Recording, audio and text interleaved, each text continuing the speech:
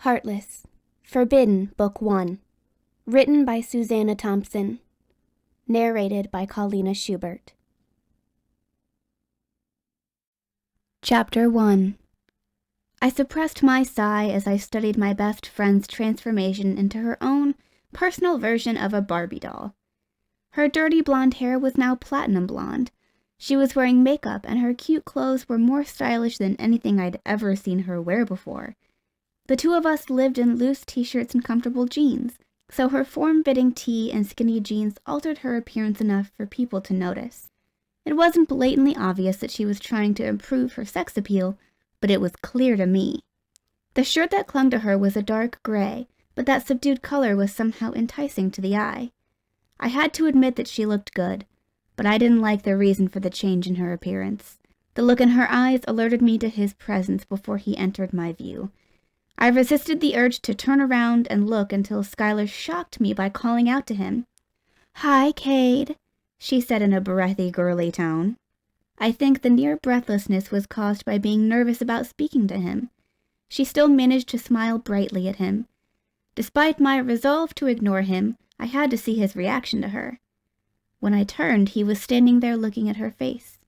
I had to give him credit for that, because his buddy was only interested in looking at her body. Kade, it appeared, made the effort to read people when he met them. It was something we had in common, but that didn't make me trust him.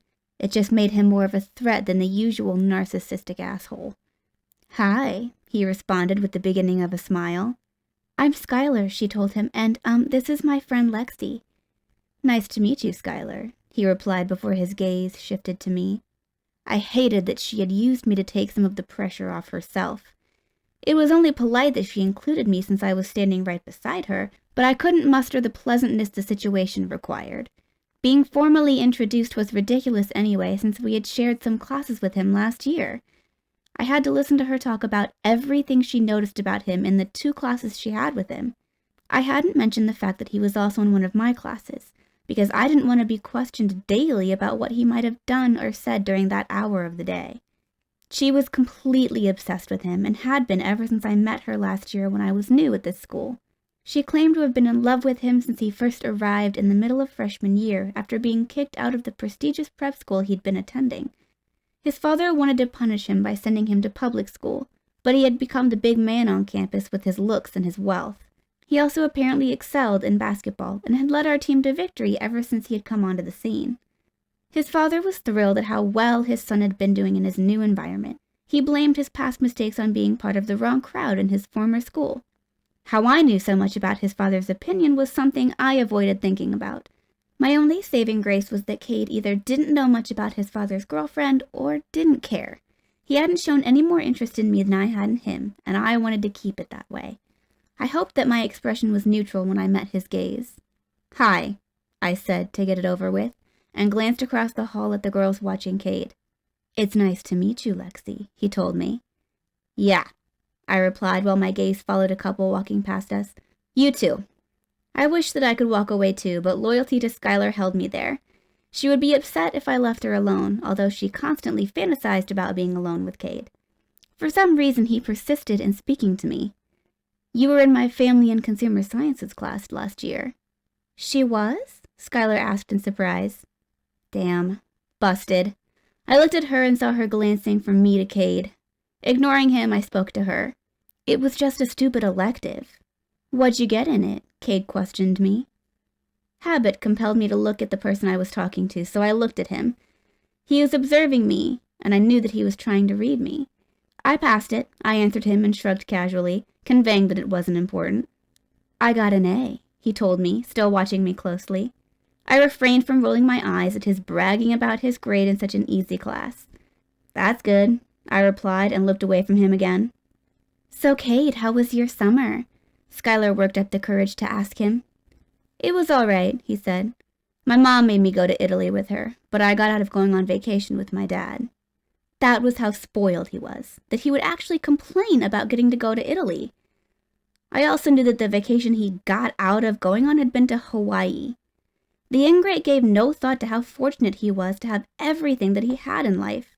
Some people could only dream of the extravagant vacations he didn't even appreciate. My dislike of him was growing more acute with every minute I spent in his presence. I was never so glad to hear the warning bell ring, and I perked up at the sound.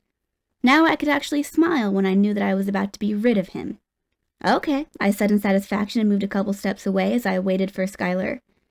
She hesitated to leave the spot where she had gotten Kade's attention. So, maybe see you in class? And lunch, he added. You didn't get to tell me about your summer yet. We'll talk then. I had been watching Skyler's flustered attempt to establish a tenuous connection with him, but my gaze flew to Kade at his promise of speaking with her at lunch. He was watching me again, and his challenging expression almost made it seem like he had done it to cross me. I scowled at him before I realized that my thinking was almost as self-important as his. It was ridiculous to think that this had anything to do with me. Skyler had obviously succeeded in attracting him into wanting to get to know her better. Oh, she breathed. Yeah. See you, Sky, he said in parting. I smirked because I knew that she hated when people shortened her name. See you, Lexi, he continued, drawing my attention back to him. He was smirking too, and had wiped the smile from my face. He then turned and sauntered away with his buddy, whose existence I had forgotten about until now. I had to endure Skyler's excitement over her encounter with Kade for the duration of our walk to our first class, which we had together. Once we were inside the classroom, she was too nervous about someone overhearing her to continue talking about it. I was only halfway listening anyway, because I was trying to figure out a way to discourage her from starting anything with him. It had been only a harmless crush before, but now I was worried that she'd get her heart broken just like I did. She didn't know about that, and I was considering if telling her would make any difference. She would probably just argue that Kade and Lucas were two different guys, but I knew that they were exactly the same type of guy. My opinion of Kade didn't change during lunch. Skyler didn't appear to have calmed down at all since this morning, and she seemed to be even more nervous as we walked toward the cafeteria. She breathlessly told me that she had done one class with him so far before anxiously asking me what she should say to him about her summer. Tell him about it, I advised her unhelpfully. But all I did was laze around and go to the pool, she fretted. I gritted my teeth in irritation. We had been waiting the entire past school year for the lazy days of summer. And get a makeover, I remarked instead of commenting on what she had just said. Yeah, she agreed hesitantly. I wanted to do something different this year. I knew you wouldn't... did you want to get one too? No, I stated. You shouldn't have to change yourself for a guy to get him to like you. She regarded me with a hurt expression. There's nothing wrong with trying to look better. It's not just for a guy. It makes you feel good when you look good. I could have taken her words as an insult implying that I didn't look good, but I remembered going down this same road before, and I recalled how nice it was to feel pretty. I didn't want to spoil that feeling for her, so I told her that I liked her new look. She smiled at me, and I didn't get a chance to say anything else before we entered the cafeteria. Kade approached her almost immediately, and he had somehow already gotten his food. Come sit with me after you get your food, he invited her. Skyler was a good enough friend to be torn, and I pounced on that. You're not sitting with me? I whined. I wasn't above appearing pathetic, and I was hoping that having an annoying best friend would make her less attractive to him. Did you want to sit with us? She asked him, her loyalty to me winning out over her desire to sit at his table. Bring her too, he told her. Okay, she agreed shyly, reverting to her pre-makeover self-consciousness. When her gaze dropped to the ground, he shot me a triumphant look. I'll be over there, he pointed out before I could respond. Skyler was filled with adoration for him while I was fuming that he had seen right through my ploy to get in his way. Was I really so easy to read? Skyler had fallen for my fake whining, so why hadn't he? It was because he had put on a false demeanor himself, I decided. He pretended to be nice and charming, but he was a selfish narcissist beneath that fake exterior. It was all just a game to him, and it was one I had seen played before. If I had thought that my day couldn't get any worse than having to sit through lunch with Kade, and finding out that I had 2 classes with him afterwards, but him showing up where I worked proved me wrong. It wasn't the first time he'd been there, but it was the first time he'd paid more than cursory attention to me.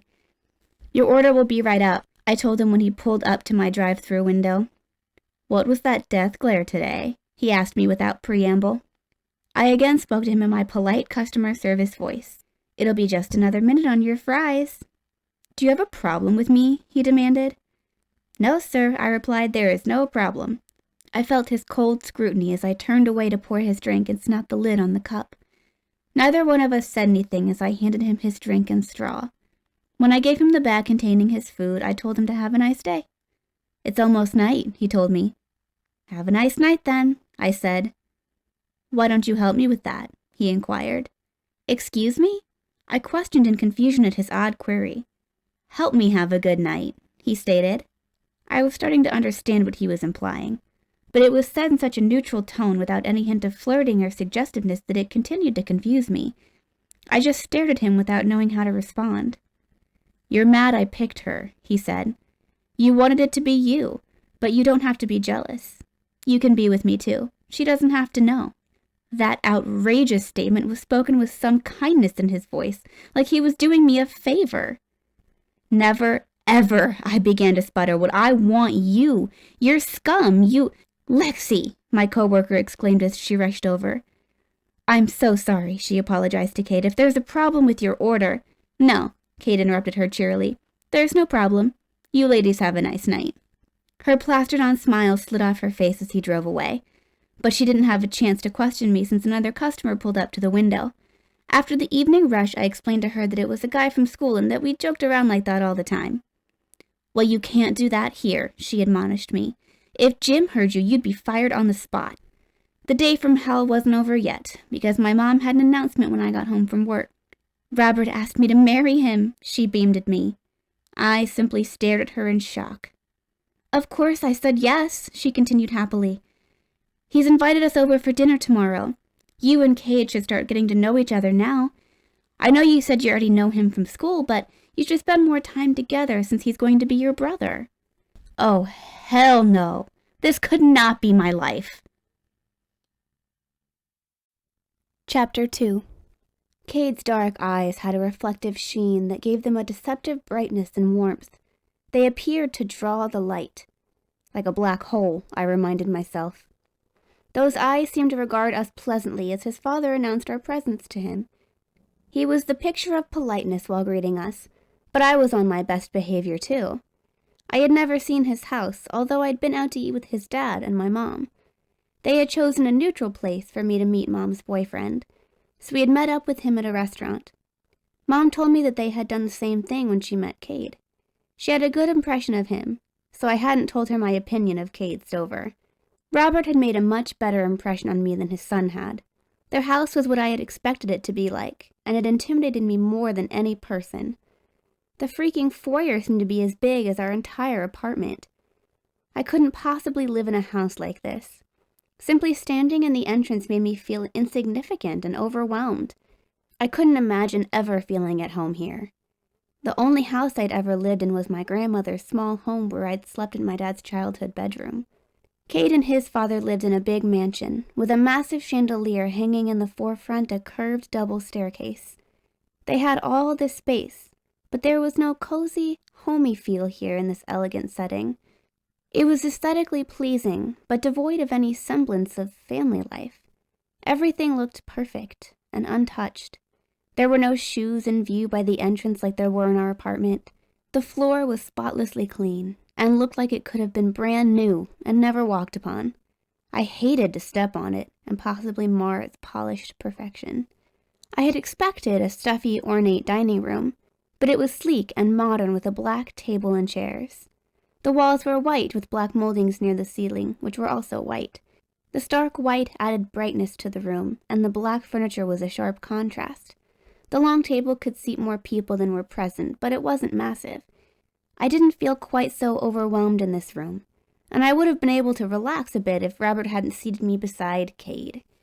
There were two of us on each side of the table, with Robert choosing to sit beside my mom rather than at the head of the table. At least I could look only at them across the table if I didn't turn my head to see Kade. After Mom's bombshell last night, I had somehow managed to get myself under control and call Skyler. I told her what Kade had said to me. I hated to upset her, but she needed to know what kind of guy he was. Her initial exclamation of shock faded into a more subdued response, which was probably due to her crushing disappointment in the guys she had liked so much. I was proud of her the next day when I learned that she had confronted him. Then she told me how he had praised me for passing his test and being a friend she could trust. "Are you really buying this bullshit?" I questioned her in dismay. "He told me about you first," she explained. "I walked up to him to confront him, but he started telling me what he did before I said anything. He told me how he tested our friendship because he was suspicious of you because you didn't seem happy about him talking to me. He said he's had his girlfriend's friends trying to get him to cheat with them before, and he doesn't ever want to deal with that drama again." "That's bullshit," I insisted. "He's a cheater. You can't trust him." "That's the opposite of what he says about you," she told me warmly. "He said that I can trust you and that you're a real friend." I could see that she believed his story, probably because she wanted to believe it. He was a manipulative bastard, but he hadn't had to put much effort into lying to her since she preferred his lies to the truth. She didn't want to know that he wasn't the guy she thought he was. Her fantasy was finally becoming real.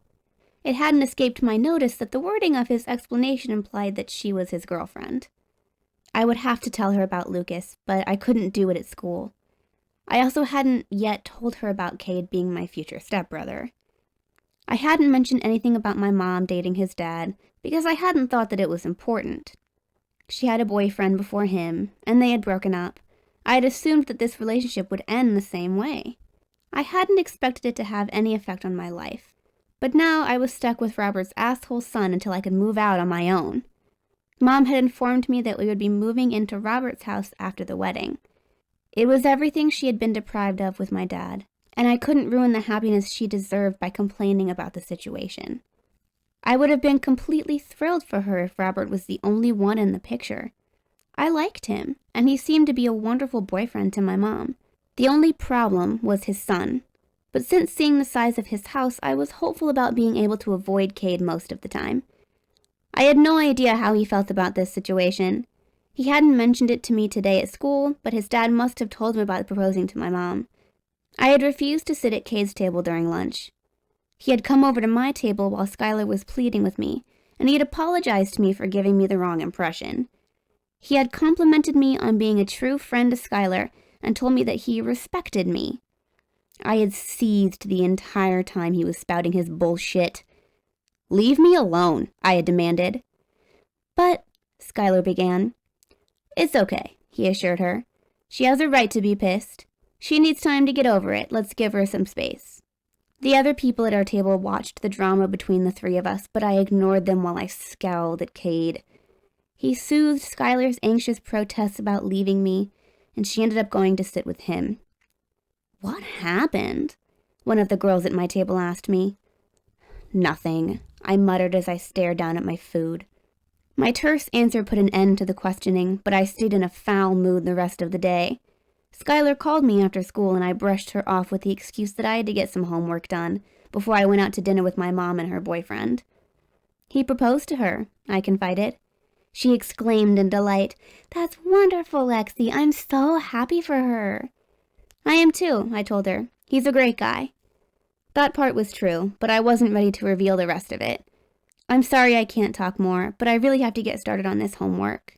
She didn't question why I already had so much homework during the first week of school. "I understand, but, are we okay?" "Of course we're okay," I replied. "I'm not mad at you." "Oh," she responded. "Okay, tell your mom I said congratulations." "Okay," I agreed and got off the phone.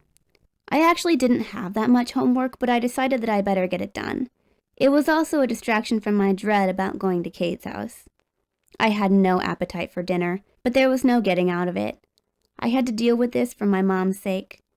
I grudgingly realized that I would have to tolerate Kade for the foreseeable future, so I went to his house with the intention of setting aside everything else and focusing on being happy for my mom. I could be pleasant and polite. I was sure that Kade would be too in the presence of our parents. I was right about that, and I barely paid him any notice during the meal. They had a cook, and the food was delicious. I was hungry due to being too upset to eat lunch, so I ate everything that was served to me for dinner. Robert discussed his and Mom's wedding plans with us, and Kate and I both responded when the conversation required it. We were having dessert when Robert offered to have my room decorated any way I wanted it. I put down my fork, having lost all desire to eat the cheesecake I'd been craving a moment ago. Wedding plans were about them, but my room was exclusively about me. It brought back all of my anxiety about moving into this house. I don't want to change anything, I declared. You haven't even seen it yet, Robert protested. I'll show it to her, Kade volunteered. It was the first thing he'd said this evening that wasn't a reply to a question. Neither he nor I had initiated any part of the conversation. I looked at him, but his neutral expression didn't reveal anything to me. That's a good idea, Robert agreed. I silently disagreed with him, but I went upstairs with Kade. He said nothing until he led me into a bedroom and shut the door. This is it. This bedroom was bigger than the living room in my grandma's house, and it had a lovely view of the expansive backyard lawn. 2 walls in here were lavender and the other 2 were white. The bedding was a deep purple. It was a pretty room, and I commented aloud on it. Gut it, Kade ordered. His last gold digger had a nympho daughter. This was her room. I snorted at his audacity. Really? You're judging someone on being a nympho? Ever look in the mirror? I have standards, he told me. She has none. Meaning she rejected you? I surmised. Meaning I wouldn't touch her with a 10-foot pole, let alone my dick, he retorted. She was fucking more guys than a porn star. Whatever, I scoffed, although I seriously didn't want to sleep in her bed after Kade put that image in my mind. It was probably all bullshit, just like everything else that came out of his mouth, and I was annoyed that he had gotten to me with it. I was now resigned to redecorating the room, though, even though I hadn't wanted to spend any of Robert's money. I want to make a deal, Kade stated. You've got to stop this marriage. How do you expect me to do that? I inquired. He regarded me with a surprised look. You're not going to ask me why I want you to stop the marriage? I don't care, I replied. I don't want you in my family either, but there's nothing I can do about it. I think you can if you want to, he countered. I know you think you've hit the jackpot, but I promise you I'll make your life a hell if you move in. Then why are you telling me to change this room? I questioned in bewilderment. I want all traces of her erased from here, and my dad needs a valid excuse to do it. He won't listen to me. You hate this girl that much? I questioned. I don't hate her, he replied. I just want this room sanitized. His response was unexpected, but maybe he was some kind of germaphobe. I wasn't exactly immune to such fears myself, although I knew that just getting new sheets should have been enough. I didn't need to get a new bed, but it would make me feel better if I did. Okay, I agreed, pretending it was about letting him get his way. I'll change the room. And stop the marriage, he added. I still don't know how I'm supposed to do that, I said. They're not going to listen to me. Besides, they seem really happy. Don't you want your dad to be happy? Another gold digger is not going to make him any happier than the ones that came before her, he replied. It'll end in the same mess it always does. He doesn't need to go through any more crap like that. And it'll be even worse this time if he actually marries her. My mom is not a gold digger, I exclaimed. She didn't date for 10 years after my dad. Robert is only her 3rd boyfriend in her whole life. What, she was faithful to your deadbeat dad? Looks like she finally wised up, but she's not using my dad to improve her circumstances. I was trying to tamp down on my anger by counseling myself that he obviously didn't know anything about my dad. But hearing anyone say anything against him made me furious. He wasn't a deadbeat, I informed him angrily. He died before I was born, so shut your stupid mouth about him and my mom. She's not a gold digger either. You don't know anything about her. He appeared to be considering my words before he spoke. I don't know anything about her, huh? Well, Lexi, I've done the math.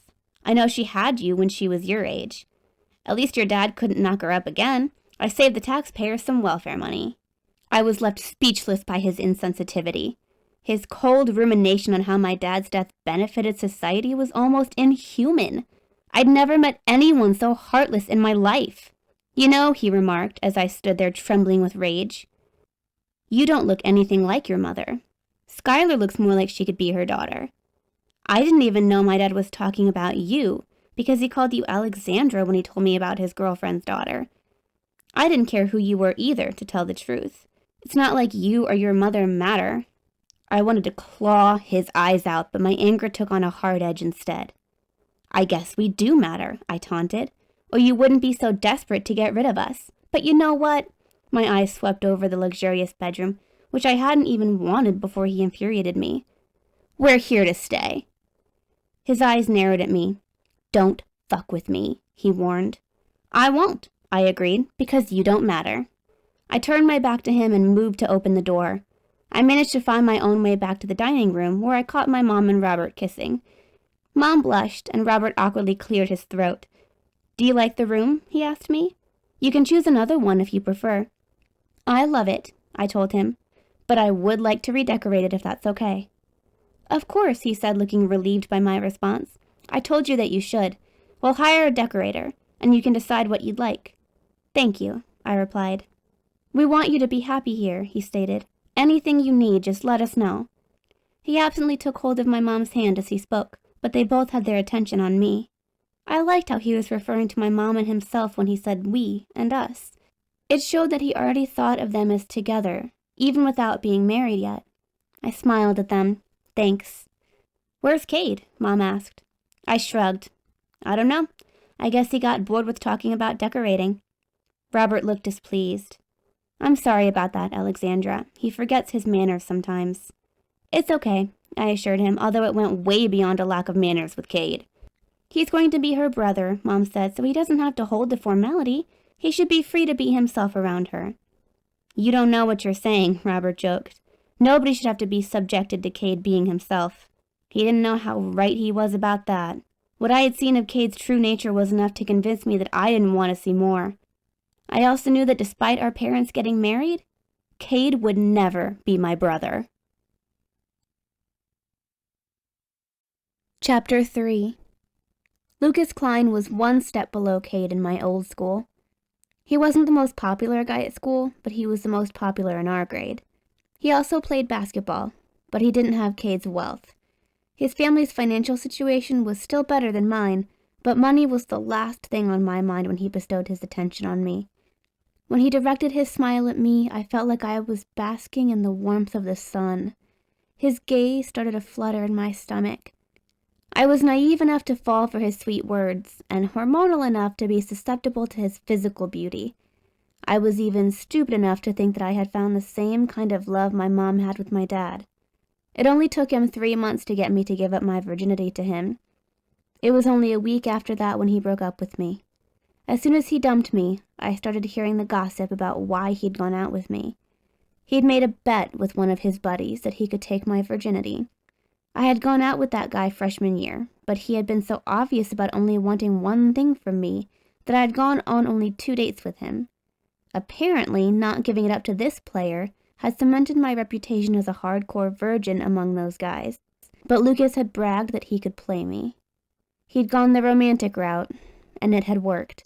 I had resorted to confiding this story to Skyler after she gave me grief for not telling her that my mom's fiancé was Kade's dad. "I had to hear it from Kade instead of my best friend," she complained. "I was in denial," I remarked. "I didn't want to think about Kade being part of my family. It's the worst thing that's ever happened to me." "You've got to get over that misunderstanding with him," she insisted.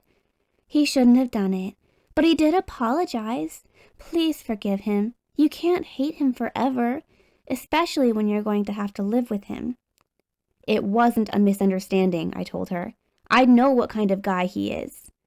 I then launched into my story about Lucas and how he had played me. "I don't want the same thing to happen to you," I said. "Oh, Lexi," she exclaimed, "I'm so sorry." I shrugged. "I'm over it." She gave me a look like she didn't believe me. "That's so awful," she sympathized. "It was," I admitted, "but," I added, "lesson learned. Nobody's ever going to fool me like that again." She regarded me with a concerned expression. "Just because one guy—" The ringtone on her phone interrupted her, but she ignored it after glancing at the screen. "Anyway," she tried to continue, but I cut her off. "Who's that?" I questioned. "It's Kade," she replied. "Anyway, what I was saying—" "Aren't you going to answer it?" I asked. "I'll call him later," she stated dismissively. "But this is what you've always wanted," I insisted. "Talk to him." She narrowed her blue eyes at me. "You don't want me to talk to him. You're just trying to avoid the subject of your love life." I ignored her last sentence. "I do want you to talk to him. I want you to tell him to go to hell." Lexi, she said in a gentle tone, not every guy is like Lucas. I know that, I acknowledged, but Kade is. He's just trying to play you, Skyler. I know you don't want to believe that, but that's what guys like him do. He was with Jenna for a year, she reminded me. I hadn't known the exact length of time they had been dating because I hadn't had any interest in his life until recently. Well, I postulated, maybe it took him that long to have sex with her. Really? Skyler said dubiously. You think he'd give up a year of sex waiting for one girl if he was a player? He might have been cheating on her the whole time, I suggested. Maybe that's why she broke up with him. Or maybe he's not a player, Skyler argued. Maybe you're just projecting your emotions onto him because he's popular. I've never heard any rumors about Kade being a player. He dated Brianna for 4 months and Jenna for a year. Some of the other guys on the team go through more girls than that in a month. You can't trust him, I declared. I don't care what it looks like from the outside, but he's heartless on the inside. I then explained about him calling my mom a gold digger and threatening to make my life hell if I didn't stop her from marrying his dad. Sounds like you both have issues, she commented thoughtfully. He's comparing your mom to his dad's other girlfriends, and you're comparing him to your ex-boyfriend. But you're both wrong. He's wrong, but I'm not, I insisted. Kade will break your heart, and I don't want that to happen. You've been hurt, she consoled me. I hate the guy that did that to you, but Kade is not him. I could see that it was useless to argue any further with her. No matter how much I warned her about Kade, she was still choosing to see him in a positive light. She wouldn't see the truth about him until it was too late. I'll talk to him about your mom, she promised. He needs to give her a chance. But Lexi, you need to give him a chance too, she admonished me gently. It's not fair to judge him because of something someone else did. She was right about that, but I wasn't judging him for what Lucas did. There was plenty to judge about him solely. I hadn't mentioned his cruel comments about my dad, but he would probably just apologize to me to get back in Skyler's good graces. He would smooth things over with her, and I would be left right back where I started. Things began to look better for me the next day, though, when I discovered an unexpected ally against Kade. His ex-girlfriend, Jenna, volunteered to be my partner for a history project. Kade was also in that class with us, and I saw him watching us suspiciously as the teacher marked down our names for the project. He managed to be paired with one of the smartest guys in our class, and I was annoyed that he would get to coast, while I would probably be stuck doing most of the work for Jenna. She approached me at my desk after class and suggested that we exchange phone numbers. I'm going to do my share of the work, she said as if she had been reading my mind. We could even get started today if you want to come over to my house. I'll drive you home, too, she offered. That was actually ideal since I didn't have a car, but it was Kade's scowl that made me immediately accept her offer. Thanks, that would be great. He had remained in the classroom while everyone else left, apparently so that he could spy on me and his ex-girlfriend. Was he afraid of the dirt she could give me on him? Hey, he said as he walked up to us, let's trade partners. If he wanted to be partners with Jenna, I was all for it. Maybe they would get back together. Sure, I agreed. You guys can work together if you want. Jenna appeared to like that idea too, but Kade shot it down. I meant that I want you to be my partner. She can work with Ben. She needs all the help she can get with her grades. She ignored his criticism. You want Lexi now? I thought you were going out with her friend. He regarded her with cold disdain, and it was clear that he couldn't stand her even more than I couldn't stand him. I wondered why he hated her so much. Her expression was stoic as she looked at him like she was determined to withstand his wrath. Lexi is going to be my stepsister, he informed her with an icy tone. Her mom is engaged to my dad. It will be convenient for us to be partners on this project. His pronouncement made no sense since I wasn't living at his house yet. It would be no more convenient for him to be partners with me than with anyone else. I didn't voice my thoughts, though, because his demeanor towards Jenna was so intimidating that it even affected me. She, however, showed no signs of being cowed by him as she spoke. Sorry, but I picked her first. Maybe she didn't pick you, he retorted. You don't get to decide everything for everybody. He shifted his gaze to me. You pick, Lexi. I stared at him. Did he really expect me to pick him? I picked Jenna, I stated. Of course you do, he remarked in irritation and left the classroom. Jenna and I watched him go before she turned back to me. I won't lie to you, she said. I want him back. Why? I asked in bewilderment. She laughed at my expression before her own turned serious. Have you ever been in love? I thought I was, I told her. But he didn't really exist. He was just pretending to be the person I thought he was. She studied me thoughtfully for a moment. Well, I'm in love with Kade, and I want to get back together with him. Is that going to be a problem for you because of your friend? No, I replied. He's the last guy I want her to be with. She smiled at me. I think we'll be great partners. Chapter 4. Jenna's bedroom was not what I had expected. It was completely white, including the bare white walls, the furniture, the bedding, and the carpet. The only exception was her black laptop computer. This didn't look like a teenager's room at all. Her house was an upper-middle-class colonial, which was much nicer than my grandma's small home, but still dwarfed by Kade's mansion. Jenna's family wasn't struggling for money, though, judging by her comfortable home and decent car. I couldn't even afford a cheap starter car, and she was driving a shiny red car with only 25,000 miles on it. She was wearing navy blue shorts and a blue and white striped shirt, and she drove a red car. So seeing the lack of color in her room was a surprise. The clean simplicity of it appealed to me, though, and I considered doing something similar with my new room. My bedroom in our apartment was a disorganized mess, but the large bedroom in the mansion had plenty of closet space to neatly store my stuff. I also couldn't imagine taping posters to the walls there like I did in my current room. This is... wow, I marveled as I gazed around Jenna's room. I kind of copied it from Kade's room, she explained. His is all black and white. Have you seen it? No, I replied. I only saw the room that's going to be mine. Robert, Mr. Stover, said I could redecorate it. Kayla's room? Jenna guessed.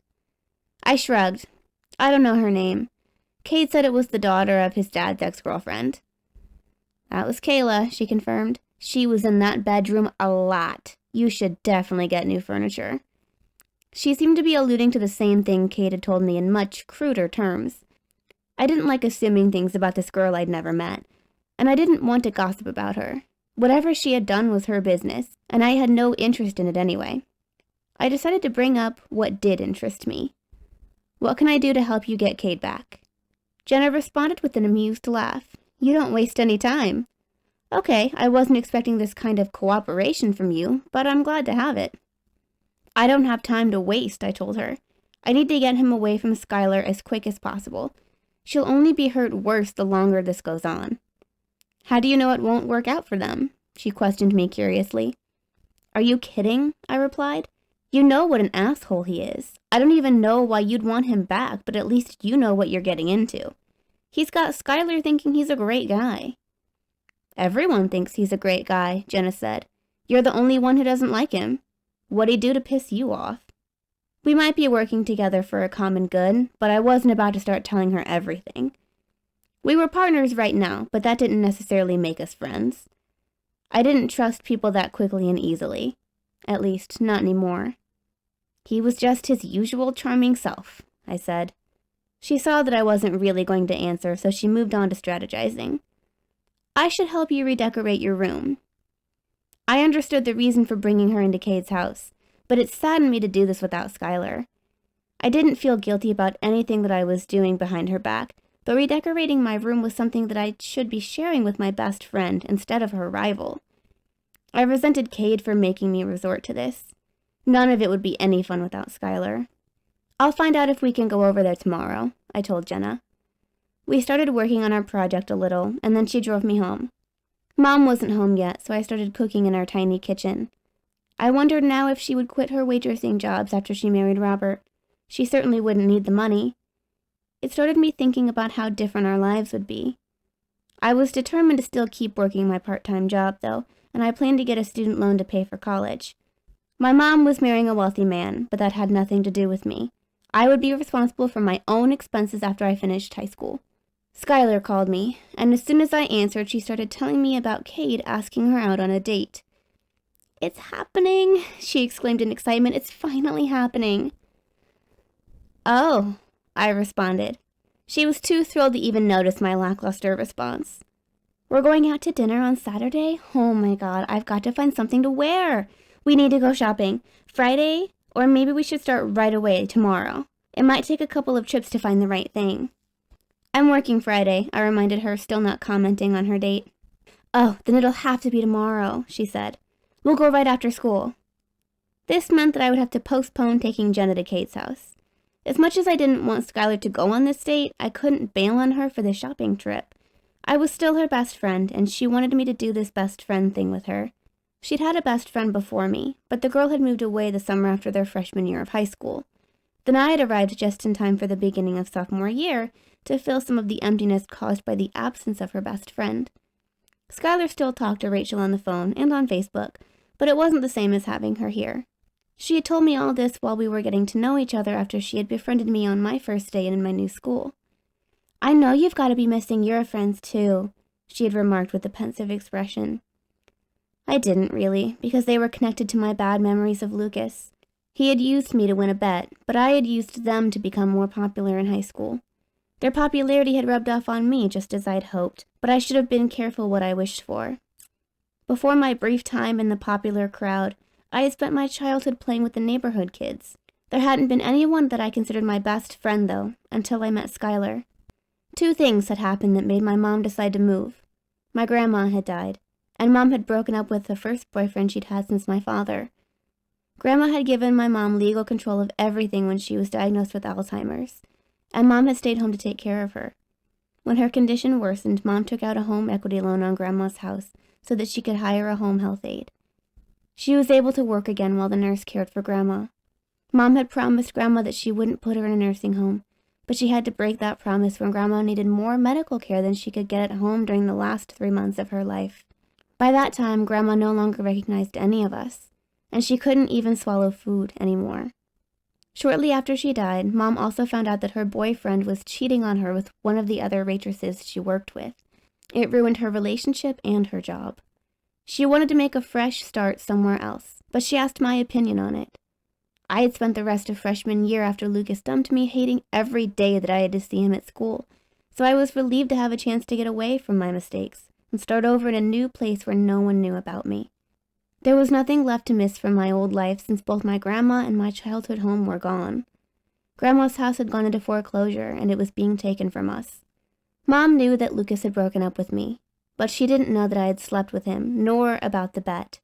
I understood her heartbreak over her boyfriend's betrayal, and why she wanted to move away from him, because I felt the same way.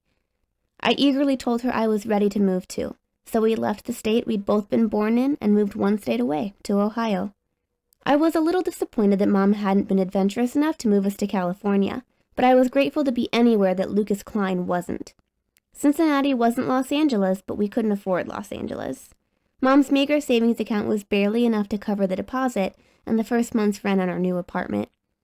She was extremely fortunate to immediately find a job at a Denny's restaurant, even if she needed to get a second job to keep us afloat. It was her second job at an upscale restaurant that she met Robert. He came in for a business lunch with some clients. She wasn't even assigned to his table, but he noticed her and sought her out to ask her for a date. When she told him that she didn't date customers, he pointed out that he wasn't her customer. He came back again the following week, and he asked for another waitress when the hostess tried to seat him at one of Mom's tables.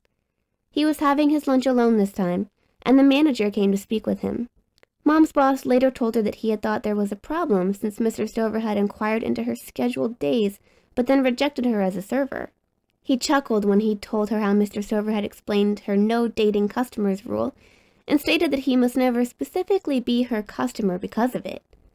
He assured the manager that it had nothing to do with Miss Chapman's job performance but only with her dating policy. "I'll never go out with him," Mom had declared to me in agitation. "He can keep asking until he's blue in the face." "He asked you out again?" I had questioned. "No," she snapped, "but he's made it obvious he wants to." I wasn't sure why this aggravated her so much when he was only eating there and not bothering her. She complained to me how he kept coming in every week, although he didn't approach her again after the first time. It seemed to me like she was paying more attention to him than he was to her, but I didn't comment on it. One day she came home irate about him having a girlfriend and a daughter. "I knew he was a lying cheater," she raged. "She's young and beautiful, but that's not enough for a man like him." Mom's blue eyes blazed with anger, but she looked young and beautiful herself. "Did you tell her about him?" I asked. "I couldn't. They were there with their daughter. She's such a little doll. She looks just like her mother, and she was dressed in the most adorable princess dress. She even had a tiara. It was her 4th birthday, but she couldn't blow out the candles by herself. The poor thing had a terrible cold. She was coughing something awful. They should have taken her out while she was sick." "I guess it's because it was her birthday," I said. "She probably begged them to do it." "I suppose so," Mom grudgingly agreed. I sometimes imagined what it would have been like to do things like that with my dad. I could picture myself in the little girl's place, out at a restaurant for my birthday with my parents. They would have let me dress up like a princess, too. My dad wouldn't have been asking out any other woman, though, because he was madly in love with my mom. They were planning to get married when they turned 18, but he died at 17 while she was pregnant with me. She was already living with him and his mom because her dad had kicked her out when he found out she was pregnant. Her stepmother had tried to argue that he couldn't kick her out on the street, but he'd silence her with a smack across the mouth. My dad's mom had taken her in, and my mom had no more contact with her dad. She'd let her stepmom know that she was okay, but the poor woman was too afraid of defying her husband to keep in contact with her. Mom had an older brother who ended up dying of a drug overdose. Their mother died when they were children. My dad was an only child, so when my grandma died, I was left with Mom as my only family. I didn't count her father as family since he had never even cared to meet me. Mom's drama with Robert Stover continued even in his absence. He didn't show up at the restaurant for 3 weeks, and she remarked that he must have finally gotten the hint. Since she had been talking about him during those 2 weeks, I suspected that she wasn't entirely happy about not seeing him. When he returned, he was alone. Mom traded places with his waitress, but he made no protest about it. After she took his order, she asked how his daughter was. She told me that he seemed stunned before he got angry and retorted that she must know exactly how his daughter was if she had looked up his family and found out that he had a daughter. "I didn't look up anything," Mom told him. "I saw her with my own eyes." "Did you forget that you brought her here for her birthday?" "Did you also forget that you had a girlfriend when you asked me out?" "Oh, you're talking about Michelle and Jasmine. Michelle is my personal assistant, and Jasmine is her daughter," he explained. "I took them out for Jasmine's birthday." "She's not your daughter?" she asked him. "But you mentioned that you have a daughter too. Does she live with you?" When Mom was telling me about it, she said that she was wondering if he'd traded in his wife for a young girlfriend and was spending more time with her daughter than he was with his. "She's dead," he stated. "She died when she was 10, but Jasmine might not even live that long." He then began to cry quietly for the little girl, and I guessed that's when Mom began to fall for him. She'd brought him out a glass of water and left him to compose himself. He'd left his meal mostly uneaten, but he'd left his business card with his personal cell number written on the back. Mom had given the hefty tip to his original waitress, but kept the business card. When she called him that evening, they talked for 2 hours. She found out that Jasmine had cystic fibrosis, and that he'd spent the past 2 weeks visiting her in the hospital during his lunch hour. Michelle was a doting mother, and he couldn't help getting drawn into her daughter's life. She was devastated when Jasmine was diagnosed with the lung disease, and it hit him hard too. He'd insisted on getting her the best medical care available, but there was no cure. His own daughter had been killed in an accident, but he didn't dwell on talking about her. Mom guessed that it had been too painful for him, so she didn't pry. He was more forthcoming about his teenage son, Kade. His divorce with his children's mother was also mentioned. Mom told Robert about me and about my dad. They spoke again the next evening, and she said nothing about any no-dating rule the next time he asked her out. They kept seeing each other, and one day she announced that she was in love. I glanced at her and saw a pensive expression on her face, and I knew that she was thinking about my dad. I never thought that it would happen again, but I'm in love. It's okay, I soothed, thinking that she was looking for reassurance. Even after that, I didn't expect her to marry Robert. If only his son wasn't here. "Open up," he ordered as he pounded on the door. Chapter 5. As I opened the door, Kade barged in without being invited. "You will stop working with Jenna." "Hello," I said. "Nice of you to come over. Make yourself right at home." He glanced around in distaste. "This is where you live?" I continued my sarcasm. "No, I'm just visiting. Uninvited, like you." I didn't invite you to my place either, he retorted. No, I agreed, but your dad did. I didn't just show up for no reason. Your mom invited me too, he replied. She said that I could come home after school with you. I frowned. When was this? Months ago, he threw out carelessly as he wandered further into the apartment. When I first met her. Hey, I protested, stay out of my room. He ignored me as he strode into it and saw my unmade bed. His eyes lingered on the bra I had dropped on the floor when I removed it after arriving home. It was just Mom and me, so I felt free to get comfortable when I was home. But I was very uncomfortable now and crossed my arms over my chest. That only made it worse because the gesture alerted Kate to the fact that I was braless. He smirked at me. Is this what your mom had in mind when she said I could come home with you? It wouldn't be the first time one of my dad's gold diggers tried to set me up with their daughter. 2 birds, 1 stone, I guess. I straightened up to be as haughty as possible while still keeping my arms over my chest. First of all, your dad was the one chasing after my mom. She turned him down when he asked her out, and he kept begging her every day for almost 3 months. I was stretching the truth with that one, but I doubted he knew that. I gave him a menacing glare. So call her a gold digger one more time and I'll punch you in the mouth. I then ruined the effect by wincing as I recalled Mom's story about her father hitting his wife across the mouth. Cade's thick eyebrows rose before his face settled into an amused expression. How are you going to do that and hide your nipples from me at the same time? I felt my face heating up, and my gaze flitted away from his to the rest of the clothes scattered around my room. My closet was tiny, but I didn't have an enormous wardrobe. I could have managed to put everything away if I knew that anyone was coming over. Not that I cared what Kade thought about me. His room could be a mess too for all I knew. I abruptly spun away from him and walked out into the living room, which was where the entrance to the apartment was. There weren't many steps to get to the door. Get out, I ordered with my back still turned to him. That's what I tried to tell you, he replied, but you told me you were staying. No wonder you're desperate to move into my house, he continued as he stepped around me. This place is a dump. It doesn't even have any security. Anybody can just walk into the building anytime they want. What he said was true, but I bristled at his rudeness. If you're done insulting my home and my mom, get the hell out. Here's the deal, he stated. Get your mother to suggest a prenup agreement to my dad. If she's not a gold digger, then she won't have a problem with that. She gets $1 million and she's not entitled to anything else. My mouth dropped open and I gaped at him. $1 million. How much freaking money did these people have? He smiled condescendingly. I guess that number's good with you. Get it done and stop scheming with Jenna. I scrambled to gather my wits. What do I get in this deal? He glowered at me. Are you kidding? You're living in a roach motel and $1 million isn't enough for you? We don't have roaches, I informed him in annoyance, although I had feared the same thing myself when we first moved in. Thankfully, it had somehow managed to be spared that problem so far, and it was the only good thing about the place. And not everything is about money, I added. I want you to leave Skyler alone. Cancel the date and don't ask her out again. That's your part in this deal. He studied me like he was trying to figure out if I was serious. Why don't you want me to go out with her? Because I don't want you to break her heart, I answered. She really likes you for some reason, and I don't want her to get hurt.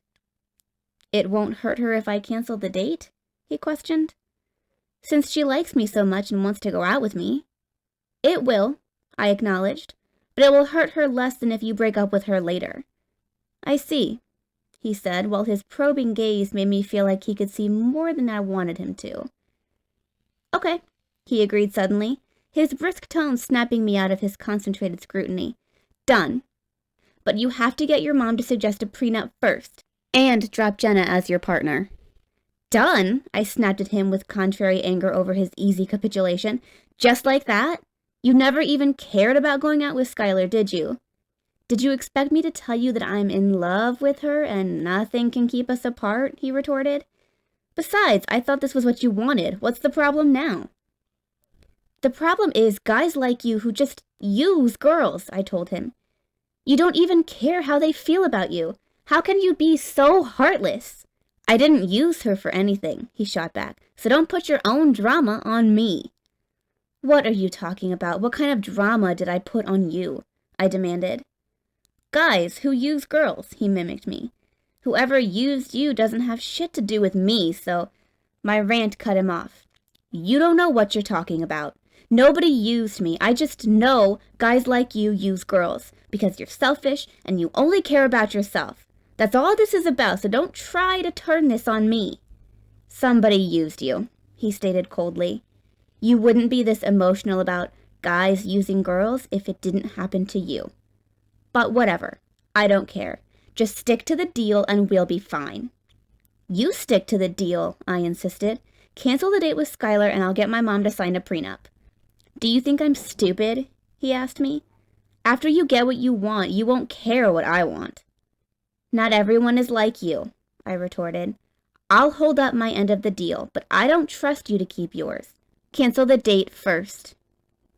I've got a lot more to lose than you do, he argued. Prenup first. Unless you're stalling because you know your mother really is a... I put up both my fists in fighting mode. Call her that again, I dared him. His eyes dropped to my chest. I didn't know that you were excited to see me, Lexi. He was just baiting me because I knew I wasn't aroused. I still instinctively covered my breast from his gaze, and he laughed at me. You're so paranoid about hiding what other girls are dying to show me, he commented. It would be cute if you didn't have that stick permanently stuck up your ass. His voice hardened along with his expression. Don't think I'll go easy on you if you cross me. This date will be only the beginning. I know that Skyler tells you everything, and I'll make sure there's plenty to tell. Then when I'm done with her, she'll be crying on your shoulder for months, and you'll know that it's all your fault. I stared at him. How can you be like this? How can you do that to Skyler? I haven't done anything yet, he said, but I will if you don't stick to our deal. Mom arrived home then, and was delighted to see Kade visiting us. He affected his polite demeanor with her, and he promised that he would stay for dinner another time. I'm going out with some friends, he lied. I just stopped over to talk to Lexi about our history project. We were assigned as partners today, and I realized that I don't even have her number. So then I was forced to exchange phone numbers with him in front of my mom. He'd also manipulated me into being partners with him while underscoring his second demand in this deal he wanted me to make with him. Now I would have to drop Jenna as my partner. I've got to go meet my friends, he said. See you tomorrow at school, Lexi. Bye, Miss Chapman. Oh, call me Sarah, Mom told him. He smiled at her, and it was a shame that it was a false smile because it would have been wonderful if it was real. She didn't deserve his animosity, and it would have been great if he was welcoming her into his family. I wouldn't even have minded if he didn't like me as long as he accepted my mom. Okay, Sarah, you have a good evening, he told her. You too, Kade, she replied and smiled warmly at him. She stood back watching as I went to the door with him. He stepped out into the hallway and turned back to give me an intense look that communicated an unspoken warning about his ultimatum. I kept my expression blank in response. Let him wonder if I was going to follow through on our deal. I'm so glad you're getting along, Mom said when I closed the door. We were worried how the two of you would handle becoming step-siblings, but we should have known there wouldn't be any problem. You're both such good kids. Kade sure had her fooled, and he was demanding that I deceive her too. I felt like the opposite of a good kid when I broached the subject of a prenuptial agreement with her, but she surprised me when she answered that she had already suggested it to Robert. He won't even think about it, she exclaimed. He says he knows that he can trust me, and that's that. I relaxed in relief. That's great, Mom. I don't care about his money, she insisted to me. I know that, Mom, I assured her. Your father didn't have any money, and I loved him with all my heart. Her expression always softened when she mentioned my dad, and I felt a lump in my throat. They were so much in love, and we would have been the perfect little family if he had lived. Mom and I wouldn't have to be trying to fit into this new family where we didn't belong. I longed for the simplicity of the family life I had never actually experienced. I didn't think for a second that I could actually have that with Kade around, but I assumed that he would be satisfied that my mom had proven herself to Robert without my prompting. She had fulfilled the deal for me without even knowing it, and I expected Kade to uphold his end. Chapter 6. I texted Kade right after dinner. My mom already talked to your dad about a prenup. Cancel the date. He texted me back. When it's signed. I sent him a reply. He doesn't want one. Nice try. I sighed after reading his response. Ask him. I didn't hear back from him, so I thought the matter was settled. My mind was on Skyler the rest of the night, and I didn't get much sleep. Despite this being for her own good, I felt guilty for ruining her happiness over this date. She was looking forward to it so much, and now she would be so disappointed. I was lost in these depressing thoughts the next morning as I left to catch my bus to school, and I didn't see Kade waiting for me in the parking lot outside my building until he called my name. He was standing next to a black Mustang. The morning sun glinted off the shiny finish, and it looked as new as if he had just driven it off the showroom floor. Nice car, I remarked enviously. You think Skyler will like it? He asked. Maybe I should get a limo for our first date. What do you think? Aren't you canceling the date? I questioned uncertainly. Is there a prenup? He queried. My mom already proved she's not like that, I said. She talked to him about it herself before you even brought it up. No prenup, no deal, he stated obstinately. I can't force your dad to make a prenup, I exclaimed in consternation. Then I can't cancel the date, he retorted. You're being unfair, I argued. How am I supposed to control what your dad does? Convince him, he suggested. How? I demanded. Tell him that your mom is after his money, he replied. He might believe it if he hears it from her own daughter. What? I asked in bewilderment. That doesn't even make any sense. Why would anybody say that about their mother? He seemed to actually be considering my reasoning. Tell him... He paused and then continued with more surety. Tell him that he's like the father you never had, and that you don't want to lose him because of your mom. Say that you're tired of seeing her use men. Knowing Dad, he'll probably pay for your college education. I just stood silently watching him talk. Think about it, he urged. What kind of future do you have right now? Don't you want to be better than your mom? Granted, she raised you, but what has she accomplished in her life besides that? She's latching on to a man because that's all she knows how to do. You can become more than that, Lexi, if you get an education and earn your own money. By getting your dad to pay for my education? I inquired. By lying to him about my mom? Maybe that's your style, but it's not mine.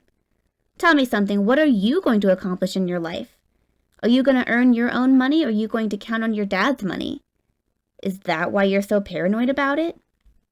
He smiled coldly at me. It's my family's money. It's mine to inherit, and it's my responsibility. Yes, he stressed at my raised eyebrows. It's a responsibility to protect my family's legacy and pass it down to the next generation. His expression momentarily darkened, and I wondered if he was thinking of his sister. You might see it as just a bank account, but it's more than that. You're the only one who's obsessed with your bank account, I told him. Your dad knows there's more to life than money. He wants to share his life with someone. There was a touch of amusement in his glacial smile. And of course that someone should be your mom. Why shouldn't it be my mom? I retorted. They're in love. I don't know about your dad, but my mom never thought she'd be in love again after my dad. If I can be happy for her, why can't you be happy for your dad? Spare me your bullshit about love, he snapped. Girls like you would do anything to marry into money. Like me? I questioned. I'm not getting married. Like you and your mom, he amended. Ever since I've been going to public school, girls have been dreaming about marrying me. Sounds like a nightmare to me, I commented. His smile showed some teeth this time. I bet Skyler imagines herself as Mrs. Kade Stover. I grimaced, because it was true. She had actually mentioned that one time when we had been discussing some celebrity getting married. Skyler had asked me about my wedding preferences and been dismayed when I expressed doubt about ever getting married. She had assured me that I would, and then started telling me about her dream wedding. And Kade would look so amazing in his tux, she had added before flushing in embarrassment. Not that I think he'll marry me, she had deflected immediately. But a girl can dream, right? Leave her alone, I pleaded openly with Kade as I recalled that incident and Skyler's romantic delusion. Prenup, he insisted without softening one bit, and turned to get into his car. I walked over to the passenger side, but Kade's voice stopped me as I reached for the door handle. What are you doing? He asked. I looked toward him and saw him standing beside the driver's side door while regarding me with a cold expression. You made me miss my bus, I told him. I didn't make you do anything, he said. I need a ride to school, I stated. I'll be late if I have to wait for the next bus. That's your problem, he told me. You're not going to give me a ride? I asked in disbelief. We're going to the same place. I'll give you a ride, he offered. Just not in my car. In what then? I questioned. Do you have another vehicle? Will you have time to get it here before school? Maybe you should forget about college, he remarked. I don't think you're smart enough for it. I was talking about writing me, Lexi, he clarified. Most girls with any basic intelligence would have figured that out. How am I supposed to know you're talking about that when you don't even act like... I began defensively before abruptly stopping when I realized what I'd been about to say. I quickly changed tactics lest he think I was complaining about him showing no attraction toward me. Sorry to deflate your ego, but not every girl thinks of you that way. That's why it never entered my mind to... I cut off in annoyance and reached for the door handle again, but he locked the car doors. He was walking toward me when I glanced up, and he had pressed me against the car before I knew his intent. My body came alive with the awareness of his body pressing into me. My hormones surged in response to the feel of him as my body remembered the pleasure it had experienced in the past and been denied since then. As much as I hated to admit it to myself, I had enjoyed sex. Lucas had used me, and I hated him for it, but I had liked having sex. Even though he had destroyed my capacity to fall in love again, he hadn't destroyed my sexual desire. I blamed it on my teenage hormones and hoped that it would stop as I got older. The only thing I could do in the meantime was ignore my libido, but Kade was making that difficult right now. His gaze had lost its cold detachment when it locked with mine, and it became thrillingly intense before his mouth crashed down on mine. My eyes were closed now, and all I could do was feel. His kiss was rough and demanding, but it softened as I yielded to it. His tongue delved into my mouth and stroked a sensual response from me. The kiss was deep and long, and I gasped when I was jolted out of it by Kade yanking me up by grabbing my butt to lift me. My legs instinctively wrapped around him for support, and he looked at me with a heated stare as he pressed me against the car. Is your mom home? He asked in a raspy, rough voice. No, I answered breathlessly. Let's go to your room, he urged seductively. So you can ride me. That last part snapped me out of my lust. Get off me, I gasped. You're on me, he teased playfully before setting me down. I stumbled away from him in horror over what I had just done. I couldn't believe I had let him kiss me, and that I had kissed him back. What was wrong with me? This guy was a heartless asshole, and he was going to be my stepbrother, and he was going out with my best friend. Oh my God, I exclaimed. I hear that a lot, Kade bragged. You won't be able to stop saying it when you're riding me. I looked at him and saw him smirking at me, and I quickly looked away in humiliation. Don't ever touch me again, I warned, and spun away to go back into the apartment building. Rain check, he called after me in a mocking tone. I'll tell Skyler you have a fever and need to stay in bed. Sure you don't want me to join you? Go to hell, I yelled, but I was already there.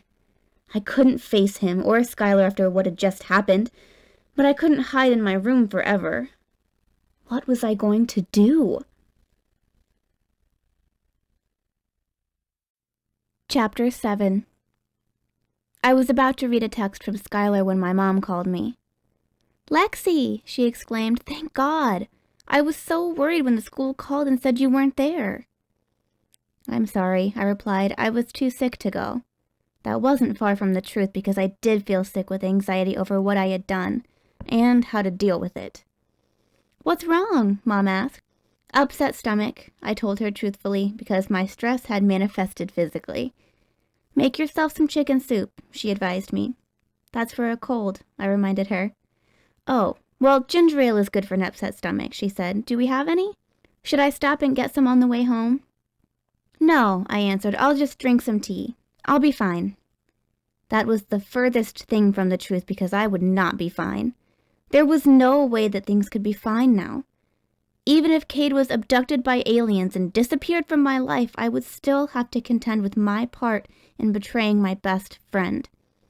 If I had pushed him away when he started kissing me, I wouldn't have been at fault for any of it. But I hadn't done that. Not only had I made no protest, but I had kissed him back like I was the one with a crush on him. I had noticed how attractive Kade was, and it was another thing about him that pissed me off. He already had wealth and athletic ability, so it wasn't fair that he also had gorgeous looks. He didn't have to be ugly, but why couldn't he be average looking? Why did he have to have that sculpted masculine beauty that made him even more desirable, with his high cheekbones, alluring eyes, sensual lips, and thick head of hair? He had every advantage for seducing girls. At least I could attribute his fit body to playing basketball, but he hadn't worked for anything else that he had. He had everything just by virtue of being born that way. Why was life so unfair? An even more important question was, why was I attracted to jerks? I hadn't known that was what Lucas was when I fell for him, but I knew exactly what Kade was. Yet I had still responded to his kiss even without any romantic illusions about him. So far in my life, both the guys who had turned me on were selfish assholes. It was starting to look like I had a type, and it was definitely the wrong type. Was it just about physical appearance? It certainly had to be with Kade because there was nothing else about him that appealed to me. His looks shouldn't matter if I disliked him as a person, but there was no denying that his looks had been enough to entice me into kissing him back. Why had he even kissed me in the first place? He had nothing to gain from it unless he was planning to use it against me as some kind of blackmail. But he had no proof that it happened. I could just deny it. Also, how would he even use it as blackmail anyway? No, this train of thought was ridiculous, and I was just being paranoid because of my guilty conscience. I felt terrible as I read Skyler's text. Kade says you're sick. How are you feeling? Need me to get you anything? I'll come see you after school. I thought about telling her not to come over, that I was too sick for a visit, but I decided it would just be more difficult to deal with this the longer I put it off. It was not something I could ignore, and I didn't have time to procrastinate. Her date with Kade was this weekend. I couldn't let her go on it in ignorant bliss. Thinking that Kade was a great guy would leave her vulnerable to his manipulation. Telling her would be bad, but staying silent would be even worse. Knowing that didn't make it any easier to confess when she came over. Hey, she said. Are you feeling any better? No, I told her, but it's my own fault. I did something really stupid. She smiled in sympathy. Something you ate, huh? Something really greasy and good, but then you pay for it the next morning. There's something I have to tell you, I said in such a serious tone that she took notice. Did Kade say anything about what happened this morning? No, she replied. He just told me you weren't coming to school because you were sick. What happened? He was here, I revealed. He was outside waiting for me when I left to go to school. We got into an argument, and then the next thing I knew, he kissed me. She stared at me in seeming incomprehension. Kade kissed you? Yes, I confirmed morosely. Why would you say something like that? She demanded. Because it's true, I told her. I'm sorry, Skyler, but it happened. It happened? She questioned angrily. How could it just happen? He pushed me up against his car and kissed me, I responded in agitation. That's how it happened. He forced it on you? She asked in a more subdued tone. No, I admitted. I let him kiss me. We both lapsed into silence as she processed that. I wanted to tell her I was sorry, but it seemed like an empty apology. There was no excuse for it. You're lying, she declared suddenly. You don't want me to go out with him, and you're making this up. I wish I was lying, I said. I wish it had never happened, but it did. She whipped out her phone. We're going to get this settled right now. I said nothing as she called Kade, but I protested when she asked him to come over to my apartment. I don't want him here. She hung up with him and fixed a stern look on me. I don't want to do this either, but you're going to say this in front of him and we'll see what he says about it. He was going to lie. That's what he would have to say about it. Either he would deny that it happened or he would claim that I had kissed him and he had rejected my advances. Either way, bringing him here would just add to my humiliation and accomplish nothing. Skyler and I shared an uncomfortable silence until he arrived. She opened the door for him as I sat brooding on the couch. What's wrong? I heard him ask. Does she need a doctor? Yeah, I thought. I need a psychiatrist.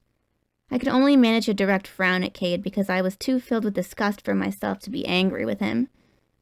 Tell him what you told me, Skyler prodded. Kade kissed me this morning, I said in a monotone as I stared at the floor, because there was no use trying to sound convincing. I then waited for him to deny it. Yes, I did, he agreed. My eyes flew up to his face to find him watching me. And she kissed me back, he added. He shifted his gaze to Skyler's shocked face. I'm sorry, but I can't go out with you after that. You, I spat. You can't go out with her? You've got some nerve. You don't even deserve to kiss her feet. Why would you do that? Skyler wailed. I wasn't sure if she was talking to him or me. I'm sorry, I pleaded with her. I'm so sorry. No, you're not, Kade stated. You wanted to kiss me. I saw it in your eyes. That's why I kissed you. Skyler's eyes were filled with tears and she ran out of the apartment. I tried to go out the door after her, but Kade got in my way. What are you going to say to her? He asked me. What can you say to make it better? Why'd you tell her that? I demanded. Why do you tell her? He countered. Because I have a conscience, I retorted. You don't. He didn't argue that statement. I told her because it's the truth, and because I'm bored with her. I only asked her out because you didn't want me to, and I don't feel like going through the motions with her anymore. You broke her heart because you were bored? I exclaimed in outrage. You knew she liked you. You knew it, but you played with her emotions anyway. How can you do that to someone? You knew she liked me too, he retorted. And that was the biggest kick in the teeth, because it was true. I knew better than anyone how much she liked him, but I hadn't thought about that at all when he kissed me. I was raging at him, but I wasn't any better. You know what I think? He asked without waiting for a response. I think the real reason you didn't want her going out with me is because you want me all for yourself. Get out, I yelled furiously and tried to shove him out the open doorway. Methinks the lady doth protest too much, he said and smirked at me. Call me if you still have that fever tomorrow, Lexi. He finally left me alone after that, but it was like the aftermath of a hurricane. There was nothing but destruction in his wake. Chapter 8. I spent the rest of the afternoon and evening feeling more depressed than I ever have in my life. I had completely screwed up, and there was nothing I could do to fix it. Maybe I should have pretended to Skyler that Kade forced the kiss on me, but that just felt so wrong. He was an arrogant asshole, but I couldn't make him out to be some kind of rapist, not even to save my friendship with Skyler. My actions were already bad enough, but lying about that would have made me completely despicable.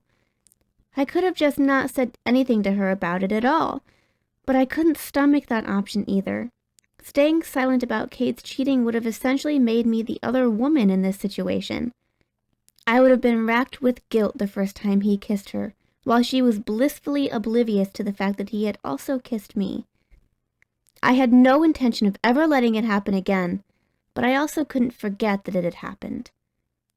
Kade was wrong about me wanting him for myself. Although I'd felt a physical attraction toward him when he got too close, I hadn't ever wanted to draw his attention to me. I hadn't done anything to make myself appealing to him in any way. My appearance was still exactly the same, and I certainly hadn't flirted with him, or even tried to engage him in conversation. Poor Skyler had gone all out, and he didn't appreciate it one bit. I hoped that after the dust settled that she would realize how unworthy he was of her. I was glad that she hadn't heard him call her boring, and especially that she didn't know he claimed to have asked her out only to spite me. Her confidence didn't need a hit like that. What an asshole! It made me fuming mad every time I thought about his callousness. The only good thing to come out of this whole mess was that I no longer had to worry about Kade seducing Skyler. At least she was safe from being used that way by him. He had still broken her heart, but at least she hadn't been in that deep with him. She would be spared the regret of sleeping with him, and I hoped that would help her heart mend faster. The worst part of it was that I was involved in breaking her heart. I could have consoled her if it had been some other girl, but I was actually the salt in her wound. No, there was no way to fix this as far as I could see. Our friendship wasn't going to survive this, especially with me moving into Kade's house. It turned out to be happening sooner than I anticipated. After reassuring Mom that I was feeling much better and sipping some of the ginger ale she had brought me, I heard her latest excited news about the wedding. It was going to be at the end of September. This September? I asked in dismay. Yes, Mom confirmed. I thought it would be impossible to find a place that wasn't already booked months in advance, but Robert suggested that we have it at the house. He would also like you to get started right away on redecorating your room. Maybe this weekend? Sure, I replied. And we'll go shopping for dresses, she said. I could tell that she was just as eager to get married as Robert was. Mom had refused to move in with him before they got married, so I guessed that this was the reason he wanted to get married as soon as possible. It seemed like Mom couldn't wait either, which I supposed was the way it should be when two people were in love.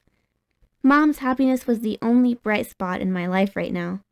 Do you think that Skyler would like to be a bridesmaid? She inquired, and my mood plummeted.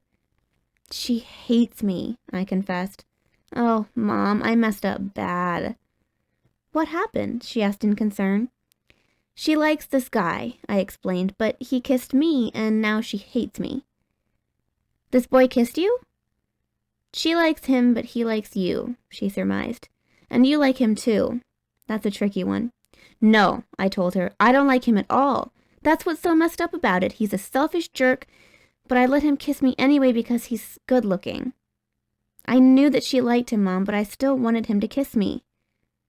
I had just admitted to her what I hadn't even wanted to admit to myself. Kade hadn't misinterpreted what he saw in my eyes when he pressed me up against his car this morning. I had desired him, and that was the ugly truth I couldn't escape. Why am I like this? I demanded in desperation. Why am I attracted to jerks? Mom sighed. I hope you don't have my mother's taste in men. Her mother died when Mom was 12. It hadn't been her abusive husband that killed her, but cancer. I had wondered why she had such bad luck. Wasn't a terrible marriage enough to suffer in life? I would have liked to have had my maternal grandmother around, but Mom's father probably would have forbidden her from seeing me just like he forbid Mom's stepmother. You shouldn't let a guy get between you and your friend, Mom advised me. Too late, I remarked. He already has. Are you dating him? She asked.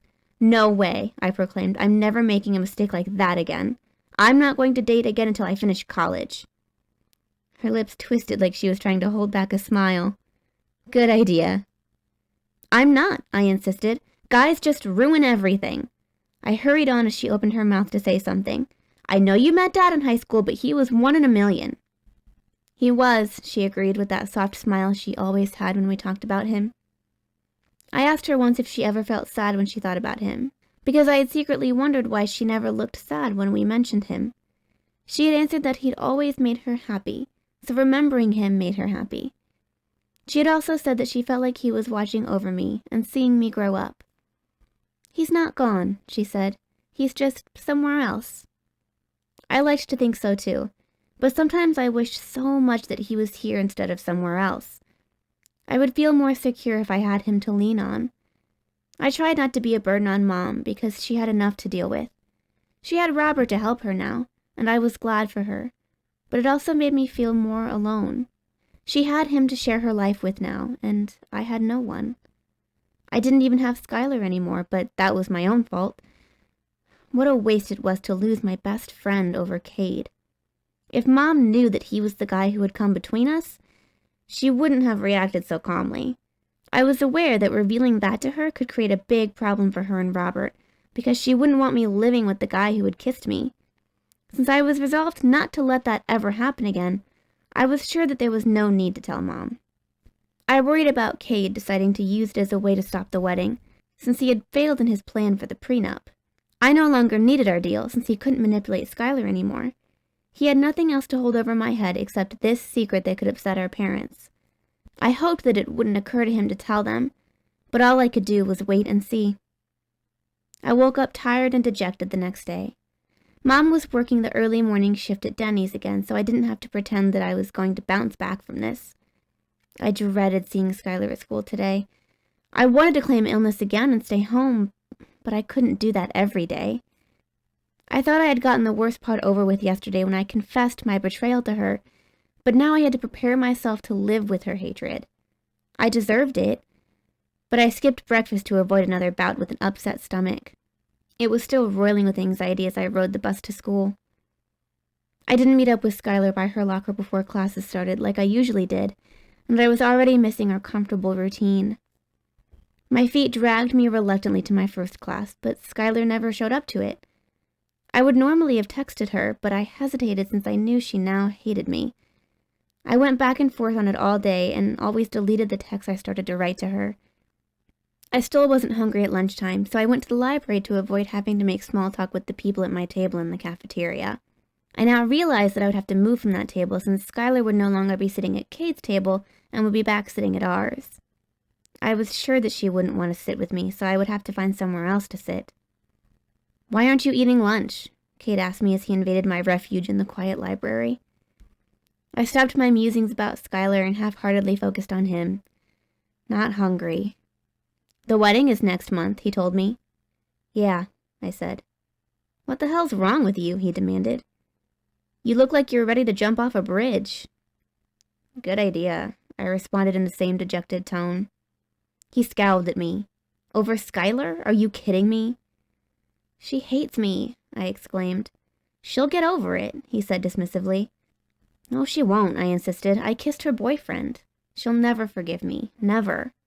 "Boyfriend?" he questioned in disbelief. "We never even went on a date." "Because of me," I said with all the self-recrimination I was feeling. "You didn't even want her to go out with me," he reminded me. "I didn't want her to hate me either," I said. "Then why'd you tell her?" he asked. "Because I had to," I replied. "She had to know that she couldn't trust you." "Whatever," he said impatiently. "Stop moping. Dad wants you to come over and start on that room. I'll drive you to my house after school." "I've got work after school today," I told him. "Don't be ridiculous," he snapped. "You don't need that job anymore." "Since I am not independently wealthy, I need that job," I retorted. "You're moving into my house," he began. "That's right," I interjected. "Your house, not mine. Nothing in that house is mine, but the money I earn is mine. So I'm going to work after school. I'll come over before my shift tomorrow." He regarded me for a moment. "You're serious? You're really keeping that crappy job?" "If it's so crappy, then why do you eat their food?" I demanded.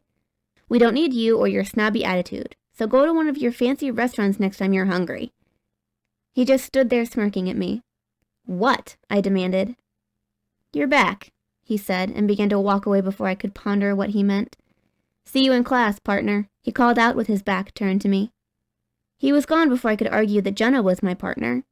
I got up to sprint after him because I realized that I didn't want to discuss our former deal in class. I caught up to him in the hallway outside the library, which was thankfully still empty. "Hey, wait!" I called. He stopped walking and turned to look at me. "Yes?" "Jenna's my partner," I reminded him. "The teacher marked us down as partners." I had been about to mention that our deal was off, but decided not to bring it up if I could help it. "I told the teacher yesterday that we were switching partners," he informed me. "You're with me." The presumptuous way he said that irked me. "You can't just change it without asking me. I don't have to be your partner." "Yeah, you kinda do," he countered casually. "You see, Lexi, my dad got really pissed at me for wanting your mom to sign a prenup. He told me that I better treat her with the utmost respect. He's a stickler for all that. So he wouldn't allow us to live together if he knew what happened yesterday. That would kind of make it hard for them to get married, don't you think?" I said nothing as I wondered why he was using this for something so insignificant as a school project and not to stop the marriage. "Don't think they'll believe me?" he inquired in the same casual tone. "I'll tell your mom to ask Skyler about it. She might have some things to say." I narrowed my eyes at him. "Why don't you want me to talk to Jenna? What kind of dirt does she have on you?" His expression darkened and his voice was cold as ice. "Jenna is permanently cut off." "What does that even mean?" I questioned. "It means she's out for good. I wouldn't spit on her if she was on fire. Don't ever cross me, Lexi," he warned. "I'll step right over you if I see you dying in the street." "I'm giving your mom a chance against my better judgment," he continued as I stared at him. "If she fucks my dad over, I'll make it my mission in life to destroy her." After that charming declaration, he left me standing there wondering if I wouldn't be better off getting my mom and myself as far away from Kade Stover as possible. Then I scoffed at his bullshit. He was just a 17-year-old guy with a rich daddy. He didn't have any kind of power to destroy anyone. I'd play by his stupid rules if he backed off and let my mom marry his dad in peace. Chapter 9. Jenna texted me after school while I was at work. She had said nothing in class about the partner switch, but I still felt bad about it even though I hadn't wanted to work with Kade. I read her message during my break. She wanted to know when we would be decorating my new room, and I texted her back about going there tomorrow. She offered to drive me, and I accepted. I spent the rest of my break composing a text to Skyler, and I hit send before I could change my mind. It was done, and it was her decision now if she would ever speak to me again. There was no reply from her by the end of my shift, and I was pretty sure there never would be. After everyone else left, I lingered at the edge of the empty parking lot as I read my text to her over again in preparation to delete it from my phone. "Skyler, I know there's nothing I can say. I know being sorry doesn't change what I did, but I am so, so sorry. I know you hate me, but I hope you can forgive me someday. I would do anything to get our friendship back. Please don't hate me forever. I hope you'll give me another chance. Your mother lets you walk home alone at night?" Kade's voice startled me so much that I almost dropped my phone. "You almost gave me a heart attack," I exclaimed. "Because you're not paying attention to what's going on around you," he scolded me. "You wouldn't even see an attacker until it was too late." "What are you doing here?" I demanded. "Keeping you safe, obviously," he replied. "Since your mom doesn't seem to care about your safety, what kind of mother lets her daughter walk home alone at 10 o'clock at night?" "It's a main road," I said defensively, "and I live right down the street. Besides, not everyone can afford to buy their kid a Mustang. You wouldn't have a car either if your dad didn't buy it for you. I would have had a Porsche at my old school, but Dad thought it would be too flashy for a public school." "Get in," he said as he opened the passenger door. "I'm driving you home." "Why?" I questioned. "Since when do you care about my safety? What are you up to?" "About 6'1", he retorted, and it took me a while to realize it was a quip about his height. "I told you about my dad," he continued. "He's protective about his family, and now he considers you and your mom part of his family. He expects me to watch out for you." "Are you going to make sure my mom gets home okay too?" I asked curiously. "Her car stalls out sometimes." "His woman, his responsibility," Kade snapped. "Now get in the car." "No," I said. "It was nice of your dad to send you to give me a ride, but you don't need to actually do it. I'll tell him you did if he asks me." "You won't tell him anything if you don't make it home," he argued, "so get in the damn car." I rolled my eyes at his dramatics. "I've been working since I was 12 years old, and I can take care of myself, so stop acting like I'm helpless." Kade slammed the car door and strode up to me. I was prepared to argue with him, but he quickly got around me and grabbed my wrist from behind. "Break my hold," he ordered. I struggled against him. "Let me go!" He pulled me back against him and started dragging me back into the dark, empty parking lot of the car wash next door to the fast food restaurant where I worked.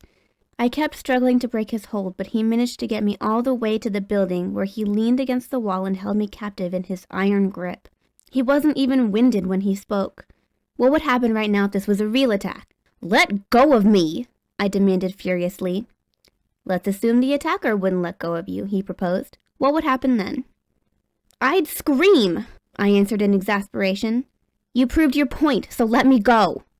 You should have screamed right away when I grabbed you, he said. Now I've already got you where I can knock you out and do what I want. I would have screamed if it was a stranger, I told him in annoyance. I know all this stuff. But you don't know how to get out of an attacker's hold if he grabs you. I'm not acting like you're helpless, Lexi. You are helpless right now. That was something I didn't want to admit, so I tried to stomp on his foot. He somehow anticipated the move and swept my leg to knock me off balance and maneuver me to the ground. Breaking my fall to keep me from slamming into the cement, he still managed to end up on top of me and pin me to the ground with his body.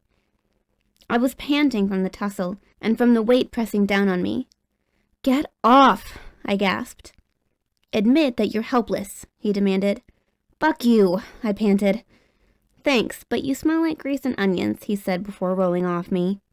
You asshole, I raged as I sat up. Yes, he agreed, but just think how this would have turned out if I was worse than an asshole. I could have... Oh, shit, my car! I hope someone stole it, I yelled after him as he jumped up from the ground with impressive agility and ran toward the street. I hurried to get up and go after him, because being here alone was suddenly creeping me out. I knew there was no one hiding in the dark waiting to grab me, but Kade had infected me with paranoia. He was standing by his precious car as I approached the curb, and he opened the passenger door for me. This time I got in without a fight, but I still glared at him. It's too bad your car is going to smell like grease and onions now, I remarked. Aw, I didn't mean to hurt your feelings, he said in a mocking, apologetic tone, and closed the door. He walked around and got in the driver's seat. I'll be happy to take you up on your offer after you take a shower, though, he informed me. I'd rather smell like grease and onions forever than let you touch me, I retorted. And I don't appreciate the shit you just pulled. Don't try to tell me your dad would be happy about it either. He wouldn't, he confirmed, but we both know you're not going to tell him about it. One secret leads to another. That's lies, I corrected him as he started the car and drove away from the curb. One lie leads to another. Just like one thing leads to another, he commented. Not this time, I stated darkly and glanced out the window. Kade drove in silence for a moment. So, who hires a 12-year-old? He asked. What kind of job can you have at that age? I delivered newspapers, I replied. Mowed lawns, shoveled neighbors' driveways, babysat their kids, stuff like that. Why didn't your mom just get on welfare? He questioned. Why make her kid work? She didn't make me work, I fumed. And we didn't need to be on welfare. We were still living with my grandma. She told me how my dad was always working from the time he was a kid, so I wanted to do that too. Plus it gave me my own spending money. We were already pulling up to my apartment building since it was a very short distance by car. Kade turned off the engine, and I was struck by the strangeness of this whole situation when my normal response would have been to thank someone for a ride home. Well, what'd you buy? He asked, interrupting my attempt to say something in parting. What? I inquired. With your spending money, he clarified. What'd you buy with it? Oh, I responded. Clothes. Clothes, he repeated in a disapproving tone. That's what you bought. I bristled at his attitude. Yeah, go ahead and make some stupid sexist joke about girls shopping. But you went shopping for your clothes too. The only difference is that you paid for them with your dad's credit card, so don't act like I'm frivolous for spending my money on clothes. He snorted. The last thing you are is frivolous. And you're right. I did pay for my clothes with my dad's credit card. Do you know why, Lexi? Because parents are supposed to buy their kids clothes. It's one of the things they're supposed to provide, just like food and a place to live. I'm surprised you didn't use your spending money on rent. I was fuming mad now.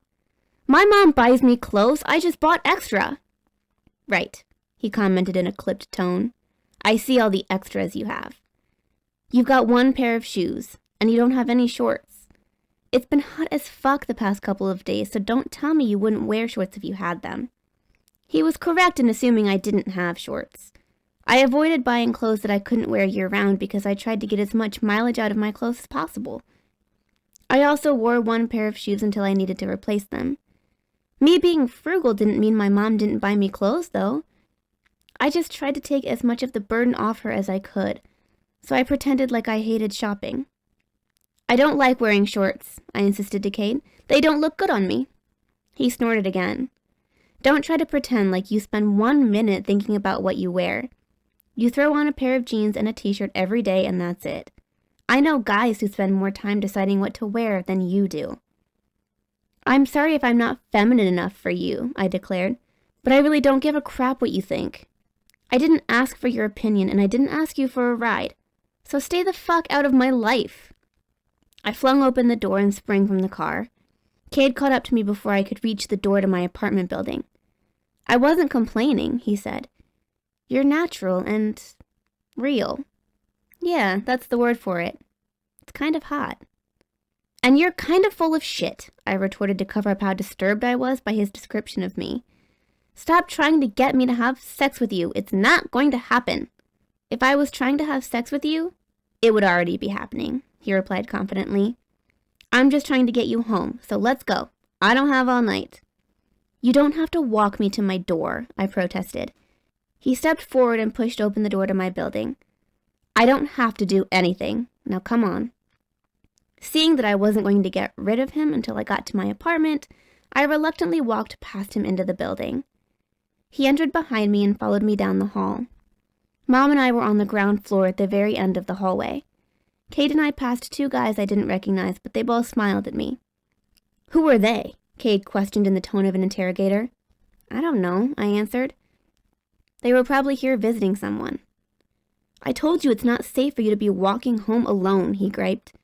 You couldn't even fight off 1 attacker, let alone 2. They didn't even do anything, I exclaimed. You're worse than my mom. Your mom, he spat out the word in disgust. She doesn't even take care of you.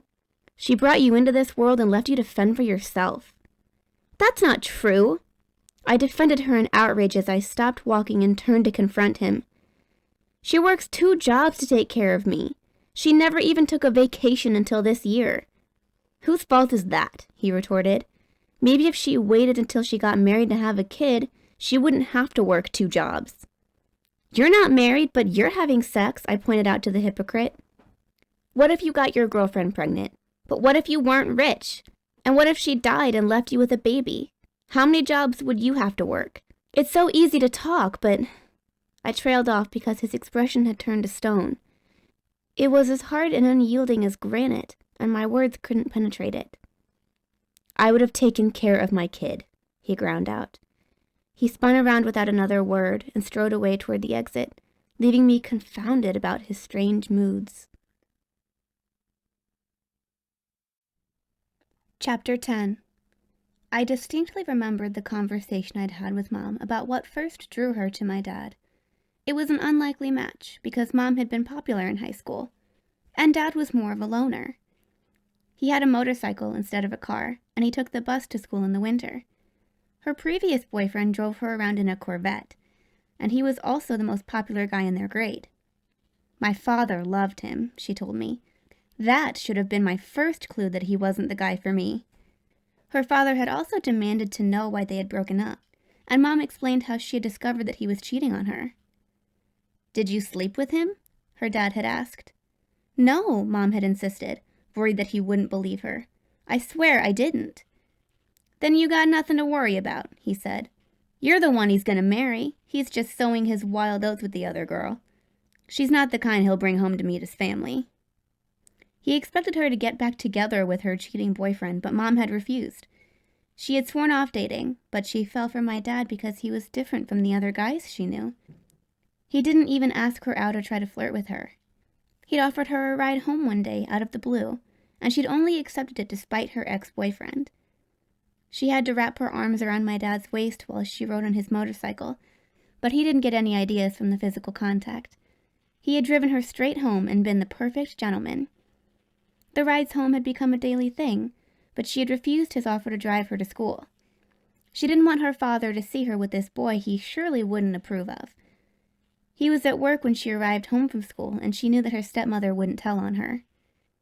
She started sitting with my dad during lunch. They talked about their plans for the future, and he told her about his dream to eventually open his own car repair shop. He was taking shop, and he would be spending the last 2 years of high school completing vocational training to become an auto mechanic. The conversations they had were like the ones she had with any of her friends, and they began to talk on the phone as well. Even if my father overheard me, he wouldn't know I was talking to a guy. If he had seen Tony, he would have assumed he was a bad boy out to seduce me. But Tony was so sweet and genuine. He was so down to earth and real. It had rattled me when Kade used the same word to describe me. While I liked the similarity to my dad, it disturbed me that Kade had been the one to make that assessment of me. It would have been nice to hear it from someone else rather than him. I didn't want to associate anything Kade had said with my mom's beloved reminiscences of my dad. Kade sent me a text message the following day telling me that the decorator would be at his house at 11 and that he would pick me up at 10:30, but I texted back that I already had a ride. When I texted Jenna, she replied that 10:30 was fine with her. Mom was home this morning, so I was able to confront her right away. "I don't want Kade driving me home from work," I complained. "He showed up last night and practically abducted me. He's just a complete pain in the butt, Mom. Will you please tell Robert that I don't need Kade driving me home anymore?" "He sent Kade to drive you home from work?" she questioned. "How did he even know your schedule?" "I thought you told him," I said. "No," she denied. "He didn't ask me anything about your work schedule. It was very sweet of Kade to drive you home, though." Kade and sweet did not belong in the same sentence. If she knew how critical he was of her behind her back, Mom wouldn't think he was so sweet either. "It was sweet of Robert to worry about me," I corrected her. "Kade just did it because Robert made him do it." "You should appreciate what Kade did for you," she chided me. "I hope you thanked him." "I did," I told her. "But will you get Robert to quit making him drive me home?" "I feel better knowing you're with Kade," she said.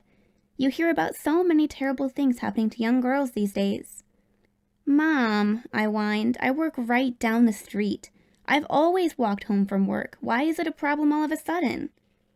"That's because you had no choice," she replied. "I know you're used to being independent, but there is nothing wrong with accepting help from people. You should be happy that Kade is already treating you like a sister." I have to admit, I was worried about how he would react to his father remarrying, but he has been wonderfully supportive. It was like we weren't even talking about the same person. She had no idea what Kade was really like. There was nothing wonderful or supportive about him, and he certainly didn't treat me like a sister. If she knew how many times he suggested that I should have sex with him, she would change her tune. She didn't know any of that, though, and I couldn't tell her. "He's annoying me," I complained, voicing the only part of the truth I could. She smiled in amusement. "That's what brothers do." I could see that my complaints weren't going to convince her, so I resorted to pleading. "Will you talk to Robert, please? Please, Mom?" "Okay," she relented. "I'll talk to him, but he's just being protective of you." "I know," I acknowledged, "and I appreciate it, but I like my independence. What can I say? I'm a modern woman," I joked. It didn't make her smile. "You're not a woman, Lexi. You're still a kid, but you've had to grow up too fast." I scoffed at that. Other people my age have jobs. I'm not the only kid at school who works. It doesn't mean I grew up too fast. "It wasn't fair to you," she said. "We should have been more careful. We should have waited. We were just too caught up in the moment. We didn't even think about birth control, and you were the one who paid the price for our selfishness." My heart constricted at hearing her say that. She had never expressed any regret before for one single minute with my dad, and I couldn't stand her spoiling the perfection of their love now. "Selfishness?" I exclaimed as I lashed out at her. "You said that I was the embodiment of your love, and now you wish you hadn't had me?" "No," she responded in shock. "How could you even think that?" "Because that's what you said," I retorted furiously. "No," she insisted. "I said I wish we would have waited until we were older to have you, when we could have given you more." "Like after Dad died?" I inquired maliciously. "Because then you wouldn't have had me at all." Her blue eyes were wide with shock and hurt. She looked like a lost little girl, and it emphasized how much younger she was than the mothers of my peers. "I love you," she told me in a wounded voice. "I could never wish I hadn't had you, but I always want more for you. You always want to give your kid everything, and your dad would feel the same way. He would have loved you just as much as I do." "I know that," I said, because I had no doubts about my dad. She never had either until now, and it upset me that she was referring to their love as selfishness. I know how he would feel, but how do you feel? Do you regret being with him? And "No," she exclaimed. "No, Lexi, never," she insisted. "I wouldn't trade you for anything. I love you, and I loved your dad." And there it was. Her love for him was in the past tense. She was letting go of what she felt for him now that she was marrying someone else. I tried to get the response I wanted from her. "Do you think Dad would have wanted a son?" My calmer tone calmed her down too, as I had intended it to. "He wasn't like that. He would have been happy either way." I made one more attempt. "He was special, huh?" "Yes," she agreed, and gave me a bright smile that broke my heart. It wasn't her special smile, the one I saw only when she was talking about my dad. That one was more soft and dreamy, and she didn't have it now. It had been replaced by a radiant smile that had nothing to do with reminiscing about her one true love. This smile was all about her present happiness, and it was probably the one she would have on her wedding day. I had assumed that she loved Robert if she was marrying him, but I thought that love could never be as strong as the love she had for my father. That was the kind of love you only found once in a lifetime. Or was that just a romantic fantasy? A horrible thought struck me. What if my dad hadn't died? Would my parents still be together? Lots of kids at school had divorced parents, but I had thought that mine were special. Only death could tear them apart. But was I wrong? Was it possible that they might have eventually broken up? I left our apartment that day feeling more disillusioned than when I'd found out that Lucas had only used me to win a bet. I was glad to get away from my mom, and even going to Kate's house was preferable to being with her and doubting her feelings for my dad. "Thanks for picking me up," I told Jenna. She looked at me as I sat down in her car. "Who died?" she cracked. "My dad," I stated darkly. There was a pause as I scowled while putting on my seatbelt. "What?" she gasped. "It was a long time ago," I said. "Oh," she replied uncomfortably. So do you have any ideas for your room?" "Robert hired a decorator," I answered, "but I'd like something like what you did with your room." I hoped that she wouldn't be annoyed that I was copying her style. She brightened with excitement. "That'll be amazing. You won't have to be limited by a budget, and you can make it spectacular. This is going to be so much fun." I was relieved that she was so enthusiastic about it, but Cade had to ruin everything. We hadn't even reached his doorstep when he came flying out of the house. "She's your ride? What the fuck, Lexi? I told you I'd pick you up." "I don't want you to pick me up," I stressed, hoping he'd get the reference to last night. "I want you to mind your own business." I took Jenna by the arm and tried to go around Cade. He stepped directly in front of her. "Where do you think you're going?" he demanded in an icy tone. I answered for her. "She's coming with me. We're meeting with the decorator." His glacial gaze stayed fixed on her. "You're not setting foot in my house." I lost what little patience I had with him. "I can invite who I want to my room, and I'm sure your dad will let me have friends over. Do you really want me to bother him with this?" "We are done," he stated in the coldest manner possible, and turned his back on her to walk calmly back into the house. Jenna's eyes glistened with unshed tears. "I've got to go." "No, don't let him win," I urged. "We can still—" She interrupted me with a broken voice. "I can't." I watched her flee to her car and quickly drive around the circular driveway and back down toward the street. Kate opened the front door as I stalked up toward it, and he moved back to allow me entrance like the polite host he wasn't. "Just like that?" I sneered at him. "We're done, that's all?" I added glibly. "This is not about you," he said in a neutral tone. "No," I agreed in disgust. "It's about Jenna. Remember her? She's one of the girls you're done with." He directed a bit of the coldness he'd shown her toward me.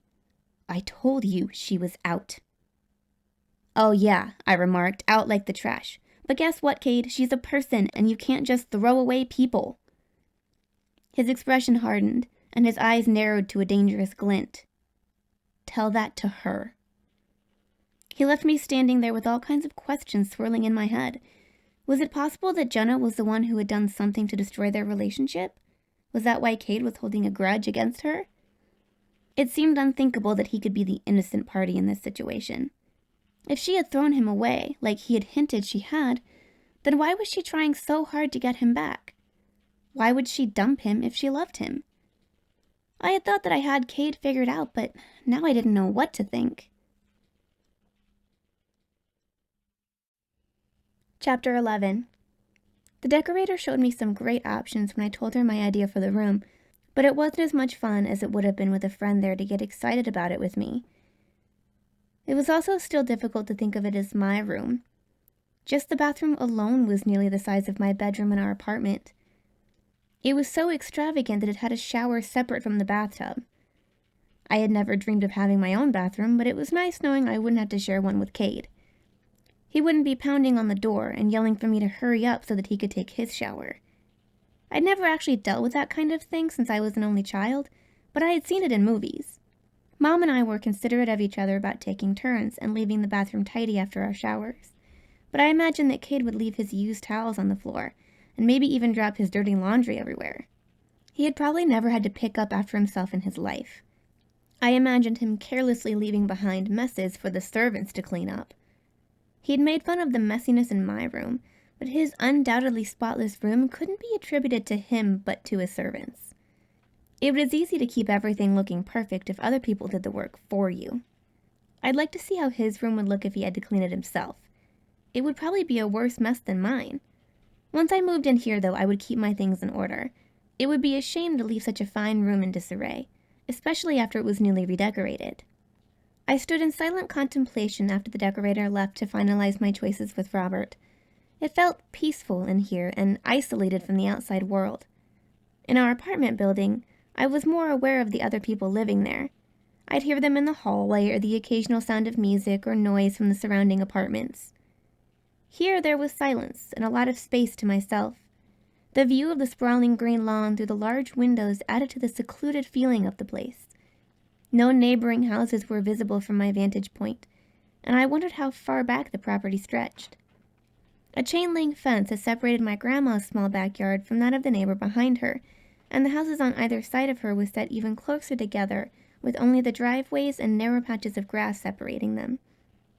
I had been comfortable in that neighborhood, though, because it was where I had grown up. It was home in a way that our apartment wasn't, because it lacked the familiarity of my old neighborhood. I had known all my neighbors and played with their kids. There had been a connection there to my dad that made me feel like I belonged there. I had none of that at the apartment, so it still felt like just a temporary place after over a year of living there. I had made no effort to settle in and get to know any of my neighbors. I couldn't imagine ever feeling like I belonged here either. But I would enjoy this beautiful view of the grounds while I was here. That and the silence would be the best perks of living here. I had never experienced this much quiet before.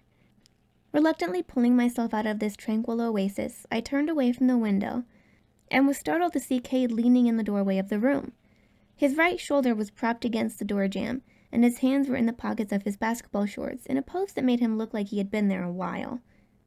I wanted to snap at him about watching me like a creeper, but this was his house.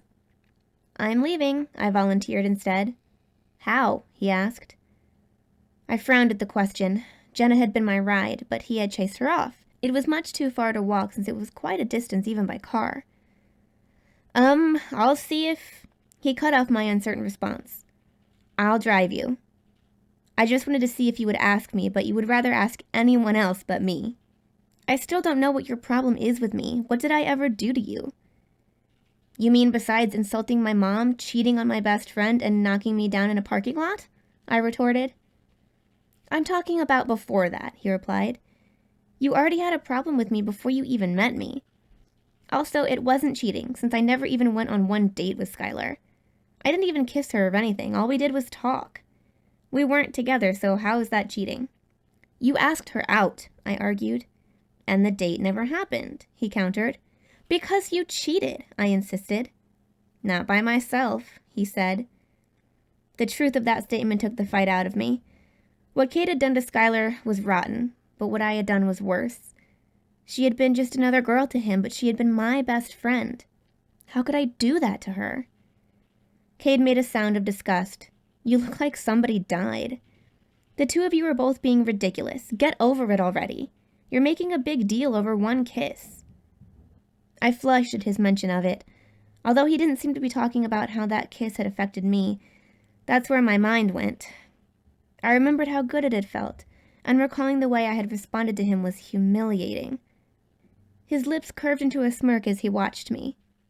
Maybe it was a big deal to you. My face flamed even more as he mocked me.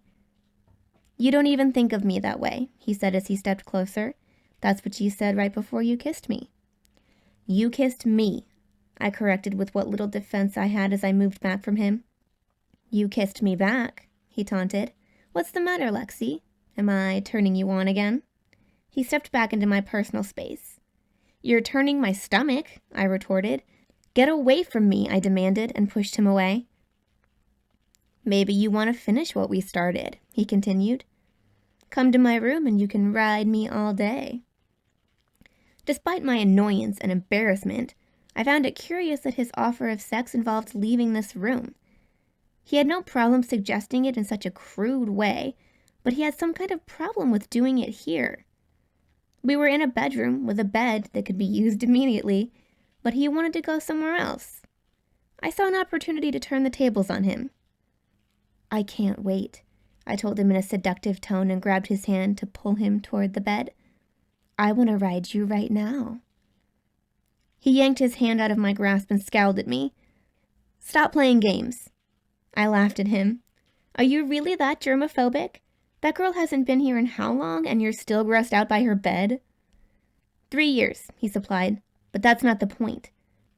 Anyone can walk in here since it's not occupied yet. Nobody will come into my room without knocking. I ignored his explanation because I knew that wasn't the real reason. He'd shown distaste for this room when he told me to gut it. 3 years, I stressed. You sure hold a grudge. I have no grudge against that girl, he denied. My father was the one who gave her this room. As if she could ever be his daughter, he remarked in disdain. I was still contemplating the significance of that when Kade snapped at me. Do you want me to drive you home or not? Yeah, I answered without hesitation, because I did need a ride home and didn't really want to bother Robert about it. But only because you scared Jenna off, I added. That was really rude, by the way. Let me see how polite you are when I bring your ex here, he said as he followed me out to the hallway. He had a point, but it was hard to imagine that he could have had his heart broken the way I had. It was nearly impossible to imagine him being in love with anyone. There was no hint of tenderness to him at all, and I could only picture him as the heartbreaker in a romantic situation. Jenna was the only one showing any emotional pain. Kade just appeared to be angry rather than upset. He got ahead of me after we descended the staircase. This way. He led me back into a different section of the house, and into a garage that was bigger than a dealer's showroom. I gaped at all the cars. What does your dad do? Kade answered me in a tone that sounded like he was marveling over something. You really don't know? No, I responded absently as I took in the magnificence of the room. It was the brightest and cleanest garage I had ever seen. There was no cheap paneling here. It had solid walls, a vaulted ceiling, and the floor was as shiny as the cars. More than anything else I had seen in the mansion, this room conveyed how wealthy this family was. Only people with an enormous amount of money would spend so much of it on a luxurious place to park their cars. He's in business, Kade told me. Business must be good, I commented dryly. Yeah, it is, he agreed. I was in a daze as I followed him to his car. For the first time, I understood why he had wanted my mom to sign a prenup, and why he had so easily suggested $1 million settlement. His garage probably cost more than my grandma's house, and that thought was making my head spin. A freaking garage! What's wrong with you? Kade demanded. I shook my head, as if that could clear it out of the surreal realization it just had. It's too much. What is? he asked in his impatient, uncaring way. I gave my head another shake. It's all too much. If he had any interest in my response, I had apparently used up his patience. Get in, he ordered as he pulled open his door. I slowly opened the passenger door and sat down in the seat. Your car lives better than most people. What are you talking about? Kade snapped. You sound crazy. This whole place is crazy, I exclaimed. Who has a garage like this? What are you so upset about? He questioned. I thought you'd be happy to see this. The last one loved it. I guess it turned her on, because I caught her here with the gardener's son. He was fucking her on the hood of Dad's Jag, and Dad was not happy about it. He blamed the guy, of course, because he refused to see that she wasn't as innocent as he thought she was. Was he banned from visiting her here? I asked, thinking that Robert sounded like an overprotective dad. Yes, Kade confirmed. He got his dad fired, so I think his dad was pissed at him too. Robert fired him? I questioned in dismay. That's not fair. You can't blame him for something his son did. He was new, Kade said dismissively. Our old gardener was with us a long time before he retired. We have to be able to trust the people who work for us. If they respect us, we respect them. If not, then they don't belong here. They were reminded of that when Dad fired the new gardener. That's harsh, I said. It's business, he replied. You have to make decisions like that when you're the boss. But this isn't a job, I argued. It's his home. And the guy didn't even do anything wrong. He can't control what his son does. My dad doesn't want people like that around his family. Protecting his family comes first, and running an estate is like running a business, he explained.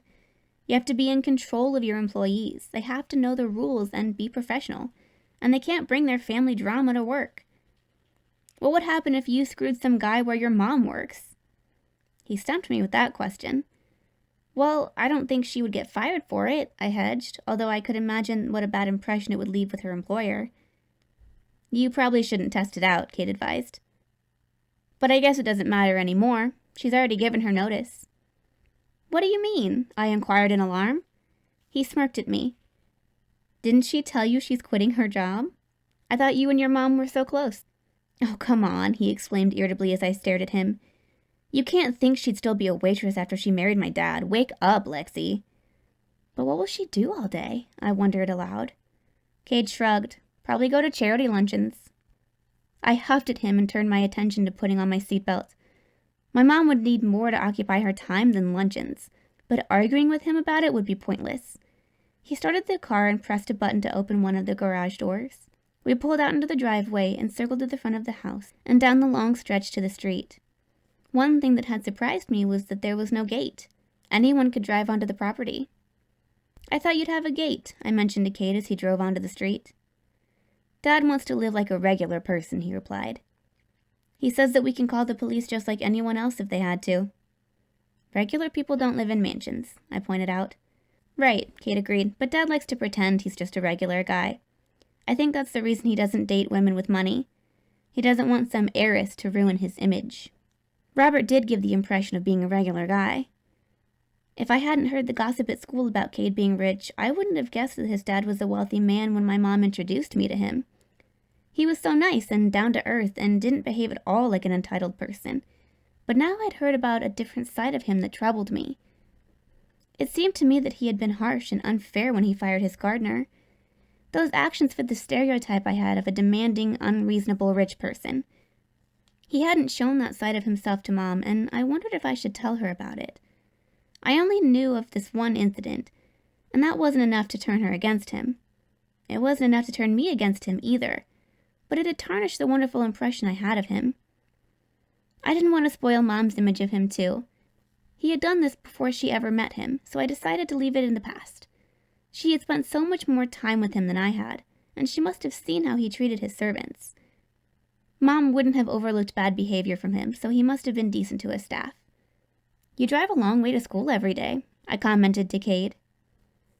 It's mostly on highway, he replied, so it's not bad. Isn't there a public high school in your neighborhood? I inquired. There is, but Dad wanted me to get away from that crowd, he explained. He thinks they party too much.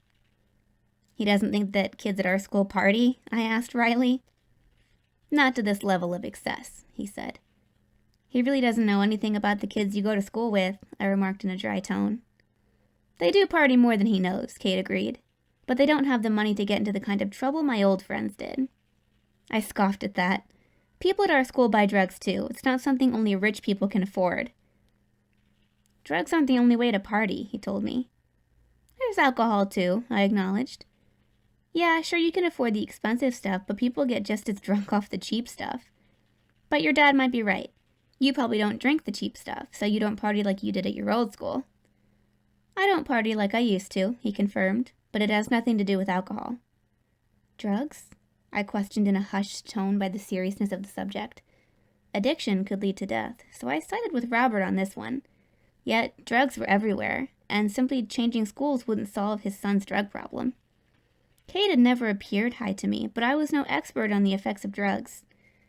I wasn't a stranger to underage drinking, but I had never tried any illegal drugs, not even pot. The thought of getting high was scary to me, although I suppose the buzz I got from alcohol was also a drug-induced high. Alcohol just seemed like a safer drug, even though I knew that it could be just as big of an addiction as other drugs. I always limited myself to 2 drinks because I preferred a pleasant buzz over getting drunk. You can't do drugs and play basketball, Kade said. I won't do anything that can screw up my game, and my dad knows that. I was relieved that he didn't have a drug addiction, but I was also confused about why Robert worried about Kade's partying then. It wasn't drugs, and you said it wasn't alcohol. What else is left? Kade glanced at me. You really can't guess? It was his smirk that gave me the answer, but I was still just as confused, and I didn't want to say the word to Kade. He spoke it for me. Sex. That was my favorite way to party. But how can he stop you, I wondered, if you're with your girlfriend, and I trailed off as I pondered the logistics. They would need a place to be alone, but I couldn't imagine that Kade wouldn't be able to manage that. They weren't my girlfriends, he replied. I hired escorts. My dad found out when he saw the charges on his credit card statement. I stared at him as I tried to figure out if he was just saying that to shock me. He had spoken in a factual tone, like he was telling me about making a normal purchase. His manner was so confusing when he said such things without any inflection in his voice. I didn't know what to think. Was he telling me the truth or some outrageous lie? I decided to try to trip him up. They didn't care that you were a kid? They thought my dad was hiring them for my first time, he answered. I wasn't the first 15-year-old to get a present like that from his old man. I just had several first times before my dad found out and cut me off from everything. I wasn't allowed to see my friends anymore, and he even transferred me to a new school. I thought you got kicked out of your old school, I said while grappling with the possibility that his story was true. That's the rumor I spread to sound badass at my new school, he explained, and I also needed a reason for transferring to a public school. I was still unsure whether to believe him. You haven't gotten into any trouble since then? No, he stated, because Dad told me he'd put me in military school if I did. He said that I could choose to become a real man on my own, or he would make sure that I did. Escorts? I finally questioned in dismay. Why would you need... I trailed off and began again. I mean, didn't you have a girlfriend? I recalled that he certainly hadn't had any difficulties in finding girlfriends at our school. Yes, I did, he stated, but we hadn't had sex. One of my friends told me about his dad surprising him with an escort for his birthday, and I decided that I wanted one too. This conversation was surreal to me. But you said there were several. Once wasn't enough, he remarked. After I had it, I wanted more. That's terrible, I told him. You were cheating on your girlfriend. Interesting, he said. You're more concerned with me cheating on my girlfriend than me hiring hookers. That's terrible too, I said belatedly. What's so terrible about it? He asked. Well, you're buying people, I replied. That's wrong. No, he countered, I was buying sex. That's a service, not a person. A service? I exclaimed. It's supposed to be a connection between 2 people. I paid for sex, he retorted, which is what they were selling. I wasn't looking for a connection, and they weren't either. They were just doing their jobs, like you do. You don't make a connection with your customers. That's different, I argued. I'm not being intimate with them. I'm just selling them food. I shouldn't have to explain the difference to you. A job's a job, he stated. I couldn't believe that he equated sex with fast food. How could it be that meaningless to him? I had been so upset when I found out that Lucas had used me, but now I felt so empty to think that it might have meant absolutely nothing to him. I thought that he at least remembered it as a shared intimacy between us, even if he had dumped me. But Kade's revelation had made me realize that it probably had no significance to him at all. "What was your first time like?" Kade asked me at that moment. "None of your business," I told him. "Maybe it will be," he said in an enigmatic tone. I had no idea what he meant by that, and I had no interest in trying to decipher it. If I had momentarily forgotten about my initial negative impression of Kade, this conversation had just reminded me. He didn't take other people's feelings into account, because he didn't have any himself. People had no more value to him than the services they could provide for him. I was doubly glad that I had destroyed his chances with Skyler, even if she hated me for it, because Kade was worse than I had originally thought he was. Conversely, I no longer hated him. Maybe because I shared in the blame, or maybe because I was discovering how truly messed up he was. Robert thought that he had fixed the problem by getting his son away from his old friends, but they weren't the problem. The problem was with Kade himself, and I wasn't sure if anything could be done about it. Chapter 12. Mom and I went shopping for her wedding dress the next day. I talked to Robert, she told me during the drive to the store. He said that he didn't even know that you didn't have a ride to work. Kade must have taken it upon himself to pick you up, and he was being modest when he told you that his father sent him. He's such a sweet and thoughtful boy. I wanted to puke at her praise of him. He was the exact opposite of sweet and thoughtful, so I couldn't fathom why he had picked me up from work Friday night and last night if his dad hadn't made him do it. Now that I knew it wasn't a parental directive, I was going to put a stop to it. There was no way that I was going to let someone my own age boss me around. Mom actually decided on a wedding dress that very day. It was more plain and simple than what I would have picked out, but it looked good on her. The light sheath dress had a lace halter and looked like an elegant Hollywood gown. The veil was what made it obvious that Mom was a bride. She also chose a pink bridesmaid dress for me. I tried to argue, but she was enamored with it when I tried it on. "You look so cute," she exclaimed. "Oh, how precious." My dress was short and strapless, but it had a long, sheer overlay skirt that made it look like a whimsical fairy dress. I had to admit that it was cute, but I wanted something more understated like Mom's dress. The fanciful concoction would draw everyone's attention to me. "I feel ridiculous," I lied. "I look like a sugar plum fairy." The little girl in me who loved fairy tales and ballerinas responded to the sweet, airy appeal of the dress. Mom voiced the notion by gushing. "My little girl, look at you, you're almost grown." Then she clinched it. "If your father could see you now." Those words took all the argument out of me. "He can see me," I said softly. It was what she had always told me before, but now she was making it sound like he was truly gone. I hadn't even been able to visit his grave since we moved here, and he felt further away from me than ever. We had left behind all our connections to him except for pictures, and I didn't have any of me and him together. The closest one I had was of him smiling with his arm around my mom, with her little baby bump. She had only been 5 months pregnant when he was killed in a car crash. There was a bend in the road, and he'd run off it and hit a tree. The impact had killed him instantly, so he was already dead when the paramedics arrived. Mom and Grandma found out about it when the police came to the house in the middle of the night. They had been up waiting for him to return home from his friend's birthday party, and they had known that something was wrong when it got so late, and there was still no sign of him. They were both standing outside in the yard, arguing about which one of them would go to look for him when they saw the cop car pulling up to the curb. I had asked Mom once why she hadn't gone to the birthday party with him, and she told me that my grandma wouldn't let her. Due to my mom's delicate condition, my grandma had insisted that she should rest at home in the evenings. Since Mom was living in her house, she acquiesced to Grandma's wishes. "I wanted to drive him to that party," she told me with a touch of bitterness. "But your grandma thought that pregnant women shouldn't be driving." "But you would have been in the accident too," I had said. "You might have been killed too." She had glanced at me quickly and looked away. "Maybe." I had been 13 when we'd had that conversation, and I was caught up in the tragic circumstances of their love story.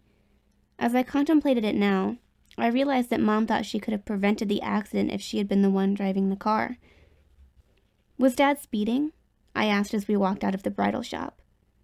She responded with a quizzical look to my out-of-the-blue question. "When he crashed," I clarified, "is that why he ran off the road?" Her expression gave me my answer along with her hesitation before speaking. "The police thought so." For the first time ever, I felt some anger at my dad.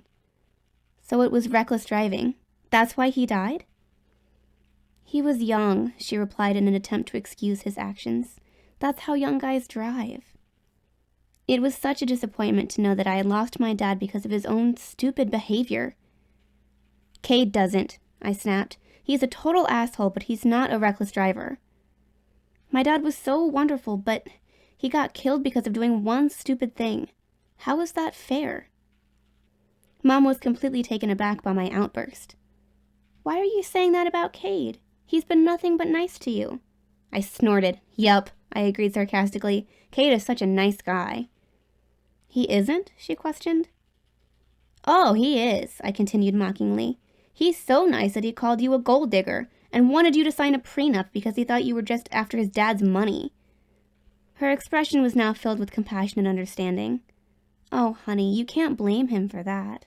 There are women who will go after a rich man for his money. I'm sure he's seen it before, so it's natural for him to mistrust my motives. It'll take some time for me to gain his trust." "Good luck with that," I told her. "I wouldn't even bother if I was you."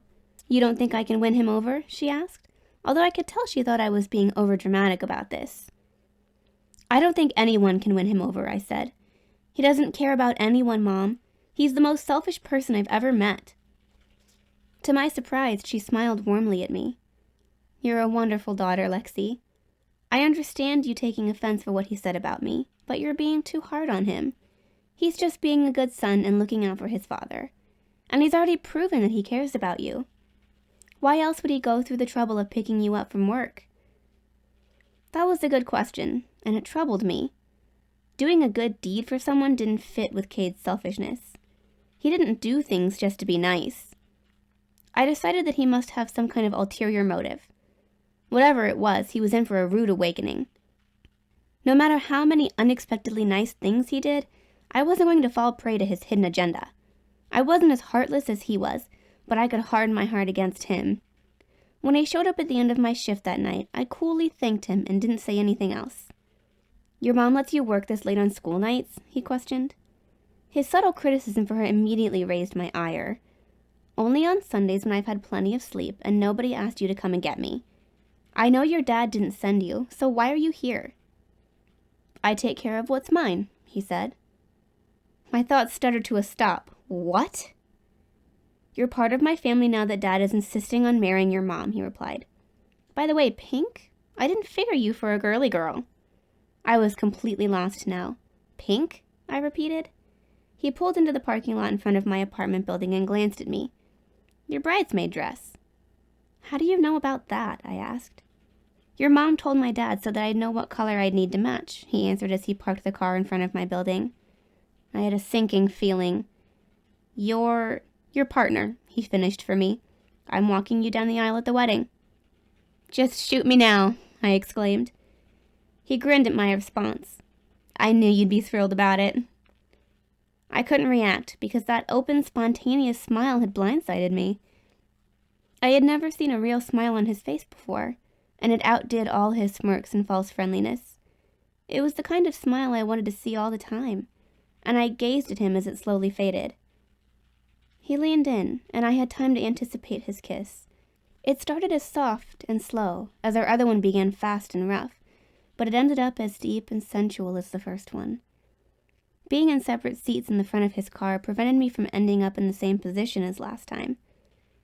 "Come home with me," Kade urged seductively, as he pulled back only millimeters from my lips and then kissed me again.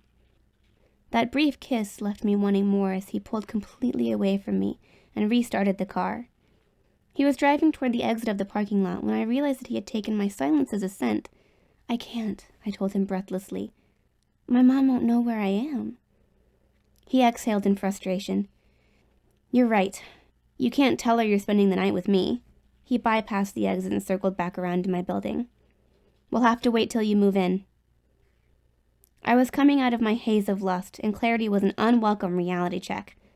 My soon-to-be stepbrother was making plans to have sex with me. The reason for him giving me these rides home from work was now obvious, and I had allowed it to happen when I had known that I should be wary of him.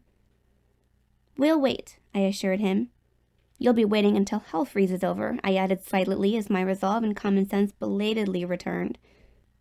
I knew now that it wouldn't be so easy for me to ignore my attraction to him, and it would be even more difficult once I was living with him. It would be a challenge, but it wasn't impossible to resist him. I would just have to be on my guard all the time, and it would be worth it to see him realize that he couldn't have everything he wanted. Chapter 13. The wedding was lovely. Even I had to admit that. Mom was a beautiful bride, and Robert was a handsome groom. The weather cooperated for them too, and they got married outside on the green lawn in this mild October day. The adorable flower girl wore a pink dress that matched mine in color, but hers had a ballerina tutu design. Her presence here brought even more joy to the occasion, because she had gone through so much in her short life to make it this far. The lung transplant had freed her from her frequent hospital stays and from the constant threat of death from her severe form of cystic fibrosis. Jasmine now looked and acted like any other healthy, happy little girl. Her mother was the maid of honor, and Robert's friend was the best man. I didn't know whose little boy the ring bearer was. Kade and I were the only other usher and bridesmaid, but there were plenty of wedding guests watching us from the chairs that had been set up on the lawn. I felt ridiculous in my whimsical dress, especially with Kade looking so handsome beside me. He'd smirked as his eyes swept over me before we'd taken our positions facing forward, and I had been forced to hook my arm through his. His black tuxedo made a sharp contrast to his pink tie and pretty pink rosebud boutonniere. People murmured as they watched us walk past them, and I heard several women exclaim the word darling. You do look darling in that dress, Kade told me quietly when we arrived at the front.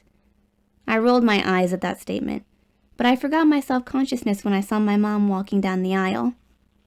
There were murmurs again, and one woman's voice could be heard proclaiming something about the most beautiful family. I certainly agreed that Mom was radiant and beautiful in her simple, elegant gown and gauzy white veil flowing gently behind her in the breeze. Her blonde tresses were styled into loose waves, and she looked so young. I knew that she was young when she had me, but now I realized how young she still was. Skyler's mom was 10 years older than my mom. I had known that, but I'd always looked at my mom just as my mom, regardless of her youthful appearance. She took care of me just like any other mom. Seeing her as a lovely bride, though, emphasized the fact that she was still only in her 30s. My perception of her changed in that moment, and I saw her as a woman who had a separate life from her role as my mom. She had dreams and desires for herself that had nothing to do with me. I felt a bit of what she would probably feel when I left home for college and started to become an independent adult. My feeling of separation between us intensified when she and Robert spoke their vows. She was now joined with him in their new life together. Even more disconcerting was my sudden connection to Kade, because we were now in the same situation. I wondered what he was thinking as everyone clapped and cheered for the newly married couple who used to just be his dad and my mom. They were united now, while our lives had been disrupted and rearranged to accommodate their marriage. All my things had been moved to Robert's house, but I hadn't settled in there yet. Mom and I had spent our last night in our apartment, and we were leaving all our furniture there.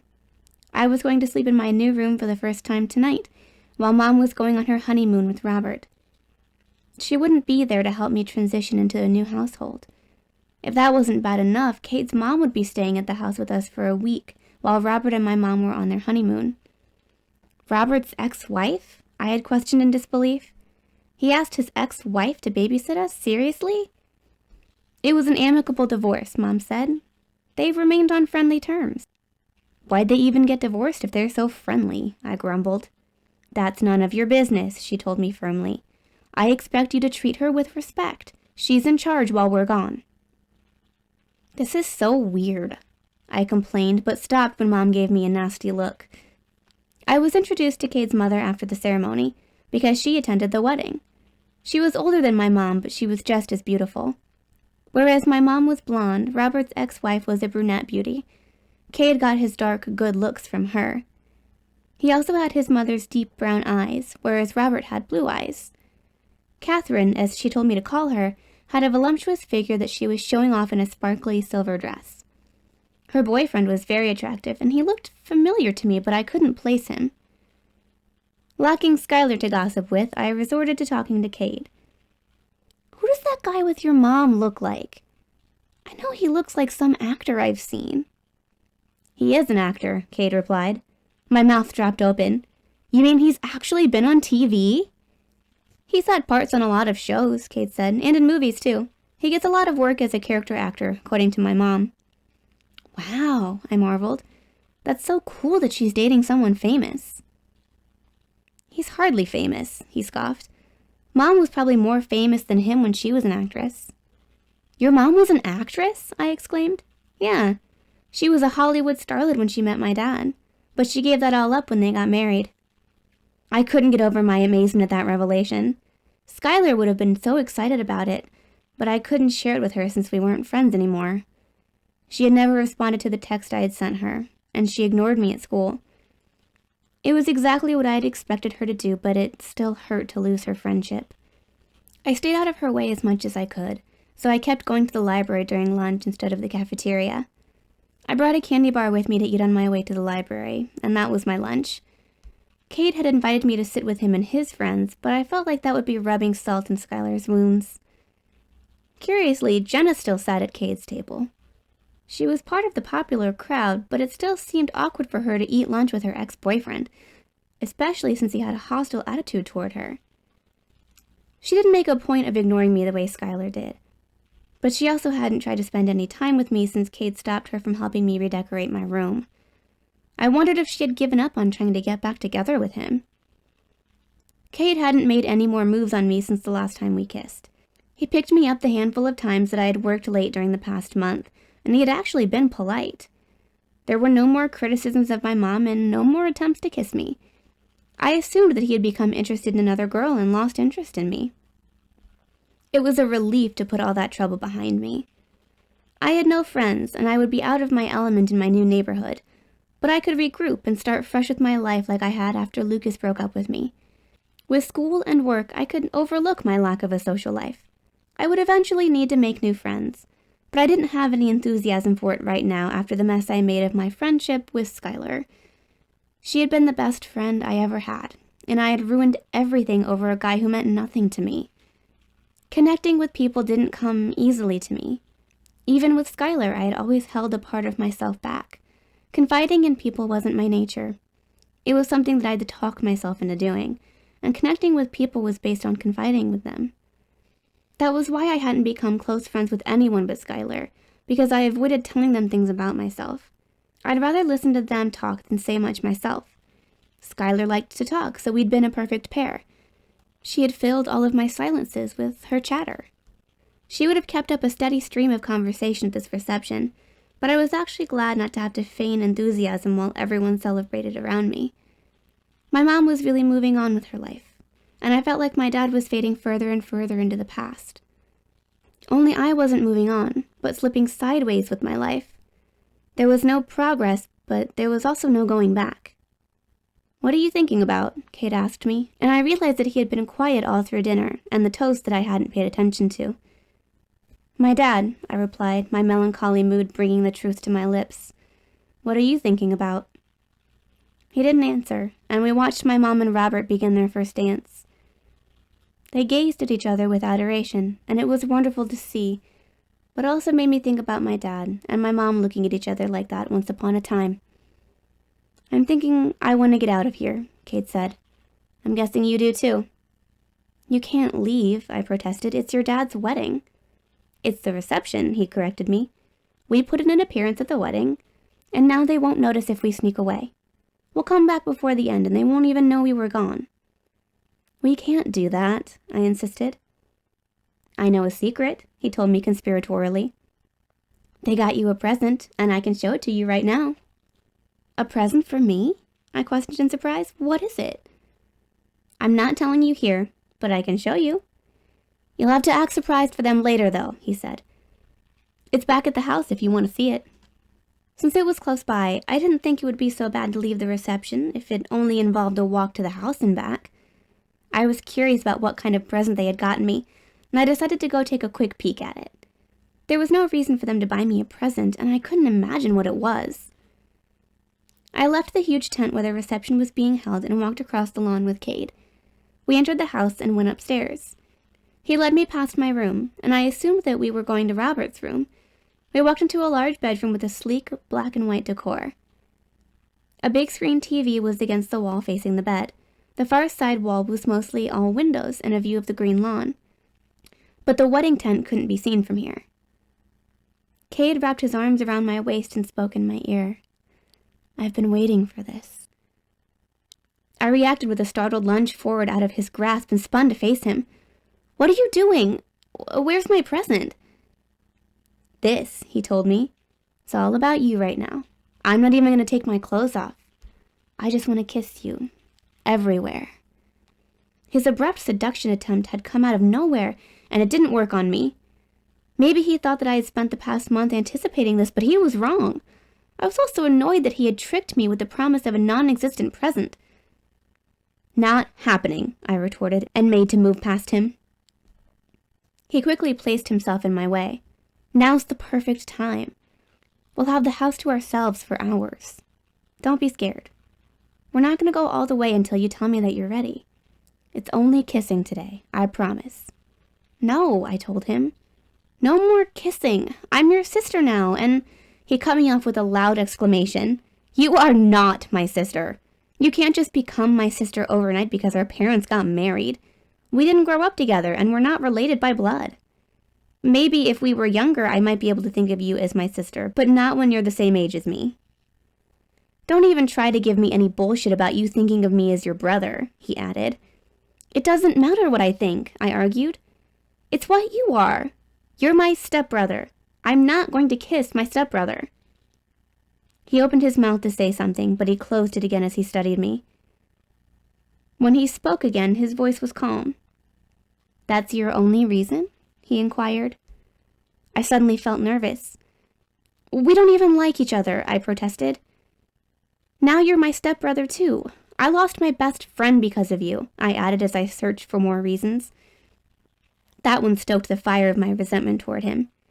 You're selfish and you think you can have anything you want.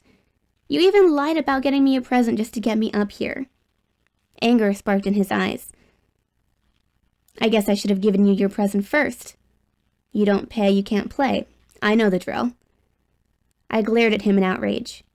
Are you saying you have to pay me for sex? He flashed a cruel smile at me. Come on, Lexi. We both know you can't get anything for free. What kind of presents do you want? Jewelry? Diamonds? Emeralds? I furiously stomped around him and ruined the effect of storming out when I tripped over my dress and almost fell. Kade laughed, but I didn't turn to look at him. Walking more cautiously, I left what I now guessed was his room and made my way downstairs and back to the reception. The dance floor was now filled with people, and I sat down at our empty table. After sulking there by myself for a while, I was surprised by Kade's mom setting a glass in front of me and taking a seat beside me. You look like you could use a drink, she said. I'm 17, I told her. I'm not allowed to drink. No one's going to card you here, she replied. It's a special occasion. Haven't you ever had a drink with your mom on New Year's? This is like that. My mom has never let me drink, I said. She doesn't drink either. Catherine's eyebrows raised at this. Okay. Well, she must have her reasons. I was just trying to help. I know this can't be easy for you. Robert's been very nice. I made a point of telling her in loyalty to him for his kindness to me. He's a good man, she agreed. But I know it's been just you and your mom for a long time. It's been the same for Kade with his father. This won't be an easy adjustment for either of you. Everything's easy for Kade, I muttered. Don't let him fool you, she said. He doesn't show his feelings, but he doesn't handle everything with ease. His way is to withdraw when he's upset. Unfortunately, he learned that from me, she explained with a regretful tone. I wasn't there for him when he needed me most. I had wondered why Kade lived with his father rather than with his mother like everyone else I knew whose parents were divorced. He had mentioned spending time with her over the summer, so I knew she hadn't abandoned him. Since Robert trusted her to stay with us for 2 weeks, she obviously wasn't an unfit mother. Maybe she had just thought that he needed his father to guide him and control him. She glanced away from me and her expression brightened. "Kade," she called out, "come sit with us." She had the same loving look on her face that my mom did when she looked at me, so it was clear that she loved her son. Kade approached us and grabbed the drink she had brought me. He swallowed half of it in one gulp before sitting down beside me. He looked past me at his mom, but I felt like his focus was on me. His deliberate choice of seating was intended to annoy me. He could have taken the empty chair beside his mother, but chose to crowd me. I was now stuck between them because I felt like it would be rude to Catherine for me to just get up and leave. He had also taken my drink without asking. I didn't want it, but he hadn't known that. He had done it in spite, and his nerve was unbelievable. After insulting me by suggesting that I wanted him to pay me to have sex with him, he had the gall to be mad at me for turning him down. I turned my attention to Catherine and ignored him, although I remained on edge and aware of his unwanted presence beside me. "Do you have any classes together?" Catherine asked. "Robert told me you're in the same grade and go to the same school." "We have physics and U.S. history together," Kade answered. "We were partners on a history project and we got an A." I had been surprised that he had done his share of the work on the project without complaint. It was one of the reasons that I had been lulled into thinking that he would give me no more problems. Now that he had reverted back to form, I knew not to let my guard down again. "Good job," Catherine praised us. "I'm so glad to hear that you're getting along so well, too." I concentrated on keeping my expression neutral, because I couldn't fake a smile for her in response to that comment. I could only imagine Kade's smirk. "Kade," she prompted him, "dance with Alexandria." "No," I protested. "I don't want to dance." "Of course you do," she insisted. "Every girl wants to dance when she's wearing such a pretty dress." "May I have this dance?" Kade inquired like he was a gentleman.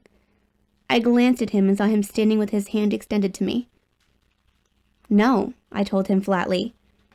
I wouldn't dance with him even to keep up appearances. My gaze was hard as I looked at him, and my mouth was set in an unforgiving line of disapproval. I should have offered some excuse, but I couldn't lighten my voice enough to sound convincing. Kade's gaze shifted slyly toward his mom. "She can't dance. She's so clumsy that she trips over her own feet." "Kade," she admonished him. "It's true," he said. "She already ripped her dress." He brushed his hand over my knee as he swept it to indicate the location of the rip. I looked down and saw that there was indeed a long tear in my gauzy skirt. It must have happened when I tripped on it in Kade's room. "You should take it off," he suggested. My gaze returned sharply to his, but his expression was neutral. "He's right," Catherine said. "It's a detachable skirt, isn't it?" "Yes," I confirmed. "Take it off, then," she urged. "You don't need it, and you'll have more freedom of movement without it." I wasn't keen on removing a layer of clothing, even if it was flimsy and barely there. But it was an opportunity to get out of this spot I was in right now. When I stood up, though, Kade prevented me from leaving by swiftly moving into the space between me and my chair. He bumped me into the table, and I stood with my thighs rigidly pressed against it to avoid contact with Kade's body behind me. "What are you doing?" I demanded angrily. "I'll get it," he assured me, with his hands digging beneath the sash, covering the fastening of my overlay skirt. It was simple to detach, but he fumbled with it unnecessarily as he let one finger slide down to touch my tailbone. I jerked at the sensation and rattled the glasses on the table. Before I could say anything in protest, he victoriously proclaimed, "I got it." His arms came up as he pulled the skirt away from my body with both hands. I intentionally elbowed his arms as I brought my hands up to take hold of my overlay skirt. "I've got it now," I said, and he finally let go and stepped sideways out of my personal space. I was now able to take a step back away from the table to pull the skirt away from the front of my body. I tried to lay it over the back of my chair, but it began to slip off. Kade snatched it before I could. "I'll run it up to the house for you," he told me and took off with it. I turned back around and saw Catherine watching me with a bemused expression. She made no comment, but I spoke in an attempt to get past the incident she had just witnessed. "So, where do you live?"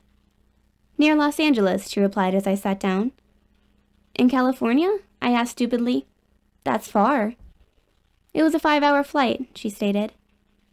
So that's where you met, your boyfriend? I hurried past the fact that I had forgotten his name. Kade said that he's an actor, and that you're out there by Hollywood. I actually met him at a school play. I teach drama, and his daughter had the lead role, she explained. You're a teacher? I asked in surprise before I realized how insulting that might sound. Kade told me that you were an actress. That helped me get the job, she acknowledged. But I did get a bachelor's degree after my divorce. I don't have to work, she admitted, but my days were too empty. And I love the excitement the kids have for acting. You didn't want to get back into it yourself? I questioned curiously. It was too late after being away from it all those years, she answered. I wasn't an A-list actress, so nobody would have remembered my name. There's a lot of competition for parts, and they mostly go to young actresses. If you're my age, you already have to be known in the industry. Oh, I responded, feeling bad for her giving up her dream when she had the chance to make it big. I'm satisfied with where I am, she told me. It's fulfilling work, helping the kids improve and gain self-confidence. Satisfied, I echoed. Does that equal happy? A shadow of sadness crossed her face. It's the best it can be. And I have Kade, she added as her expression brightened. It was then that I realized she must have been thinking about the daughter she had lost. I mostly forgot about Kade's deceased sister, who I now recalled Mom telling me had died at the age of 10. I wondered how long ago that had been, and how old she would have been now. Catherine's boyfriend came and asked her to dance. I was alone at the table when Kade returned, but he took a seat a couple of chairs away from me. We silently sat and watched the people on the dance floor, until Mom came to drag me out there before she tossed her bouquet. The little flower girl's mom was the one who caught it, and everyone laughed when the little girl ran up to her mom and demanded it with an outstretched hand, yelling, "My flowers, Mommy!" "You're my beautiful flower," the pretty young woman told her. The removal of the garter was next, but Robert kept it G-rated and glared at the DJ when he made a crack about not enough foreplay. Okay, the DJ moved on quickly. We need all the single guys now, all the single guys to the dance floor. Mom walked back to the table with me. You need to go out there, she told Kade. Unless you eloped and didn't tell anyone about it. He didn't smile in response to her quip, but he got up and walked onto the dance floor.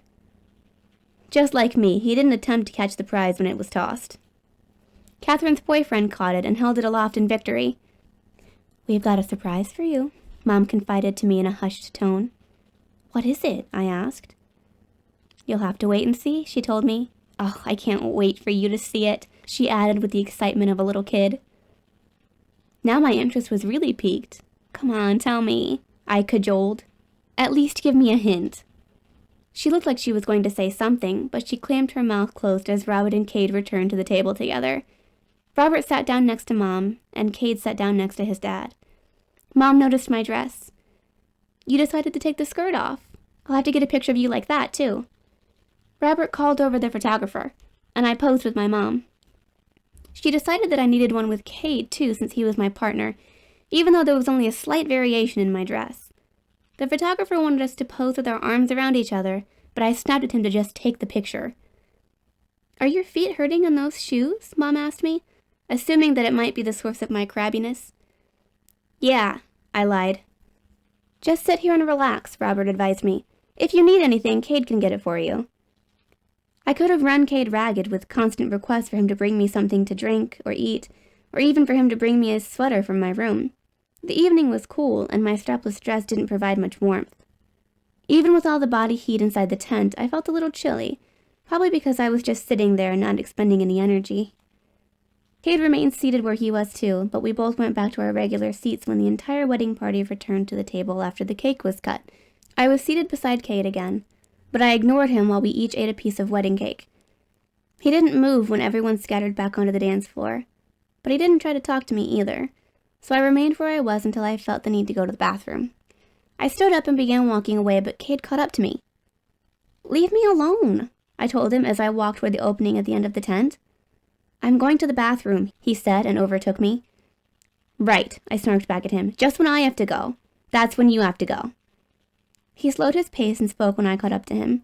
You have your own bathroom, so why do you care when I go to the bathroom?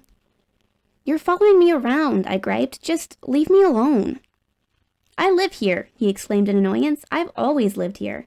You're the one who doesn't belong here, so stop acting like you own the place." He sped up then and left me lagging behind. I didn't see him when I got to the house, and I didn't cross paths with him after using the bathroom. He wasn't at our table when I returned to the reception, and I later spotted him sitting at another table with his mom. When the reception was finally over, Kade came back to the table with Robert and my mom. "It's time to go," my mom told me. I stood up and we walked out to the garage together as I wondered which of Robert's cars they were taking to the airport. The size and cleanliness of the garage astounded me again when I saw it. "Walk down this row and pick out a car for us," Robert told me as he gestured in the direction he wanted me to go. Okay," I agreed in confusion over why he was leaving the decision to me. I began to walk slowly while looking at every shiny car. They all looked brand new, even though some of them were classic cars. There was no reason for me to pick one over the other. But when I stopped at a random car, Robert called out to me to keep going, so I decided to go down to the end of the row and pick one on the way back. I saw the one with the big red bow on it before I got to it, and my steps slowed to a standstill. When I turned to look at Robert, he was standing only a few feet away with my mom. They were both grinning. "Surprise!" they exclaimed together. I stared at them in disbelief. It's yours," Robert said. "I wanted to get you a red one, but Kade was sure that you wanted one exactly like his."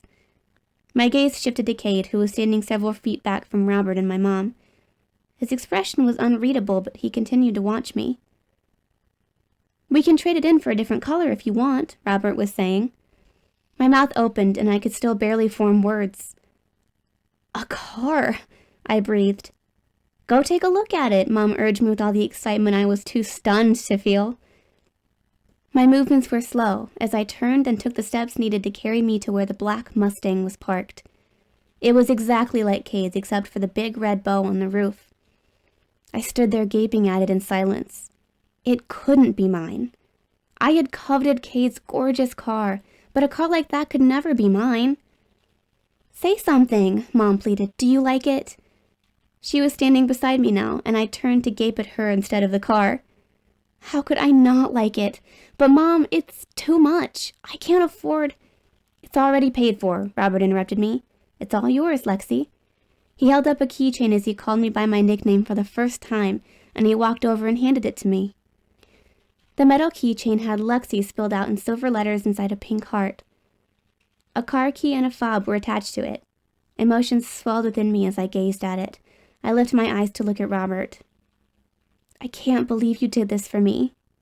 "Thank you, but this car is too much. I can't—" He interrupted me again. "It's not too much. If it's not too much for Kade, it's not too much for you. We want you to know that we will not differentiate between the two of you. We'd love to see you take it out for a spin," he glanced at his watch, "but we have to go. Come see us out to the limo." "Limo?" I questioned. "We got one to take us to the airport," he replied. I smiled in bemusement. He had all these cars, but he had gotten a limo. It was the kind of thing he probably hadn't given a second thought to.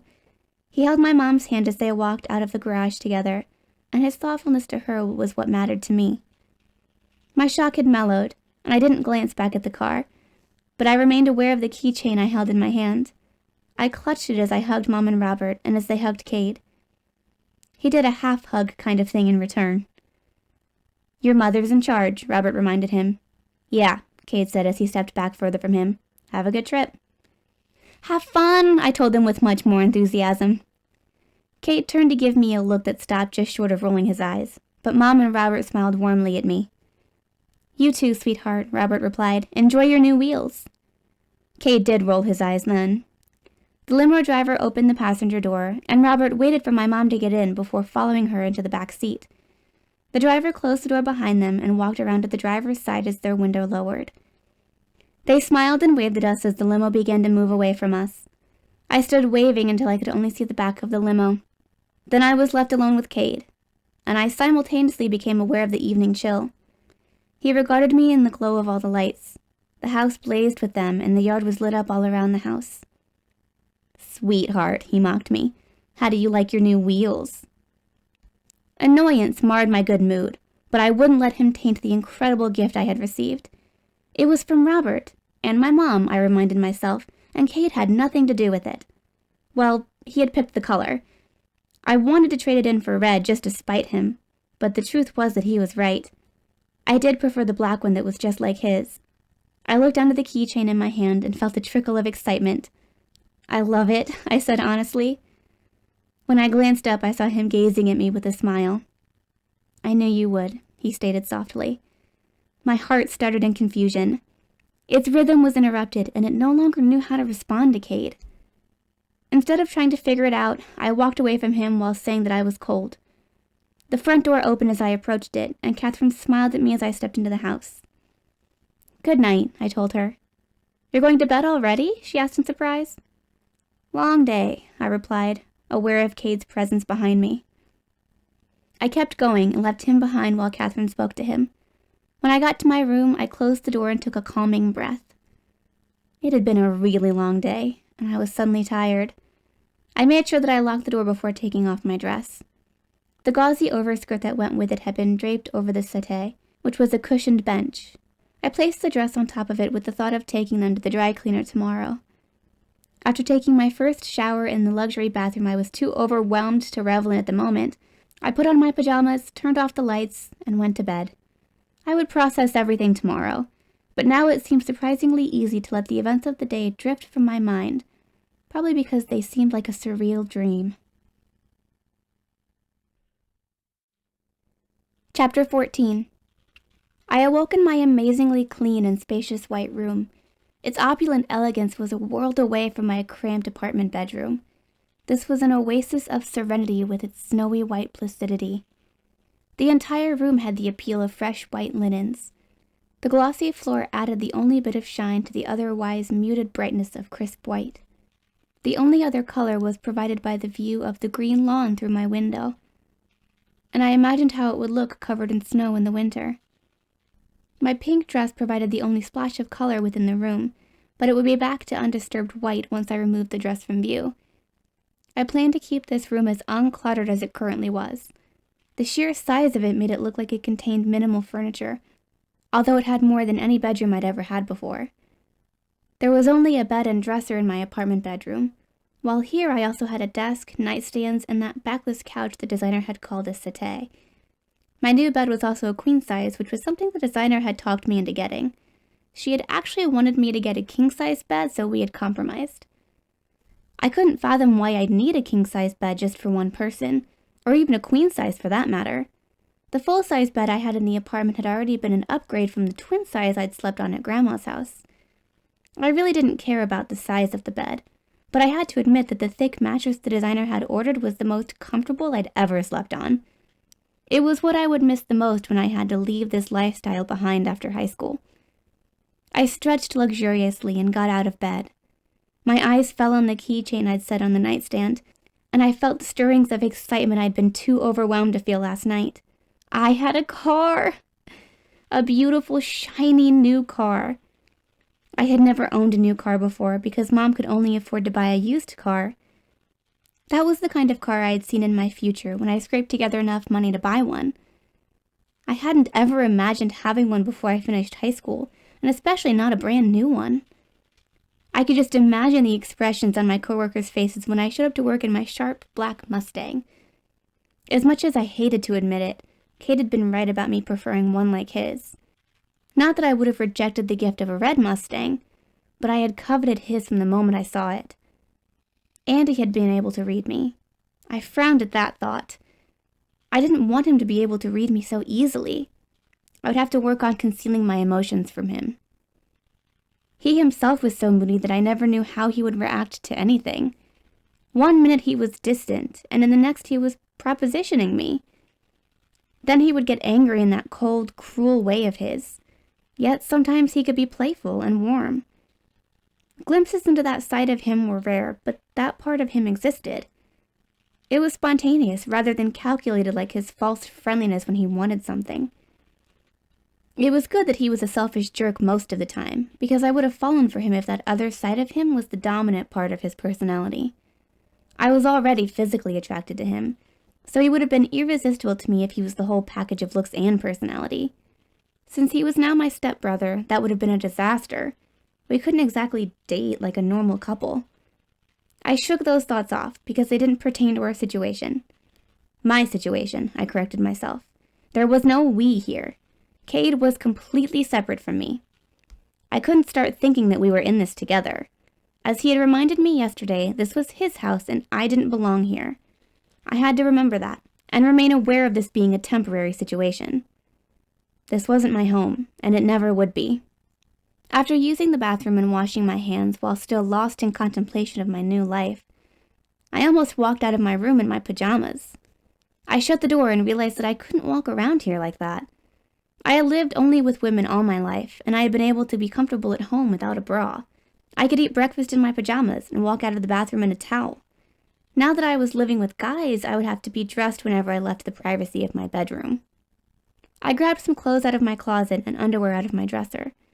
Setting those on the bed, I took off my pajama top and pulled my deodorant out of the drawer in my nightstand.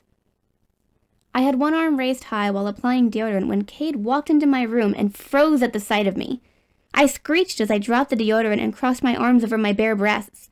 "Get out, asshole!" I yelled at him. He recovered from his shock and replied calmly to me, "Your door was unlocked." "Ever heard of knocking?" I retorted angrily. "How would you like it if I just walked into your room anytime I felt like it?" He smirked in response. "You're welcome to walk in on me anytime you want. I'll make sure I'm always naked for you." "I'm not naked," I said in angry frustration. "And get out of here, you pervert." "Naked enough for a start," he replied. "I'll be thinking about—" His mother's gasp cut him off as she pushed open the door he had left ajar. "Kade!" she exclaimed in shock and reproval. "He won't leave," I complained to her. I was in shock, he told her. I stopped to see if she needed help finding her way down to breakfast, and I didn't know she wasn't dressed yet. "He didn't knock," I exclaimed with all the outrage I was feeling. "The door wasn't—" Catherine cut off his explanation with a stern look, and a tone that had no patience for his arguments. "What are you still doing in here? Leave!" He turned and finally left, forcefully yanking the door shut behind him. Catherine smiled awkwardly at me. "I'm sorry about that. He used to barge in here all the time when it was Courtney's room, but he's not a little boy anymore. I'll have a talk with him." "Courtney?" I questioned as she moved toward the door. Catherine turned back toward me. "Courtney was his older sister. She died when he was 8. Her eyes swept over the room and her lips formed a soft smile even as sadness was in her gaze. "I think she would have liked what you've done with this room." "This was her room?" I asked in dismay. "It was," Catherine confirmed. "I kept it exactly as it was after she died, and I shut myself away in here like I was waiting for her to come back. It was destroying me, but I couldn't see it. I was so far gone that I had a breakdown when Robert cleared all of her things out of here. He had forced me to leave the house with Kade for the day," she continued as I listened in fascination of this tragic story. "He threatened to have me committed to a mental institution if I couldn't spend one day away from this room. When I came back that evening, the room was stripped bare. All her stuffed animals, her bedding, her clothes, everything was gone. He told me that it was all stored away in the attic, but I couldn't deal with seeing her room empty of all her things. I didn't know what to say. It was awful, and I thought that Robert had gone overboard in trying to force her to move on from grieving her daughter. It was right after the first anniversary of her death," she said, "and that changed my perspective. He let it go on for a year, and he saw that I was making no progress. Reaching my breaking point and going to the hospital turned out to be the best thing for me." She pulled herself out of her reverie. "You still need to get dressed, and I'm holding you up. I'm sorry again about Kade walking in on you. I'll talk to him, but you should probably lock your door when you need privacy, just to be on the safe side." I did just that after she left. Kade wasn't going to catch me unaware again, and it seemed like even his mom suspected that he might try. My anger at him had dissipated when I imagined him as a little boy, who had lost his sister and pretty much lost his mother too during a time when he needed her the most. I wasn't going to let that soften my heart toward him, though. I felt sympathy for the kid he had been, but it would not excuse his behavior now.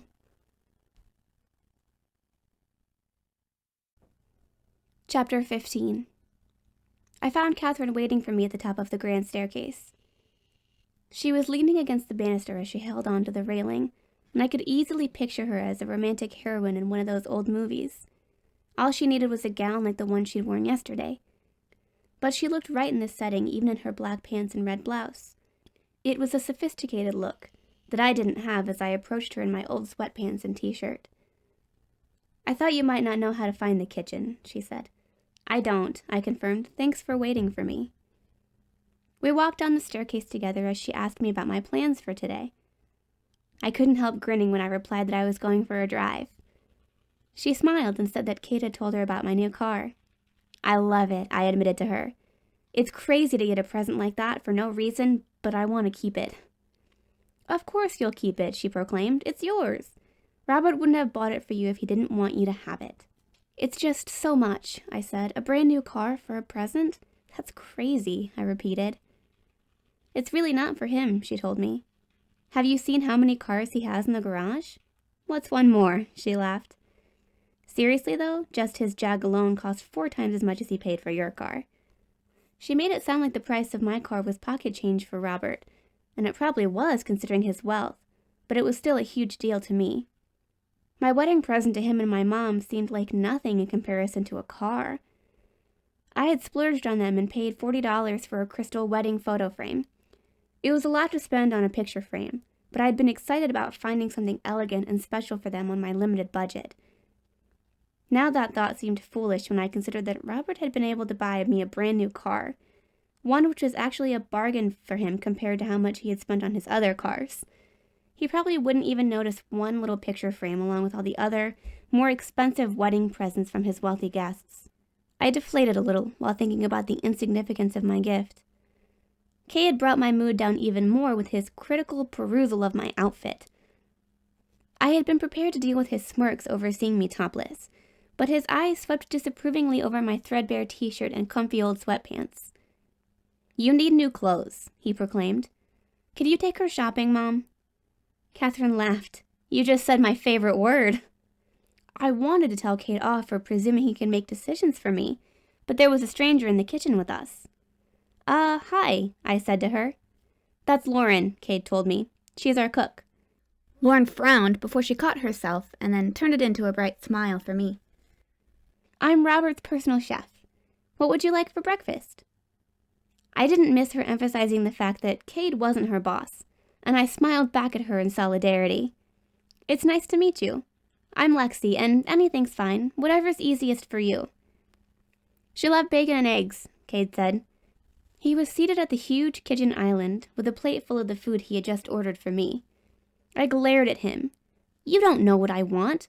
Maybe I don't even like bacon," I suggested, even as the smell of it was making me hungry for it.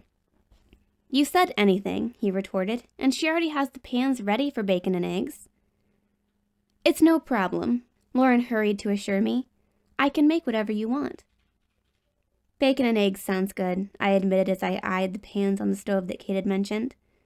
I just didn't want him deciding for me. Lauren smiled in amusement before putting on an attentive expression for Catherine. "What would you like?" she inquired. Catherine sighed. "I would like what they're having, but I'll have oatmeal." Lauren appeared to be disappointed by that answer. "Or I could make you an egg white omelet," she offered. "It's healthy and delicious." Catherine wavered. "I don't want you to go to any extra trouble for me." "It's no trouble," Lauren told her. "I love to cook, and I love to show off my culinary skills," she added with a smile.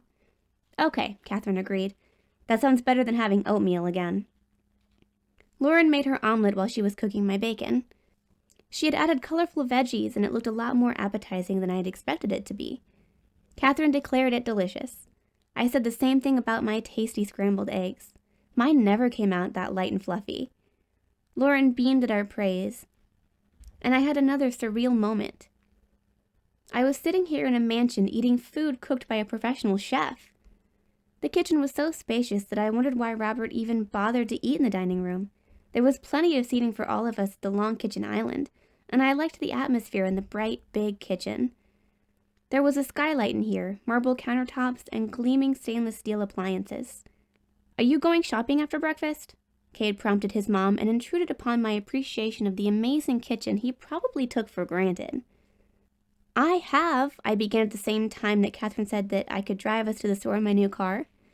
I waited until she finished speaking before beginning my sentence again. I have clothes. This is just what I wear around the house. I saw no reason to put on my good clothes when I wasn't going out in public. I had been planning to go for a drive, but I could still wear what I had on since I wasn't going to get out of the car.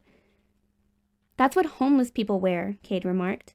Kade! Catherine exclaimed sharply while I burned in embarrassment in front of Lauren. It's true, he began. They've got holes in their... Kade! She cut him off furiously and sprang out of her chair. Apologize to Lexi right now. I was just saying that she's not poor anymore and she can get... Kade, she yelled. Go to your room. Go to my room? He questioned in a disparaging tone. What am I, 5? You had more manners when you were 5, she retorted. Now go to your room and think about how you've treated Lexi today. Don't come back until you're ready to apologize. I'm sorry for saying that you can go shopping and buy all the clothes you want, he told me sarcastically. Catherine lost all patience with him. I said, go to your room. Fine, he said as he stood up. I won't try to help her out anymore. I'm sorry. Catherine apologized for him again after he left. I don't know what's gotten into him. Apparently she hadn't known how rude and insensitive her son was. I made no comment because she had now seen his behavior for herself. Thank you for making breakfast for us, I told Lauren as I stood up. Yes, thank you, Catherine said. Take the rest of the day off. We'll grab lunch and dinner out while we're shopping. I turned to her in surprise, but She interrupted me in a pleading tone. Don't let Kade spoil your fun. Do you want to ask any of your friends to join us? She didn't know that I didn't have any friends, and she obviously wasn't going to let this shopping idea go. Either she really wanted to go shopping, or she secretly agreed with Kade about the way I was dressed. Lauren had made herself scarce as soon as Catherine told her she could have the rest of the day off. She probably couldn't wait to escape the drama, and I was tired of it myself. Mom and I hardly ever argued, so I wasn't used to this. It seemed easier to just give in than to keep insisting that I didn't want to go shopping. I'd rather just go with you, I replied. At least I liked Catherine a lot better than her son, so I could handle spending the day with her. I'll go change. She looked relieved that I wasn't planning to go out in the clothes I had on, and that confirmed my suspicion that she thought I desperately needed new clothes. In response, I put on a new pair of jeans that I hadn't worn yet, and the only blouse I owned, which I also hadn't worn yet. It was a pink and white plaid design which had been a Christmas present from my mom. The woman really loved to see me in pink. That thought made me remember my bridesmaid dress, but it wasn't where I had left it. I couldn't find it anywhere in my room, and I wondered who could have taken it. Why would anyone want to steal a bridesmaid dress? It wasn't something that I would ever wear again, but it upset me that someone had taken something that was mine. I saw Kade standing across the hall when I stepped out of my room, and I immediately suspected him. Did you take my dress? He appeared to be confounded by my question. What? My bridesmaid dress, I clarified. It's gone. Oh, he responded in understanding. Janet probably took it to get cleaned. Who's Janet? I asked. She's the housekeeper, he replied. She's in charge of the housekeeping staff. He smiled in bemusement then. Why would you think I took your dress? To play a prank on me, I told him. I saw it was gone, and then I saw you standing out here, so... I don't care about your dress once it's off you, he said as his eyes swept over my body. Cute clothes, he remarked, but you look better out of them. After the drama with him in the kitchen, it had actually slipped my mind that he had seen me topless. The way he was looking at me now made it clear that he was remembering that incident in vivid detail. Let's go to my room, he urged seductively. Sorry, I told him with false sweetness.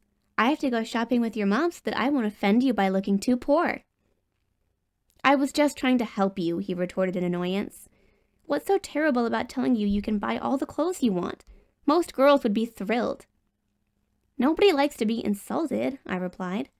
I wasn't insulting you, he insisted. I was just talking about your clothes. Never mind, I said. You don't get it. And you never will because you don't think about other people's feelings. I walked away from him and my mood lifted. I felt like I was going off on an adventure and leaving him behind, and that was a satisfying feeling.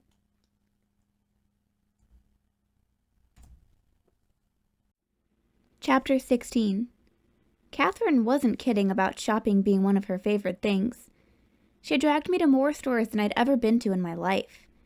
I balked at the price tags, but she dismissed my protest that everything was too expensive. "Robert will reimburse me for it," she said. "He told me to take you shopping for school clothes." Apparently, even Robert was ashamed of my thrifty wardrobe. I didn't believe in all that nonsense about clothes making the man, but I was outnumbered on this in my new household. It didn't seem worth arguing about, and it wasn't like I disliked getting new clothes. Shopping with Catherine was like the shopping scene from Pretty Woman. She spent a ridiculous amount of money buying more clothes than anyone could possibly need. When I pointed out that a particular outfit was too dressy for school, she would always reply, "But it looks so cute on you, you have to have it." We ate lunch at the upscale mall where we were shopping, but not at the food court. Catherine led me into a restaurant where we could be served by a waitress. I wondered if she ever ate fast food like her son did. Maybe he would drive out to get some for lunch since Lauren wouldn't be there to prepare his meal. "Kade can make himself a sandwich," Catherine said, obviously thinking about him as she looked at her menu. "There's plenty of food in the refrigerator." "Yeah," I agreed, although I doubted that he would actually put together his own sandwich. "What about, your boyfriend?" I asked as I tried to remember his name. "Josh flew home last night," she answered. "I didn't want to set a bad example," she added with a wry smile. I directed a droll smile back at her. "I guess Robert is kind of old-fashioned about stuff like that." "Robert can be so blind to reality sometimes," she remarked. "He's brought an attractive girl to live under the same roof as his son, and he can't see where this is headed. He's always fantasized about having the perfect family, probably because he never had much of a family life himself. He spent his childhood with nannies and being sent off to boarding schools." I couldn't focus on what she was saying about Robert's childhood because my mind was stuck on the implications of her earlier statement. She must have been referring to me because I was the only girl living under the same roof as Robert's son. "I'm not sure what you mean," I began, "but there is nothing, if you're talking about—" She interrupted my rambling. "I'm talking about you and Kade," she stated. "There is something between you. You're not the first pretty girl to live with Kade, but he had no interest in the last one. Not his type, I guess, but I can see that he's interested in you." I flushed. "That's just because he saw me, this morning in my room." "No," she disagreed. "I saw how he was looking at you yesterday at the wedding." The waitress approached and asked us if we were ready to order. Catherine and I both ordered the grilled chicken salad, and I resumed the conversation after the waitress left. I was eager to set Catherine straight on her assumptions. "Even if Kade is interested in me, that doesn't mean that I'm interested in him," I told her. "Of course," she agreed too quickly and took a sip of her water. "I'm not," I insisted. "Just because we're living in the same house doesn't mean that anything's going to happen. No offense, but I really don't like him. He's not my type." I was going to say rude and obnoxious, but I toned it down for his mom. "Okay," she agreed unconvincingly, with a little smirk that was a muted version of her son's. I scowled in annoyance. It wouldn't irk me so much that his mother assumed that Kade was irresistible if he wasn't so smugly convinced of it himself. His arrogance ruined what could have been endearing maternal bias. I actually like one of his friends. I lied to let her know there was someone better than her son. I'm hoping Kade can set me up with him." Her surprised expression was satisfying to see. "Oh, well, I'm sure he will if you ask him," she responded uncertainly. "He's got such cute friends," I gushed, to sell the story that I wasn't interested in Kade. "What about your friends?" she asked, unknowingly poking at a wound as she expanded on the topic of conversation. "Do you have a friend you can set Kade up with?" "No," I answered. "I'm kind of a loner."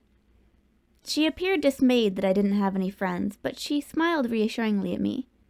"Well, you have an opportunity to make some new friends now. Maybe we can have a party, and Kade can invite some of the neighborhood kids. And your crush, too," she added with a grin. I now regretted making up that stupid lie. I didn't want it to spiral out of control. I'm not much of a party person, I told her truthfully. You just need to come out of your shell and have some fun, she said. It gets easier once you get to know people. I wasn't eager to get to know anyone. After ruining my friendship with Skyler, I thought it best to just keep to myself and stay out of trouble. Now that I had a car, I never needed to ask anyone for a ride anywhere. I could go everywhere by myself, so I didn't need anyone else. I did miss having fun with a friend, but I could live without fun. Driving my new car was a thrill, so I did have that. I was looking forward to going for a drive alone, but Catherine was pleasant company. She was surprisingly friendly to me and had gone way above the duties of a babysitter. I hadn't expected her to pay much attention to me since her reason for agreeing to help Robert out must have been her son. She certainly had no reason to care about me. She was just one of those friendly people who was nice to everyone, and I liked her. Her eagerness to help backfired on me, though, when we returned to the house later that afternoon. It was getting close to dinner time, and she had decided to take pity on Kade and stop home to get him so he could go out to eat with us. She called him as she drove up to the house and enlisted him to help us carry shopping bags up to my room. He laughed when he saw the full back seat. Is there anything you didn't buy? This was your idea, I reminded him in irritation. I couldn't believe he had the audacity to act like I was a shopaholic. There's more in the trunk, Catherine informed him. He shot me a look of gloating amusement while I scowled and swept past him while carrying 2 full shopping bags. I deposited them in my room, and Kade and Catherine were right behind me with more bags. Kade carried 5 by himself. He placed them on the carpet next to the 4 Catherine and I had dropped there. Lexia wants you to set her up with your friend, Catherine announced. I do not, I exclaimed in startled response, although I should have expected that she would mention it to him. Don't be embarrassed, Catherine said. Kade won't tell him that you like him. He'll just invite him to the party and casually arrange for him to talk to you. I could feel Kade's scrutiny, but I postponed looking at him for as long as I could. Now I had to pretend to like one of his friends, which was humiliating enough. Even worse, I was drawing a blank while trying to remember his friends' names. Who is it? Kade asked in a neutral tone that told me nothing about his reaction to this development. I stalled and decided to act like I was too embarrassed to reveal the identity of the guy. I'd rather not say. I glanced at him and saw him watching me with a sly expression. I can't help you if I don't know which one you like. I don't need your help, I retorted. Invite all of them, Catherine suggested. That way it won't be obvious, but she'll be able to talk to him while she mingles with the guests. Invite some of the neighborhood, too. Lexi would like to make some new friends. My indignity was now complete. I had been reduced to asking Kade to find friends and a boyfriend for me, like I needed his influence to get people to like me. I knew that Catherine didn't see it that way. She just wanted Kade to help me out, and it was only my dislike of him that made me perceive it as charity. I also knew that it would play into his exaggerated sense of power. Sure, he said with his usual self-importance. I'll introduce her to some people. We'll have a party next weekend. And she'll be in now that she's a stover. I am not a stover, I corrected him immediately. Just because my mom changed her last name doesn't mean that I did. Mine is still Chapman, just like my dad's. Your parents weren't even married, he remarked condescendingly. Your mom took his name even though... Kade, Catherine cut him off sharply. I talked over her. They were going to get married. You know that he died before they could. Why should that keep me from having my dad's name? You never even knew him, he retorted. He could have turned out to be a shitty dad for all you know. Why don't you show some gratitude and respect to the man who's actually being a good father to you? Kade, Catherine yelled. Apologize to Lexi right now. For what? He demanded. That was rude and insensitive, she replied angrily. I can't believe that you would talk about her father that way. He opened his mouth to respond, but she immediately cut him off before he could speak. Now, Kade, she insisted in a hard tone. Apologize. He scowled, first at her, then at me. I apologize. Catherine directed an annoyed look at him. For being rude and insensitive, she instructed him. For being rude and insensitive, he repeated. She glared at him for his unfeeling delivery, but I knew better than to expect a real apology from him. Since I didn't feel like standing around and arguing about it anymore, I declared that I was hungry and asked if we could go eat now. "I'll get the rest of the bags from the car," Kade offered, probably just to appease his mom. Catherine watched him leave with a troubled expression on her face. "Is he always so rude to you?" she asked me. "Not always," I replied. "He's actually been okay this whole month before the wedding, but now..." I trailed off, finding it impossible to tell his mother that he had tried to have sex with me and that he was mad because I had refused him. Maybe he thought I owed him something for the privilege of living in his house. He certainly thought that I owed his dad and should have changed my last name in appreciation for him treating me like a daughter. It was laughable to me that Kade was spouting off about respect when he had none himself. "I'll talk to him," Catherine promised. "He will apologize," she added in a steely tone. I wasn't holding my breath waiting for that, and I took the opportunity to taunt him in the car on the way to the restaurant while Catherine was there to keep him in line. "I'm keeping my dad's name forever," I stressed. "I'm never changing it." Kade responded from the back seat where Catherine had made him sit so that I could sit in the front with her. "Not even when you get married?" he questioned. "Nope," I said. "He's not changing his name, so why should I change mine?" "What about when you have a kid?" he asked. "Whose name will the kid have?" "Mine," I answered smugly, enjoying antagonizing him. He'd hate the thought of going against tradition that way. "Really?" he inquired. "So you cherish your dad's name, but you're not going to let your kid have his dad's name? Interesting." He was sitting behind Catherine, so it didn't take much effort for me to be able to see him when I turned to glare at him from the front seat. He smirked at me while I fumed that he had so easily left me without a comeback. He'd also managed to make it sound like a polite conversation rather than the verbal battle it was. "What kind of food are we in the mood for?" Catherine asked. "Steak? Seafood?" She had most likely decided that her best tactic was to change the subject. She was probably realizing what she was in for during this week with Kade and me, and she might be regretting her decision to stay with us. At least there was an end in sight for her, whereas I would be stuck in the situation for a long 2 years before I could leave for college. Stuck with Kade.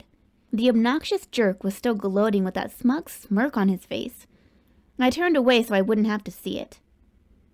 I should have been enjoying the thrill of riding around in the red Ferrari Catherine was driving.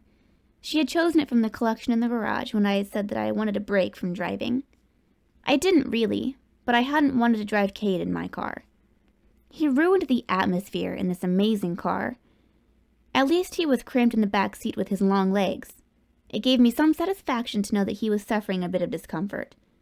He was stubborn enough not to complain about it, though. I had wanted him to have a tantrum when Catherine relegated him to the back seat, but he had chosen not to argue. That was why I had tried to antagonize him so that his mouth would get him in more trouble, but he'd had the cunning to keep his cool and outwit me. "Lexi should pick," he now offered politely. I frowned at my lap in frustration. If only I knew if there was a restaurant he hated, then I'd pick that one. "Anything is fine," I said, without the enthusiasm being treated to 2 meals out and 1 day deserved. Mom and I had never eaten out twice in 1 week, let alone in 1 day. She had gotten employee discounts on the food where she worked, but we still couldn't afford to splurge like this.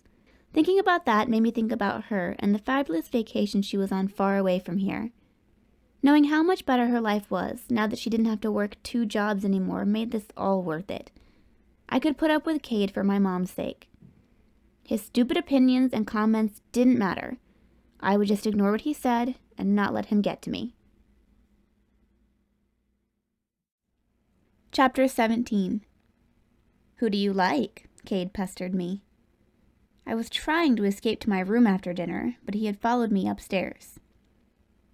"Just forget about it," I entreated him. He leaned obstinately against my bedroom door, blocking my way. "Name even one of my friends," he challenged. "I bet you don't know any of their names." I scoffed to cover the fact that he was right. "Tyler," I stated with more confidence than I felt, hoping that I had guessed correctly. That was a popular name, so there was a good chance there would be a Tyler in his group of friends. His smile was pure wickedness. "Tyler Sullivan has a girlfriend." But you've never let that stand in your way before. My anger flared, burning through my resolve to ignore his smug remarks. That was your fault. You chased after me. You started trying to get with me from the first day you asked her out. Is it my fault that you have a thing for me? He retorted. What? I exclaimed. I hate you. I've always hated you. Always? He queried. Those are strong feelings to have for someone you don't even know. How long have you been obsessed with me? I am not obsessed with you, I sputtered in outrage. What else would you call it? He inquired in an infuriatingly calm tone. Disgust, I retorted. Lexi, he chided me like I was a child. Why are you playing these stupid games? Do you really expect me to believe that you feel disgust for me after you kissed me twice? Or that you're interested in one of my friends when it's obvious that you don't even know their names? I had no comeback regarding those kisses, so I couldn't continue with the bickering. Your mom thought you were interested in me, so I made up the story about liking one of your friends, I admitted. Good thinking, he praised me. That's a great cover story for us. There is no us, I stressed to him. Really? He questioned. You're still going to deny that you're attracted to me? No, I replied, but that doesn't mean I'm going to sleep with you either. Nobody said anything about sleeping, he teased and grinned. I didn't reciprocate the playful banter. I'm not going to have sex with you, I stated. A serious expression replaced his smile. Don't be scared. I promise you'll like it. I had no doubt that I would like it, but that wasn't the problem. I'm not scared. I just don't want to do that. I mean, I want to, I amended, but I can't. Why not? He asked. Well, for one thing, you're my stepbrother, I answered, and I don't even like you. You just said that you want me, he began to argue. Yeah, I confirmed, but I don't like you as a person. I need to like a guy if he's going to be my boyfriend, and you can't be my boyfriend anyway since you're my stepbrother. You're making this more complicated than it has to be, Kade said. We don't need to put labels on each other and go out on dates. We're both single, we're attracted to each other, and we live together. It's the perfect situation. You just want sex, I accused him. You just told me a minute ago that that's what you want too, he reminded me. I want more than that, I declared. Well, not right now, I amended. I don't want a boyfriend until I finish college. I'm done with guys for now. He studied me silently for a moment. I wasn't aware of you starting with guys, but now you're done with them? Yes, I said. I'm done with them, so leave me alone. There are lots of other girls who want to have sex with you, as I'm sure you know. Go sleep with one of them. This is stupid, he proclaimed. You want me, so why are you stopping yourself from having what you want? You don't get it, I told him. Just because you've never been in love. I trailed off as I thought about Lucas. Well, love sucks sometimes. I don't want to fall in love, but I don't want to have sex just for sex either, especially not with you. I already lost my best friend because of you. The damage is already done, he remarked. What's the point of holding back now? I'm not holding back, I retorted automatically, although we'd been having a surprisingly reasonable and calm conversation on the subject. It's not like I have to stop myself from having sex with you. He smiled in response. You just haven't gotten to that point yet, Lexi. You don't know what it's like when you're so turned on that you can barely think anymore. I know how to get you there, though, and you won't want to stop. I realized that he thought I was a virgin who hadn't ever experienced sexual abandon. I'm not ever going to get to that point with you, Kade.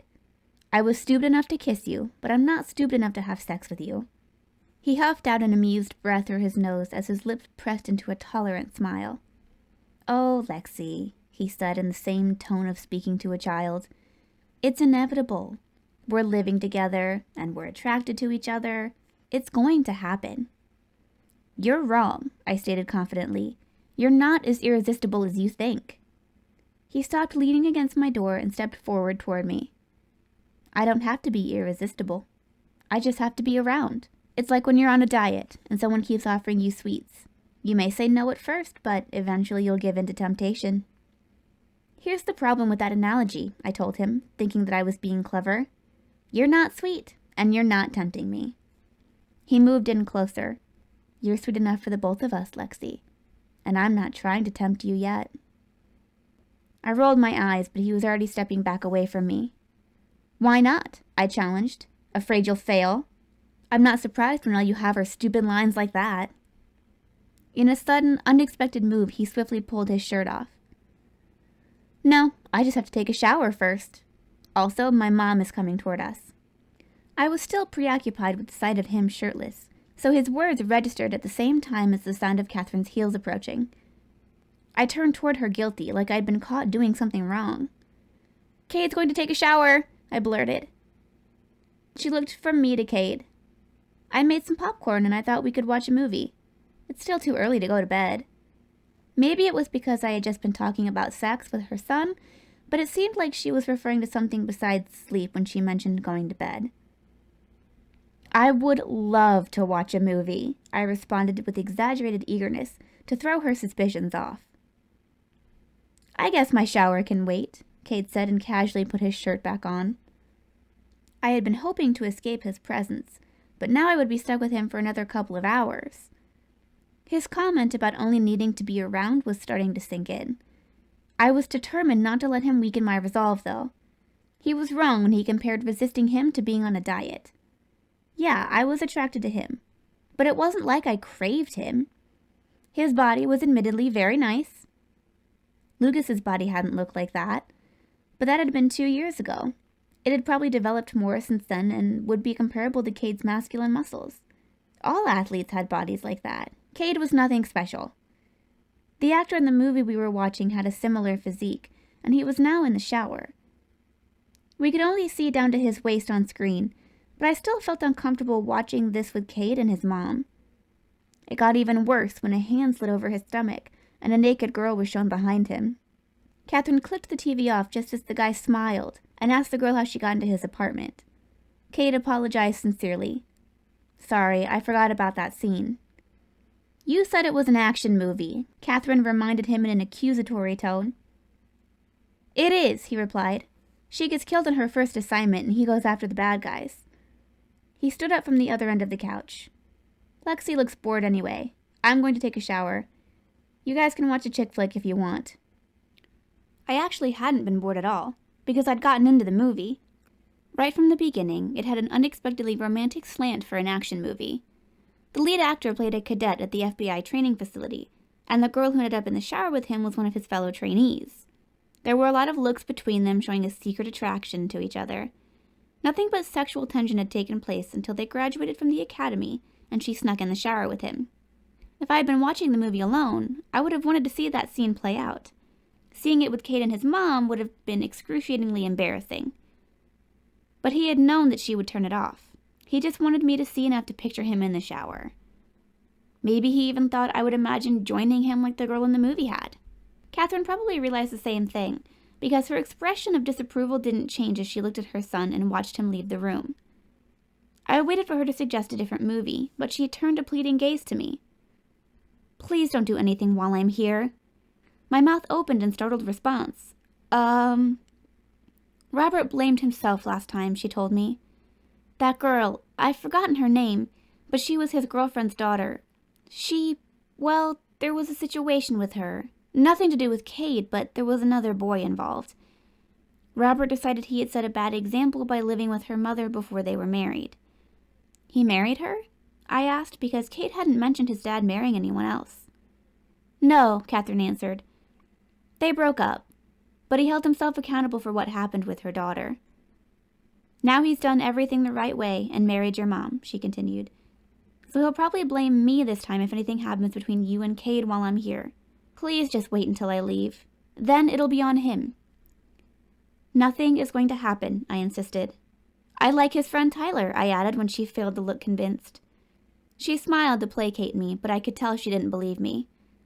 We ended up watching Ferris Bueller's Day Off, because she wanted me to choose and I didn't want to watch a romance.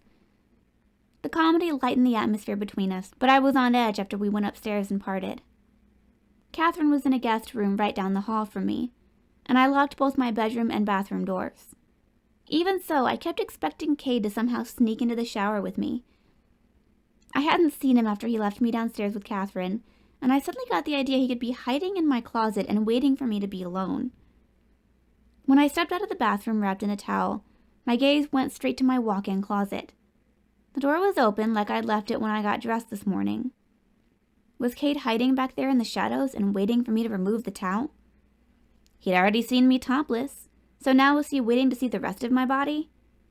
I wouldn't let that happen, and I held firmly onto the towel as I walked to the closet and turned on the light inside. It was immediately clear that Kade wasn't in there. I had yet to hang up my new clothes, and the meager wardrobe contained within didn't provide enough cover to hide him. Feeling foolish, I walked out of the closet. Kade wouldn't bother hiding. He would walk in like he owned the place, and instantly ogle me if he wanted to. Still, my imagination had riled me up enough to feel exposed when I had removed the towel in order to put on my sleeping clothes. I couldn't shake my expectation of Kade trying to seduce me tonight, and I remained tense in anticipation of a visit from him that never happened. Chapter 18. The morning brought back my common sense. My wild imaginings from the previous evening were ridiculous when I thought about them with a rational mind. The shower scene from the movie, combined with Kade's assertion that having sex with him was inevitable, had given me some crazy ideas. I was bemused with myself as I got dressed for school and went downstairs to have breakfast. Kade and his mom were already in the kitchen, and I got the impression that they had been having an argument before I walked in. They both appeared to be tense, but Catherine attempted a light tone when she spoke to me. "Good morning," she said. "What would you like for breakfast?" I noticed that Lauren wasn't there, and I was surprised to see Kade eating oatmeal. He saw me looking at it. "I only splurge on the weekend," he told me. "I eat clean the rest of the time. Dad doesn't eat breakfast, so Lauren has morning offs during the week." "I can make you something," Catherine offered. "Thanks, but I'd like some cereal if you have it," I replied. Catherine stood up, and I followed her to see where things were kept so that I could serve myself next time. Mom had placed cereal boxes on top of the refrigerator in our apartment, but this house had a pantry where they were stored. There were more than the few boxes we'd had, and the pantry looked like a mini store with all the goods on the shelves. I was excited by the selection until I saw that the cereals were all the healthy kind. There wasn't even one box of frosted anything. It was all bran and fiber and protein this or that. I had to choose one with plain flakes, but I asked for sugar when I carried it back to the table. Kade had already gotten a bowl and a spoon for me and gotten the milk out of the refrigerator. He took the sugar out of the cupboard for me, but he commented that I was ruining a healthy breakfast. I innocently replied that a little sugar never hurt anyone, and his gaze fixed on mine. "No, it doesn't," he agreed in an entirely different tone. His sexual innuendo was as blatant as if he had said something dirty, and I felt embarrassed in front of his mom. I broke eye contact with him and focused on pouring milk and cereal into my bowl. As I was spooning sugar into it, Kade spoke again, but his words were cold this time.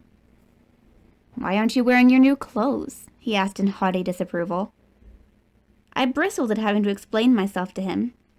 "I can wear what I want." "You don't like anything we bought yesterday?" Catherine questioned. "I like everything," I assured her, "but I'm just saving them." "For when?" Kade demanded. "You're not poor anymore. You don't have to conserve your clothes. Donate that stuff to Goodwill and put on something nice." I was surprised it would even occur to him to donate something to a charity, but I was annoyed at his attitude. Unlike my threadbare t-shirt yesterday, there was nothing wrong with the one I was wearing now. My jeans were also in decent condition, so his criticism was unwarranted. "Don't make me put my sweatpants on again," I warned him in defiance. "I wasn't aware I could make you do anything," he retorted, "but that's good to know." It wasn't spoken with a smirk, but the wicked gleam in his eye had the same effect. I responded with a scowl. Catherine admonished him to stop pestering me, and she urged us not to be late for school. Kade finished his oatmeal. "I'll drive today," he said. I glanced at him as I chewed my cereal. "I'm driving myself," I said after I swallowed my food. "We can take turns," he told me. "We'll carpool and save on gas." "I know how you like to save money," he taunted. While I would ordinarily hate to be wasteful and drive 2 cars when we were going to the same place, I didn't want to spend any more time with Kade than I had to. "I have to go to work after school," I explained for Catherine's benefit. That was the whole point of me getting a car, remember? I couldn't resist taunting him. You don't even need to work, he began to argue. She likes her independence, Catherine asserted. I told you to stop pestering her. She's driving herself, so you don't have to wait for her. Go to school, she ordered. Kade didn't look too happy about being told what to do, but he silently obeyed. I was again surprised when he rinsed out his bowl in the sink and set it in the dishwasher. I had expected him to leave his dirty dishes on the table for the maid to clean up, but putting them away was obviously a routine for him. The party is next Friday, he mentioned before leaving the room. I already invited everyone yesterday. Your crush is coming, he added with that smirk I'd been expecting earlier. It made me want to annoy him in return, but he always had a comeback to anything I said. Now I not only had the frustration of dealing with him, but I had to deal with his friends at this party I didn't even want to be at. I didn't even have one friend of my own that I could invite. An idea came to me in that moment. There was one person I'd met since I'd become entangled with Kade who seemed like she could be a potential friend. The fact that Kade couldn't stand her only added to her appeal. Can I invite someone too? I asked Catherine. Of course, she replied. It's your party too. Invite anyone you want. I smiled at the thought of undermining Kade. He wouldn't be able to make a scene in front of his mom and all the people at the party. It would annoy the hell out of him, and I would enjoy pissing him off. I texted Jen about the party as soon as I sat down in my car. After I drove out of the garage, I got a response from her. Will Kade be there? I stopped the car and texted back. Yes, but don't worry about him. His mom won't let him kick you out. I waited, and she texted back after a pause during which she was probably debating what to do. Okay, don't tell him I'm coming. I hadn't been planning on it, and I sent her a message that I wouldn't. My glee over ruining the party for Kade was making me look forward to it, and it made me enjoy my first solo drive in my car even more. I felt on top of the world right then, and it was a great feeling. I should have remembered that the last time I'd felt like that was when Lucas asked me out. I had been flying high until I crashed and burned when he dumped me. Now I was back up there feeling like I was soaring high where Kade couldn't reach me. It made me reckless, and I decided to take it to the extreme. He wanted me to look better? Then I would make him see that he should be careful what he wished for. I didn't consider myself a great beauty, but I knew that money could work miracles. It would be poetic justice to use Kade's money against him. Catherine had made sure I had her number in case I needed it, so I called her when I arrived at school. Hi, sorry to bother you, but I was thinking I'd like to get a makeover for the party. Could you help me? Absolutely, she replied enthusiastically. I'll arrange for it Friday after school. You'll premiere your new look at the party. Thank you, I told her. I want to make a big impression. Don't worry, Lexi. You're going to be stunning. Oh, this is going to be so much fun, she gushed. It sure will be, I thought. Not only would I piss off Kade when he saw that I had invited Jenna, but I would also frustrate him by looking hot and flaunting what he couldn't have. It would be a minor annoyance in his life, but it was all I had to throw at him. Chapter 19. I stared at my face in amazement. The makeup artist had somehow managed to make me look beautiful and alluring. Skyler and I had marveled over how different some celebrities looked without makeup compared to when they were wearing makeup, but I hadn't ever imagined that such a transformation was possible for a regular person. My makeover was much more dramatic than Skyler's had been. With my cover model face and hair and wearing a sexy lace mini dress, I looked nothing like my usual self. My brunette hair seemed to complement the rich burgundy color of the dress, and I had never looked better in my life. Catherine had insisted that a dress like this required heels, but I had chosen short heels that I could walk in easily. They were open shoes with only one strap around the ankle and one across the toes, which made them look barely there. The effect added to the amount of leg I was showing. I knew you'd look stunning, Catherine exclaimed as I stepped out of the dressing room to show her how the dress looked on me. She had told me to take my shower before we left the house for my makeover so that I wouldn't ruin my hair or makeup later. After my appointments with the stylist and the makeup artist, she had taken me shopping, claiming that the things we had bought last weekend wouldn't do for this party. You want to get this guy's attention, right? Right, I had agreed, imagining the look on Kade's face when he saw me. I was riding high on feeling pretty. It was something I hadn't experienced in a long time. I hadn't thought about my looks at all since Lucas broke up with me, so it was fun to feel like a supermodel.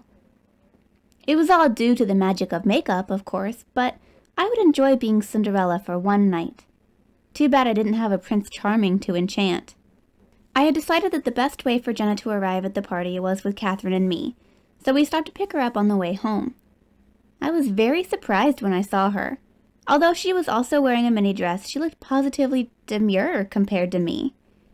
She had chosen an understated navy blue color and was showing no cleavage. She was also wearing minimal makeup.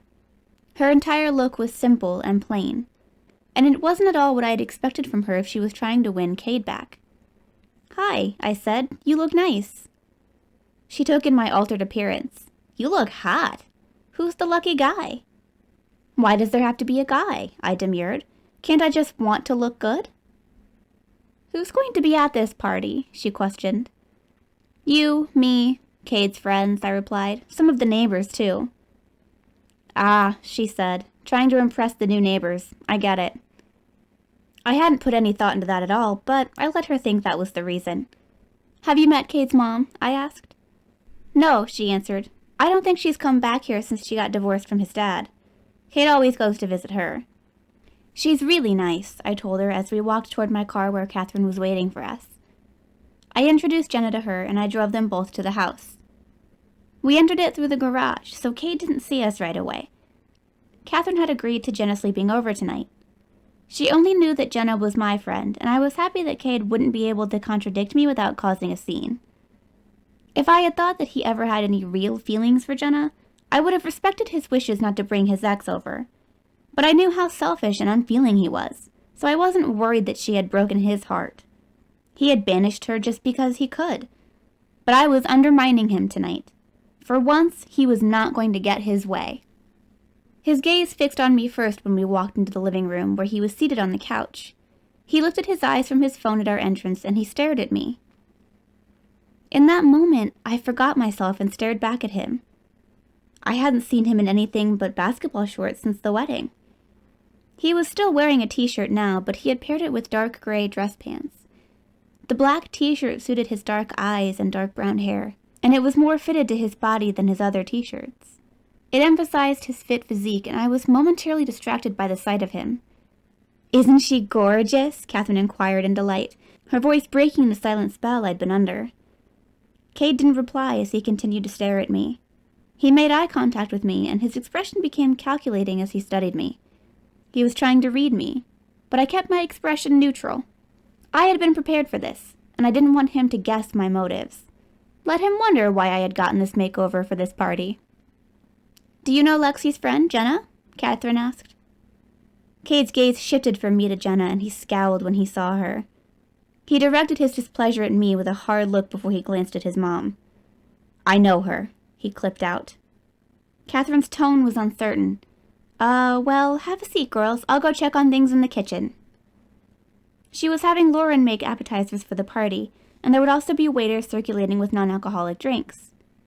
Catherine had promised Kade that she would stay in her room for the duration of the party, but having servers there was probably her way of keeping us all in line. The catering staff were all adults who would summon her if there was a problem. I was actually relieved to know that this party would be tame. It would be a safe way to step out of my comfort zone and mingle with people I didn't know.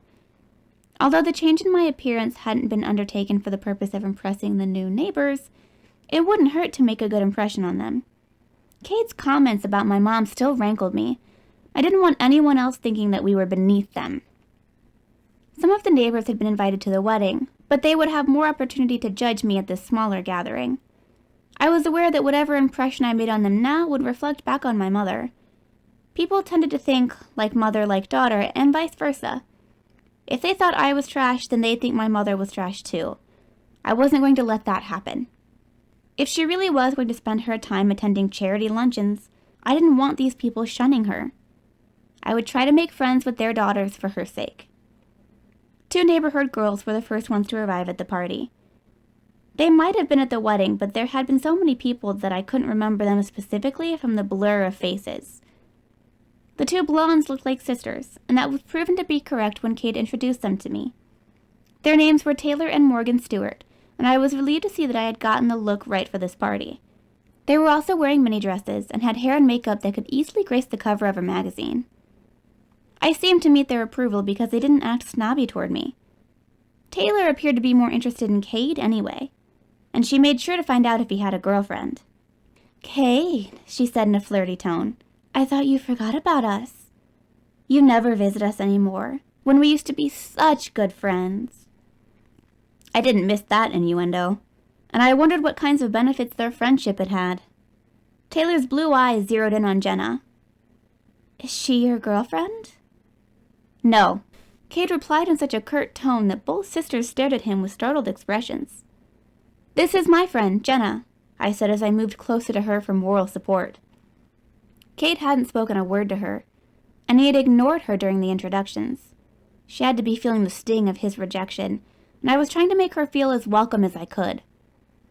"She goes to school with us," I added to make it clear that she was one of us and not the intruder Kade's attitude conveyed she was. "Your dad's still making you go to public school?" Taylor questioned Kade in amusement. Morgan frowned at her sister before smiling at Jenna. "It's nice to meet you, Jenna. Are you in the same grade as Kade and Lexi?" "It's nice to meet you too," Jenna replied. "Yes, I'm in the same grade with them." "You're lucky," Morgan remarked. "You guys will all be out of school a year before me. I hate school." "No, you don't," Taylor contradicted her. "You're just saying that to be dramatic. It's her age," she explained to us like she was so much older than her sister. 16 plus being the baby of the family. "Oh, stop acting like you're so much more mature than me," Morgan exclaimed. "You almost broke your tailbone trying to imitate that scene from Risky Business, and that was only a month ago." Kade laughed as Taylor glared at her sister. "She's lying," she declared. "That was her." "It was not," Morgan retorted in outrage. "You had Martha wax the floor so you could slide across." The doorbell interrupted their bickering, and Kade went to answer it. Another neighbor had arrived, a guy named Brandon. Just as Kade introduced him to me, the doorbell rang again. More people continued to arrive in shorter intervals, including people I recognized from school. Kade had a smirk on his face when he introduced me to his friend Tyler and his girlfriend Caitlin. It was the guy I had claimed to have a crush on, and I was dismayed to realize that he was the same guy who'd been with Kade when Skyler had spoken to him on the first day of school. He'd been ogling Skyler the entire time she'd been talking to Kade. The jerk had a girlfriend, but he'd been looking at Skyler's body like he was trying to see through her clothes. The memory made it hard not to show my dislike of him, and I focused my attention on his girlfriend. She seemed to be nice, but Kade immediately ruined her impression of me. "Lexi had a little crush on you," he told Tyler. "But that was before she knew you have a girlfriend." Caitlin's friendly expression tightened, and I wanted to smack Kade. Denying it would only make me look like I was trying to save face. I was grateful for one of the waiters walking up to offer us beverages right then. I took a sip of ginger ale and hoped that somebody would change the subject. "That was a while ago," Kade continued. "I think you've been replaced because she hasn't mentioned you at all lately. She got into it with her best friend over a guy, but she won't tell me who it is. He must be something if he's got 2 girls fighting over him." I could now feel the weight of Jenna's stare, and my desire to hit Kade had gotten more intense. The conceited jerk had found a way to secretly inflate his massive ego even more, and he was smugly rubbing it in and undermining my plans to take him down a peg or two. Nothing was turning out the way I had planned. "You don't have to fight over me," Brandon quipped, lightening the mood and making everybody laugh. I smiled at him and he winked at me. "Tell me about yourself, Lexi," he urged. "Do you like Italian food? Sharing dessert? Goodnight kisses?" I laughed in response to his flirting and saw an opportunity to shake off Kade's unflattering comments about my love life. "I like all those things." "She doesn't like sharing," Kade interjected flatly. "She's an only child." "My lady shall have her own dessert," Brandon said with a flourish. "What do you say, fair maiden? Shall we dine next Friday night?" Since Caitlin was watching me, my answer had a lot to do with easing her suspicion that I was after her boyfriend. "Why, yes, kind sir," I hammed it up. I would be delighted to dine with you. Hey, no fair, a guy complained as he joined our group. I haven't even talked to her yet. You snooze, you lose, Brandon told him. She wouldn't want your ugly ass anyways, he said with a grin. He clearly knew the ridiculousness of those joking words, because the guy he was speaking to was one of the most gorgeous guys I had ever seen. His blue eyes were so vivid that it was hard to look away from them. His beautiful face was the kind that should be on the movie screen where everyone could see it. He was almost too impossibly good-looking to be real. Hi, Logan, Taylor said in the flirty tone she'd been using with Kade. I didn't know you would be here. When did you get back? Hello, Taylor, he acknowledged her coolly without answering her question. Morgan, he said in a much warmer tone. I think you've gotten even more beautiful while I was gone. When are you going to marry me? Morgan blushed. Hi, Logan, she responded shyly. This is Kade's new sister, Lexi. Stepsister, Kade and I both said at the same time. Logan's eyebrows lifted before his mouth quirked into an amused smile. Nice to meet you, Lexi the stepsister. I'm Logan Kade, otherwise known as the Superior Kade. Is your last name really Kade? I questioned, wondering if he was playing a joke on me. It is, Morgan confirmed, gazing at him with such adoration that I knew she had written Morgan Kade as she fantasized about marrying him. It was also obvious to me that he didn't take her crush on him seriously. His flirting with her wasn't real, but he apparently felt a friendly affection for her. It spurred her hope, however, for a romantic relationship with him. He snagged one of the canapes off a tray and popped it in his mouth. Love these, he mumbled. Morgan grabbed one too, but Taylor spoke in exasperation before she could bite into it. What are you doing? You hate shrimp. I do not, Morgan argued. Then why do you always refuse to eat them? Taylor challenged. I'm eating them now, Morgan retorted and took a bite. She valiantly kept her expression neutral as she chewed. I felt bad for her being put on the spot and feeling like she couldn't back down in front of her crush. Her sister shouldn't have drawn attention to her like that. Now Morgan literally had to swallow down her aversion to shrimp so she wouldn't look foolish for taking food she disliked just because Logan liked it. Good, she mumbled, and quickly took a sip of her beverage to wash down the taste. If it's so good, aren't you going to eat the rest of it? Taylor asked mockingly. Morgan bit the bullet and shoved the rest of it into her mouth. She put a thumb up for Logan's benefit, but she took a big gulp of her drink afterwards. Logan, Taylor said in a syrupy, sweet voice, you should take Morgan skiing sometime. She loves skiing. You guys have so much in common. Morgan was glaring at Taylor, but her expression changed when Logan spoke. Sure, he said. We'll go this winter. I'd love that, Morgan responded enthusiastically. Yeah, Taylor agreed. She'd love that. Her favorite part is being up high on the lift. I could see that this was another dig at her sister, so I shifted the pressure off Morgan. I've never been skiing, I announced. I can teach you, Logan offered. My intention hadn't been to fish for an invite from him, and I didn't want Morgan to think that I was interested in her crush. Thanks, but Kade said he'd teach me. I took a gamble saying that, but Kade didn't contradict me. Yeah, he told Logan, and you'd be bored on the kiddie slope anyway after skiing in the Alps. Logan looked surprised. How'd you know I went skiing in the Alps? Facebook, Kade replied. I didn't know you still kept up with me, Logan said. Your invite to this party was the first I've heard from you since you transferred schools. I keep up with all of you, Kade stated. It wasn't my choice to drop you as friends. What do you mean? Brandon questioned. We didn't drop you. My dad made me do it, Kade told him. It was the only way I could stop him from sending me to military school. What? Taylor exclaimed. Is that why you broke up with me? Yes, Kade answered. I thought it was because... She trailed off and dropped her gaze to the floor. But why? She demanded as she glanced up again. I thought your dad liked me. It wasn't you, Kade said. I did something, and my dad decided to take everything away from me. That's so unfair, Taylor complained. What'd you do? Tyler asked curiously. With the distraction of all of Kade's other friends, I had forgotten about my faux crush. Kade apparently hadn't shared his call girl story with him, and none of his old friends seemed to know about it either. I wondered why he had told me if he hadn't told his friends. Logan stepped forward and spoke to Morgan. "Are you feeling okay?" "Yes," she replied. "Why?" I looked at her and saw what had drawn his concern. "Your face," I said, just as she scratched at it. "What?" she asked worriedly. "Oh my God!" Taylor exclaimed as she moved closer to see. "You've got red blotches on your face!"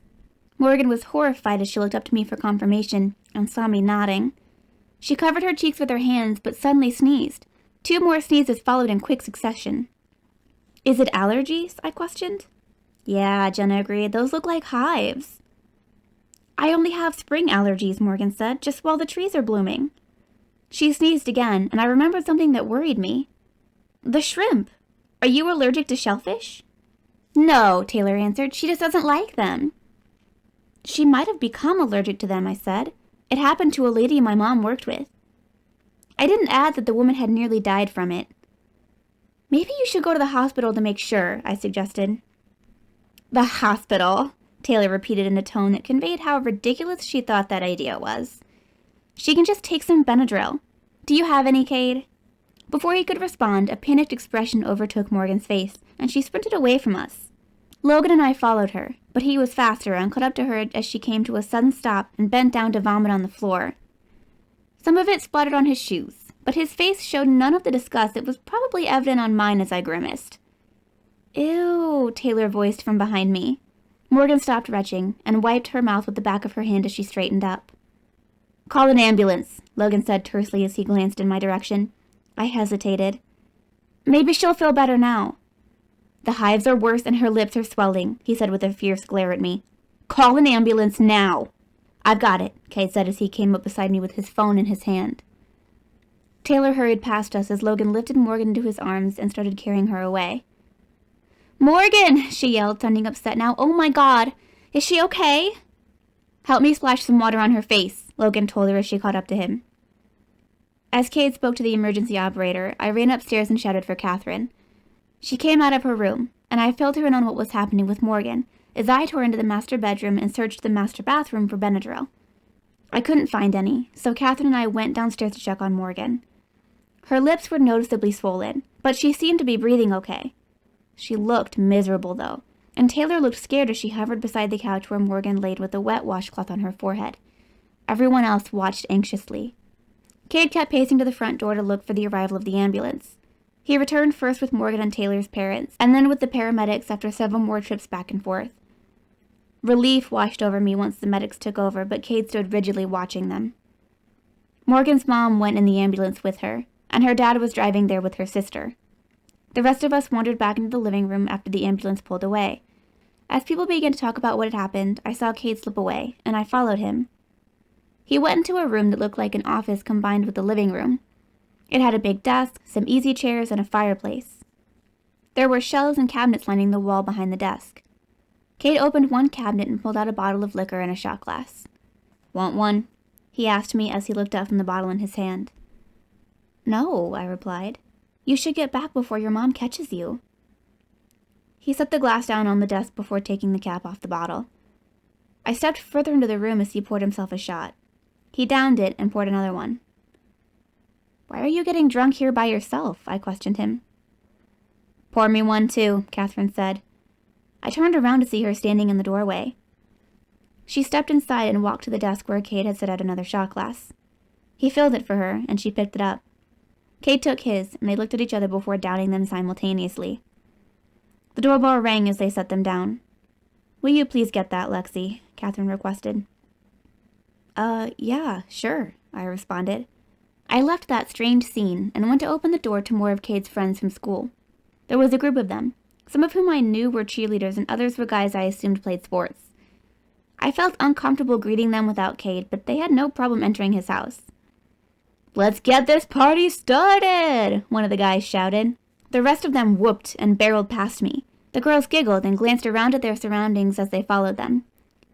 I walked more slowly behind them, hoping that Catherine would resume her role as chaperone and keep things from getting out of control. Chapter 20. To my relief, Kade rejoined the party just after the arrival of the latest guests. They were disappointed when he told them there was no alcohol. "My mom's here," he said apologetically. She didn't make another appearance at the party, but I wasn't sure if she had gone back upstairs or had remained in the room where she and Kade were drinking.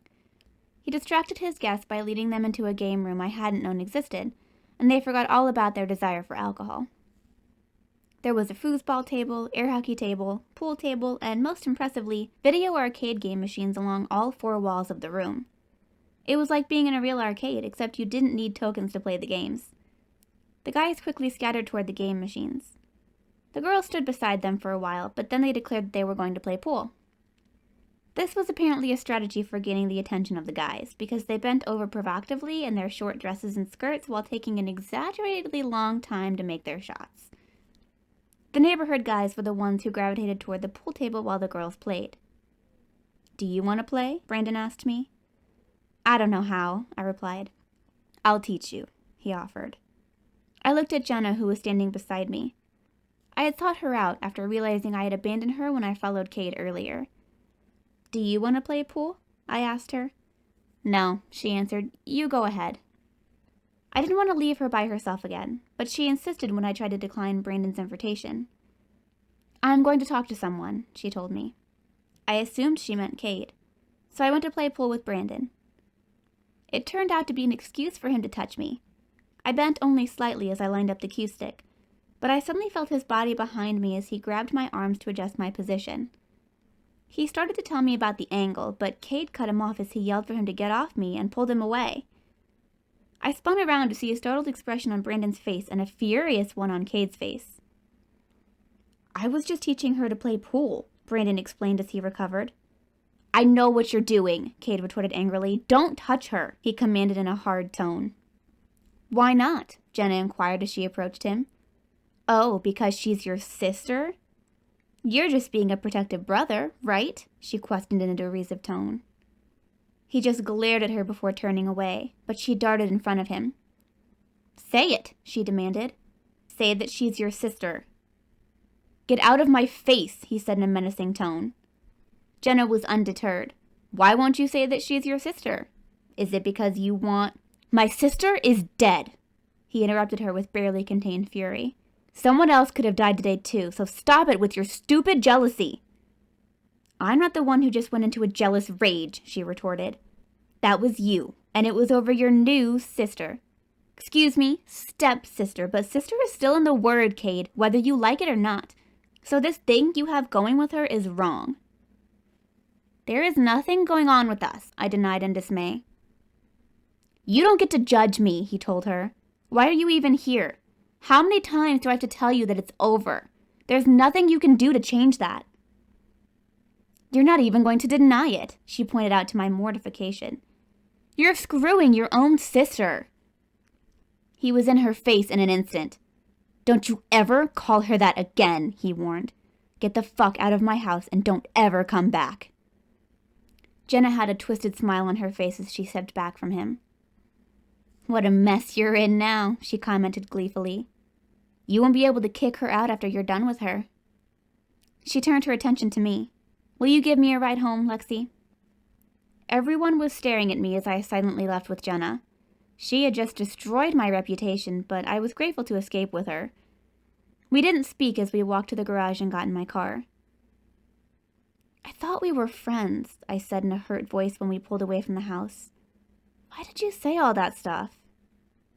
"Why would you pretend to be my friend if you wanted Kade for yourself?" she countered.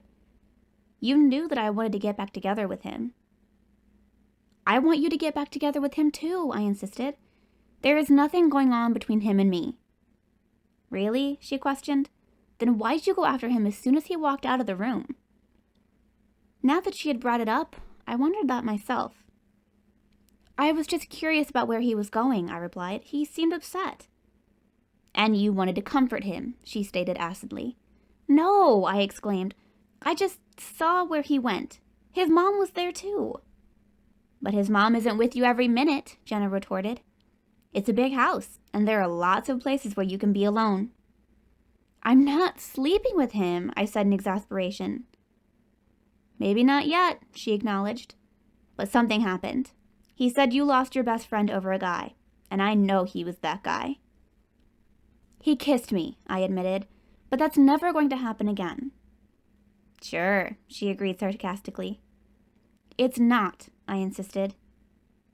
I'm not sure if you're lying to me or to yourself, she remarked. I'm not lying, I said. Please believe me. I already lost one friend because of Kade. I don't want to lose you too. Maybe you really mean that, she relented and spoke in a nicer tone. But you won't be able to resist kissing him again. I rolled my eyes. Not you too. It's bad enough hearing that crap from him.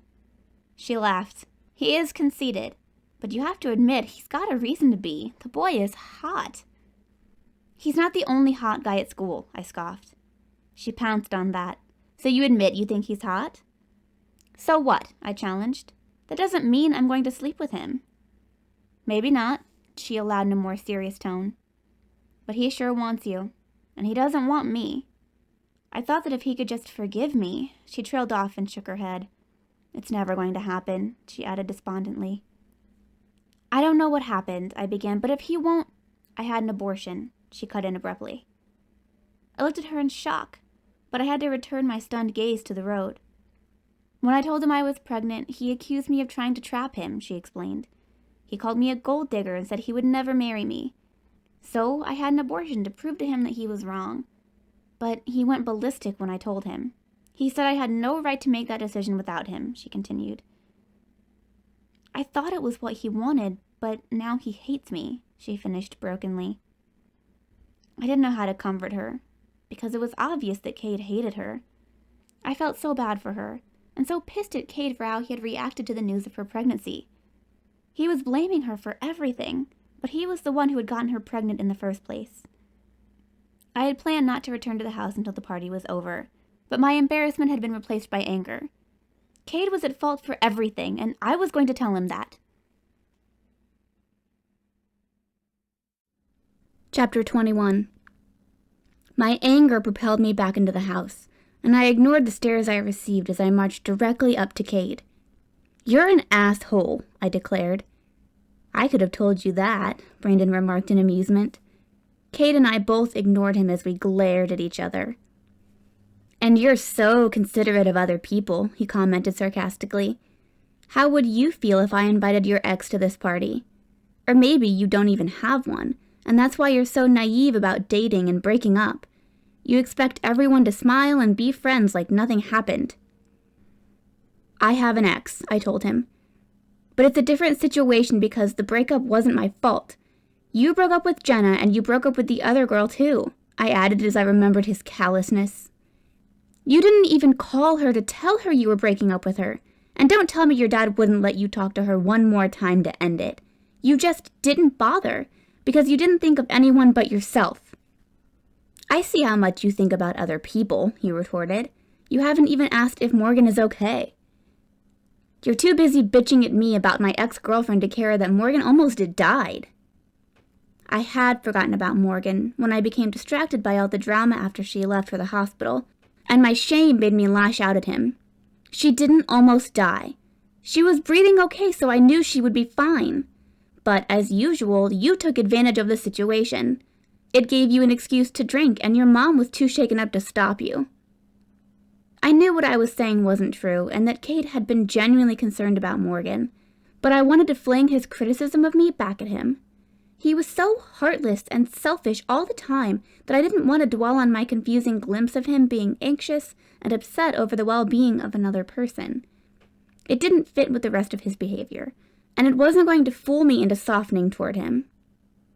"You've got booze?" Tyler exclaimed. "Why are you holding out on us, bro?" Kade scowled at me before answering him in an apologetic tone. "It's my dad's, and I can't piss him off again. I just got back my party privilege, so I have to prove to him that he can trust me. You know what I'm saying?" he added conspiratorially. Tyler grinned. "Yeah, make him think he can trust you, and then do what you want. I get it." My disapproving glare was now directed at Tyler, and I suspected that he had just stated his philosophy regarding his girlfriend, too. He got her to trust him, but he was probably cheating on her behind her back. The way he looked at other girls when she wasn't around was enough to make me assume that he was a cheater, and I hated seeing her cling to him. He didn't deserve her, and I wished that she would wise up and dump him. I spun away from them and walked out of the game room in annoyance and disgust. I didn't realize that Brandon had followed me until he spoke. "You're not leaving again, are you?" he questioned as he came up beside me. I tempered my attitude, because he seemed to be a nice guy. "I'm tired," I replied. "I'm going to bed." "Is that an invitation?" he asked in a joking manner. "I'm very tired too, my lady. At the point of exhaustion, really. Could you take pity on this weary traveler and let him rest in your bed?" "No," I heard Kade say, and I turned to see him behind us. "She'll never let you into her bed, so don't even bother trying." I bristled at his interference. "I can speak for myself." "Go ahead," Kade urged. "Tell him you're not going to have sex with him." I had no intention of having sex with Brandon, but I was irritated that Kade was telling me what to do. "Maybe I want to have sex with him," I said. "It's none of your business anyway." "You don't want him," Kade stated confidently. "You're just going out with him to make my mom believe your story about liking one of my friends." "That's not true," I insisted. "I like him. He's nice." "Yeah," Brandon agreed playfully. "I'm nice." Kade fixed a hard gaze on him. "Don't make me tell her about you." Brandon lost his amiable expression. "Don't make me tell her about you," he retorted. "She already knows," Kade replied. "Really?" Brandon scoffed. "She knows all your dirty secrets?" "Yes," Kade answered. "I told her. And I told her that I had a friend who taught me how to party." "Guess who that friend was, Lexi?" he said as he shifted his gaze from Brandon to me. "Don't fall for his nice guy act, because he just wants what you have under that dress." "You don't know me," Brandon told him angrily. "I was 15 the last time you talked to me, so don't assume you know shit about me anymore. I came here for old time's sake because we were good friends once. But it looks like you've become a real asshole." He turned his attention to me. "I hope you'll give me a chance, Lexi, and decide for yourself if you like me or not. I'll be here at 6:30 next Friday to pick you up for our date." He bowed slightly. "Until then, my lady." After he began to walk away, I turned to continue my interrupted trek to my room. When Kade fell into step beside me, I halted again. "Get away from me," I demanded. He moved closer to me. "I like how you sexed yourself up for me, but you didn't have to." "I didn't do it for you," I retorted. "I did it so that I could pick up one of your rich friends. You know how we gold diggers are." He scowled at me in annoyance. "Okay, drop it already." "Why should I?" "You don't," I goaded him. "I'm such a gold digger that I even have a plan to get pregnant just so that I can trap." "Stop!" he yelled, so vehemently, and sprang at me so quickly that I flinched as I abruptly stopped speaking. He was in my face, but the threat of violence dissipated as his expression became remorseful, and he backed up a step. "Do you want me to say it was my fault? That I shouldn't have called her those names?" "You shouldn't have," I agreed in a firm but subdued tone. "So it was okay for her to kill the baby just to spite me?" he rallied in anger. "You're an idiot," I told him with my own spark of anger. "She was trying to prove to you that she's not what you called her. She wasn't trying to trap you. You're the one who got her pregnant, but you put all the blame on her." "She lied to me that she was on birth control," he said. "I know that—" "You don't know anything," I interrupted him in exasperation. "You just assume that women are always after your money, just like you thought that my mom was after your dad's money." "She hasn't proven that she's not," he declared. "The honeymoon's not over yet." "Whatever," I said. "I'm tired of arguing with you. Think whatever you want." I turned to go upstairs. "Come back to the party," he urged. "You're the reason I'm even having this damn party." I stopped and faced him yet again. "They're your friends. You kicked out my friends, so please," he pleaded, shocking me with the word I never thought I'd hear come out of his mouth. "Let's just forget everything that happened tonight and pretend like we're having fun." "Pretending to have fun is not actually having fun," I told him in a softer tone despite myself. "You can sort of fool yourself if you pretend enough," he replied. "Please," he repeated, "I can't pretend by myself tonight." "Why not?" I asked. "It's just Been a bad night, he answered with a heavy expression. Please, Lexi, come back with me. His unexpected display of vulnerability broke my resolve. Everyone thinks I'm sleeping with you, I complained, but it was obvious that I was wavering about going back to the party with him. Whatever, he responded playfully with my words. Let them think whatever they want. His brief smile lacked any real humor, though, and he seemed almost depressed. We need music, he declared suddenly. What kind of party doesn't have music? You should have thought of that, Lexi. It's your damned party. He spun and strode away, and I trailed after him in curiosity about his strange mood. I followed him into the room where we had watched a movie last weekend. Kade slid open a panel on the wall to reveal a stereo system. He pressed some buttons, and a Nicki Minaj song started playing. Courtney would probably love this crap, he commented before he turned the music up to blaring. I can't hear myself think, I protested. That's the point, he shouted back. I escaped into the hallway, but the sound was just as loud when we got to the game room, so the sound system must have been wired into it. Kade motioned to the pool table, but I spotted a skee-ball machine that I hadn't noticed before and hurried toward it excitedly. I love these, I exclaimed like a little kid. I started to reach down for a ball, but Kade grabbed it and handed it to me. He stood ready to hand me the next one every time I threw one. I wondered why he was being so solicitous, but I got caught up in trying to get a high score. He was actually smiling like he was having fun, too. Catherine had a wry smile on her face when she made an appearance. Everything all right? She yelled. Yeah, Kade replied. Turn it down, she demanded. He gave her an annoyed look, but he went to comply. The pounding music was lowered to a tolerable level, and we no longer had to shout to be heard. The neighbors couldn't hear it, Kade grumbled when he returned. You wouldn't be able to hear it soon either, Catherine retorted. You'd all go deaf. It was too loud, I agreed. We're gonna go, Tyler's girlfriend said as she and Tyler approached us. Thanks for inviting us. Yeah, enjoy the rest of your evening, Kade replied with a smirk. While his girlfriend was focused on speaking to Kade, Tyler had taken the opportunity to look me up and down one more time. You too, he said with his own smirk. Catherine's presence seemed to prompt the other guests to leave too, and we ended up at the front door with them. Logan was the last one to leave. Morgan is home, he told us. She's fine, but she's not allowed to eat shellfish anymore. We should go visit her tomorrow, Kade declared. Logan seemed just as surprised as I was. Yeah, I was planning on it. Good, Kade said. We'll go too. A look of understanding came upon Logan's face. Morgan's fine, he repeated. Yeah, Kade agreed. Yeah, I know. It was nice to meet you, Lexi, Logan told me. I live right down the street, so don't be a stranger. Whenever Kade starts to get on your nerves, just come on over. I laughed. Be careful. I might be over a lot. Logan grinned. Every 5 minutes, probably. You might as well just move in. Very funny, Kade snarked. Did I tell you how much I missed you, Logan? No? That's because I didn't. Same here, bro, Logan retorted in a joking manner. But you're a lovely stepsister here. I'm already missing her, and I haven't even left yet. You better go then, so you can miss her for real, Kade responded in a much sharper tone. Logan smiled his movie star smile. It was a pleasure to see you again too, Catherine. It was a pleasure to see you too, Logan, she replied. You've all grown up so much that I hardly recognized you. You look just as beautiful as ever, he told her.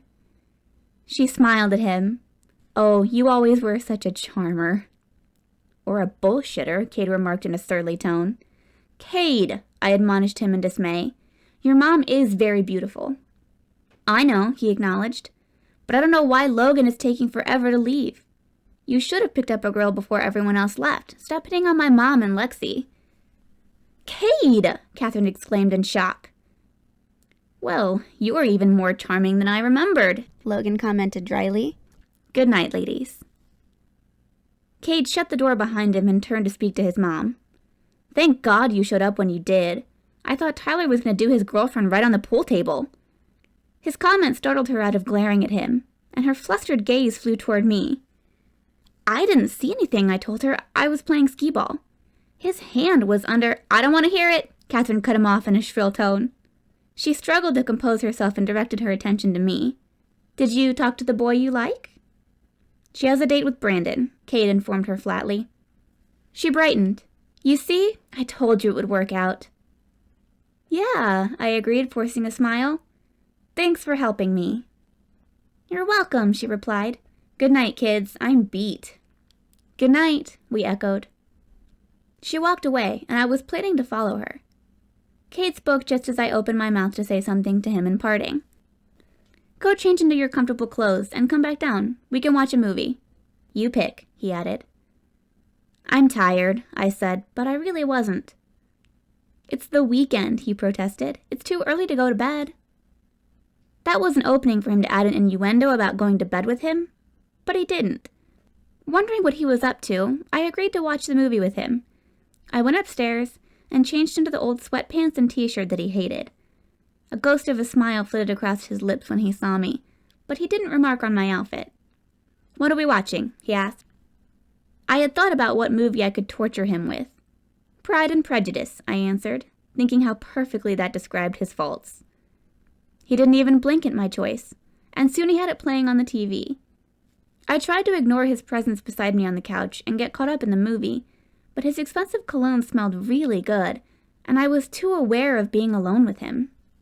All the servants and guests had left, and Catherine was all the way upstairs. There was nothing suggestive in this proper period movie in which people spoke so formally to each other and kept all their clothes on. Kade would probably be bored enough to fall asleep. It was a hot day, Kade said. We were in the pool. I glanced at him to see him staring at the screen. I got out to sneak a drink from Courtney's can of cola, because I'd already drank mine, and Mom said we could only have one a day, he continued, still staring at the screen as he spoke. Courtney guessed what I was doing, and she got to it first. She took a big gulp, and she screamed, and dropped the can. He paused as I silently stared at his profile with the dreadful knowledge that he was telling me about his sister's death. Mom came running over, but Courtney was just gasping and grabbing at her throat. Mom carried her into the house screaming for help. Someone called an ambulance, but Courtney had stopped breathing. Her throat had swelled and closed up. It all happened so fast. The cola did that? I asked in confusion and shock. He shifted his gaze from the screen to look at me. A wasp had gotten inside the can, and it stung her in the throat when she swallowed it. Nobody even knew that she was allergic.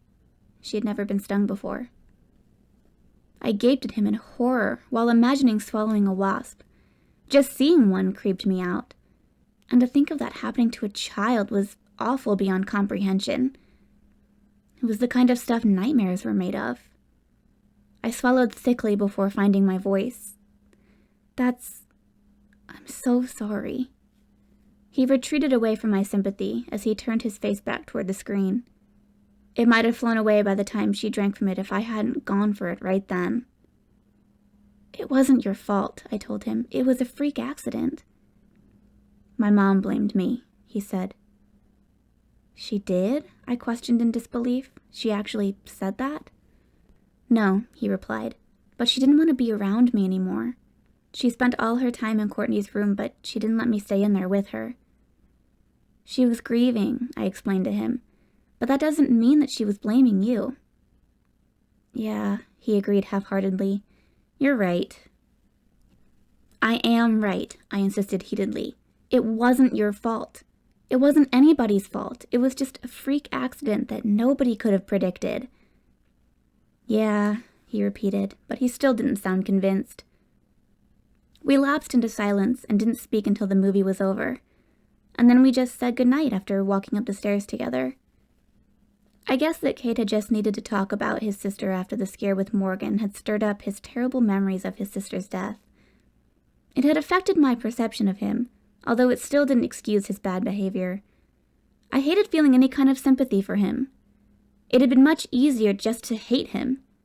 There were too many revelations to sort out in my mind, and I was too weary to do that tonight. I removed my makeup and reversed my transformation. My sweatpants were so comfortable that I didn't bother changing into pajamas before going to bed. Sleep came quickly, and I dreamed that I was Elizabeth at the ball dancing with Mr. Darcy, but he looked like Kade. Chapter 22. The dreamy feeling lingered for a moment after I awoke, but I couldn't hold on to it. I wished that I could meet a real-life Mr. Darcy, someone who had refinement and integrity. Yeah, he was a bit of a snob at first, but he held himself to high standards, and he was honest. Guys like that probably didn't exist anymore. I wondered if I should even bother going on my date with Brandon next weekend. He had seemed like a nice guy, but he was apparently the one who had told Kade about hiring call girls. Kade's dad had put a stop to it, but I wondered if Brandon still frequented prostitutes. According to Kade's story, Brandon's own father had gifted him with a visit from a call girl for his birthday. That was so screwed up, yet Brandon seemed to be friendlier and more polite than Kade. Maybe that was just on the surface, though, because I didn't really know him. Did I even want to get to know him? He had asked me to give him a chance, but I wasn't looking for a serious relationship anyway. I had just thought that he would be a fun date, but I hadn't been planning to go out with him again. He had charmed me into accepting a date with him, and one date was harmless enough, and would corroborate the story I had told Catherine about having a crush on one of Kade's friends. He had also mentioned the date to her, and canceling it would require an explanation. Brandon's fun personality had given me hope that we could become friends. Now I wasn't sure if I even wanted him as a friend if he was that similar to Kade. That brought me back to Kade, and I didn't know how to think of him anymore. I kept remembering how he had spoken of his sister's death. He remained uncharacteristically thoughtful by reminding me that we were going to visit Morgan today. "We can walk there if you want," he suggested. "She lives on the next street over." A walk did actually sound good. Now that I had a car, I was driving everywhere and not getting much exercise. I would be out of shape soon if I didn't start moving more. It was kind of ironic how people got lazy and drove everywhere instead of walking, and then ended up needing to go to the gym. It was a warm, sunny fall day, and I took advantage of it by wearing shorts now that I had them. I paired my new jean shorts with a pretty blue top. Kade's eyes lingered on me, and I felt more self-conscious than I had in my short dress the previous evening. Maybe it was because I had been expecting his attention then. His mind was apparently on that too as we left the house to walk down his long driveway.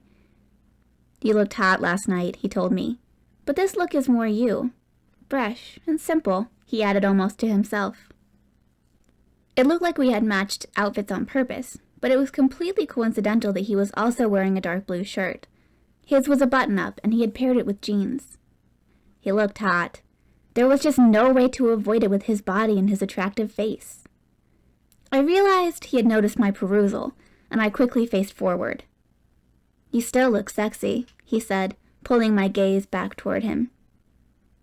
His gaze was heated, but not lewd, and that troubled me. There was no cocky smirk on his face, only naked desire. "What are you doing?" I questioned him, even as my own desire for him flared. "Why were you hanging out with me when I was playing skee-ball last night? Why were you being so nice to me?" We had both halted as we spoke, but he stepped closer to me.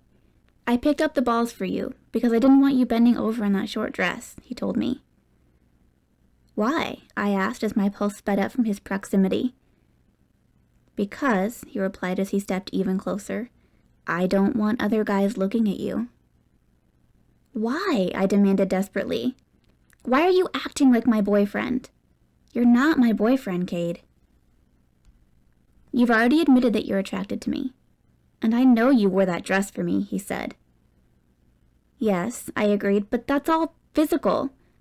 You've said yourself that it's just sex, so why do you care if other guys look at me?" "I don't like to share," he answered as he leaned in for a kiss. I pulled back before he could close the small distance between us. "That's not true. The call girls you were with had sex with other guys." His eyebrows lifted in bewilderment. "You're not a call girl."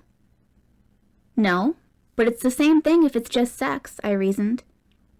"Lexi," he admonished in exasperation, "it's not the same thing." "How is it different?" I questioned. "Except for the getting paid part, it's exactly the same." He appeared to be angry all of a sudden. You want me to treat you like a call girl? Okay, come to my room tonight at midnight and take your clothes off. Not gonna happen, I told him in a sassy tone, feeling like I was back on familiar ground with him. He responded with a wry laugh. You just wanted to make me say that so you could say no. I turned away from him and resumed walking. Any girl would say no if you snap your fingers and tell her to take her clothes off. Not a call girl, he replied. That's what you pay her to do. I frowned at the thought of it. That's awful. What's so awful about it? He asked. It would just be so embarrassing, and I shook my head as I tried to think of a word to describe the horrible feeling of stripping yourself naked for a stranger and having to do what he tells you. Horrible, I said. Someone you don't even know making you do who knows what. I shuddered as I imagined it. It wasn't like that, he said. I wasn't ordering them around. They were the ones who knew what they were doing, and I didn't, he admitted. That didn't sound quite as bad, but it was still strange to think of seducing someone I didn't know. Oh, well, it's still so... I grimaced in distaste as I trailed off. What? You think it was horrible for them to have sex with me? He demanded.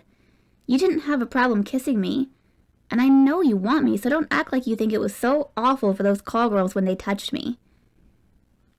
It amused me that he had taken offense to my suggestion that sex with him had been a chore for those call girls he had hired. Why else would you need to pay them? I taunted.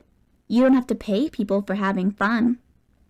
I glanced over at him to see him glaring at me, and I smirked at him. It felt great to make a dent in his ego, and it was also a relief to be insulting him instead of wanting to comfort him. I didn't need to be confused about my feelings for him.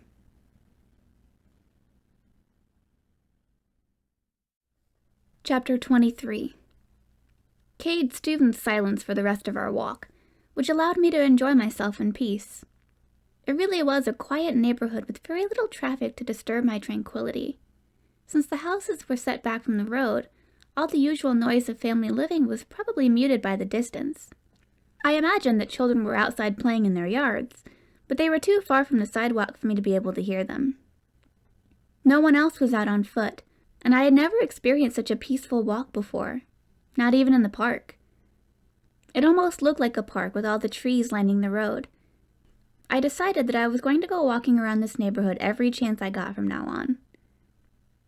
Morgan Street looked much the same as Kade's. We walked down a long driveway to reach her house, which was also a mansion. She opened the door as we were walking up to it, and I could see anxiety on her face before she smiled warmly at us. "Hi," she greeted us. "I got your message that you were coming over. It's so nice of you to worry about me, but I'm fine now." She stepped back so we could enter, and her gaze strayed past us. "Logan said he was, coming over too." "Yeah," Kade replied. "We talked about that last night." "You talked about me?" Morgan asked anxiously. "About coming over to see you," Kade clarified. "Oh," she responded. Come sit down in the living room. I'll get you something to drink." She led us into a spectacular living room with a wall of huge floor-to-ceiling picture windows overlooking the terrace and the pool. I stood transfixed by the sight, only dimly aware that Morgan was bidding us to sit down. "It's beautiful," I said in awe. "What is?" Morgan questioned. I looked at her and gestured toward the windows. "This. The room. It's amazing." "Oh," she said as she gazed around her without any of the appreciation I was feeling. "Thanks. I'll get your drinks. Is lemonade okay, or do you want pop?" "Lemonade is good," I told her enthusiastically, anticipating the refreshing drink after our walk. "Yeah, that's fine," Kade agreed. "Okay, I'll be right..." Morgan froze at the sound of the doorbell. "He's here," she exclaimed with a panicked expression.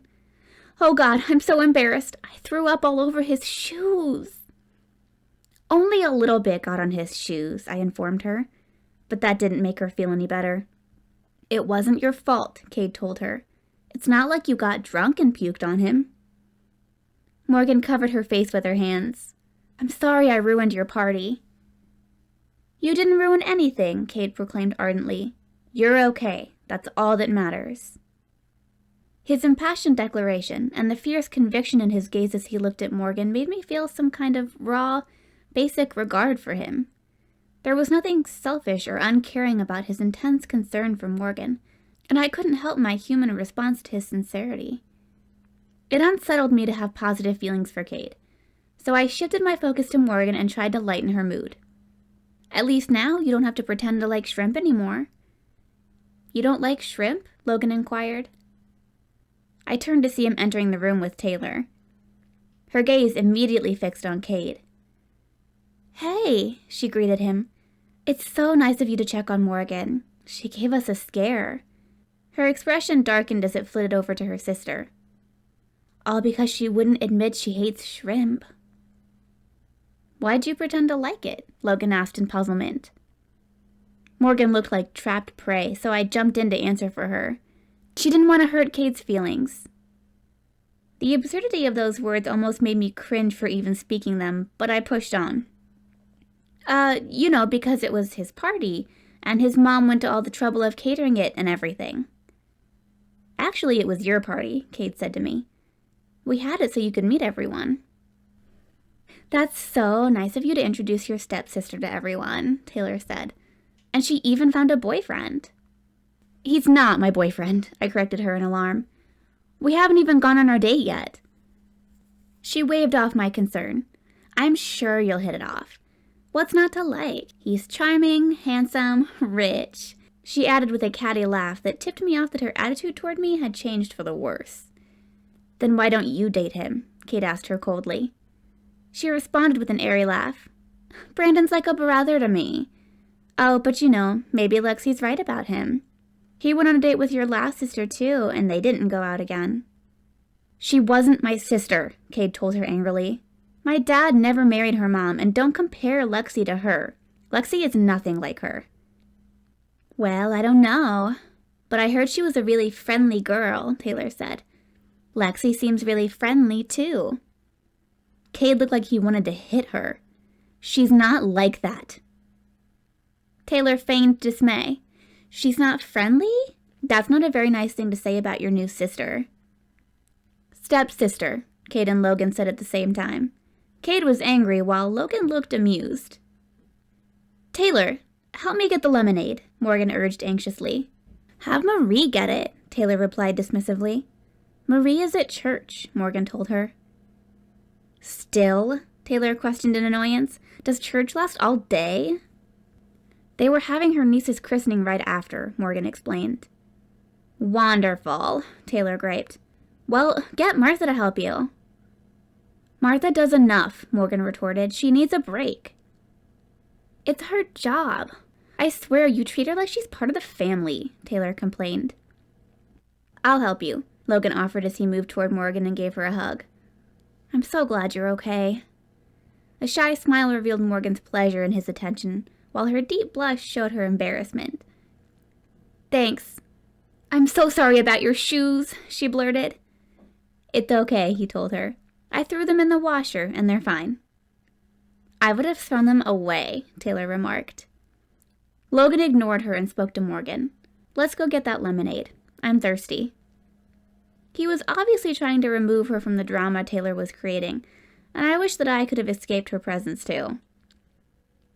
I sat down quietly and hoped to avoid further interaction with her, but Kade sat down right beside me despite all the available seating in the spacious room. Taylor then sat down right beside him, making the situation even more awkward.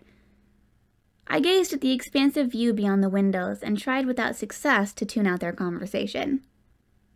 So, Taylor began, here we are again. I've missed you so much, and it's great to have you back. I'm here to see Morgan, Kade said. You don't need an excuse, she told him. We can pick up right where we left off. We don't have to wait anymore, she added seductively. I'm ready to be with you. I'm sorry, he replied, but I'm not here to get back together with you. You don't understand what I'm saying. I've grown up, and I'm ready to... He cut her off. I do understand what you're saying, and it's not going to happen. We're not going to be together in any way. Because of her? She demanded venomously. Your new sister? Brandon told me how you got jealous over her. That's sick, Kade. She is not my sister, he exploded. My dad married her mom. That's it. She just moved into my house 1 week ago. So how the hell does that make her my sister? Your parents are married, she retorted. So that makes her your stepsister, which makes it... I don't fucking care, he exclaimed. So shut up about it. There was silence for about 10 very long, very tense seconds before Taylor spoke to me in a smooth, cultured voice that emphasized her privileged upbringing. What about you, Lexi? Do you care if Kade is your stepbrother?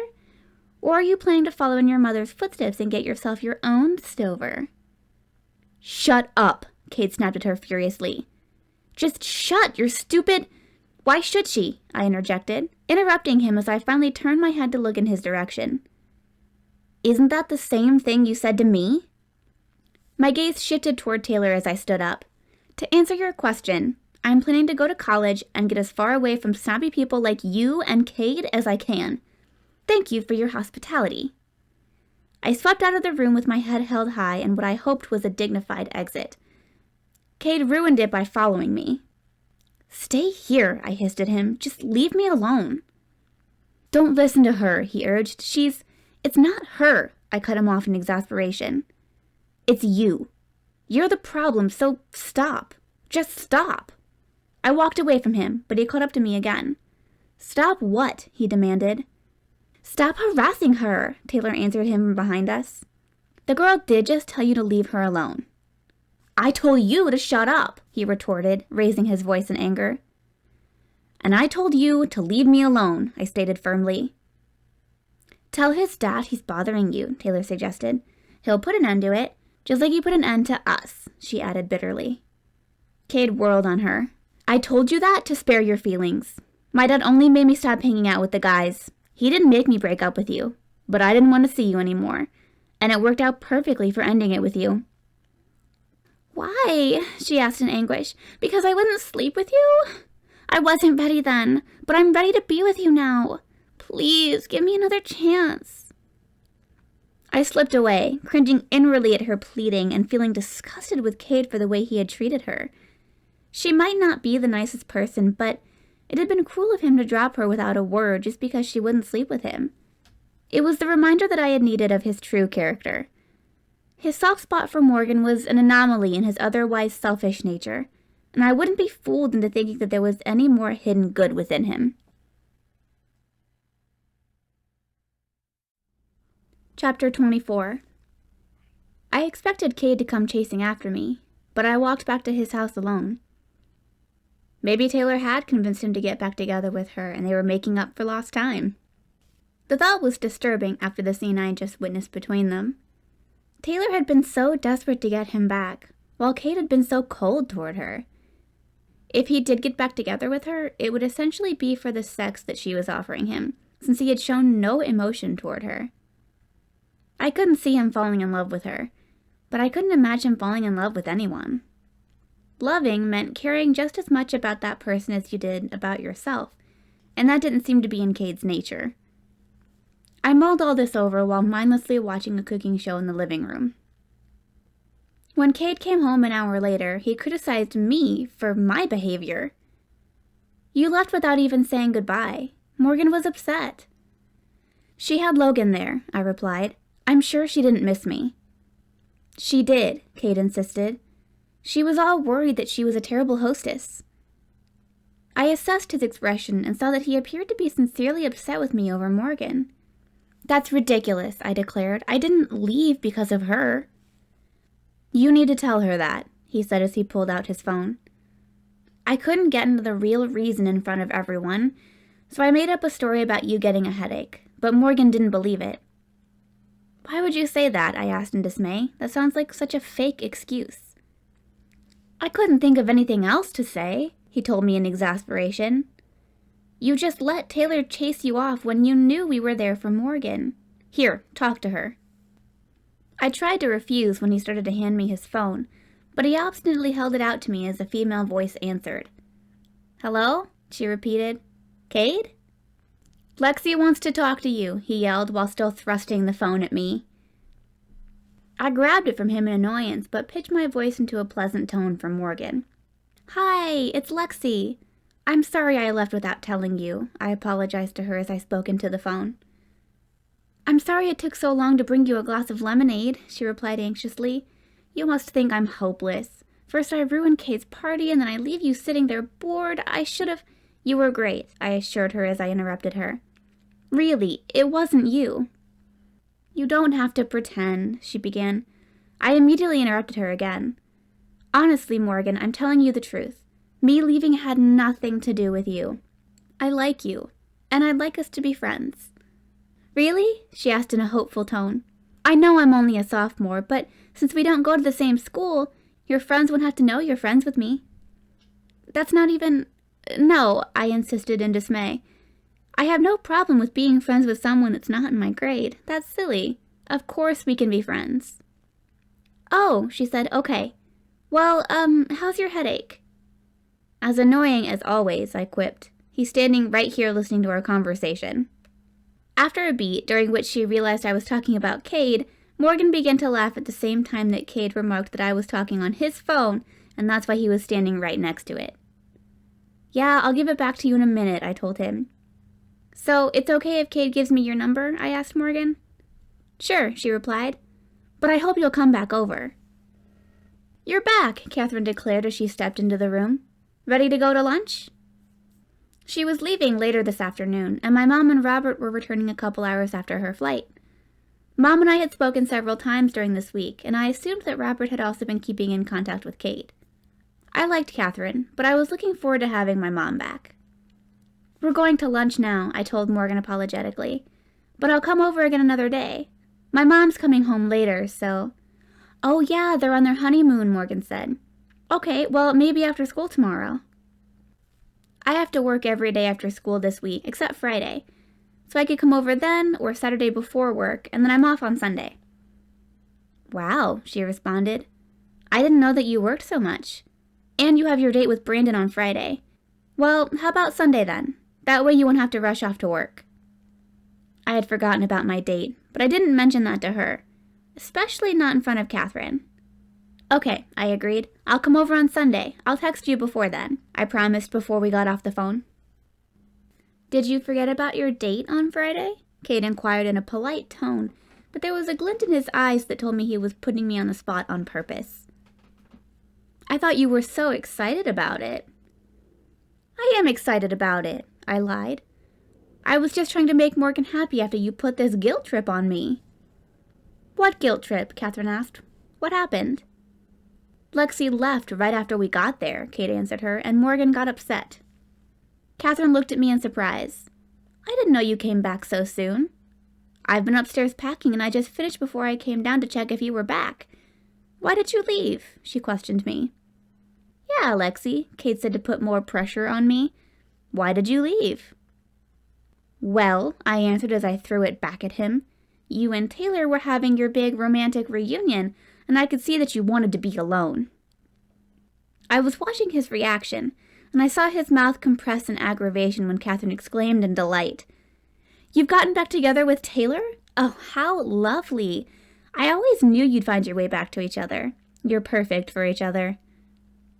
So perfect, I gushed with fake girlish delight to annoy him further. He glared at me before replying to his mom in a terse tone. I'm not getting back together with her any more than you're getting back together with Dad. Catherine's expression changed into hurt and disappointment, and I felt bad for instigating this exchange between them. I should have known that Kade would have a rude response. Are we going to lunch now? I prompted. I'm really hungry after all that walking. I chattered in an attempt to get us past the unpleasantness. Those streets are so pretty, though, with all the trees. It's going to be gorgeous when the leaves change color. Catherine seemed just as eager to lighten the mood. I do miss fall. We don't get to enjoy the change of seasons in LA. The only color on the trees is when they decorate the palm trees for Christmas. Kade, however, remained sullen. It was your choice to move there. It's where I'm from, she replied. You're from Michigan, he countered. We moved to LA when I was 8, she stated. I lived there longer than I lived in Michigan. Yeah, he said derisively, because your stage mother made you work to support her, just like Lexi's mom made her work all her life, too. "That is not true," I exclaimed. "She never made me work. She never even suggested it. I told you I decided that on my own." "Yeah," he retorted, "because that's what every kid wants to do. Work. It must be so fun to work while other kids get to play. Your mom should have been a used car salesman if she got you to believe that." "You promised to give her a chance," I reminded him angrily. "But you're still talking stupid crap about her that's not even true." "Kade," Catherine admonished him with an appalled expression, "you have to stop making assumptions about people. Lexi clearly loves her mother very much. That should tell you something about their relationship." "Kids love their mothers no matter what," he said as his gaze dropped to the floor. "That doesn't mean the feeling is mutual." His words were spoken in that offhand tone he sometimes adopted, so their meaning wasn't immediately clear.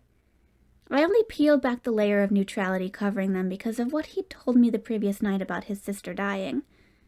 I glanced toward Catherine and saw her studying him with perplexed concentration.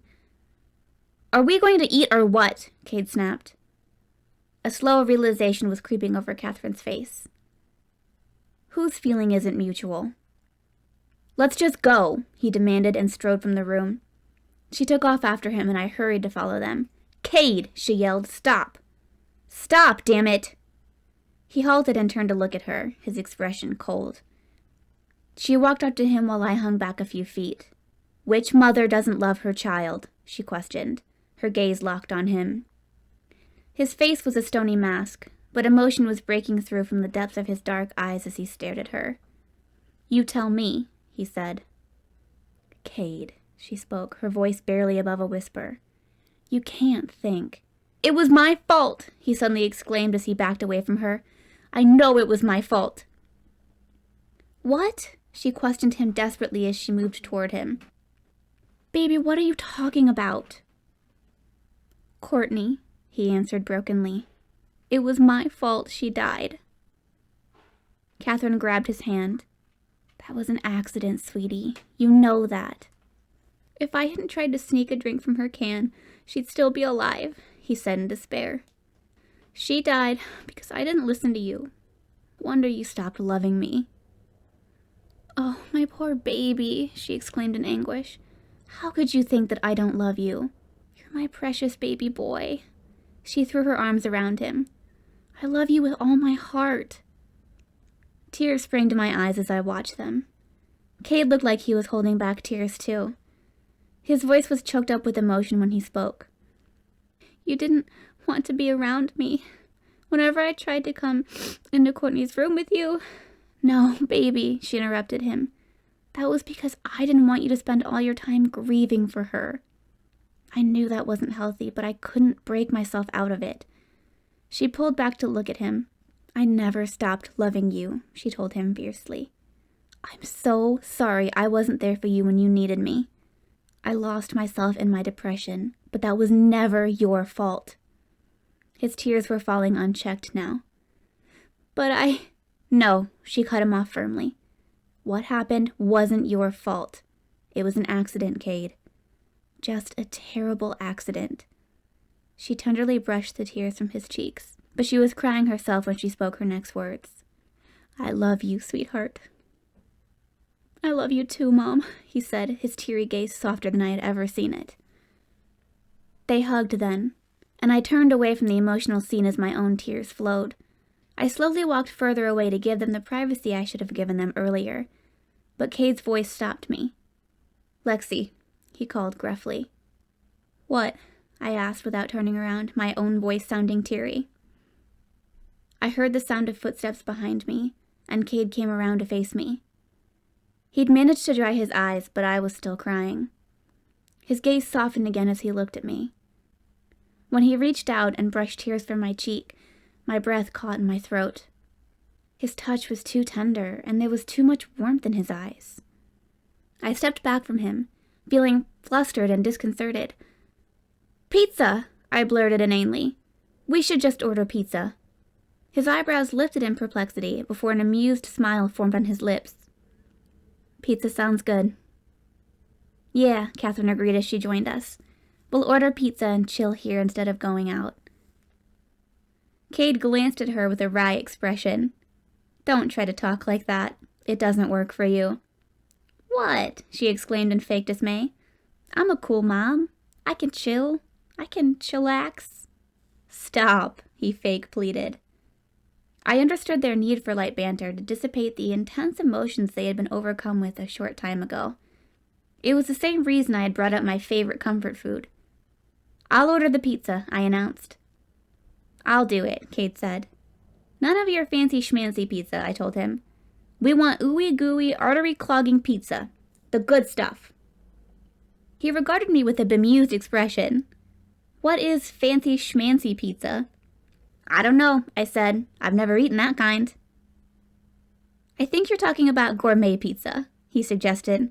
"And how do you know you won't like it if you've never tried it?" "I didn't say I wouldn't like it," I replied. "I just said that's not the kind we need now." "Oh, so now it's a need," he remarked. "Yes," I confirmed. "We need pepperoni pizza and Home Alone." In the midst of pulling out his phone again, he glanced at me with an enigmatic smile. "I know I picked the last movie," I acknowledged, "but we need to watch Home Alone when we eat our pizza." The bemused expression returned to his face. "Right, the movie. I haven't watched that since I was a kid." "That's sad," I exclaimed. "I watch it at least once a year. Order the pizza and we'll make up for your deprivation." He ordered an extra-large pepperoni pizza for the three of us, but Catherine only ate one piece. I ate 3 pieces myself, and Kade loaded his plate with 2 pieces at a time, although I wasn't sure of the total number he ate. "That would kill them," he commented as he laughed for the umpteenth time while we watched Marv and Harry get hit in the head with flying cans of paint. "That's why you don't imitate stunts you see on TV," I replied amiably, as the characters in the movie were able to walk away with only minor injuries. The combination of delicious pizza and one of my favorite childhood movies had put me in a wonderful state of contentment. "Unfortunately, I have to get going," Catherine said. "No, don't turn it off," she told Kade as he grabbed the remote control. "Just pause it. John is driving me to the airport. You and Lexi can stay here and finish watching the movie." I wasn't sure who John was, but I assumed that he was one of the household staff who worked here. Maybe they had their own chauffeur. I'd only been living here for a week, so I didn't know everything about their lifestyle yet. Kade and I stood up to walk Catherine out to the car that would take her to the airport. Someone must have already loaded her suitcase into it because she only carried her purse with her. She took leave from me first as she told me that she had enjoyed getting to know me. "It's been fun getting to know you too," I replied. "Thanks for helping me with everything for the party, and thanks for being here while my mom was gone." "It was my pleasure," she said. "I'm sure we'll be seeing each other again. I hope you have a lovely time on your date." "Thanks," I said. "I hope you have a good flight." She smiled at me before turning her attention to Kade. I stepped back several feet to give them their space to say goodbye. She spoke quietly to him as they hugged, and she kissed his cheek before they parted. Instead of getting into the back seat like I had expected, she sat down in the passenger seat beside the driver and waved at us as they pulled away. Both of us waved back to her and watched the car until it was out of sight. Kade then turned toward the house and saw me. He smiled a beautiful, happy smile that stunned me. Before I could gather my wits, he strode forward and caught me in an enthusiastic hug. "I feel amazing!" he exclaimed. That's good," I responded in confoundment. He pulled back, still smiling happily. I could only stare at the look of pure happiness on his face. It was an expression I had never seen on him. "Let's go watch Home Alone," he urged with all the enthusiasm of a little kid. He rushed into the house, and I followed him in a daze. I sat next to him on the couch and glanced at him in bewilderment when he laughed at the antics on screen. It wasn't until the end of the movie, when Kevin was watching the old man hug his granddaughter, that I remembered the emotional scene between Kade and his mom earlier. She had told him that she loved him, and that his sister's death wasn't his fault, and he had cried. I had seen Kade cry. It was a stupefying realization, and it left me completely thrown. My perception of him was altered beyond recognition, and I didn't know how to define him anymore. Trying to combine emotional Kade with heartless, uncaring Kade to make him into one whole person was confusing as hell. Was he going to be a nicer person now? I couldn't be sure. and I didn't know how to deal with this side of him.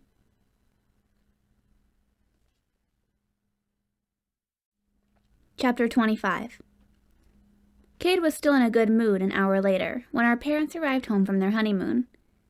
He even greeted my mom with enthusiasm, and smiled that disconcertingly happy smile at her. She was oblivious to the change in him, since he had always put on a pleasant demeanor for her, but his dad noticed the difference. "What are you so happy about?" Robert asked him as he studied him curiously. "Why wouldn't I be happy?" Kade replied in a good-natured manner.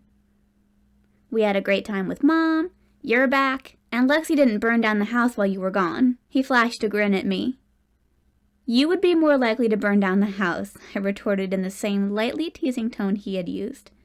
"I bet you never cooked anything in your life." "You're right," he admitted to my surprise. "I've only heated up food in the microwave." "Skyler doesn't know how to cook either," I said easily before remembering that pang that she was no longer my friend. "Anyway," I continued, focusing my attention on my mom, "you've got such a great tan. Anguilla looks just as beautiful as Hawaii in those pictures you sent me." "It is," she enthused. "But I tried to avoid the sun between noon and 4, just like they advise you. But it's just so beautiful there." "No," I disagreed. "That's not what you do when you're on a beach vacation. You've got to soak up as much sun as you can." "Not if you want to avoid wrinkles and skin cancer," she retorted. "Like you could get too much sun exposure," I scoffed. "You've hardly been outside at all with how much you were working all the time." "I'm going to make sure she makes up for all those vacations she didn't take," Robert declared. "We're going on a family vacation over Christmas break." "We are?" Kade questioned. "Where?" "You and Lexi talk it over and decide," he replied. "Let us know soon so that I can get the reservations taken care of." I stared at him in wonder. Mom and I had never been able to afford a family vacation, and I had never stayed at a hotel anywhere. Her trip to Hawaii with Robert last year had been her first vacation, and it had taken a lot of reassurances from me to convince her to go. She hadn't wanted to leave me behind, but I had insisted that I would never forgive her if she missed an opportunity to go to Hawaii and bring me back a lei and a t-shirt. I got both those things, and Robert had grumbled about Mom not letting him buy me a gift too. She had silenced him with a stern look, and I had wondered why she hadn't let him buy it for me. This time, he handed me a gift shop bag while Mom was still searching her suitcase for the souvenirs she had brought back for me. I pulled out a box, and opened it in curiosity more than excitement, intrigued to see what Robert had picked out for me. The pearl necklace I found inside was so cool and different. I had never seen black pearls before, and I exclaimed over their uniqueness. Mom came over to see what I was holding, and gaped at the necklace. "When did you get these?" she demanded as she glanced sharply at Robert. "You bought them in Hawaii," she said in an accusatory tone. "Okay, I did," he admitted. Mom exploded at him. "I told you I didn't want you spending that much on her." "That was before," he retorted. "But now that we're married, I can—" "You bought them before," she interrupted him in exasperation.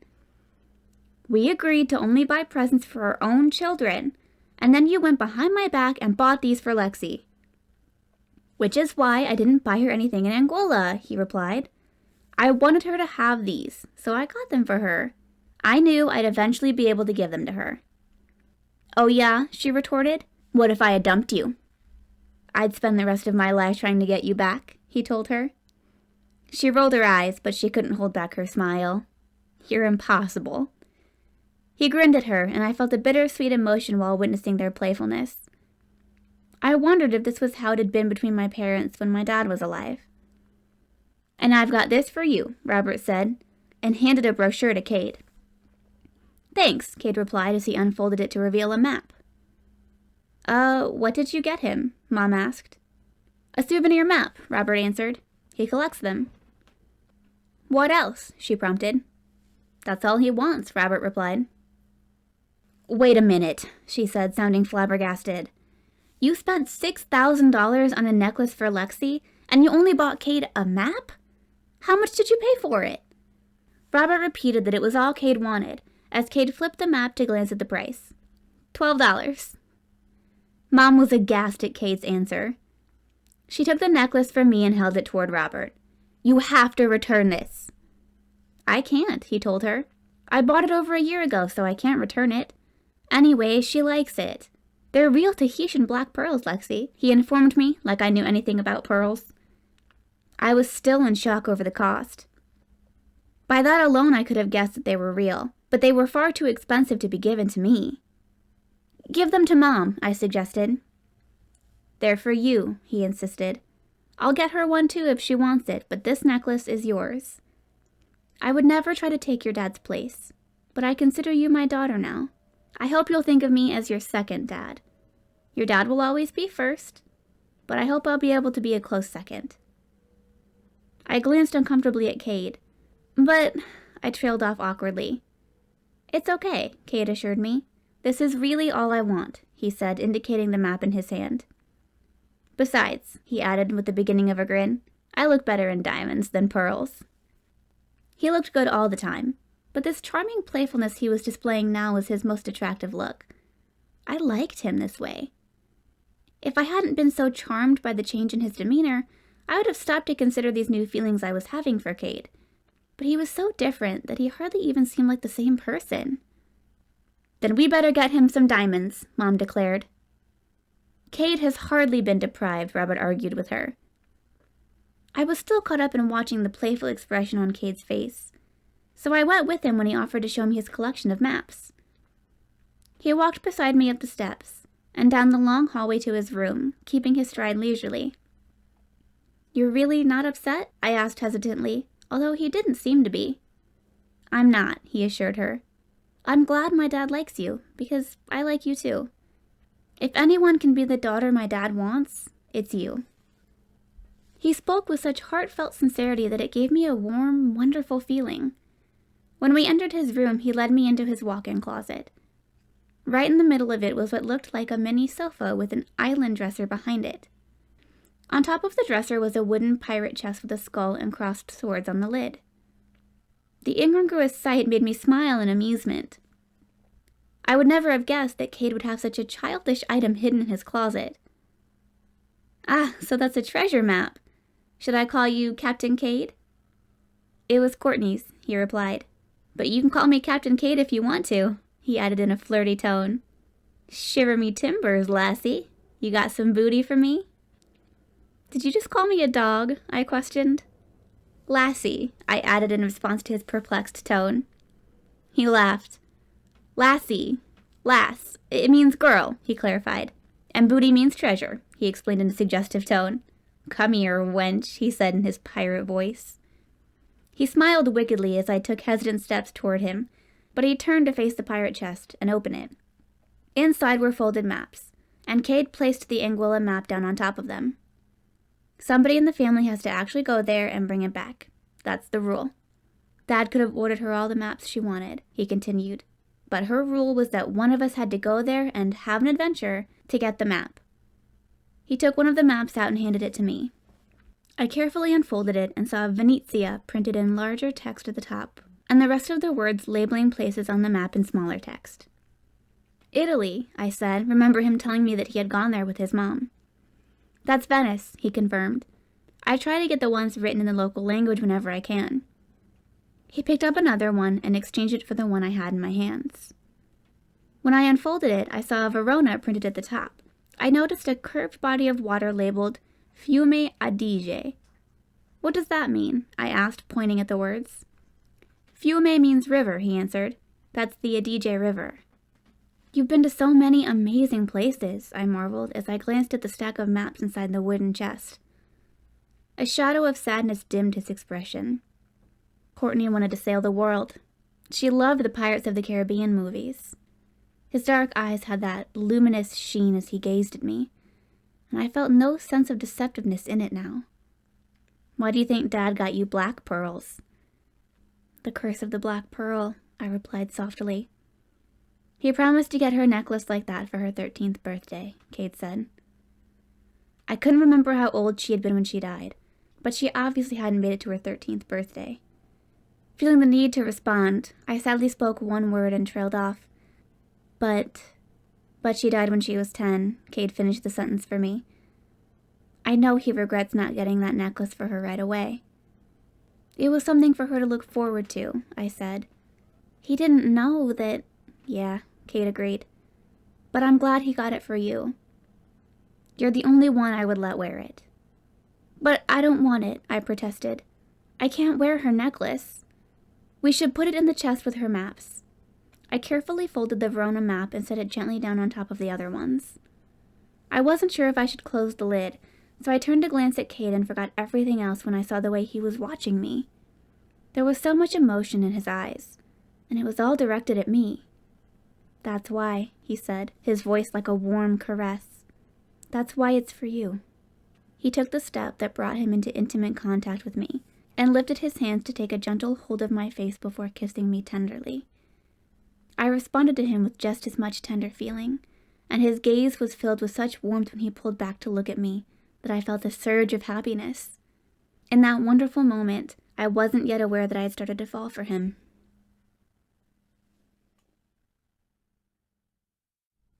Chapter 26. I felt exuberantly happy when I went to catch up with my mom. She opened her bedroom door when I knocked on it, and she gave me another hug. I missed you so much, she said. Hopefully not too much, I replied. You were supposed to be having a wonderful time. I did, she acknowledged, but I felt bad to leave you behind again. It was your honeymoon, I said. It's supposed to be just the two of you. I'm sure not taking you on my honeymoon. She laughed. Did you get engaged while we were gone? No, I answered. I only went to wild parties and got arrested. Suddenly worried that Robert would take my words seriously, I peered past her into the room. Where's Robert? He's taking a shower, she replied.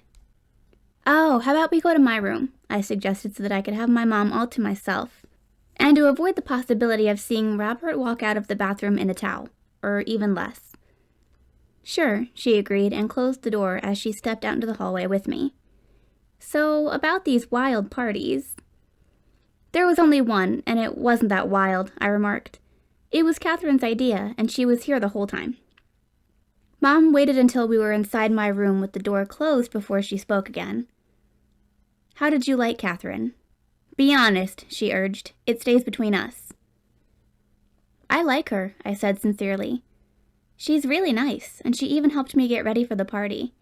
I'll show you the pictures she took of me. I pulled up the photos on my phone and handed it to her. Wow, she exclaimed. You look so sexy. She glanced warily at me before looking down at the phone again. How many guys were at this party? Catherine was here, I reiterated. But someone did ask me out on a date, I admitted, recalling Kade teasing me about forgetting that. Oh, did you say yes? Mom asked. Yeah, I answered, but I don't know now. Why? She questioned in surprise. Did you feel pressured to say yes? Who is this boy? His name is Brandon, I told her. He's one of the neighbors Kade invited, and I didn't feel pressured. It was just a spur-of-the-moment thing, but I'm not really sure now if I want to go. Why not? She queried. Where is he taking you? To dinner, I replied. It's just, I'm not sure if I like him enough to date him. He seems like a nice guy, but I don't know. You won't know unless you give him a chance, she said. I know your last boyfriend broke your heart, but you shouldn't give up on love. It's not that, I said. I'm over that, but I'm just not sure if I want to go out with Brandon. Are you interested in someone else? She asked. Is that what's stopping you? My mind flitted back to the way Kade had looked at me with so much emotion in his eyes, and the memory filled me with the same surge of warmth I had felt in his presence. Who is making you smile like that? Mom inquired curiously. Was he at the party too? I hadn't been aware that I was smiling. There were lots of cute guys at the party, I said to distract her from studying my facial expressions. This one guy looks like a movie star, and his last name is Kade. How weird is that? What are the chances that Kade's neighbor would have that last name? Mom was still fixed on her inquiry. Is he the guy you like? I never said there was a guy, I retorted. You're just assuming there's a guy, but there isn't. She agreed noncommittally. You don't have to tell me. You don't have to tell him either. But you can invite him over again with a few of the other neighborhood kids. It doesn't have to be a party. You can invite them over for dinner." "There is no guy," I insisted. "He'll probably be over anyway if he's friends with Kade," she continued. "You can even transfer to his school. There was really no reason to drive all that way now that we live here. Robert and I were talking about that on the plane. It's not that far into the school year, and we think that you should—" "No," I exclaimed. "I'm not changing schools. Kade goes there too, and nobody is saying anything about how far he drives. Robert told me that Kade is a star athlete at that school, and he doesn't want to let down the team. You've got nothing holding you there. You should take advantage of this opportunity to get a quality education," she urged. "It will help you get into the college of your choice." "I haven't even picked a college," I argued. "Going to a private school isn't the only way to get into college. Lots of people from public schools get into the college they want." "They do," she acknowledged, "but why pass up the opportunity to go to a better school? I know it's not easy being the new kid at school, but you did just fine the last time we moved." "I'm not worried about that," I said. "Then what is it?" she pressed. "What's holding you back?" "Nothing," I answered. "I don't feel like I'm being held back. I feel like I'm fine where I am. Why is it suddenly so important for me to go to private school?" "We just want the best for you," she said. "Why are you refusing to even consider it?" "I don't need a private school," I replied. "I'm not going to be living this kind of life." "What kind of life?" she asked quizzically. "The rich kind of life. I'm going to be just a regular person when I move out of here," I explained. "People won't care where I went to high school because none of them will be rich either." It's not about impressing people. Getting a quality education in high school lays the foundation for success in college. Their curriculum is specifically geared toward— "Are you quoting directly from their website?" I interjected. "I just see opportunities for you that I never had," she told me. "I can't help wanting all that for you." Her earnestness mellowed my attitude. "I appreciate that, Mom, but this is my life. I can decide which school I want to go to." "Okay," she relented.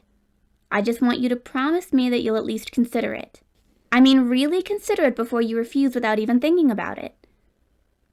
I had to respond with an immediate no. "Okay, I promise to think about it." That seemed to satisfy her. "Good." She plopped down on my bed and grinned at me. "I'll be going to school too. I'm enrolling in college." I gaped at her and she laughed at my expression. "What? You don't think I can hack it in college?" "What made you decide to do that?" I asked. "I mean, I know you can do it, but why?" "It doesn't make any sense for me to continue working as a waitress," she replied. "I only did that out of necessity, and it's no longer necessary. I can't be a homemaker either, since Robert already has a cook and maids to do that. I've always wanted to be a teacher, so I'm going to get my degree now that I have that chance." "That's great, Mom," I told her sincerely. "I was wondering what you were going to do all day," I admitted.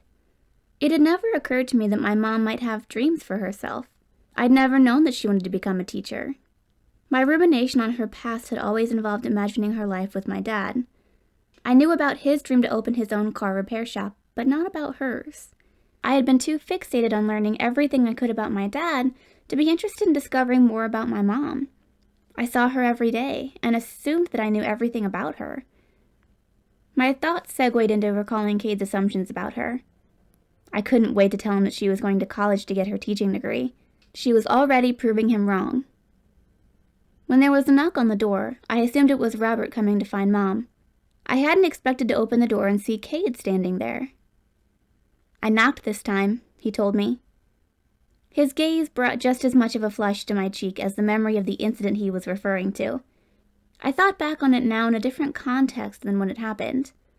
Filtered through my new perception of him, the memory was sexy rather than embarrassing. "Mom's going to college," I blurted in my flustered state. It seemed to take him a moment to comprehend what I had said. College?" he questioned, still appearing to be distracted. "Yeah," I said. "She's going to be a teacher."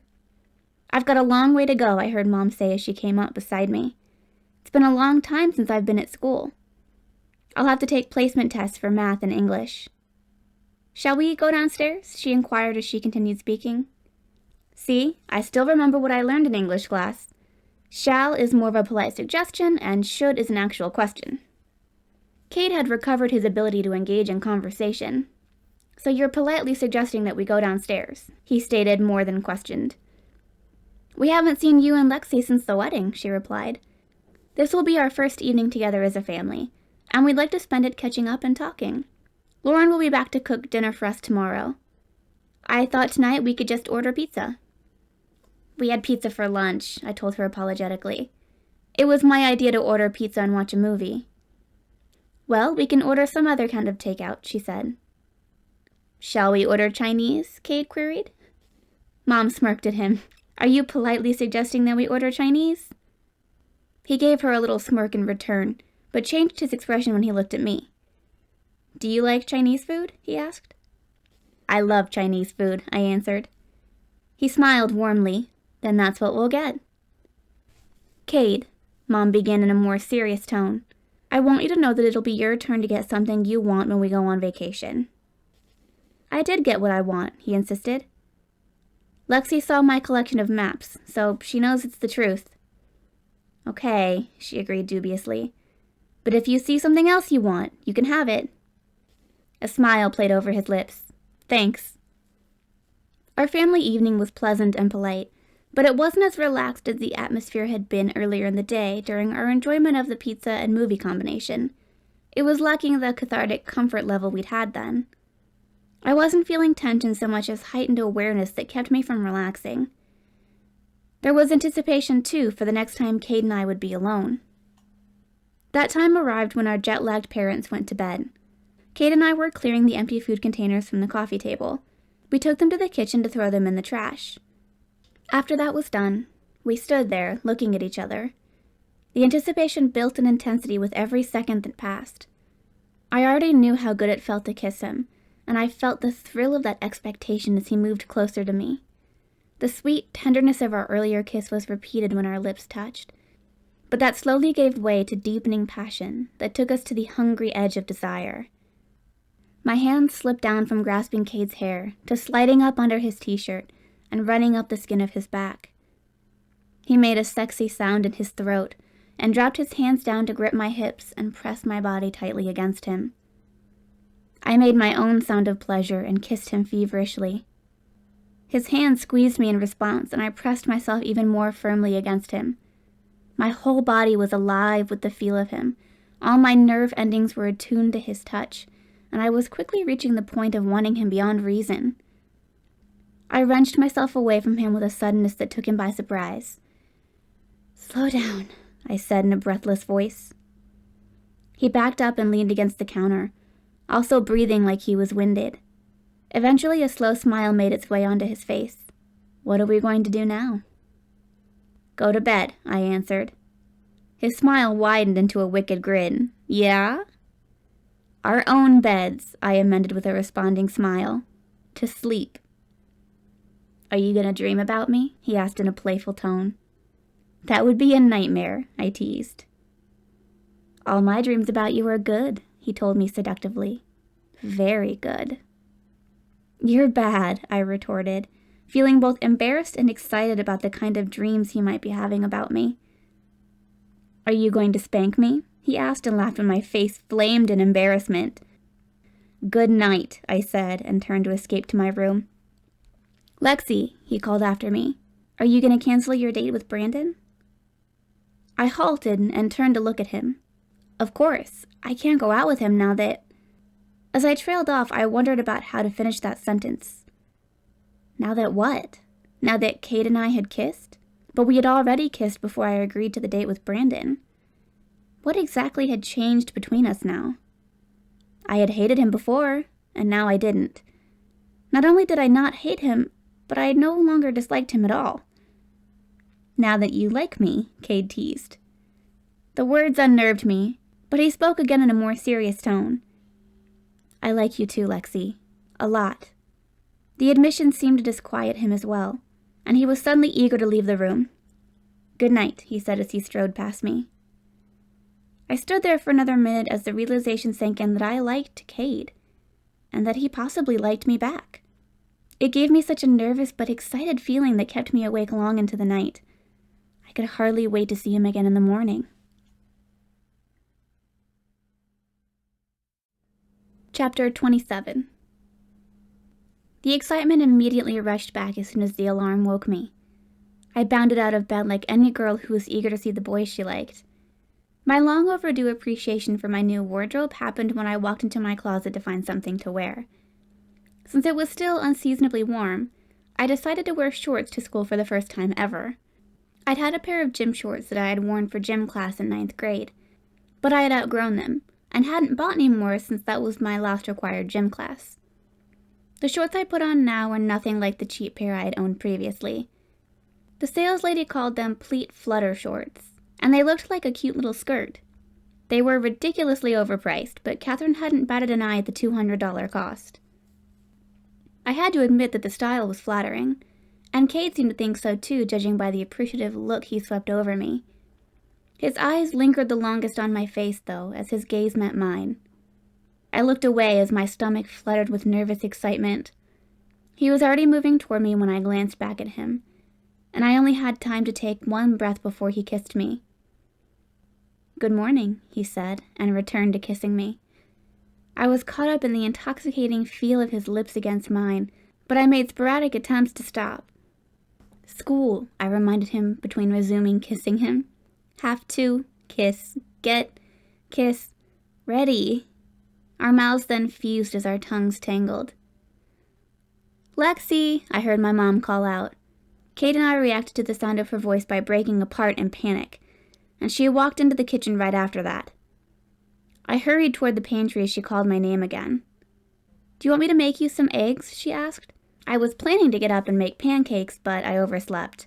Must be the jet lag. "It's okay," I replied with my back turned to her. "I'm having cereal."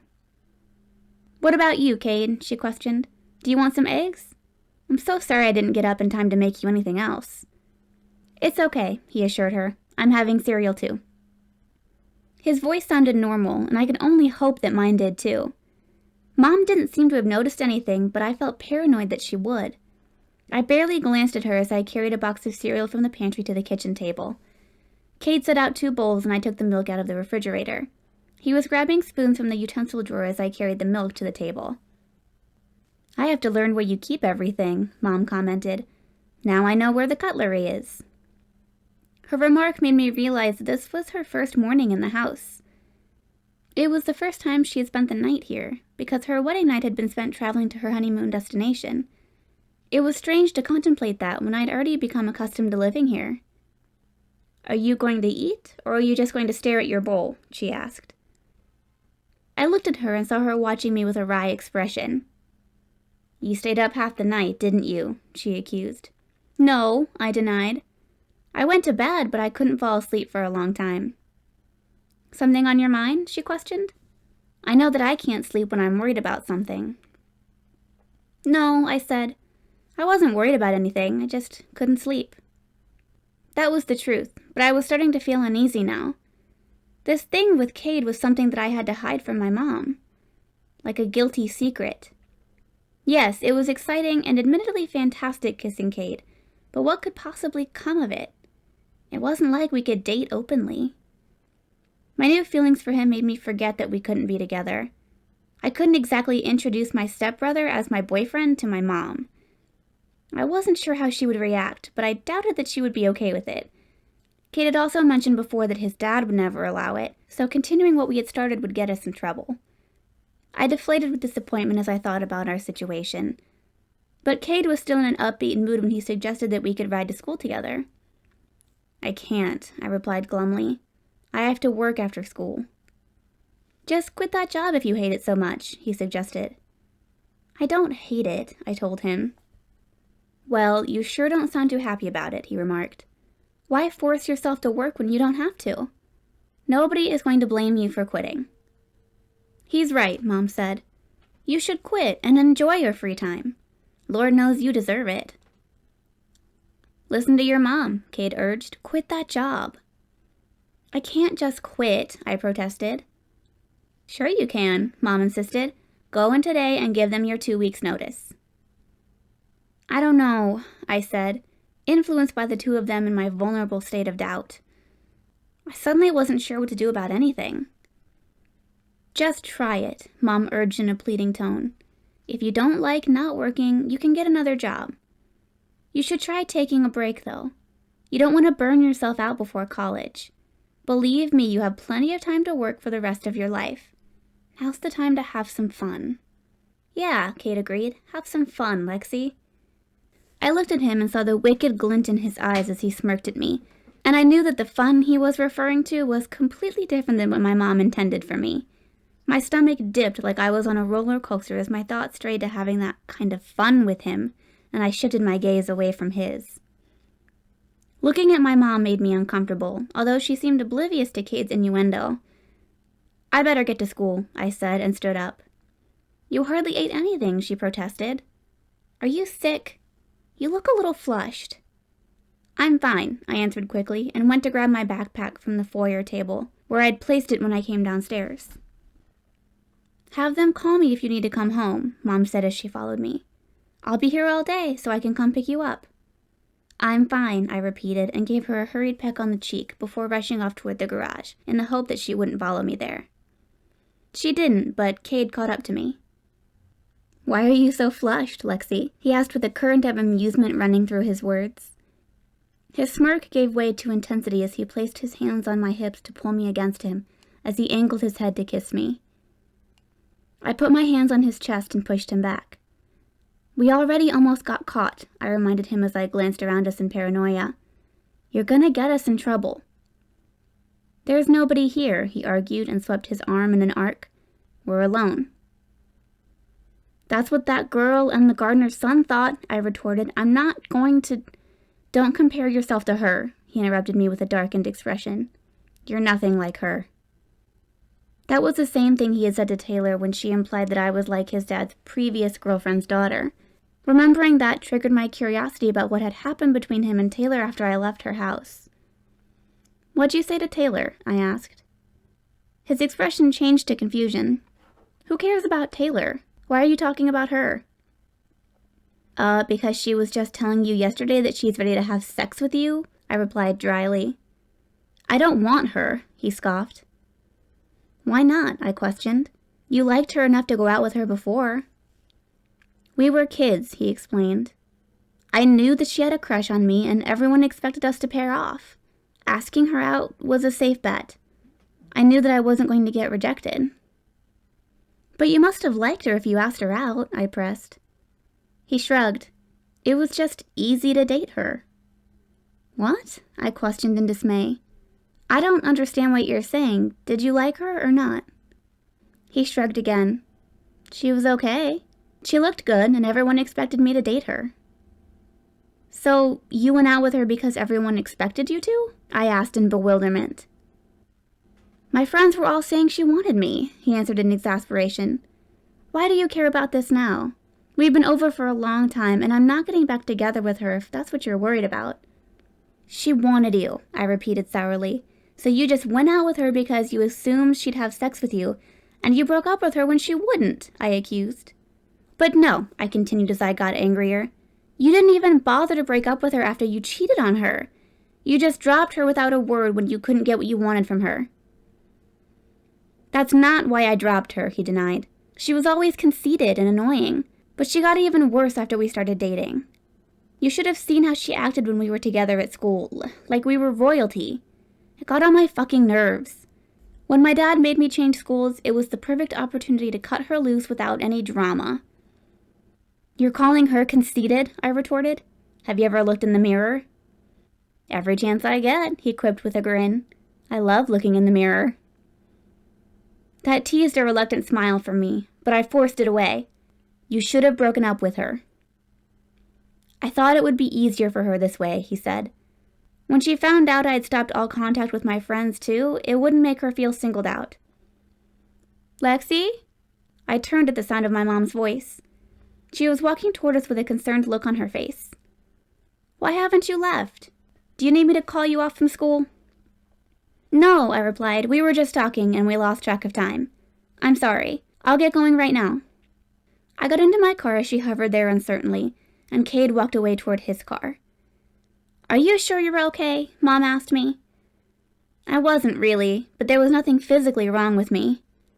"I'm okay," I lied.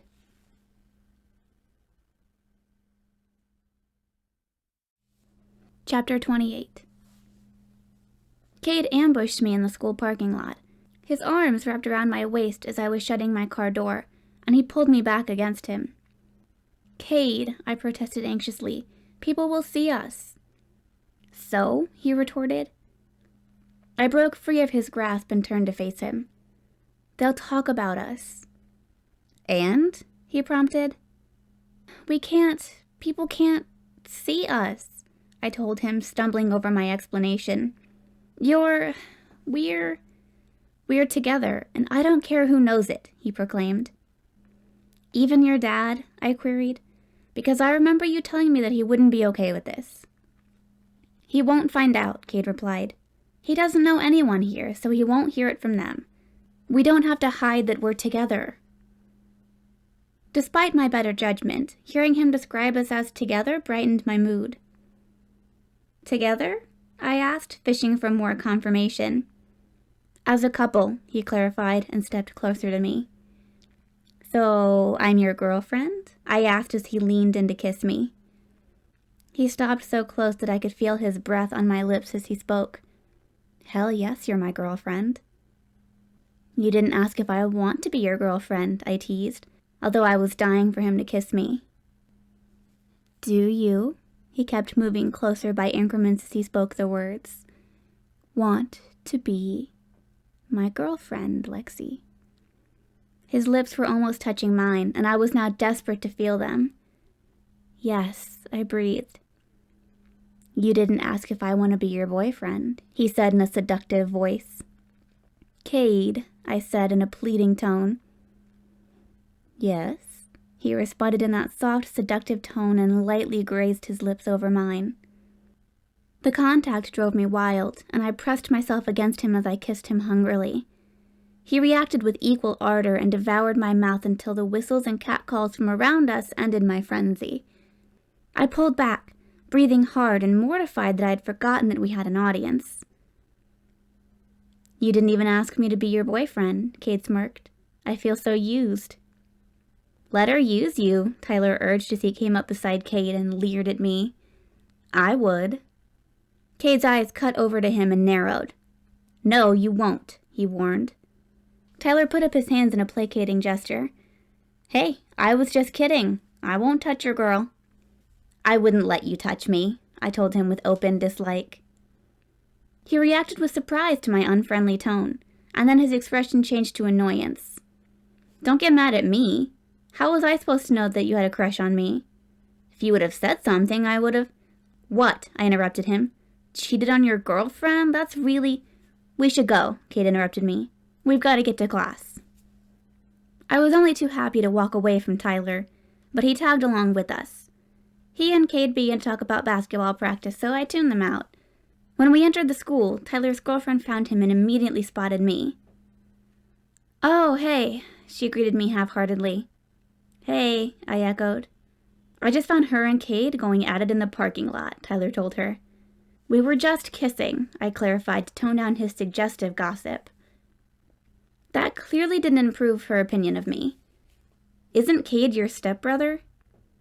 "Only since a week ago," Kade snapped. "She's only supposed to be my sister because our parents got married a week ago? What if your mom married Tyler's dad? Would that make him your brother?" "Well, Tyler and I were already—" she began. "Oh," she exclaimed as if she was having an epiphany. "You guys were already—" "Yeah," Kade cut her off. "We were." That wasn't true, and I opened my mouth to contradict him, but he spoke first. "We'll see you guys later." The warning bell rang as we parted from them. "Why'd you tell her that?" I demanded. "We weren't dating before our parents got married." "It sounds more romantic that way," he answered. I halted as I gaped at him. He smirked at me as he comprehended my expression. "I know you're not as romantic as I am, but we did have our first kiss before our parents got married." Our first kiss was tainted by betrayal, so it was not a romantic memory for me. Thinking about it triggered my guilt, and I pushed it away as I distanced myself from Kade. "I'll see you later," I said before hurrying toward my first class and leaving him behind in the hallway. He immediately caught up to me. "What's wrong? Why are you running away?" "I just don't want to be late," I replied. "You better get to class too." "Okay," he said, and abruptly stopped me in my tracks when he stepped in front of me. He gave me a quick peck on the lips before I even knew he intended to, and hurried away. As my gaze shifted from his retreating figure, I caught sight of Skyler. She always looked away whenever we made eye contact, but this time she didn't. A look of scorn was on her face, and I glanced away from her in shame, lowering my eyes as I walked past her and into the classroom. While engrossed in my burgeoning new feelings for Kade, I hadn't considered anyone else's feelings. If Skyler hated me before, she would surely despise me if I flaunted my relationship with Kade at school. She made that abundantly clear when she sought me out at lunch while I was arguing with Kade. He wanted me to sit at his table, and I insisted on staying at the table I had moved to after Skyler and I stopped being friends. "Why won't you sit with me?" he demanded. "Why can't I sit with my friends?" I retorted. It was really a stretch to call these people my friends, but they weren't unfriendly to me. They didn't exclude me from conversations, but our interactions remained casual and were limited to sitting together at lunch. To be fair, I hadn't made any special effort to befriend them either. I was still mourning the loss of my friendship with Skyler, and I didn't feel like I could have that kind of easy connection with anyone else. "I hope these friends don't have boyfriends for you to steal," Skyler proclaimed from behind me. I turned warily to look at her, and saw that her contemptuous gaze was fixed on me. "I was embarrassed," she continued derisively. "You went behind my back and stole my boyfriend, but I was embarrassed, so I kept it a secret." She then spoke to my lunch companions. "But Lexi wasn't embarrassed. She said that she was sorry, but she moved in with him. She said that she would do anything to get our friendship back. But I heard that she was making out in the parking lot with him in front of everyone this morning." She smiled thinly. She hopes that I can forgive her and give her another chance, though. I could feel all their eyes on me as I stood rooted to the spot in humiliation and shame. Skyler's gaze returned to me. "Nice clothes," she commented. "I guess it's okay for you to change your look for a guy. Whatever it takes, right?" "I like a cat fight as much as any other guy," Kade remarked. "But you're out of line. For one thing, I was never your boyfriend. We never even went out on one date." She didn't like being reminded of that, and her mouth compressed angrily. Her response was to go on the attack. "Why bother going on a date when you can just screw your stepsister whenever you want?" He regarded her with a shrewd gaze. "I wouldn't screw you," he threw out carelessly. "Is that what the problem is?" Skyler's face flamed, and I stepped up to Kade and spoke to him in a terse voice. "Stop," I commanded. "Shut up and go back to your table." Skyler was already walking briskly away from us, and I turned to watch her. She kept going and left the cafeteria, and I hurried after her. I didn't see her in the hallway, so I assumed that she had gone into the nearest bathroom. My guess was correct, and I found her crying in front of the sinks. "Skyler," I began, wanting to comfort her. "Go away," she yelled in a screaming sob. "I hate you." "I'm sorry," I told her. "He shouldn't have said that, and I know that He's an asshole," she shouted furiously. Her next words were spoken in a more subdued, but harder tone. "You deserve each other. The asshole and the conniving bitch." She glanced up with her tear-stained face, and her gaze caught mine in the mirror. "I used to feel sorry for you, but the joke's on me. You got the guy I wanted, all the brand new clothes, a new car, and I heard you even had a party at your new house. It sure sounds like you're sorry." Swiping at her eyes, she took a shaky breath. "You know what? I'm done crying over this. He's not worth it, and you sure aren't worth it." She kept her back turned to me during those final words of contempt, and I felt like she had nothing more to say to me. So I slunk out of the bathroom with my head lowered in acknowledgement of my blame. I had left my uneaten lunch on the table in the cafeteria, but I now had no appetite for food. I hadn't planned to call my mom to come get me, but I went to the nurse and told her I was sick. It wasn't a lie. My stomach was roiling with anxiety and guilt. "I knew I should have called you off," Mom said when she picked me up. "I'm glad you didn't," I replied. "Today made me realize something. I think I want to transfer to that other school." "Oh, that's wonderful," she exclaimed. "It'll be so much closer to home, and I really think you'll like it there." Whether or not I would like it there didn't concern me. It couldn't be worse than facing Skyler's hatred every day and knowing that I deserve it. I told myself that I was doing this for her, because it would be awful for her to see me and Kade at school as a couple. Deep down inside, though, I knew that it was more for selfish reasons. Out of sight would be out of mind, and I could leave Skyler's condemnation behind so it wouldn't mar my relationship with Kade. Chapter 29. I began to sever all ties to my old life that day. When I called off sick from work, I also gave my 2 weeks' notice. Keeping the job had made sense while I was driving out there to school anyway, but now it wouldn't be worth driving there just for a part-time job. I had a vague idea in my mind about finding another job closer to my new school, but it was just a thought at the moment. Like a coward, my main focus was on escaping the mess I had made. Another casualty caused by my new relationship with Kade was my fledgling friendship with Jenna. She called me after school that day and didn't waste any time on small talk. "You could have told me," she declared. "You knew I would hear about it, so you could have told me yourself about you and Kade." The truth was that I hadn't even thought about Jenna since things had changed between Kade and me, but I didn't let her know that. "I'm sorry. I wasn't expecting anything to happen with Kade." That was true, at least. "I was," she said. "I knew it as soon as I saw how jealous he got over you at the party. He wanted you, so I knew that he would get you. Kade can get any girl he wants." I remembered having similar thoughts about him and resolving to deny him.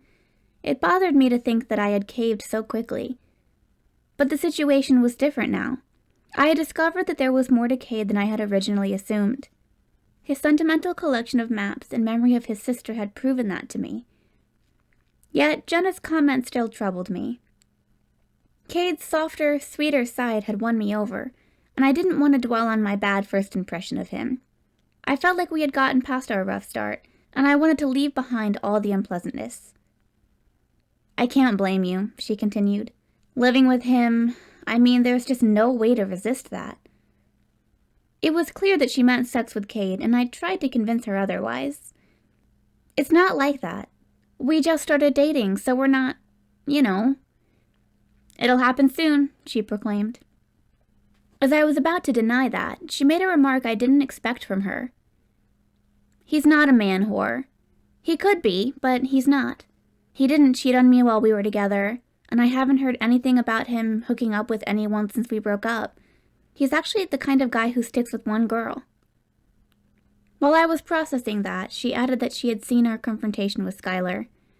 "I can understand why she's upset, but she is wrong that you stole him from her. He wouldn't get with you if he wanted her." She sighed, and her voice got thicker with emotion. "He wouldn't get with you if he wanted me either. He doesn't love me. And that's not your fault, but it hurts." I could hear her crying now. "It's over. It's really over. When I saw how crazy he got over you, I finally had to face it." "I don't blame you," she sniffled as I wondered what I could possibly say to her. "If I was in your shoes, I'd do the same thing." She sighed deeply, and her voice was a bit stronger now. "I really do like you, but I just can't be friends with you. Seeing you with Kade would be so... I just can't." "I understand," I replied sadly, feeling bad for her and disappointed that I'd lost another friend. "I'm transferring to another school, so I hope that helps. You won't have to see me around school with Kade much longer." "Oh," she responded. "Well, yeah, that will be easier. For everyone, I think." The only person who didn't like that idea was Kade. I told him about it after he got home from basketball practice. He had texted me earlier when he saw that I wasn't in class after lunch, and I had replied that I'd had my mom take me home. She had come with a member of the household staff who had driven my car home for me. "I can't believe you're letting Skyler chase you away from school," Kade exclaimed while we were talking in my room before dinner. "She needs to fucking get over it." His insensitivity to her feelings was a remnant of his former Heartless attitude, and I didn't like it. People can't just switch off their emotions overnight. She had a crush on you for years. It's not so easy to get over that. It's just that I won't see you all day, he lamented. I thought we would be driving to school together and sitting together at lunch. You could come to my games and cheer me on, and everyone would know that you're my girl. I can still come to your games, I told him. I don't have to be a student there to go to the games. Yeah, he agreed half-heartedly, but it's like we just got together and you're already leaving me. I'm not leaving you, I stressed. I'm leaving school. You and I are still together. We freaking live together, I said, gesturing around us with my arm. How much more together could we be? A devious smirk transformed his expression from disappointed to naughty. Do you want me to show you? I could feel my face warming as erotic thoughts of our bodies joining together fired up my imagination. The memory of seeing him shirtless combined with my memory of him seeing me topless, and my mind put that together with us kissing to form one hot, arousing image. Kade's gaze became heated. Come to my room, he urged in a low, seductive voice. I was in such an erotic trance that the sound of my ringtone made me jump. I snatched my phone up with startled quickness and answered in a shaky voice. Hello? Lexi, Mom said. I can't believe I'm being so lazy, but I didn't feel like walking up all those stairs. Dinner's ready. Could you let Kade know too? Okay, I replied. We'll be right down. That was my mom, I explained to Kade. Dinner's ready. I'm more interested in dessert, he replied in a teasing tone and moved closer to me. I can't wait, he whispered in my ear. Heat suffused my entire body, and Kade lost his teasing expression when he pulled back to look at me. His voice was hoarse when he spoke. Damn, we need to cool down. He stepped toward the door. Go down, and I'll be there soon. I began to pace around my room after he left. What was I going to do now? There was no doubt that I wanted Kade, but I didn't want things to happen too fast like they had with Lucas. Kade wasn't Lucas, I reminded myself. Even Jenna had said that he wasn't a player. Yet part of me still worried whether he really wanted more than sex with me. The only way to know for sure would be to postpone having sex until we were together longer. But that wasn't going to be easy when we were spending every night in the same house. I knew how important it was not to make a mistake, though, because Kade was now permanently in my life. I wouldn't be able to avoid him if things went wrong between us, so I had to be careful not to give him everything until I knew it was right.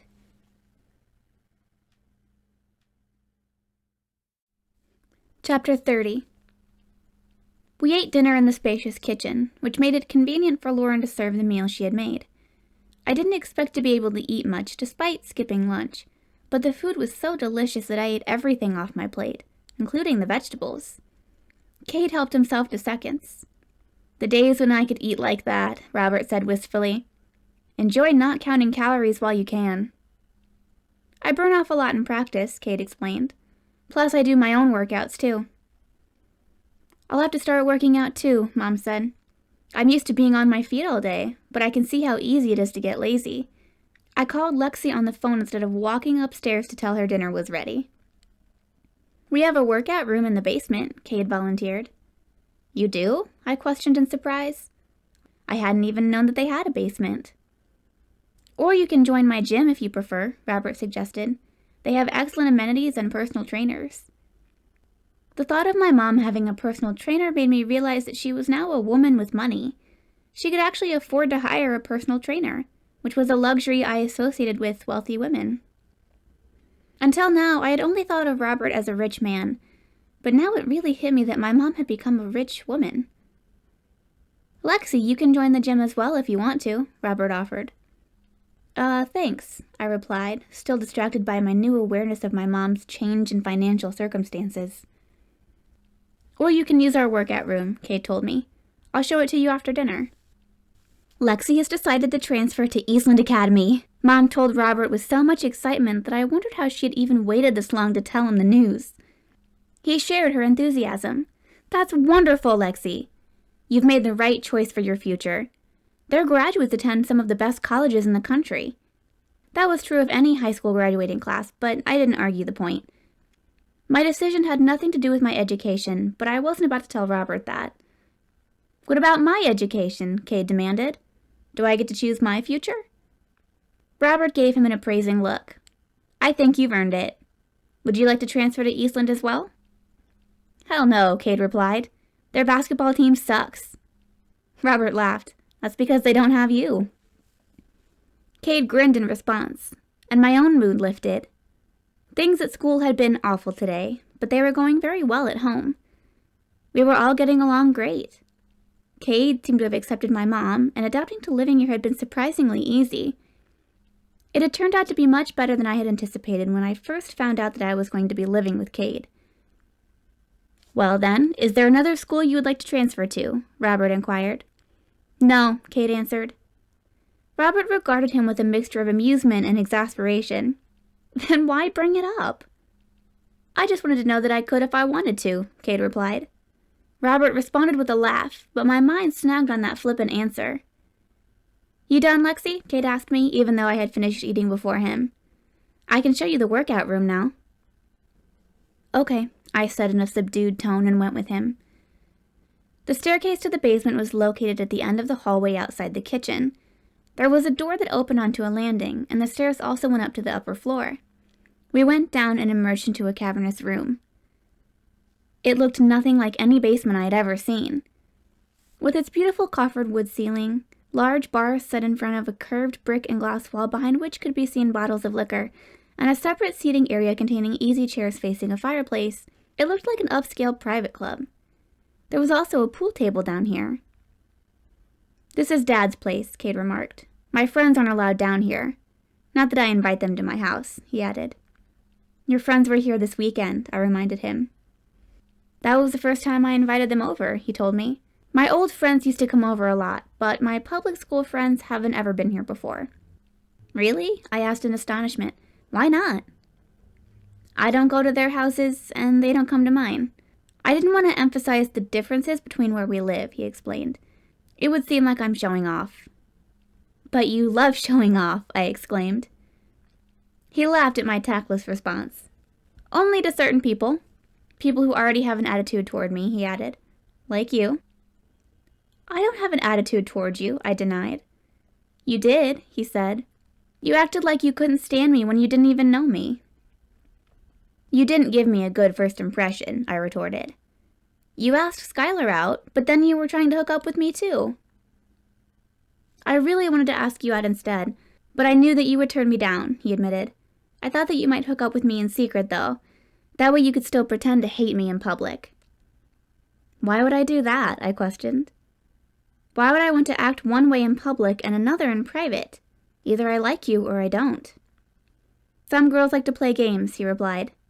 I know now that you don't. What if I had hooked up with you? I asked curiously. Would you still have gone out with Skyler? No, he answered. I regarded him doubtfully. I'm telling you the truth, he insisted. I wouldn't want to deal with that kind of drama. Look at how she's blowing everything out of proportion when I never even went out with her. I can't imagine what she would be like if I actually dated her. But why did you ask her out? I questioned. And why did you want to ask me out? Why would you ask her out if you wanted to ask me out instead? And why would you if you saw I didn't like you? That's a lot of questions, he remarked with an amused expression. Okay, why did I ask her out? Because I saw that you didn't want me to. I did it to get a reaction out of you. And why did I want to ask you out? He continued before I could respond in outrage. Because you weren't trying to get with me. So many girls at that school want to go out with me because of who my dad is. You didn't give a shit about any of that. But I was always like that, I said. You never tried to hook up with me before Skyler talked to you. I never paid much attention to you before, he told me. Not until I saw how much you hated me even though I never did anything to you. Why did you hate me anyway? I thought you would hurt Skyler, I replied. But I'm the one who did that. Honestly, that's why I'm changing schools. So I won't have to feel guilty about being with you. I still don't think that you have anything to feel guilty about, he said. But anything that makes it easier for you to be with me is a good thing. His gaze conveyed anticipation as he moved closer to me, but I sidestepped him.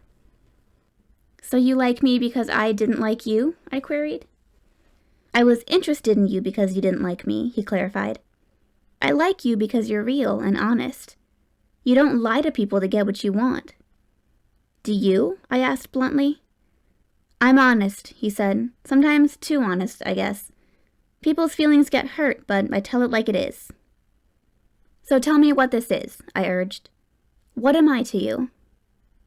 You're my girlfriend, he answered. I thought we already talked about this. Your girlfriend, I repeated. Does that mean that it's more than just sex? Yes, Lexi, he assured me. I could have gotten that from Taylor if that's all I wanted, but I like you. I like being with you, and I can talk to you. I've never talked to anyone else about my sister. That topic was more serious than what kind of relationship we had, and a bit of melancholy set in. Kade forced some cheer into his voice. Let me show you the workout room. I followed him into another sizable room, but it had a completely different atmosphere than the tasteful and warm ambiance of the bar area.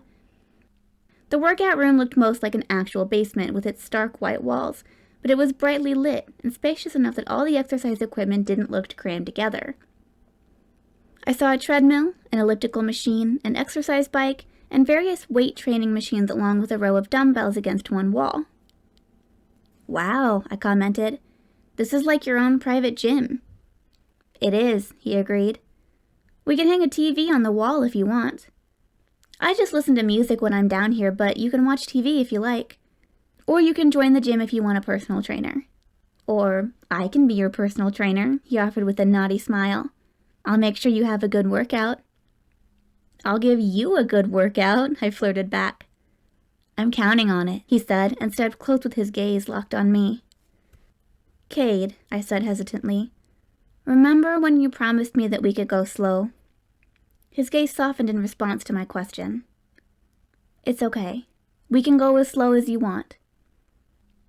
His response brought a happy smile to my face, and he smiled back at me. I want to take you on a date, he declared. That reminds me, he pulled out his phone. Cancel your date with Brandon. You're going out with me. I gladly complied and called Morgan to get Brandon's number. Once I actually started speaking to him, I felt a little bad about disappointing him, but I didn't hesitate to cancel the date. I kind of expected it after Taylor told me that Kade turned her down, he replied. And he was acting all possessive over you at the party. You guys were together, huh? Yeah, I answered, although I wasn't sure about telling people in the neighborhood. I'm sorry. So am I, he added. I think you're making a mistake, but whatever. I'm sorry, I repeated, not knowing what else to say, and wanting to end the conversation. Bye. Yeah, bye, he responded. I immediately hung up in relief and handed the phone back to Kade. I don't know if I should have told him that we're together, I said anxiously. He needed to know so that he'll back off, Kade stressed in a hard tone. But he knows your dad. What if he tells him? I worried. He won't, Kade said confidently. We don't snitch on each other. But you're not friends anymore, I reminded him. What if he tells on you for revenge for getting me to go out with you instead of him? He won't, Kade assured me. He'll fight me if he has a problem with me, but he won't go to my dad. That's not how we do things. That didn't sound much better. Don't fight, I pleaded. I won't, he promised, not unless he starts something first. I didn't think he would, since he hadn't seemed that upset about me calling off our date. I dropped the subject of Brandon and focused on Kade. So where are we going for our date? I haven't decided yet, he admitted. Where do you want to go? I don't know, I said. Wherever you want to go. He smiled wryly. Okay, I'll think of something. Don't make it too fancy, I requested suddenly. He gave me a bewildered look. Okay, he responded, drawing out the word in bafflement. You don't feel like dressing up? I was remembering the night I had lost my virginity to Lucas. He had gone all out for our date, arriving at my door with a bouquet of red roses, taking me to an expensive restaurant in a limo, dressing up in a suit. We had shared a decadent piece of chocolate cake for dessert, and we had kissed passionately in the back of the limo on the way home. When we arrived, I saw that we were at his house, but I didn't say anything while he was tipping the driver. The limo was already pulling away when I voiced my concern. Lucas said that he had a surprise for me, and led me into the house where we followed a trail of rose petals to his bedroom. It was filled with pink balloons floating against the ceiling, and I exclaimed in delight. Lexi, he said hesitantly, I think I... What? I prompted him. He looked down at the ground in seeming shyness. I just really like you. I like you too, I told him. So much. Then I worried about scaring him away by admitting my growing feelings for him. This is amazing. I can't believe you did all this for me. You're worth it, he told me as he looked at me and gazed into my eyes. It was like being in a romantic dream, and everything seemed perfect when he kissed me. Being with him felt so right that I didn't hesitate to give myself to him that night. His parents weren't home, so no one was there to ruin the illusion of perfection. Even afterwards, he played the perfect boyfriend as he took me home in a cab and cuddled with me in the back seat. When he walked me to my door, I almost told him that I loved him. Thankfully, I didn't, so I was spared that humiliation at least. I pushed the memory away as I answered Kade. No dressing up, no flowers, nothing fancy. Let's just go out and have fun. He smiled at me in amusement. You're sure not like other girls. Okay, he agreed with enthusiasm. We'll have fun. I hoped that we would, but I would certainly be more cautious in this relationship than I had been in my first one. I wasn't going to be fooled again. Chapter 31. Everything was being set in motion quickly. This would be my last week at this school, and I would be starting at Eastland on the following Monday. Morgan called me back the same day I called her to get Brandon's number.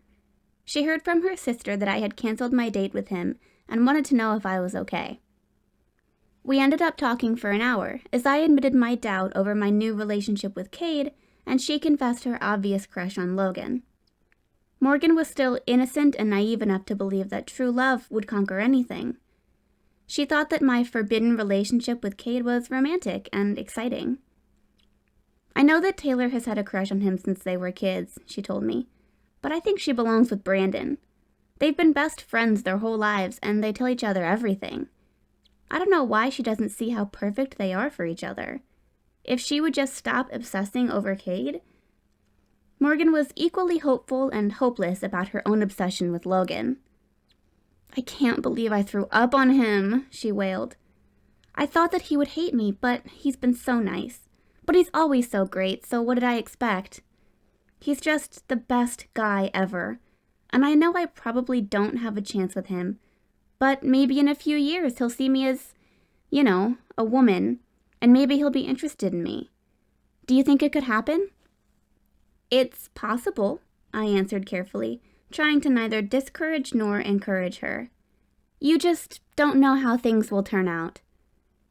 Do you think he'd be more, intrigued with me if I lost my virginity? What? I squeaked. Well, Taylor has been saving herself for Kade, and that hasn't worked, she explained. Logan acts all flirty with me sometimes, but he mostly treats me like a kid. So I was thinking that if I lose my virginity, I'll know how to act sexier, and he'll see me in a different way. No, I exclaimed in dismay. Your first time should be special, and it should be with someone you love. I love Logan, she stated, but I can't get him to be my first time if he treats me like a kid. Then wait until you're older, I urged. He won't always see you as a kid. You're going to grow up. But what if some other girl gets him first? Logan's an amazing guy, and lots of girls want him. If he falls in love with someone else, waiting for him won't do me any good. I'd rather try to do something now. I tried to think of an alternative that didn't involve her throwing away her virginity in an effort to gain sex appeal. Have you talked to him? I asked. Maybe you should tell him you like him. No, she exclaimed. I can't. But maybe you could talk to him for me. Don't tell him I like him, she quickly stressed. Just find out what kind of girls he likes. Does he want someone more experienced or more of a shy girl? Be subtle about it, though. I couldn't imagine how I could ask that in a subtle way, but I agreed to talk to him in order to forestall her crazy plan to rid herself of her virginity.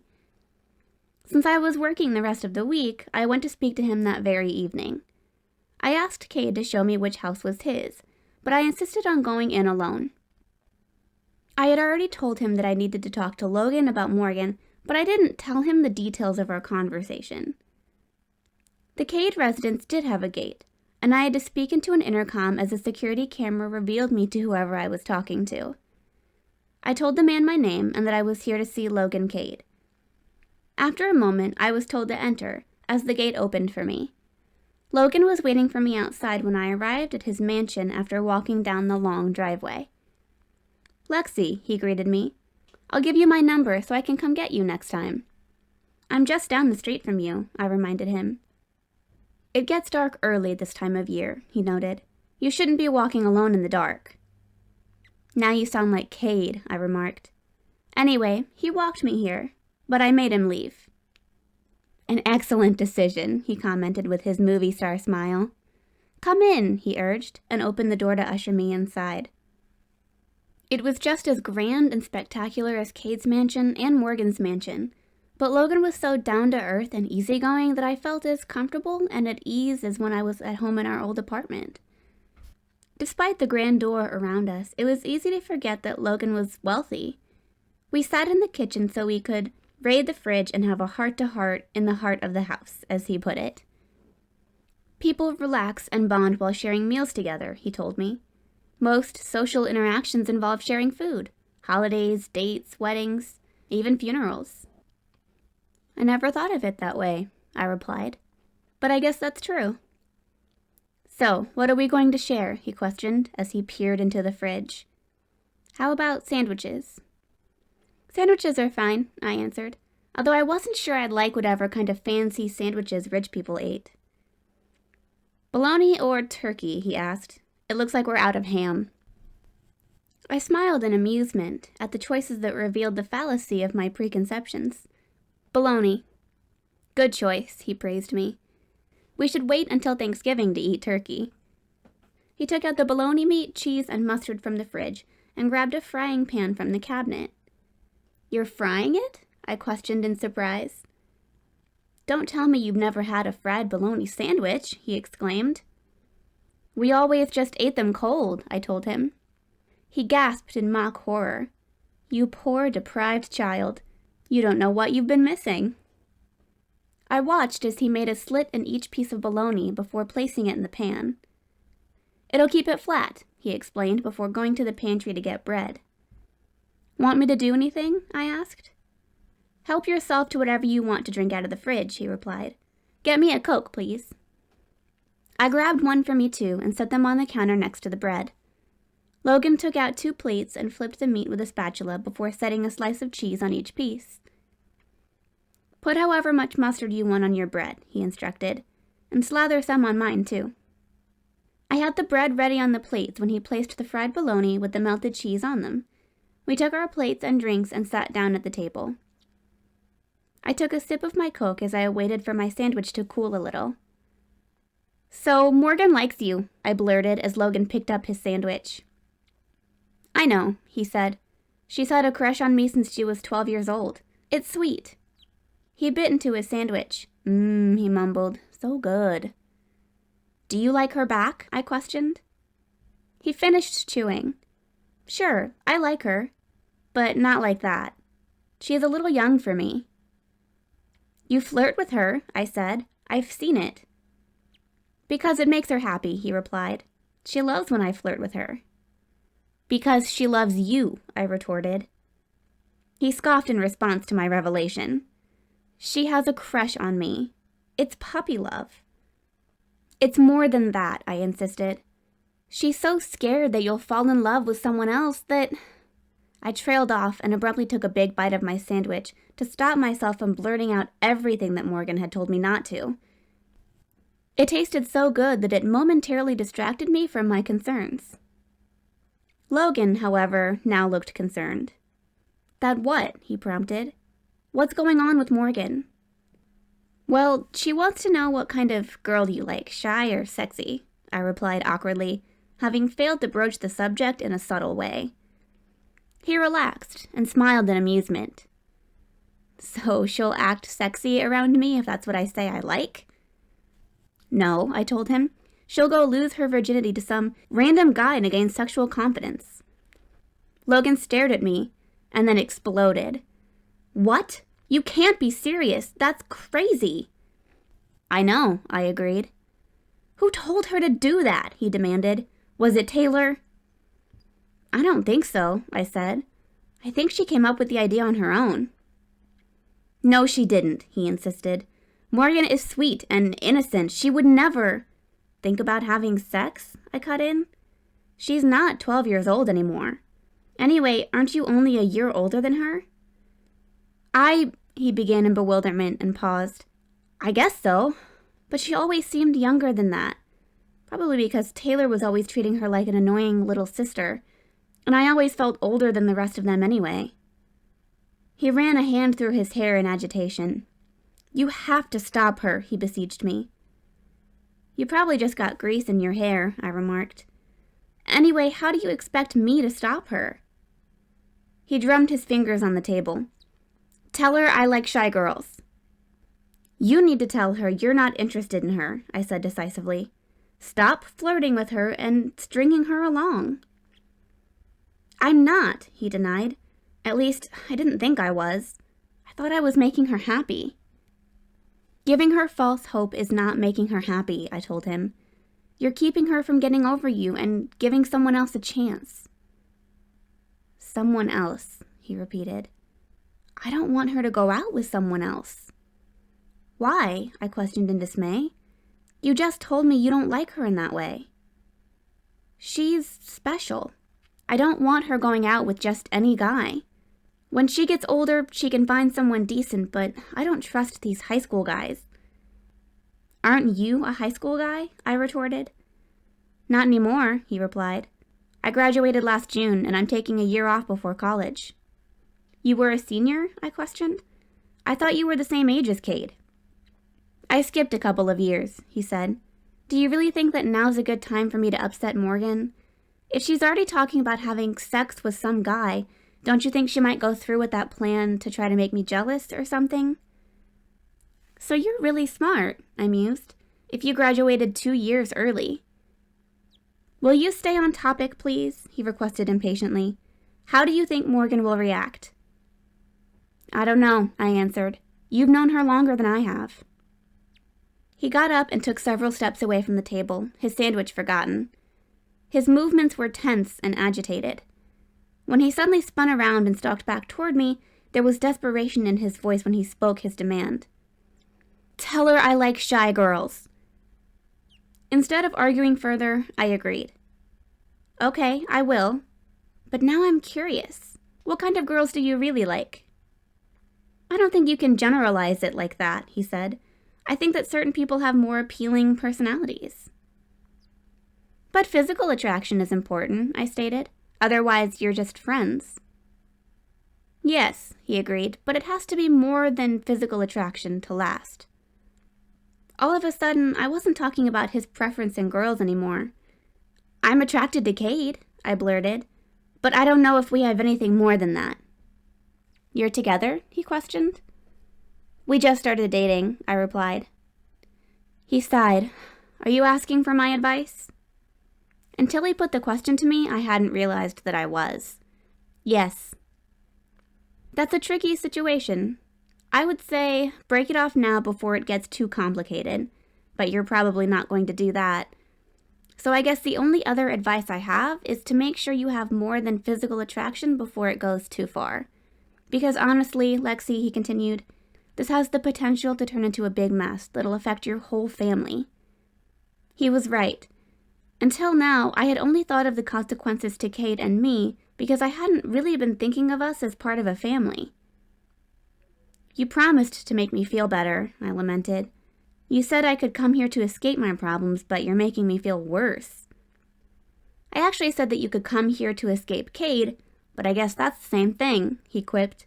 Okay then, no more serious talk. It's time to make you feel better. Eat that damn sandwich. He sat back down and began to enthusiastically bite into his, so I did the same, albeit taking smaller bites.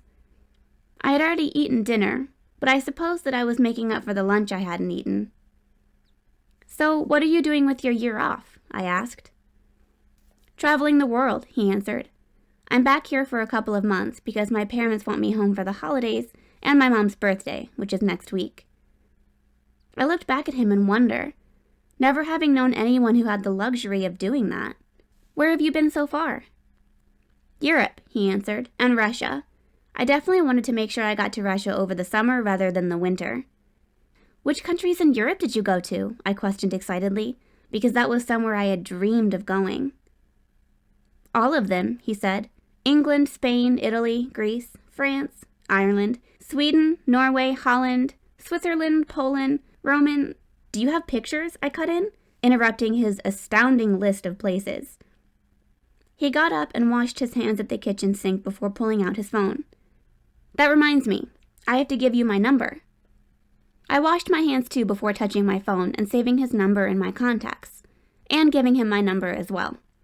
He then led me to the living room and sat beside me on the couch as I scrolled through the pictures on his phone.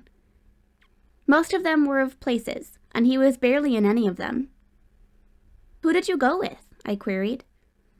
By myself, he answered, causing me to gape at him.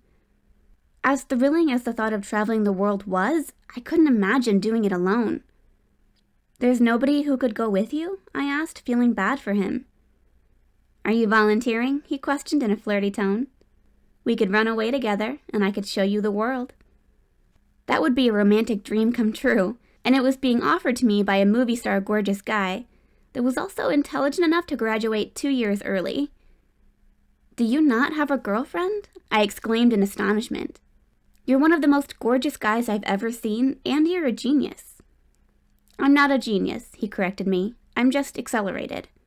But, he continued, resuming his flirty tone, does that mean you want to run away with me?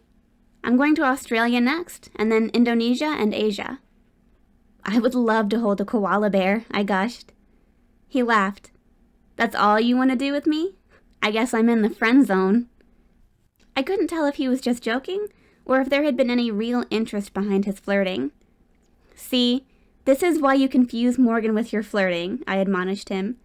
I can't tell if you want me or not. I hadn't meant to put it quite so bluntly, and I blushed in embarrassment. Fortunately, my phone rang and created a distraction. I saw Kade's name on the screen as I quickly answered it. Hello? What the hell are you doing? He demanded. Looking at pictures, I began. Logan went to... I'm at the gate, he snapped tersely, interrupting my answer. Tell him to let me in. He hung up on me, and I opened my mouth as I glanced at Logan. I heard, he told me before I could say anything, and grabbed his phone out of my lap. Swiping at the screen and bringing it to his ear, he spoke to someone named Mike and instructed him to open the gate for Kade. He was never this possessive about Taylor, he remarked to me after he got off the phone. Then again, he knew that she didn't want anyone but him. His comment gave me an idea, and I began to scheme as we walked outside to meet Kade. Chapter 32. Kade was really annoyed and suspicious. What the hell were you doing in there with him for 2 hours? Having sex, I replied blithely. What'd you think we were doing? He stopped the car in the middle of Logan's driveway and turned to glare at me. That's not funny. I think it's hilarious, I retorted, although I certainly wasn't in the mood to laugh. You think that I would have sex with a guy I barely know when I haven't even had sex with you? I didn't think that, he denied. I thought maybe he kissed you or something. And you think I would let him? I demanded. Did he try to kiss you? Kade asked without acknowledging my offended exclamation. No, he did not try to kiss me, I snapped at him. I told you I was coming here to talk to him about Morgan. You have to admit he was flirting with you at the party, he said defensively. So what? Taylor was just trying to get back together with you yesterday, I reminded him. Does that mean you'll fall into her arms? No, he replied. Then don't assume that I'm going to fall into Logan's arms either, I said. Trust me like I'm trusting you. Okay, he agreed. But was he? Kade, I interjected warningly, and he shut up. So I relented a little. I think he likes Morgan. I know she likes him, Kade said dubiously, but he doesn't seem to take it seriously. Exactly, I agreed. But he sure doesn't want her to be with anyone else. I don't think he realizes his real feelings for her. He shrugged in response and resumed driving. Discussing Logan and Morgan had brought my scheme back to the forefront of my mind, and I started brimming with excitement over it. I almost shared it with Kade, but I decided that it was better to keep it a secret between us girls. "I've got to call Morgan," I proclaimed as soon as we arrived home, and I scrambled out of the car. "Wait," Kade called after me. "I don't think you should tell her that." I stopped and turned to face him, wondering if he could have somehow figured out my plan. "Tell her what?" I questioned. "Your theory about Logan liking her," he answered. "What if you're wrong? And even if it's true, he might never do anything about it. He'll be going to college, and she still has 3 years of high school. Don't get her hopes up for nothing." I was too excited about my plan to heed his advice, but I tried to hide my intent. "Okay, but I promised to call her after I got home from his house, and I better do it before it gets too late to call."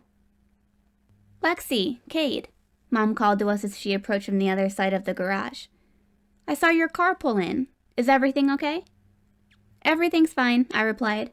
"I was looking at pictures with Logan and I lost track of time." "I'd like to meet him before you see him again," she told me. "Mom," I protested, "he's just a friend." "Regardless," she said, practically dismissing my assertion of friendship, "I'd still like to meet him." "Fine," I agreed grudgingly. "Don't take that attitude with me," she admonished me. "I shouldn't even have let you leave the house since you came home sick from school." "I'm sorry," I said. "It's just that everybody's making a big deal over nothing." "Who's everybody?" she asked in confusion. I couldn't tell her that Kade was making a big deal about it, too. "Just, Morgan," I lied. "She likes him, and I'm actually trying to help her with that. I should call her before it gets too late." I wanted to add a snide question about whether Mom wanted to meet her too, but I was eager to talk to Morgan. To hurry things along, I gave Mom a quick hug. "Good night." "Did you thank Kade for picking you up?" she inquired. I glanced at him. "Thanks." "Okay," I continued before either of them could speak again, and I was already starting to pivot my body away from them.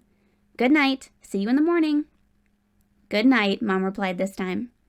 Kade quickly caught up to me, but waited until we were upstairs before speaking to me. "That's it? You're not even going to give me a good night kiss?" I glanced around nervously to make sure that we were alone. "I couldn't kiss you in front of my mom." He smiled provocatively. "She's not here now." I halted in front of my door, but he was pressing me up against it in the next instant. He smothered my surprised gap with a demanding kiss, his tongue immediately delving into my mouth and taking control. I yielded at first, but then wrenched my mouth away from his. My eyes darted around in panic. "What are you doing? Our parents might see us."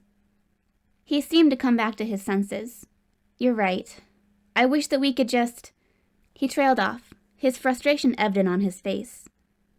"I just want to kiss my girlfriend," he added. "You can," I told him. "We just have to be careful. Like be inside the room where they can't see us," I teased.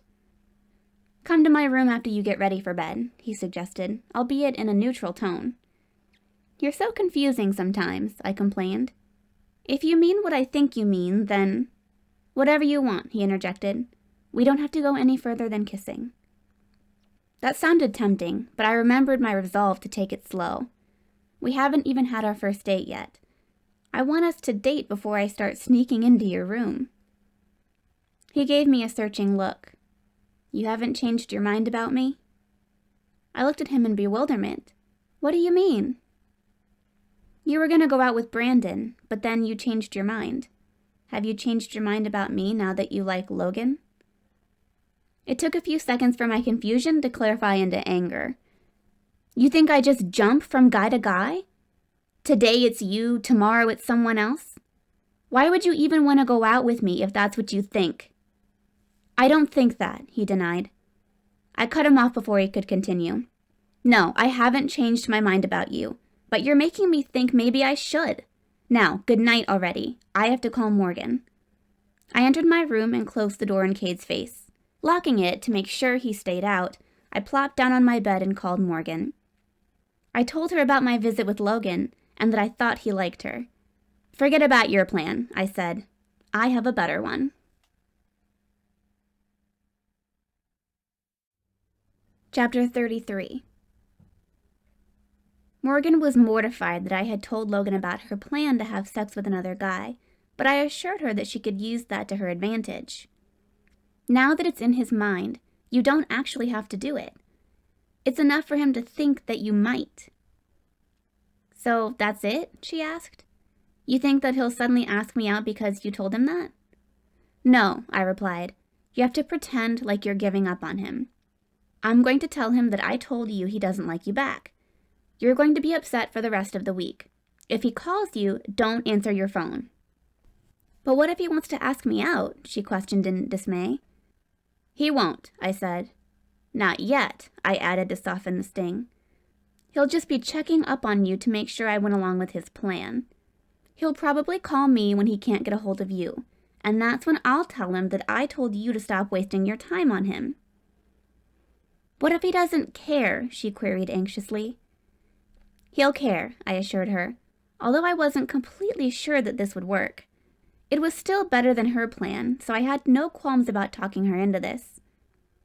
"You can't cave, though, or it will ruin everything. You have to make him believe this is real."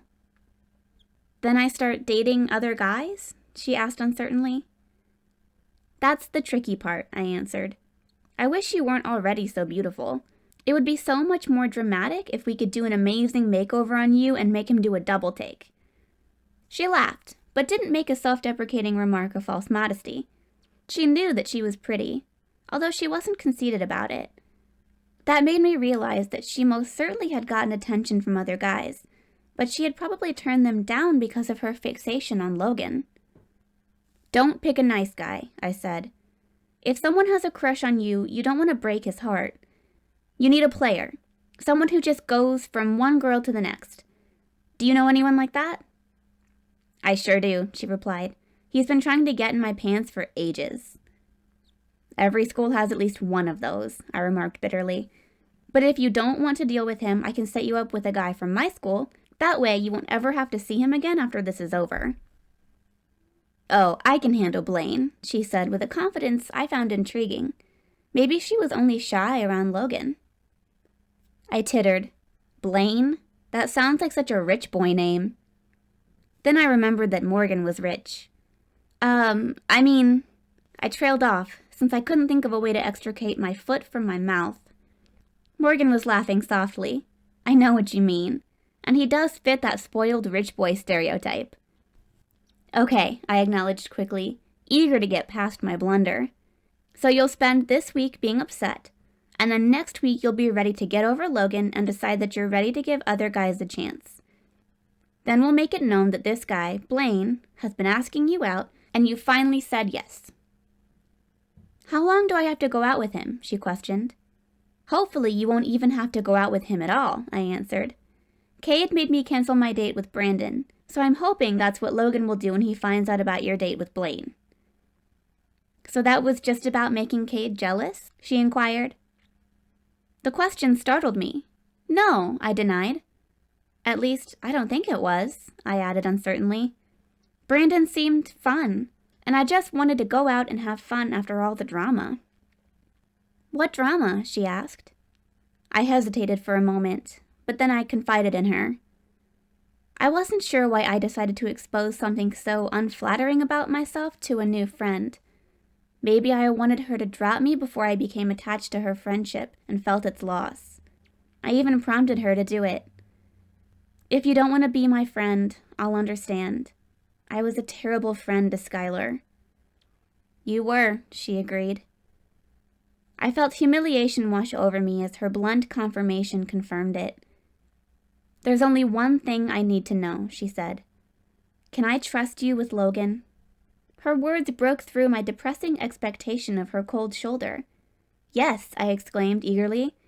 "I swear you can. I'll prove it to you. She cut off my pleading assurances. "Don't make promises you can't keep. Think about it first. I need you to be sure. Do you feel any attraction to him at all? Will you be able to resist him if he flirts with you? I wanted to deny any attraction to him, but that would be a lie. He's very attractive, I admitted anxiously. But I swear to you that I would never do that to you. Skyler hates me now, and it's awful. I wouldn't want to lose another friend over a guy. It's not worth it. She didn't respond right away, and I felt my heart sink like a stone during her silence. Losing the tentative bond I had begun to form with her hurt more than I had expected. Her judgment of me stung, and I realized that it was because I agreed with Logan that Morgan was special. Being deemed unworthy to be her friend made me feel really bad about myself. "Thank you for being honest," she said. "I wouldn't have been able to trust you if you had lied about being attracted to him. It's still not going to be easy, but I believe that everyone deserves a second chance. I think you've changed and learned from your mistakes. I have to tell you, though, that I'll never forgive you if you kiss Logan. Never." I barely dared to hope. "Are you saying?" "I'm saying we're friends unless you prove we aren't," she told me.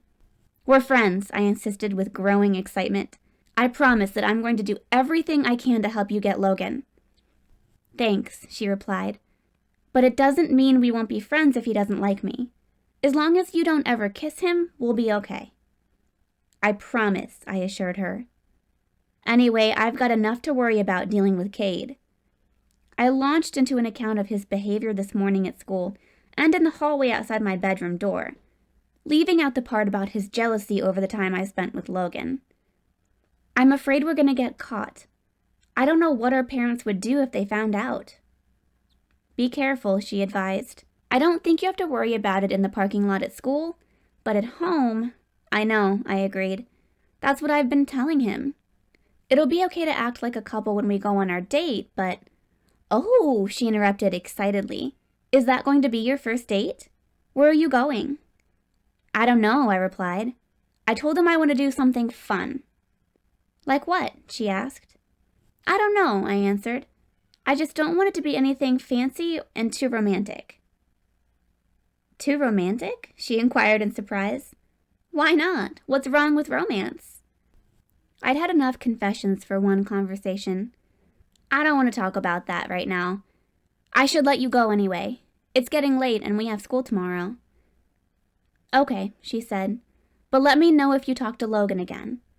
Are you still coming over on Sunday?" "Yes," I answered, "and I'll call you if I talk to Logan. Are you going to try my plan?" "Yes," she replied. "I have to try something before he leaves again. Are you sure I shouldn't answer if he calls me?" "I'm sure," I told her. "He needs to know he can't just string you along like that." "Okay," she agreed dubiously. "My way hasn't worked, so I'll try it your way." To my surprise, my plan had an immediate effect on Logan.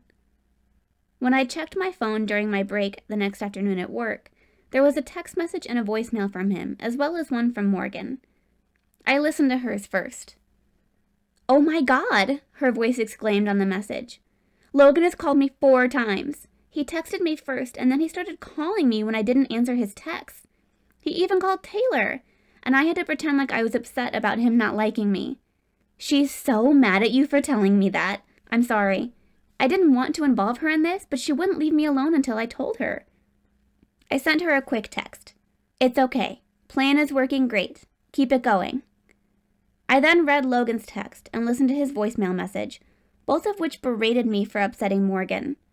He was still angry when I called him. "Why did you tell her that?" he demanded. "Because it's the truth," I replied. "I didn't want to lie to her about you liking shy girls. That would just give her false hope." "You upset her," he exclaimed. "She won't even talk to me." "She'll get over it," I said. "It's just puppy love," I couldn't resist adding. "I've got to get back to work now. My break's almost over." "I can't believe that you don't care about her feelings," he lambasted me. "I thought you were her friend." "I am her friend," I retorted, "and I want her to get over you and be happy. It's not fair for you to keep stringing her along when you don't want to be with her." I hung up on him then and went to the bathroom before going back to work to finish my shift. Logan was very upset over Morgan. and I didn't think that he would be if he didn't have strong feelings for her. I just hoped that he would realize that soon before she had to go any further with this charade. My own love life was working out much better. Kade texted me to call him as soon as I got off work. When I did, he told me the plan for our date. We're going to medieval times on Friday. I told my dad I'm taking you there to cheer you up because Brandon canceled your date. Now that he mentioned it, I vaguely recalled mentioning my date with Brandon to my mom. It was clever of Kade to use that as an excuse to take me out. Good thinking, but what is medieval times? I questioned. It's a dinner show with guys on horses pretending to be knights, he explained.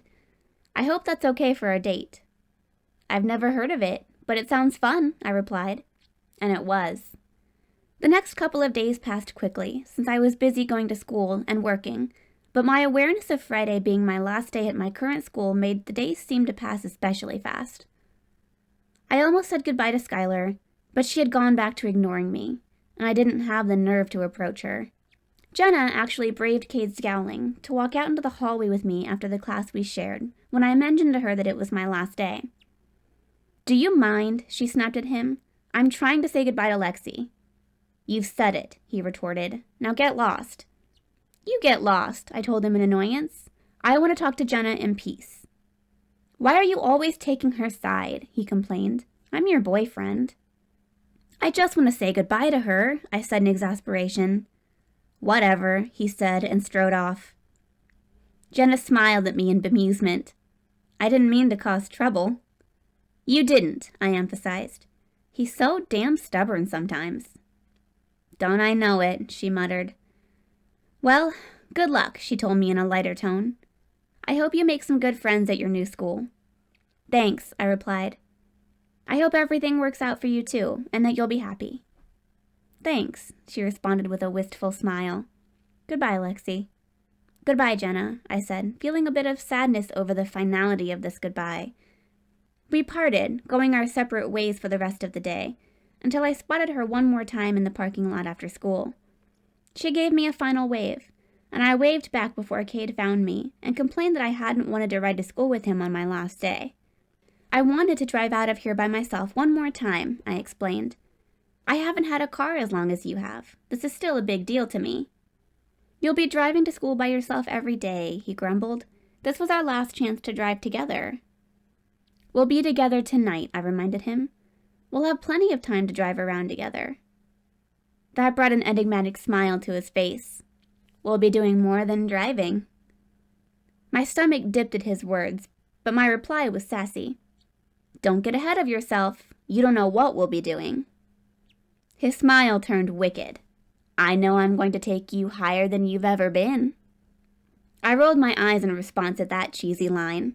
Sure you will. But he did. The airport? I questioned in astonishment. It's a private airport, Kade explained. We're taking a short flight. I had been surprised and a little annoyed when I saw that we were going in a limo, but I couldn't complain about it being too romantic in front of my mom and Robert. At least Kade and I were both dressed casually in jeans and t-shirts. Kade behaved himself in the back of the limo with me, so I assumed that he was worried the driver might see us. Told you I'd take you higher than you've ever been, he teased quietly now. We're flying? I exclaimed. Where are we going? Chicago, he replied as we pulled up to the hangar. Why? I asked in bewilderment. It's the closest place that has medieval times, he answered, like flying to another state for dinner wasn't crazy. The driver prevented me from sputtering a protest about it not being necessary to go there. In a daze, I took hold of the hand he extended toward me after opening the door for me. Kade climbed out on his own and steered me into the hangar with a hand on my lower back. He gestured for me to walk up the stairs first. Your mom says that you've never been on a plane before, he commented from behind me. I haven't, I confirmed with a nervous flutter in my stomach. Inside the plane, it looked like a living room with two pairs of recliners facing each other across the table. The other side had single recliners facing each other. Kade motioned for me to take a seat next to the window on the side containing the paired recliners, and I chose the seats that faced forward. He sat down beside me. The captain came out of the cockpit to introduce himself and then left us alone in the cabin. "I said nothing fancy," I hissed at Kade. "Which is why we aren't going to Paris," he retorted. I blinked at him in shock. "You would go to Paris for a date?" He shrugged. "Maybe if I were proposing." "Kade," I protested less strongly than before, "why did you do this? I told you nothing romantic or—" "We're going to a tacky dinner show," he interjected. "There's nothing fancy or romantic about it. This is just the only way we can make it there in time." He pulled a pack of gum out of his pocket. "Have a piece. It'll keep your ears from popping when we take off." Despite my disapproval, my excitement couldn't be quelled. It was my first airplane ride, and it was amazing to feel it leave the ground as we soared into the air. I was glued to the window as we flew up into the clouds and above them. It was an incredible experience, and I absolutely loved it. I turned excitedly back toward Kade. "Look! We're above the clouds!" He was watching my reaction with an affectionate smile that turned teasing. "Have you ever been higher?" I laughed. "No, I haven't." "Your stupid line is true. Are you happy now?" "I thought happiness started with H. Why does mine start with you?" I groaned at the lameness of that one, and he grinned. "If you think that's romantic, listen to this. My doctor says I'm missing vitamin U. Do you have a map? I'm getting lost in your eyes. Did you sit in a pile of sugar because you have a sweet ass? Are your legs tired because you've been running?" "Okay, you're not romantic," I cut in laughingly. "I can't believe you don't think I'm romantic," he pouted in mock offense. I laughed again and turned back to enjoy the view through the window. The flight was only an hour, and the descent was just as exciting as the takeoff. I couldn't imagine that any other date I ever went on would be able to compare to this one. There was another limo waiting to drive us to our destination in Chicago. Despite Kade's remark about it being a tacky show, Medieval Times turned out to be a blast. Each section of the audience had a knight to cheer for, and everyone got caught up in the competition of the jousting tournament and the sword fights. Seeing them ride out on their horses while dressed up like knights appealed to the kid inside all of us. We also had to eat the food with our hands, since utensils weren't used in the 11th century. I certainly couldn't complain that it was too fancy, although it wasn't difficult to eat garlic bread, roast chicken, and corn on the cob without utensils. I skipped the tomato soup, but Kade slurped his straight from the bowl. It was the most fun I'd had in ages, and our knight even won the tournament. We were then treated to a falconry display, and told to keep our hands in our laps as the falcon flew around the arena. I felt the corresponding dip in my stomach when it lifted into the air, the sensation caused by the memory of my recent flying experience. I impulsively kissed Kade on the cheek. "Thank you," I told him. He turned to gaze at me with that warm look in his eyes I had seen only a couple times before. "Fun?" he questioned with an equally warm smile. "So much fun," I gushed, smiling happily. We held hands as we walked out after the show, and I felt as content and happy as I had ever been. Neither one of us felt the need to talk as we exited the building and got into the limo. After riding in silence for a couple of minutes, Kade leaned in closer to me and spoke. "Are you going to kiss me? Or do I have to lie to my diary?" I laughed and turned to look at him. He was still leaning close, and we were kissing without even having to anticipate it. This time it felt as natural as breathing, and we didn't stop until we arrived at the airport. When we pulled apart, my entire mouth was tingling. My head felt floaty as the driver helped me to my feet, and I stepped carefully up the stairs into the plane. It was dark now, so the lights were on in the cabin. I smiled dreamily at Kade when he sat down next to me. "Best date ever," I sighed. His eyes got a dreamy look in them too as he gazed at me. "It is," he agreed. We flew home, but we were floating in our own little world for the time being. I didn't descend from that high even when we came back down to earth. Chapter 34. My relationship with Kade was almost too good to be true. I tried to refrain from telling Morgan about our perfect date, but she insisted on hearing all the details when I saw her on Sunday. I was worried that she would be jealous of my happiness, but she squealed with delight. Oh my gosh, that is so romantic! It is, I agreed, having given up on avoiding romance with Kade. I had, however, insisted on planning our next date myself. We'll take turns, I had told him. He had acquiesced without protest, but had immediately wanted to know where we were going and when. Is it today? He had pestered me when I answered that I didn't know yet where we were going. I have to work today, I had replied. Tomorrow? I'm going over to Morgan's house tomorrow, I had reminded him. All day? He queried. I'm not sure, I said. But we can't go on 2 dates in one weekend. Our parents will get suspicious. Actually, this was a concern for all our future dates. We couldn't keep using the story that Kade was cheering me up because of Brandon's rejection.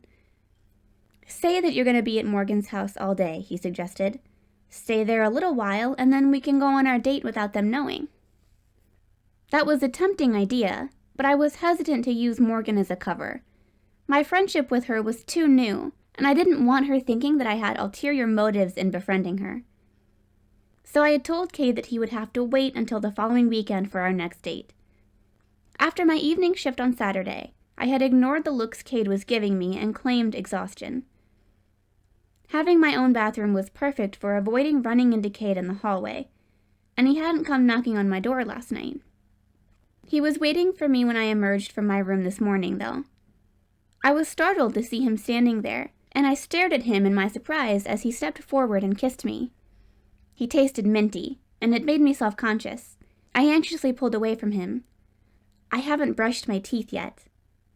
I hadn't expected to kiss him before breakfast, so I hadn't thought to be ready for it. He had obviously brushed his teeth in preparation, and I felt embarrassed about being caught with morning breath. I don't care, he told me, and tried to kiss me again. I backed away into my room. I have to brush my teeth first. Instead of waiting for me in my bedroom, he followed me into the bathroom as I grabbed my toothbrush and squeezed toothpaste onto it. I watched him in the mirror as he leaned against the wall behind me. Having him there in the bathroom with me made me feel like I was sharing something forbidden, even though I was only brushing my teeth. Suddenly feeling nervous and shy, I dropped my gaze to the faucet as I started to stick the brush in my mouth and scrub quickly and vigorously at my teeth. Running the water, I rinsed off the brush and swished water around in my refreshed and clean mouth. I lifted my head as I felt Kade's body connect with mine where I was leaning over the sink. Water was still dripping down my chin while his hand came around to take hold of it and turn my head as he maneuvered his head sideways to kiss me. I let him, and his mouth felt hot on mine after the coolness of the water. I opened wider on a moan when his hand slid down to palm my breasts. He slipped his tongue inside my mouth, and I welcomed it hungrily with a devouring eagerness for more of him. His firm grip on me matched the ferocity of our kiss. I wanted him with a wild abandon I'd never felt before.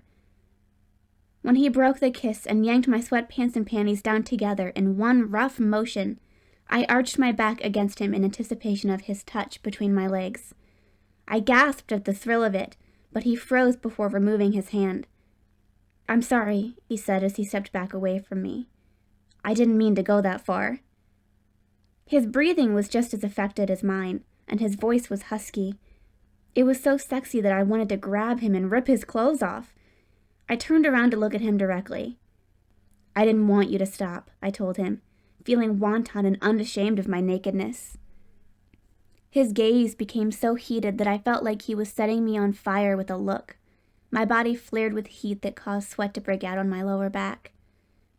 "Lexi," he began, and the husky way he spoke my name shot a thrill of desire through me.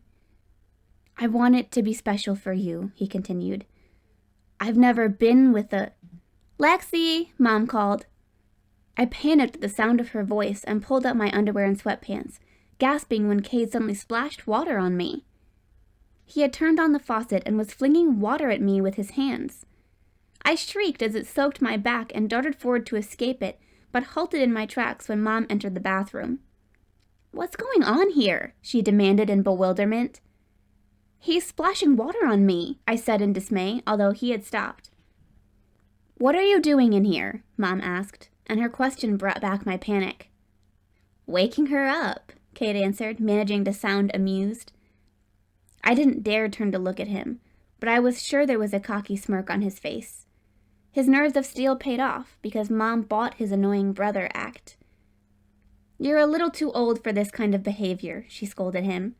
"Oh my goodness, there's water all over the floor," she fretted. "I've got to clean this up." He stopped her as she tried to grab one of the towels I had left hanging over the shower door last night. "I'll do it. I made the mess." "You certainly did," she agreed, but her words were spoken mildly. "Thank you again for taking Lexi to that show. That was so nice of you." He was in my line of vision now, because I had turned to follow Mom's movements through the room. He glanced up from where he was crouched mopping up water from the floor with my towel. His gaze met mine briefly. "It was really fun," he declared. "I did it for her, but I liked it too." "That's good," Mom said. "I hear it's a wonderful family show. We should all go together sometime." She paused and seemed to be searching for her next words. "You haven't grown up with—" She trailed off with a pained expression before speaking again. "Lexi is your stepsister now, and I'm glad you feel comfortable with her. But coming into her room to play a prank on her, she could be, She was dressed this time, but she could have been about to take a shower, or—" I quickly cut off her awkward rambling. "I lock my door when I go to bed. I unlocked it to go down to breakfast, but, I remembered I didn't wash my hands," I lied, since I couldn't tell her the truth about why I had returned to my room. She gave me a funny look, probably wondering how I could forget to wash my hands if I went to the bathroom after I got up. It's good that you lock your door. You never did at home, at the apartment," she corrected herself. "It was only you and me," I said. "There are lots of people here, and you're so far away you probably wouldn't hear me if I was getting murdered." She was startled by my stupid remark. "Are you afraid of sleeping here by yourself? Robert thought you'd want your own space, but we can move you closer into one of the guest bedrooms in our wing if you want. You wouldn't have your own bathroom, but you could still use this one for taking your showers." "I was joking," I assured her quickly. "I love my room. I don't want to move to another one." "Are you sure?" she asked uncertainly. "Yes, Mom," I insisted. "Really, it was just a stupid joke. So, why are you here? I mean, did you need anything?" "Oh," she replied. "I wanted to ask you what you wanted for breakfast. I peeked into your room to see if you were awake and saw that you weren't in bed," she explained. Kade came to stand beside us now. "I want an egg white omelet," he said. "Laura knows what kind." "If you're ready to go down, you can tell her," Mom prodded him to leave. "Wash your hands first," she couldn't help adding in her mothering way. We silently watched him wash his hands and wipe them on the hand towel before he left with a smirk directed at me. He was already walking out the door when I went into my room to change my wet clothes. Mom went to stand vigil at the door after he closed it. I grabbed another pair of sweatpants and a t-shirt before removing the ones I had on. I was still nervous about almost being caught half naked with Kade. That was the reason that I ignored him after work that night. There was no way that I was going to sneak into his room and take the chance of going too far again. I had to slow things down between us. It had taken Lucas 3 months to get me to have sex with him. But Kade and I had only been together for a week, and we were already on the verge of it. I reminded myself that we had only been on one date, and that it was much too soon for us to be sleeping together. He wasn't pushing the issue, and he had actually been the one to stop our heated makeout session. But I felt like I couldn't trust myself to be alone with him. That was a problem, since we were living together. Escaping to Morgan's house and leaving the sexual tension behind was a relief. I hadn't told her about any of that, and had only shared the romantic details of our date with her. "So, have you heard from Logan?" I asked to distract myself from the thought of Kade. "Yes, he came here yesterday," she replied. That grabbed my attention. "He came here? Did you talk to him?" "Yes," she answered excitedly. "You would have been so proud of me, Lexi. I stuck to the plan, and I was so calm when I talked to him. It was like I was acting out a scene from a movie. I told him that I realized that I had to get over him and move on with my life." "What'd he say?" I asked, hanging on her every word. "He looked upset," she said in excitement. "If he didn't like me, he wouldn't be upset, right?" "Right," I agreed. "He would be fine with you getting over him if he didn't like you." "Oh my gosh," she exclaimed happily. "I can't believe he actually likes me." "Now we just have to get him to admit it," I said. "Did he say anything when you told him that?" "He said that I'm special, and that I deserve a guy who will treat me with respect," she answered, faltering a bit. "Do you really think that going out with Blaine will make him jealous? He sure doesn't treat girls with respect. He's been through so many of them already." "That's the whole point," I told her. "He'll see that you're with the wrong guy, and it will drive him crazy." "Are you sure that you can control this guy, though?" I asked in concern. She waved off my worry. "Yeah, Blaine's a player, but he's not a rapist or anything. Eastland has a pretty small student body, and most of us have known each other since preschool." "You go to Eastland?" I exclaimed. "I'm starting there tomorrow." "Really?" she asked excitedly. "Oh my gosh, we'll be going to the same school." I was thrilled to hear that I would have a friend there, and I impulsively threw my arms around her. "That's so wonderful!" She hugged me back just as enthusiastically, and had a huge smile on her face when she pulled back. "We'll have lunch together," she gushed. "I'm in a different grade," I reminded her apologetically. "We all have lunch at the same time," she informed me. "There are only about 300 students in the whole school, so..." I gaped at her. 300 altogether? Including all 4 grades? "Yeah," she confirmed. The thought of it astounded me. The school I had been going to had over 1,700 students, so I couldn't imagine how small my new high school would be. I had been looking forward to the anonymity of being an unknown face in the crowd, but that would be impossible in a place where there would only be about 75 students in my entire grade. Being new in a school that small would put me in the spotlight, and that made me anxious about what kind of impression I would make on my first day.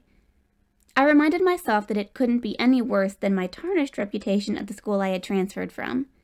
Still, I knew how very lucky I was to have a friend there already. Knowing that I could sit with Morgan during lunch alleviated a lot of my anxiety.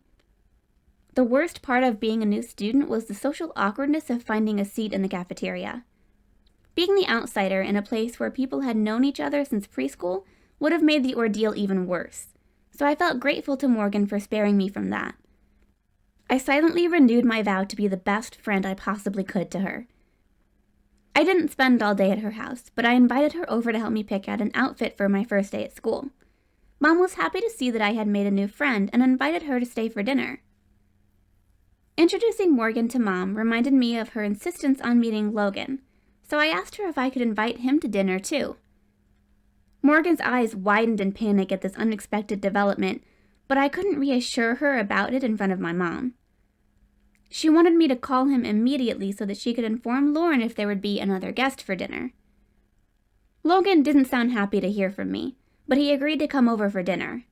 I made no mention to him about Morgan being here too. Once we were out of earshot, Morgan fretted anxiously. "Why did you do that? I wasn't planning on seeing him today. I don't know how to..." "It's okay," I interrupted her. "We're just having dinner. He won't ask you anything personal in front of my mom. It'll be perfect for catching him off guard. You did great when he came over to your house, so just have that same attitude." "Okay," she agreed uncertainly. "Like a scene from a movie," she added with a little more assurance. "Yes," I encouraged her. "Exactly like that." I was feeling pretty pleased with myself over how well my plan was working. I was sure that Logan wouldn't be able to resist Morgan much longer, and that everyone would live happily ever after. I thought I'd become wiser after all the mistakes I had made in the past, but I didn't realize how naive I still was.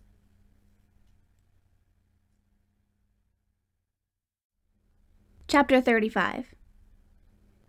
Kade was not in on our plan, so he gave me a suspicious look when he saw that Logan had come over to have dinner with us. He glanced at Morgan and glanced back disapprovingly at me, obviously having surmised that I was trying to get them together. Logan, however, didn't seem to suspect anything. He had clearly been taken by surprise to see Morgan there, and he didn't seem to know how to act around her anymore. The easy charm he had displayed at the party was absent. It was like his personality had been muted. He was polite, but much more serious than I had seen him before. My mom was still dazzled by his incredibly gorgeous appearance. She actually stopped in her tracks when she saw him before recovering her wits and greeting him after I introduced him. When his attention wandered to Morgan, Mom grinned at me like a girlfriend would over an especially cute guy. Kade saw it and scowled. Mom, of course, had no idea that I was with Kade, so she treated Logan like he was my potential boyfriend. Her approval of him was evident after she questioned him and found out that he had graduated from high school 2 years early. Through her interrogation, I learned that he planned to become an archaeologist. After I saw Indiana Jones, nobody could talk me out of it, he admitted with some of his natural charm. Mom laughed in response and shot me another "this one's a keeper" look. Even Robert's tone held admiration. The Kades are always bucking family tradition. His father chose to become a doctor rather than run the family business, and now Logan is forging his own path. But doesn't that mean you'll be gone all the time? I asked in alarm, wondering how Morgan could be with him if he kept traveling all over the world. I'll be starting college next fall, he answered, so I'll have to stay in one place for a while. Where will you be going to college? Mom questioned. Harvard, he replied like it was no big deal. I wanted to go to Oxford, but my mom begged me not to. Isn't that in England? I exclaimed. Yes, he said.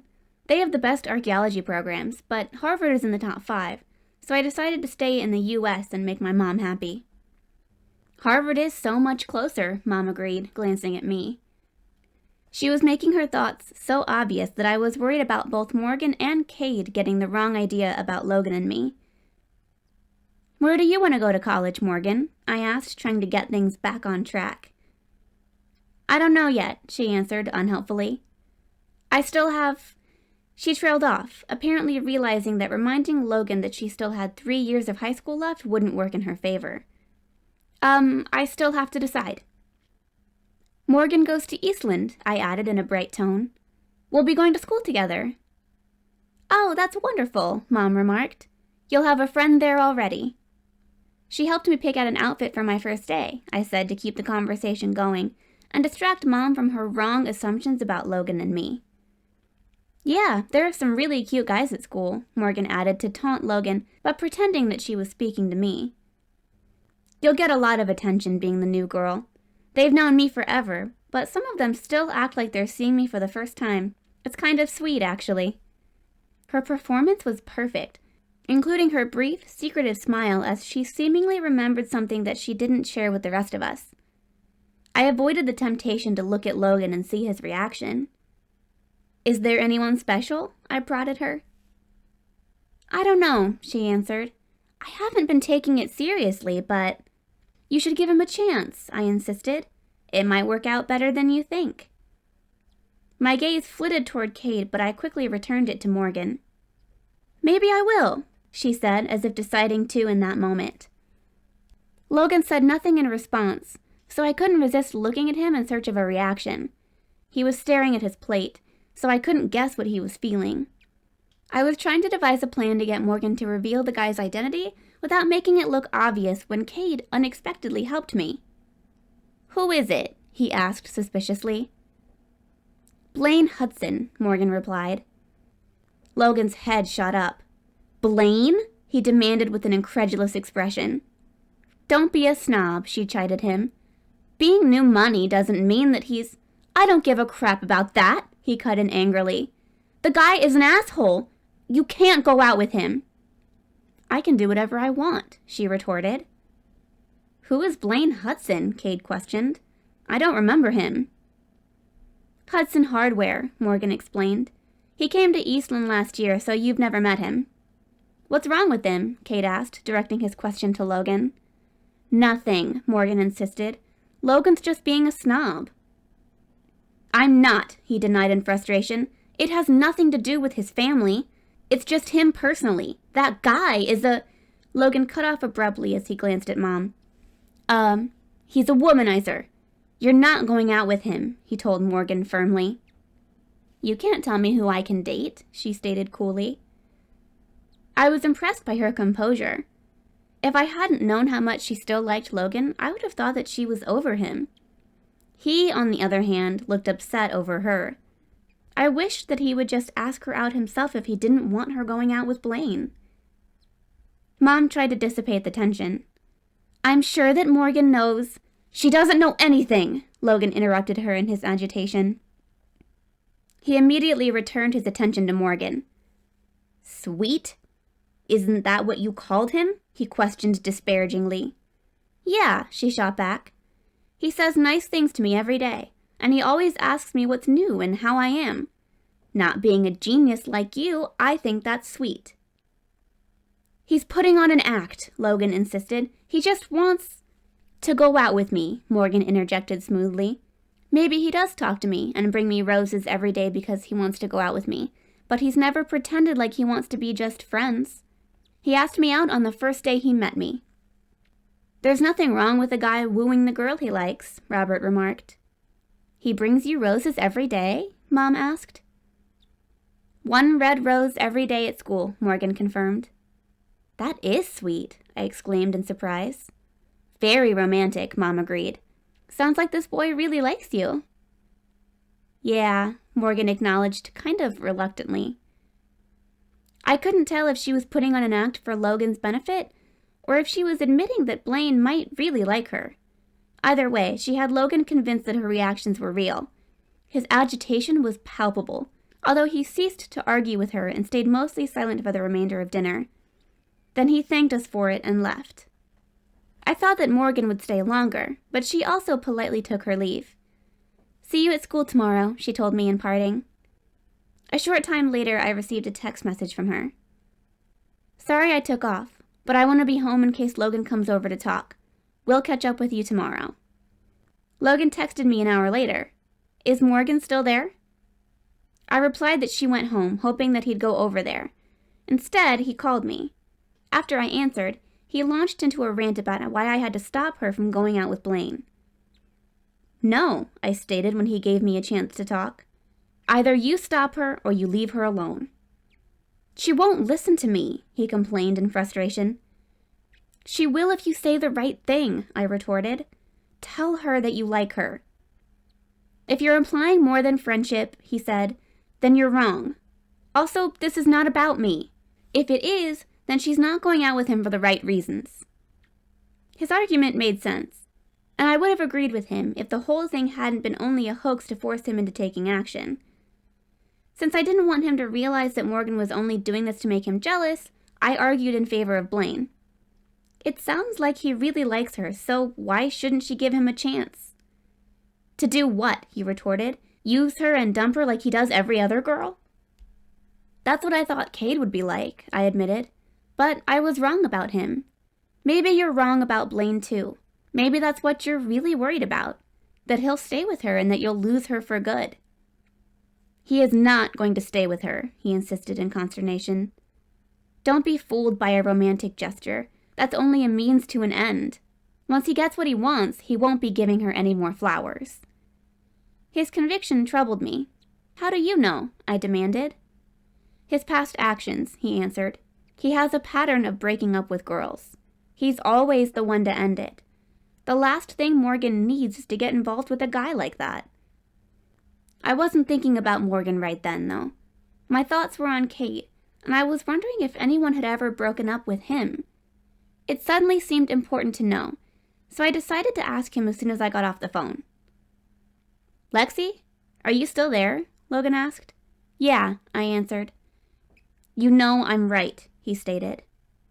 "I don't know," I said, my doubt evident in my voice. "Yeah," he said with simple surety. "You do." I didn't know anything all of a sudden. "Can I come over?" I asked.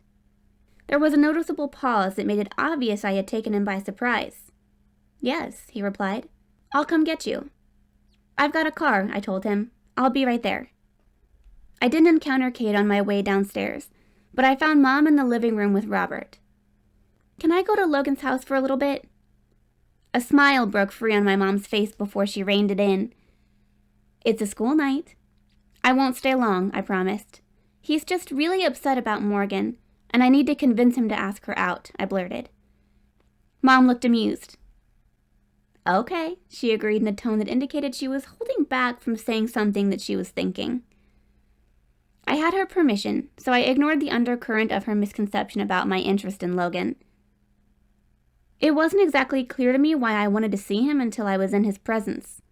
Being around him was just so easy and uncomplicated. Despite his almost unbelievably perfect appearance, I didn't feel nervous around him. In fact, I had never felt more comfortable with any other guy.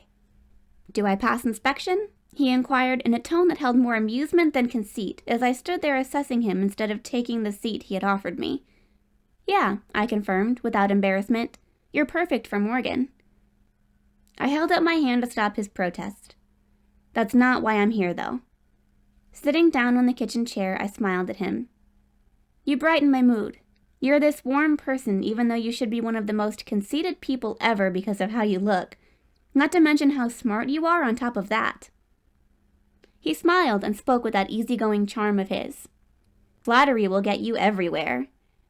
It was a corny joke that had no underlying innuendo beneath it, because there was nothing calculating or manipulative in his personality.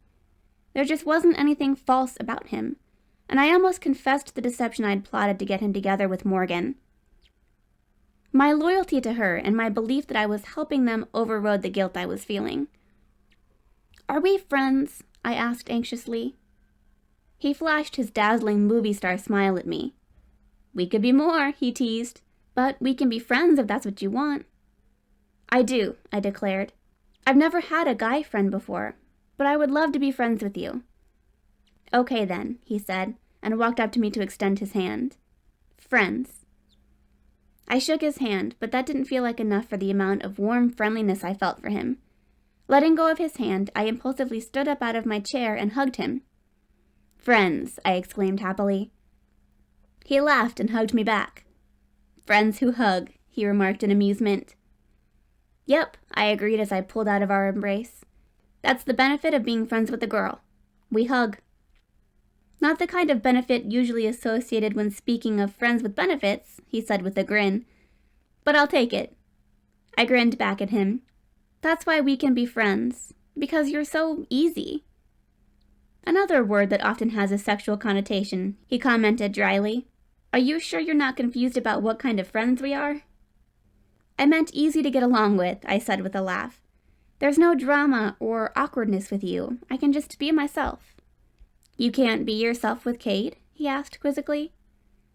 For some reason, I blushed in response to that question. "Ah, he gets more than a hug," Logan teased. "He gets your hidden wild self." His comment made me pause in contemplation. Did I have a hidden wild side?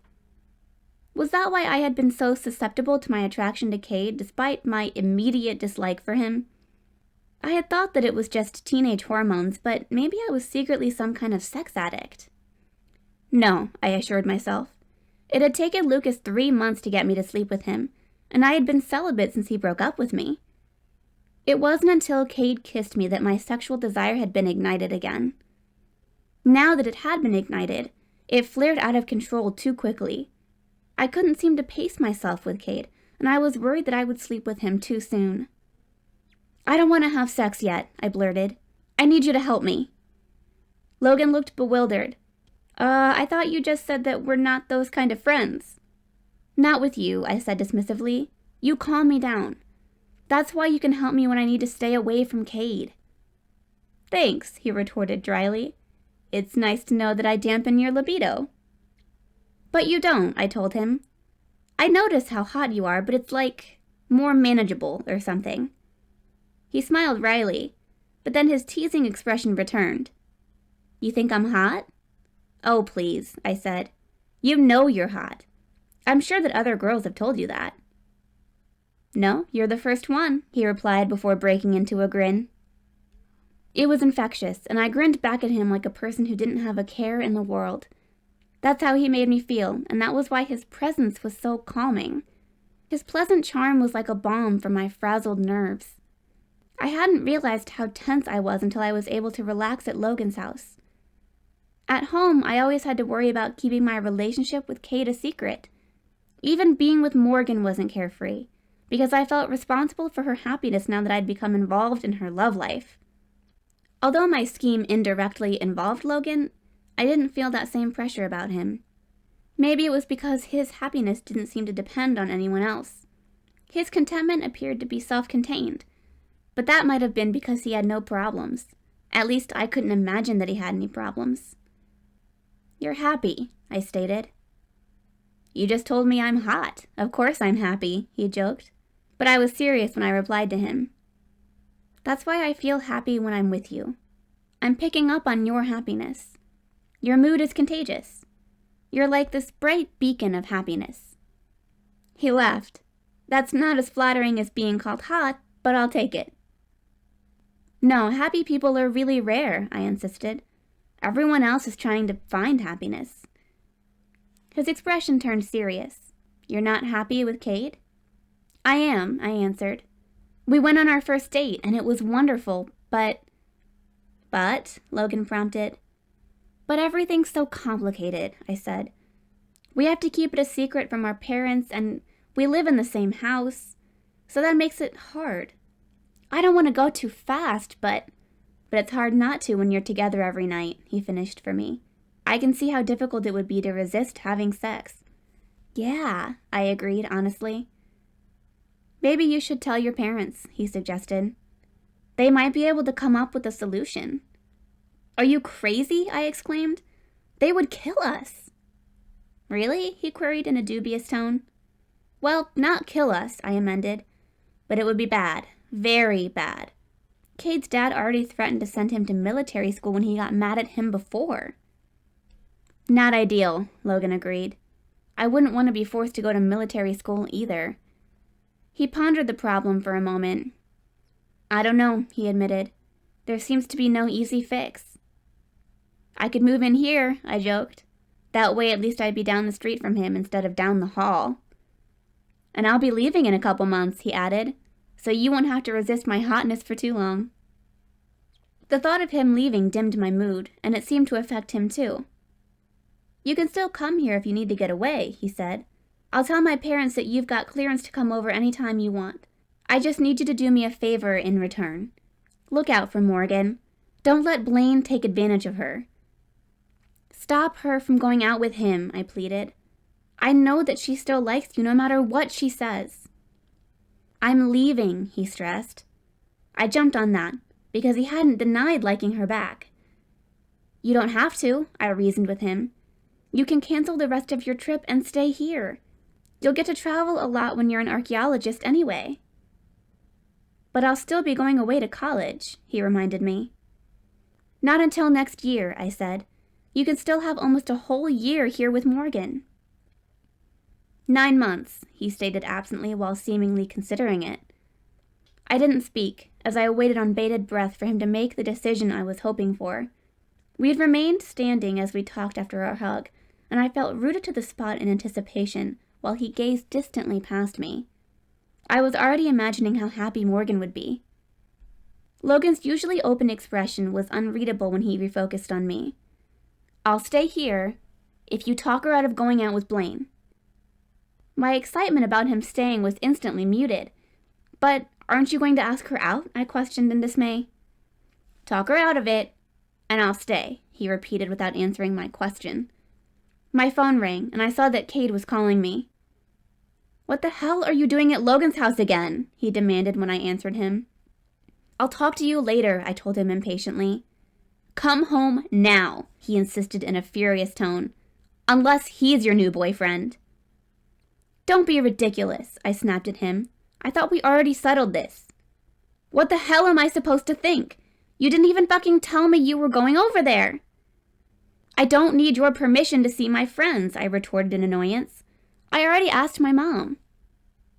"And she's thrilled that you found yourself the perfect boyfriend," he retorted sarcastically. "He's so smart and such a fine young man, and she can't wait for you to marry him."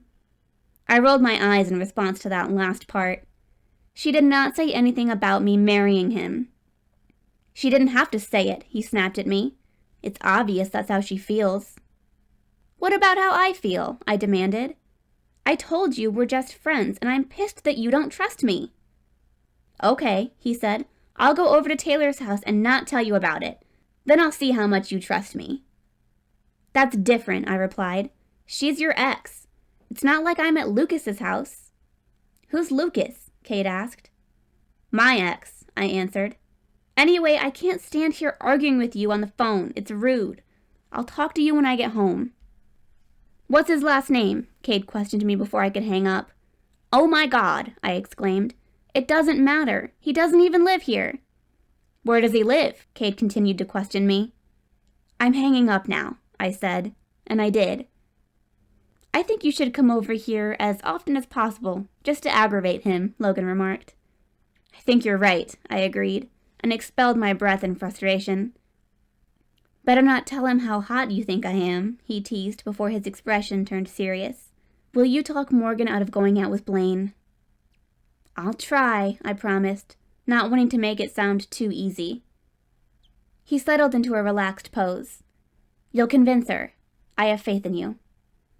At least somebody does, I muttered, but I didn't want to dwell on that here. Okay, I said, wanting to end my visit on a brighter note. I'll let you know what Morgan decides. I'll be starting school with her tomorrow, so wish me luck on my first day. That's right, you're transferring to Eastland. That's perfect, he enthused. You'll be there to look out for her now that I'm gone. From school, I clarified. You'll still be here in the neighborhood. Yes, he began, if you get her to... I know, I interrupted him impatiently. I'll do it. Okay, he said with simple acceptance. Good luck on your first day, he added. Thanks, I told him. I need one more hug. Hugging Kade could lead to something else, but hugging Logan was pure, warm comfort with a pleasant undercurrent of awareness that I was in the embrace of an attractive guy. It should have flustered me, but it just added a little extra appeal to the hug. Rather than arousal, I felt a slight giddiness when we pulled apart. It's fun being friends with you, I exclaimed happily. He responded with an amused laugh. Thanks. It's fun being friends with you too, Lexi. He walked me out to my car, and I was still in a good mood as I drove away from him.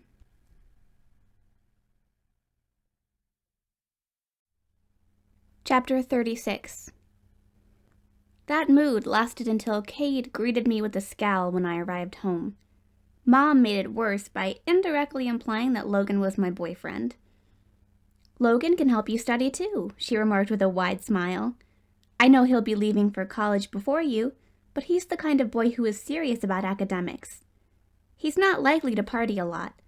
Massachusetts isn't that far away, so you could visit him often, she rambled excitedly. And you can apply to colleges there, even Harvard. You never know, you might get accepted. I'm sure that she would, Robert said, making me suspect that he would use his money to make it happen. We are just friends, I told all three of them. I'm not following him to college. I'm not dating him, and I have no interest in dating him. So stop acting like he's my boyfriend, because he's not. Mom exchanged a look with Robert before glancing back at me. Okay, she replied, still not looking convinced. Good night, I said in exasperation. I'm going up to my room. Kade didn't reply to me as Mom and Robert told me good night, but he came knocking on my door quite a while later and interrupted my conversation with Morgan. She was thrilled that Logan had offered to stay home for her, but frustrated that he hadn't said anything about asking her out. What should I do? She lamented. Well, obviously the main thing is to get him to stay here, she continued before I could respond. Oh my God, it worked! You're a genius, Lexi! She cut me off excitedly. We need a new plan for getting him to admit his feelings. Oh, should I still pretend to be over him? I'm not sure how I should act around him now. Are you going to tell him that I turned Blaine down because of him? Or just that you talked me out of going out with him without mentioning Logan? Because if you tell him it's because of him, he'll know I still like him. But if he doesn't think I like him, will he even ask me out? But he already knew I liked him before and never asked me out. Gosh, this is so confusing, she exclaimed. It is, I agreed. But progress, she said optimistically, before I could say anything else. He was leaving before, and now he's not. You're amazing, Lexi. Your plan worked so fast, she marveled. Only partially, I said. We still have to get him to ask you out. You'll come up with something, she stated with conviction. I know you will. Everyone had faith in me except my boyfriend. He was still scowling when I told Morgan to hold on and opened the door to him. "It's Kade," I informed her. "I'll let you go," she replied. "See you at school tomorrow," she added. "It'll be great to have you there." "Thanks," I said. "I'm so happy you go there. It would probably be awful without you." "It's not that bad," she assured me. "I think you'll like it there. I mean, except for it being school," she said with a laugh. "Yeah," I agreed, unable to share her amusement now that Kade had invaded my room with his tense presence. "See you tomorrow." "Why'd you go over there?" Kade demanded as soon as I hung up the phone. I was prepared to argue with him again about his lack of trust in me, but the words that came out of my mouth surprised us both. "Because I can't trust myself with you." "Last time you were in here," I began after a pause. "I'm sorry," he interjected in a much more subdued tone. "I didn't mean to take it that far. I promise I won't rush you again, Lexi. You don't have to run away from me." "I've never been this attracted to anyone," I admitted. "I wouldn't have stopped if you hadn't. That's why I'm trying to avoid being here alone with you. I don't want everything to happen too fast with us. I'd like us to keep going on dates like we would if we weren't living together." "We'll do that," he insisted. "I would have taken you on another date today if you would have let me. And I won't come into your room anymore until you're ready." "Thanks," I said gratefully. "That'll help a lot." "I'll leave right now," he offered. "After I kiss you goodnight," he added. "Wait," I told him as he stepped closer. "I want to ask your opinion on something." "Okay," he replied, looking surprised and curious. I explained the deal I had made with Logan and revealed the plan Morgan and I had concocted to make Logan realize his feelings for her. "But now she can't go out with Blaine to make him jealous," I finished. "What should she do now to make Logan ask her out?" Kade looked at me with a wry expression. "Why do girls play these stupid games? She can't make him ask her out. Either he will or he won't. Nothing she does will make it happen." "Wrong," I argued. "She made him decide to cancel his trip. If she didn't pretend that she was going to date this Blaine guy, he never would have done that." "So she really wasn't planning to go out with him?" Kade questioned. "Yeah, she was," I answered, "but luckily she won't have to now." "Don't you think it's crazy to go out with a guy she doesn't like just to make another guy jealous?" he asked. "You were going to go out with Skyler just to annoy me," I reminded him. "And you thought that was a terrible thing to do," he retorted. "Why is it okay for Morgan to do it?" "Because this guy is a player," I replied. "She's not going to break his heart because he just wants—" "Why would you tell her to go out with a guy like that?" he demanded. "She said that she can handle him," I said defensively. "She knows him. It's not like I told her to pick up a stranger in a bar." He paced away from me in agitation. "Logan doesn't like him. That's already a red flag right there. And he was worried enough about it to cancel his trip, which tells me this guy is really bad news." I stared at him in surprise. "Logan's opinion matters to you? I thought you hated him." "I don't hate him," he denied. "He's a good guy. I just don't want him trying to steal you away from me." "If he's a good guy, he's not going to do that," I reasoned. "Even good guys get tempted," he said. "You're spending all this time at his house. Something's going to happen eventually." "No, it's not," I said in annoyance. "I'm not going to cheat on you, Kade. Why don't you trust me?" "It's just, well, even your mom thinks he's the perfect guy." I'd never seen Kade act hesitant or unsure, and I was amazed to realize that he felt inferior to Logan. "My mom doesn't choose my boyfriends," I told him. "I think Logan is the perfect guy for Morgan, but I want you. Only you," I emphasized as I moved toward him. "Yeah?" he asked, his gaze fixed on me in a way that made my heartbeat accelerate. "Yeah," I confirmed, my anticipation so strong that I could almost feel his lips on mine before they made contact. Passion blazed between us as we kissed, but Kade was once again the one to stop before things got out of control. When I pressed my body against his in my desire to feel more of him, he pulled away from me and took a step back to leave more space between us. "Yeah," he said. "I better get out of here before—" "Yeah," I agreed as he trailed off. understanding what he was saying without him having to say it. His gaze lingered on me for another moment before he turned and walked to the door. I resisted the urge to call him back for one more kiss, because I knew that I would want more than that. My train of thought led me to call Morgan after Kade left my room. "Kiss him," I said. "What?" she asked in confusion, because those were the only 2 words I had spoken to her after she answered the phone. "Kiss Logan," I specified. "Then you'll know if he wants you. You'll know if you have passion with him," I amended, because my first statement had sounded too crude. "I can't," she began to protest. "I can't just kiss him, that's—" "I know," I acknowledged. "You're right. I don't know what I was thinking. Forget it. We'll think of something else. Okay, see you tomorrow." "Yeah, see you," she replied, sounding distracted. My own thoughts were all over the place as I went to take a shower. I was first preoccupied with imagining amusing scenarios of how shocked Logan would be if Morgan just kissed him out of the blue. Then my mind drifted back to Kade, and my imaginings became a lot more erotic. Feeling guilty about the turn my thoughts had taken, I distracted myself by trying to imagine what my new school would be like. After my shower, I heard my phone ping with a new text message as I got ready for bed. It was from Morgan, and I couldn't believe what I was reading. "OMG!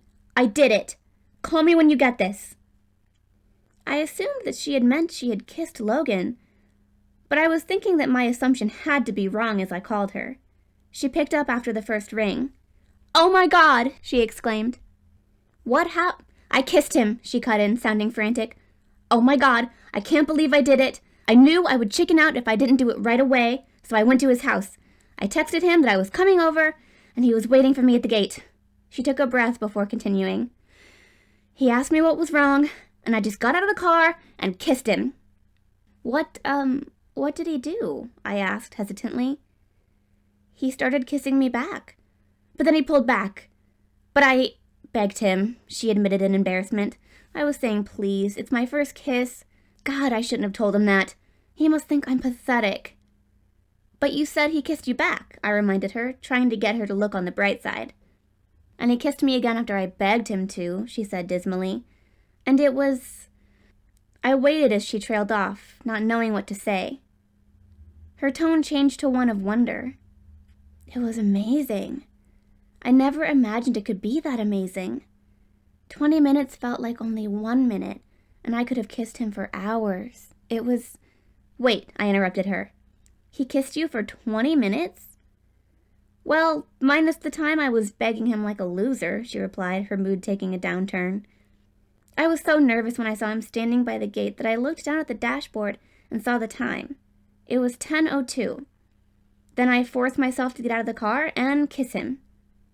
And when you were leaving, it was 10... But who ended the kiss?" I asked instead of completing the time calculations. "He did," she answered, her voice becoming frantic again.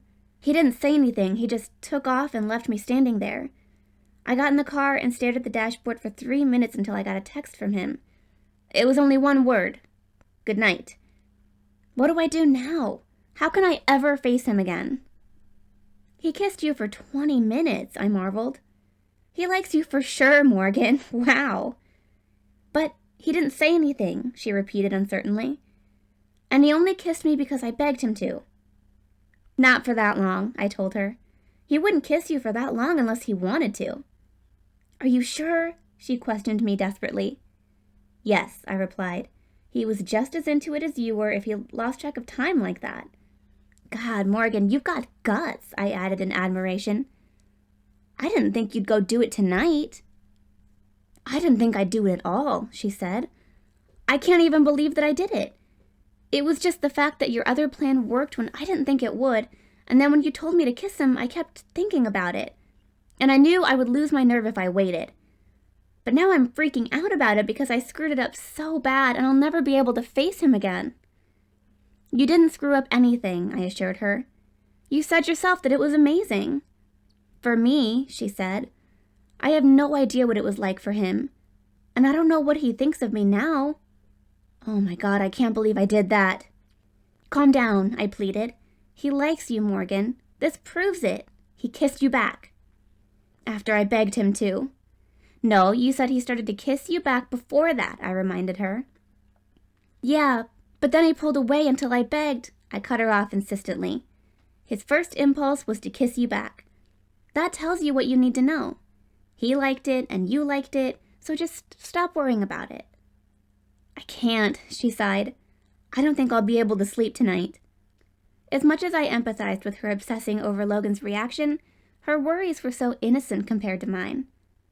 Kade and I would never make it through such a long kissing session without getting out of control. I was trying to have a normal dating progression with him, but that seemed to be impossible with us. I was keen to cheer Morgan through all her romantic milestones, though. Your first kiss, I gushed, and it was amazing. You gotta be happy about that. Think about it. It could have been sloppy and gross.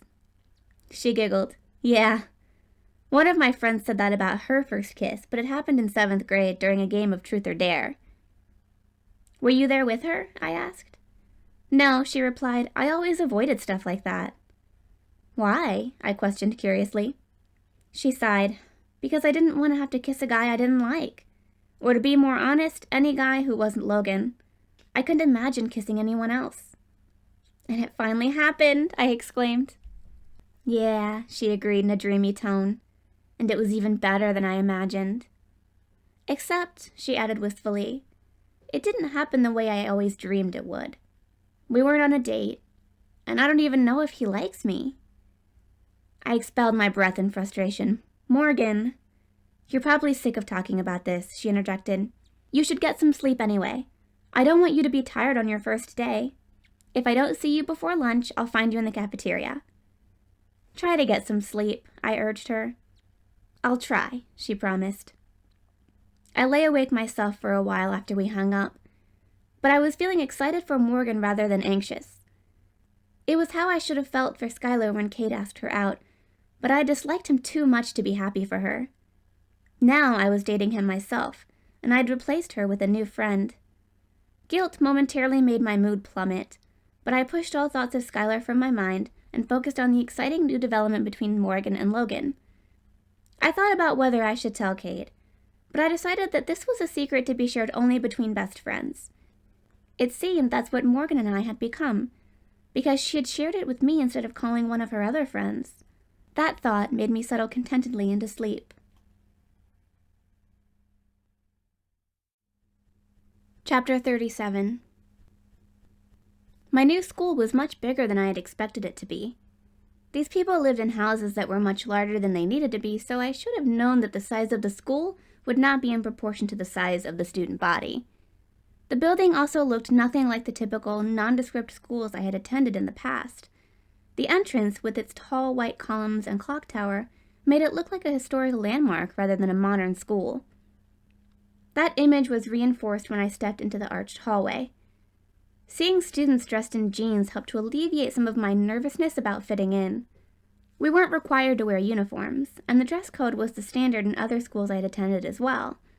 The main office also had the familiar look of a school office, but the headmaster's office did not. It was spacious and extravagant for a principal's office with its leather furniture, including a couch, and heavy expensive desks set in front of floor-to-ceiling bookshelves containing scholarly-looking volumes of books that added prestige to the decor. To my surprise, the headmaster was a woman. She was dressed in a sharp black sheath dress and suit jacket, and had the demeanor of a person who commanded respect. Her attitude toward me was pleasant enough, though, as she introduced herself as Mrs. Owens and welcomed me to Eastland. "We're happy to have you here," she told me.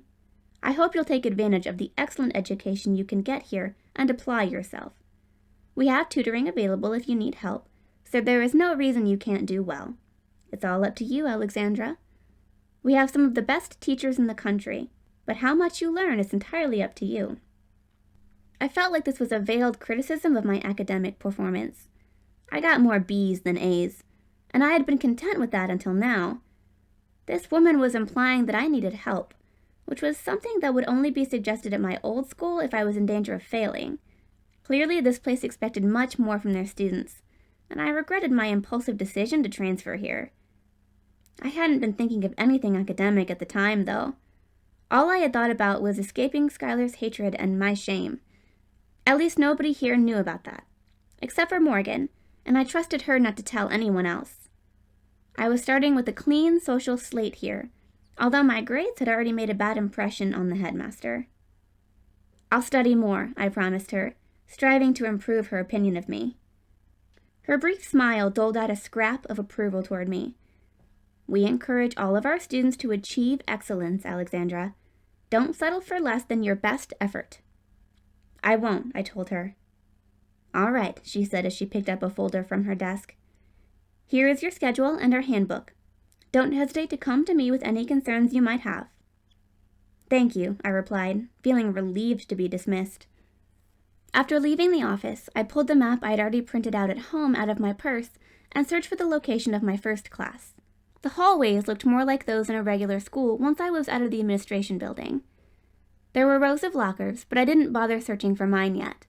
I was more concerned with making it to class on time and not drawing more attention to myself than I already would by being a new student.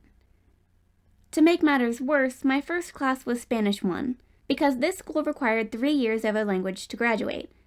Since I didn't have to take a language at my previous schools, I was starting with the beginner class as a junior and would have to catch up with summer school and tutoring in order to take Spanish 3 the following school year. This also meant that I would be in class with freshmen this year. Since I had arrived at school early from my meeting with the headmaster, I managed to be the first student to walk into Spanish class, although there were students out in the hallway who looked curiously at me. At least I didn't have to introduce myself to the teacher in front of the other kids. She was expecting me, and she had an entire packet of makeup work for me already. Starting in October had put me considerably behind, but Robert had hired a tutor for me who would be coming over to the house every day after school. It was a good thing that I had quit my job, because I would be spending a lot of time on homework. Although I still had this week to finish the 2 weeks' notice I had given my boss, he had already cut my hours. I would only be working 2 days this week, and that would only be on Friday and Saturday night. It wouldn't affect my first week at my new school at all. I sat down at a random desk and placed the packet of homework inside my backpack before setting it down on the floor by my feet. I left my new textbook on my desk so that I would be prepared when class began. Other students started entering the classroom, all of them throwing curious glances at me. I had been prepared to move if I was in someone else's seat, but no one seemed to mind where I was sitting. The class was so small that there were plenty of empty desks. I counted only 12 students, and I tried not to take it as a bad sign that I was number 13. Buenos dias, the teacher said after the bell rang. That means good morning, she explained, looking directly at me. We have a new student, she continued as she shifted her gaze toward the rest of the class. Alexandra, she addressed me. Do you prefer to be called by your full name or a nickname? Lexi, I answered, dreading having to talk about myself. My nickname. All right, Lexi, she replied. Welcome to Spanish. Follow along as best as you can. With that brief introduction, she began class without putting any more attention on me. I was grateful that she didn't tell them any other information about me, and I hoped that the rest of my teachers would be as considerate and accommodating. I tried to absorb as much of the unfamiliar words as I could, but I could see that I had a lot of catching up to do. When class ended, I shoved my textbook into my backpack, while recalling the general direction of my next class, which I had found on the map earlier. As I stood up, one of the boys approached me. He smiled confidently at me. It is Bella. That means you are beautiful, he explained. I'm Brent, and you can borrow my notes, Lexi. I can help you study, too, if you want. With his dark good looks, he was like a baby-faced version of Kade. He already had the self-assurance of a guy who was used to female attention, but his demeanor wasn't arrogant. If I was a freshman girl without a boyfriend, he would have definitely caught my attention. I'm a junior, I admitted, as a way of hinting that he was too young for me. I've got a tutor to help me catch up with the rest of the class, but thanks for offering to help. I walked past him, but he fell into step beside me in the hallway. What do you have next? He queried. I'll walk you there. Don't you have to get to your own class? I questioned. I'll make it, he assured me. Even if I'm a little late, it's okay. So, tell me what class you have next. English 3, I replied, not wanting to waste any more time arguing with him. It's in room... I know where it is, he interjected, and turned to walk in the opposite direction of the one that we had been facing. I'm going there too. You are? I asked in surprise as I automatically fell into step beside him. All the English classes are in the same section, he explained. I have English now too, so it works out perfectly. Yeah, I agreed, although this wasn't helping him take the hint that we weren't a match. There's this awesome burger place nearby, he said. I bet you've never had a burger better in your life. I can take you there after school. Thanks for inviting me, but I have a boyfriend, I told him. That's why we can go as friends, he stated smoothly, without missing a beat. Unless you don't want to be seen with a freshman, he added. No, it's not that, I assured him, not wanting him to think that I was so shallow. What is it then, he asked. Does your boyfriend not let you have friends? Because that's one of the signs of an abusive... Kade is not abusive, I interrupted him hastily. Of course I can have friends. Good, he said, then we can be friends. Kade could take lessons from this kid. He had manipulated me into either becoming his friend or being the mean girl who had rejected his friendship. So, of course, I found myself unable to make any more protest against his tactics. He ended up seeing my schedule when I pulled it out after he asked me what my last class of the day was. Brent stood too close so that he could see it too. Okay, I'll see you then, he told me. Or, he added more casually, you could sit at my table during lunch if you have no one to sit with. I actually do, I replied. I've got a friend that goes to this school. Oh, he responded in surprise. That's good. Who is it, if you don't mind me asking? I know a lot of people here because my brother goes to school here too. Her name is Morgan Stewart, I answered him. She's a sophomore, I added to show him that I didn't exclude people from other grades. I know her, he said. My brother is completely in love with her. He gestured toward a classroom. This is you. I'm down the hall. The warning bell rang then. I'll see you later, Lexi, he said, parting from me with a smile before I could ask him about his brother. I was intrigued with who this guy was because Morgan hadn't mentioned him. Maybe she didn't know how he felt about her. It occupied my thoughts until a girl in my English class spoke to me.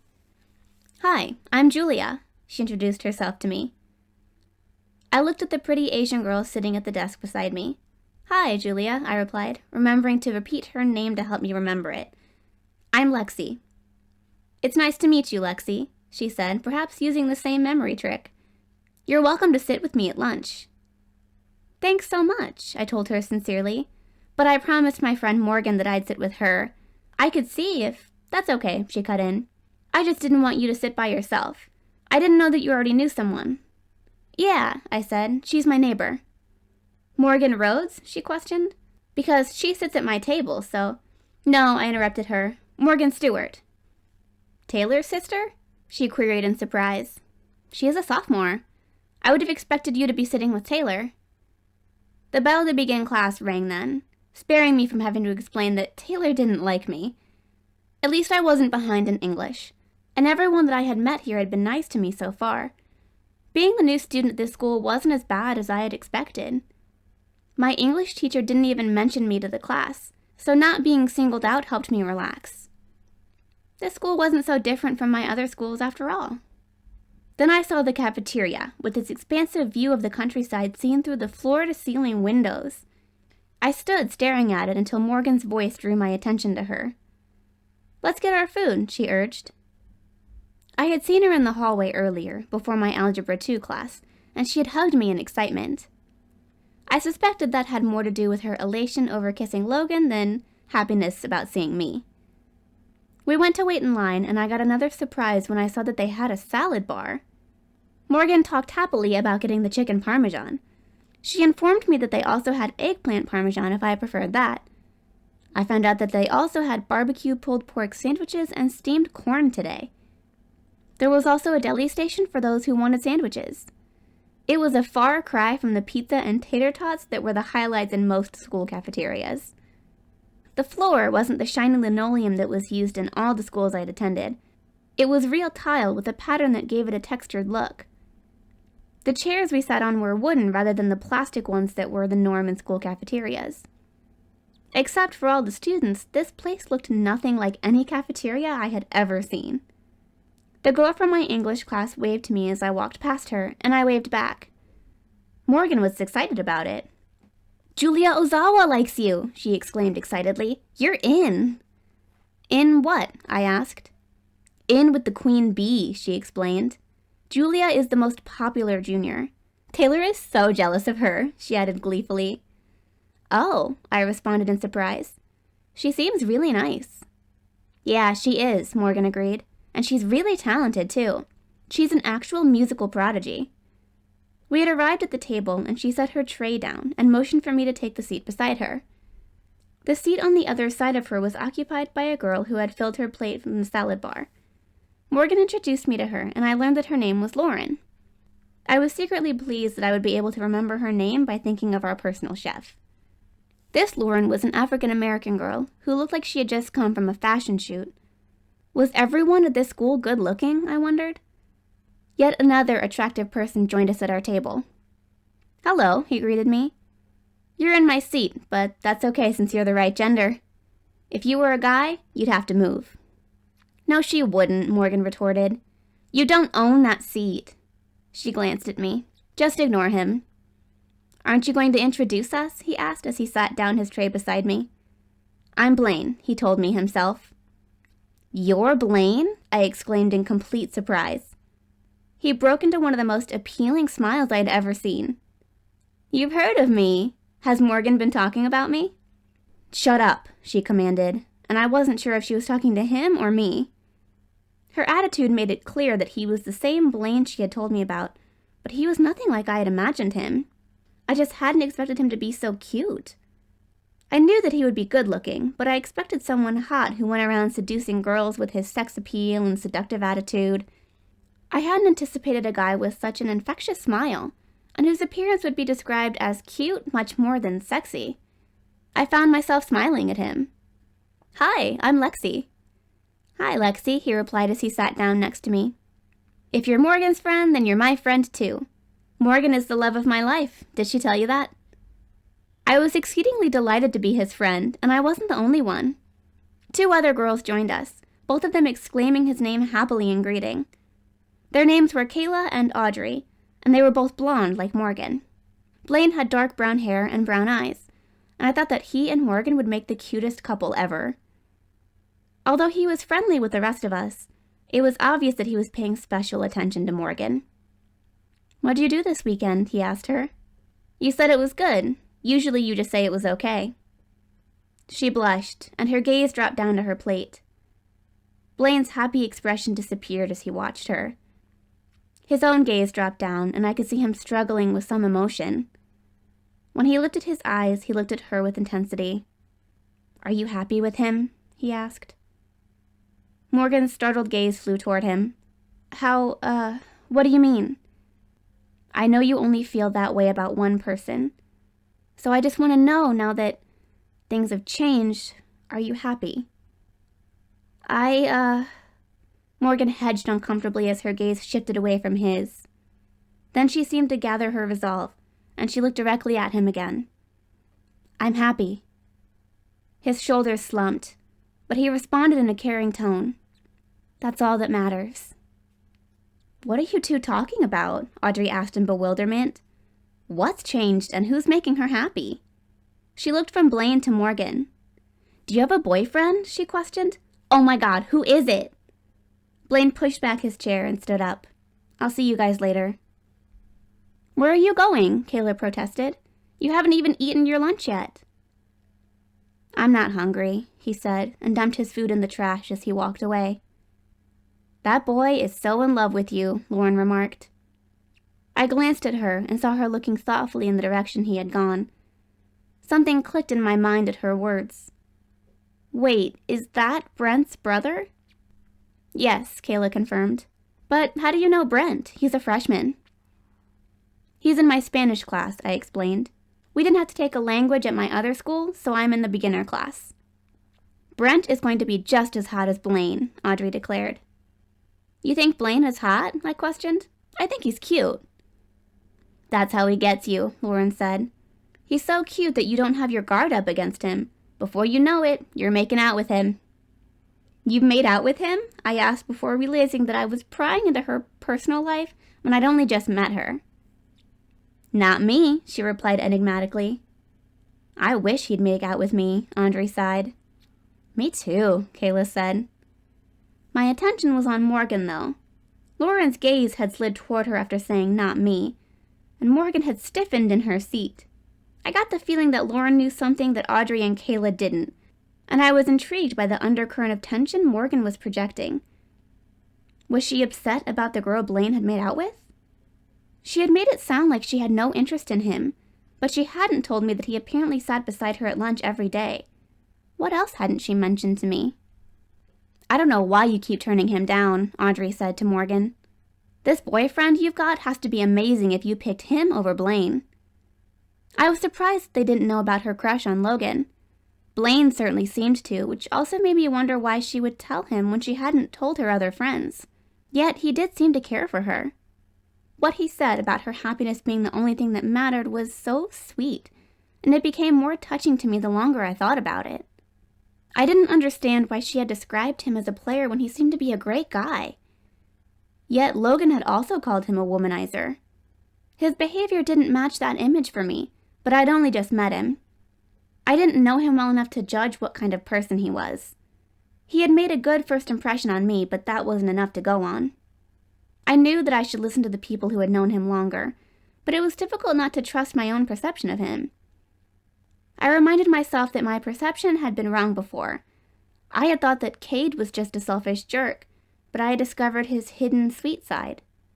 Maybe Blaine was the opposite, and he only appeared to be nice on the surface. Yet I also wondered if Morgan had misjudged him the same way I had misjudged Kade. It was something that I wanted to discuss with her when we were alone. At the moment, she was preoccupied with deflecting Audrey's curiosity about her mysterious boyfriend. "I don't have a boyfriend," she insisted, and she wasn't lying. Logan hadn't asked her to become his girlfriend, but we were both hoping that he would. She had told Blaine that she was happy, but that wouldn't be completely true until Logan asked her out. I was sure that he would now that he had kissed her. "So, where are you from, Lexi?" she asked me in a way that I suspected was an attempt to shift the focus away from Morgan's love life, which reinforced my perception of her as a good friend to Morgan. "She transferred from a public school," Morgan explained. "How do you know each other?" Morgan inquired, having been successfully distracted from her quest to uncover Morgan's secrets. "She is my new neighbor," Morgan answered. "Oh?" Lauren responded with a speculative look at me. "What do your parents do?"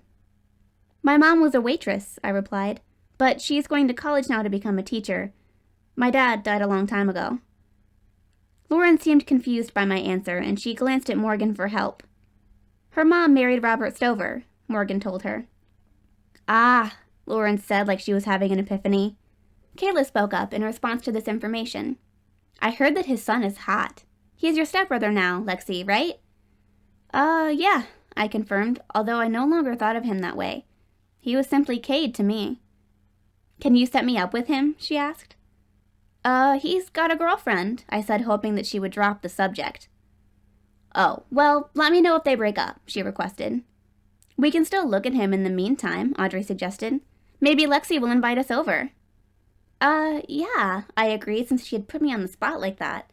"Maybe this weekend you guys could—" "That would be perfect," Audrey said before I could finish my sentence.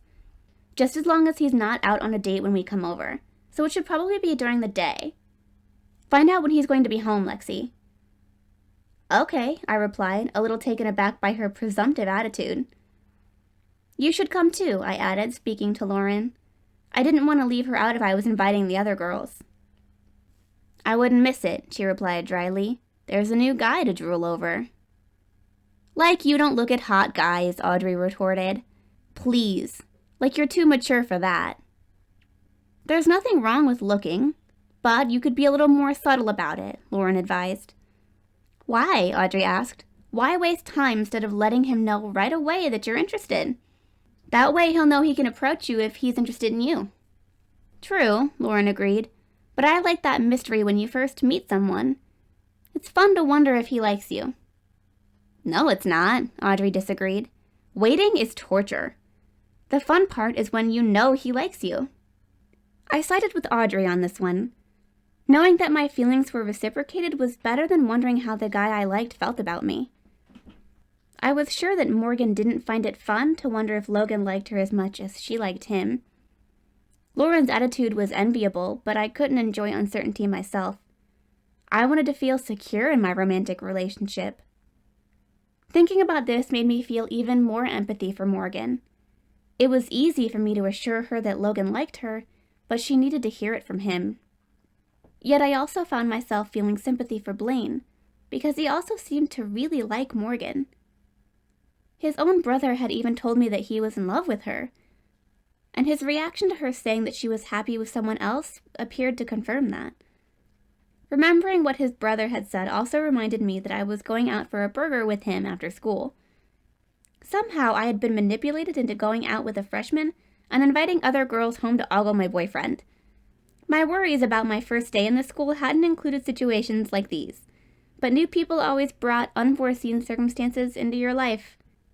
My relationship with Kade had already spun a tangled web, and I was becoming more entangled in it as I got stuck in strains of deceit and deception we had created. We had to hide the truth from most people, but Morgan was hiding the truth from herself. She confessed it to me on the phone that night when Logan still hadn't called her. I kissed Blaine. I stopped speaking in the middle of my rant to call Logan and get on his case about his behavior toward her. "What?" I exclaimed in shock. "Last year," she explained. "It happened at a party. We were in a room by ourselves, so I thought that nobody saw it. But maybe Logan somehow found out about it, and maybe he's mad at me about lying to him about being my first kiss. I really wanted him to be," she continued as I listened in shocked silence. "I just felt like it was so hopeless when he started dating Julia. They were the perfect couple, both of them the best of the best. Everyone said that they belonged together, and I knew they were right.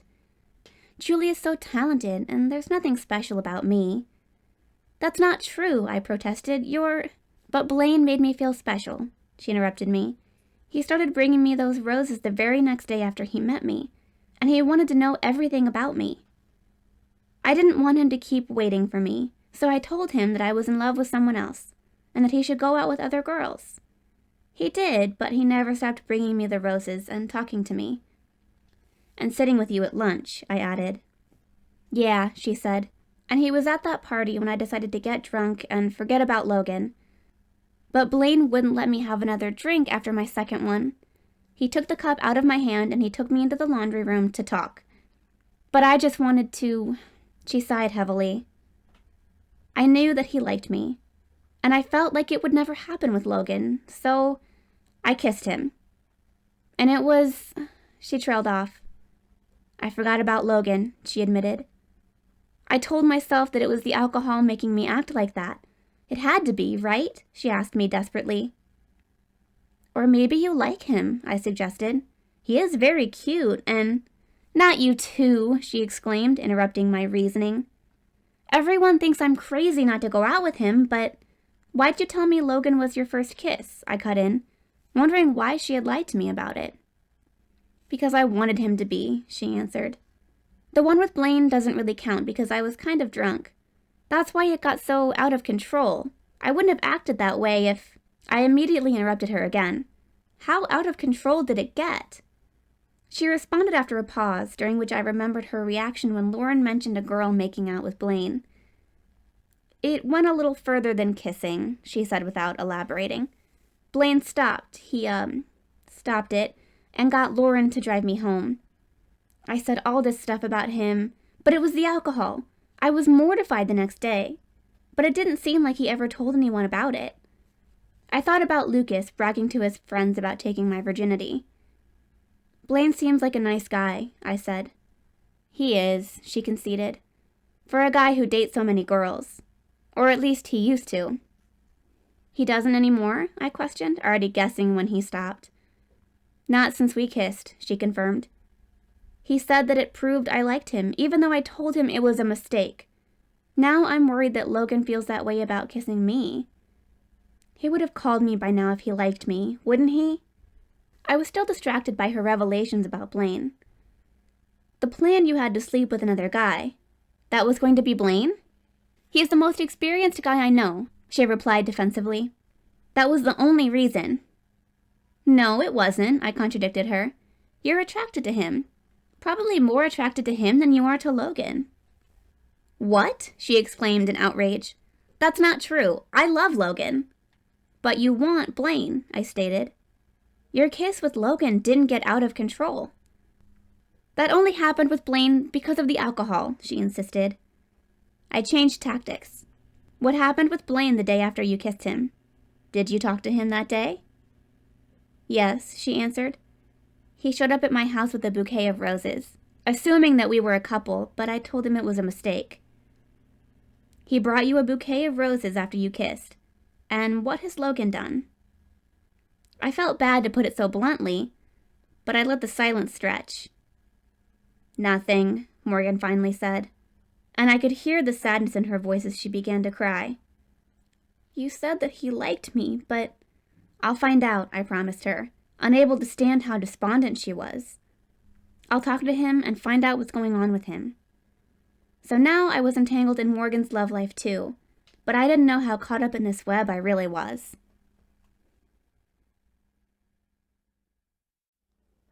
Chapter 38.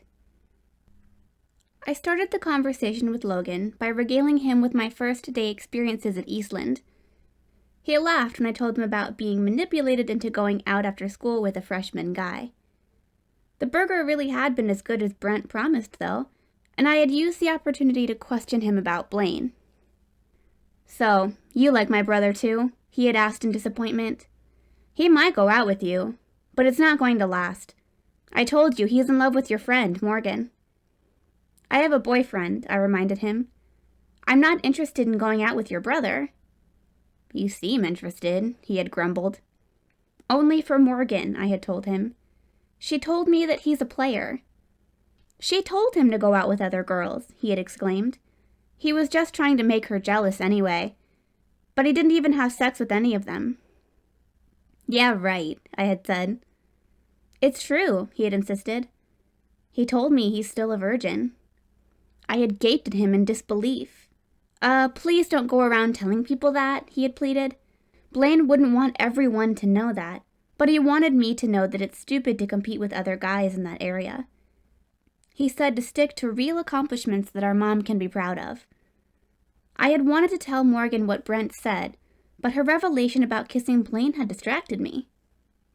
I decided to tell Logan about my conversation with Brent, which was something that I probably didn't think through thoroughly. His laughter died down when I revealed that Brent was Blaine's brother. A virgin, Logan repeated skeptically after I told him.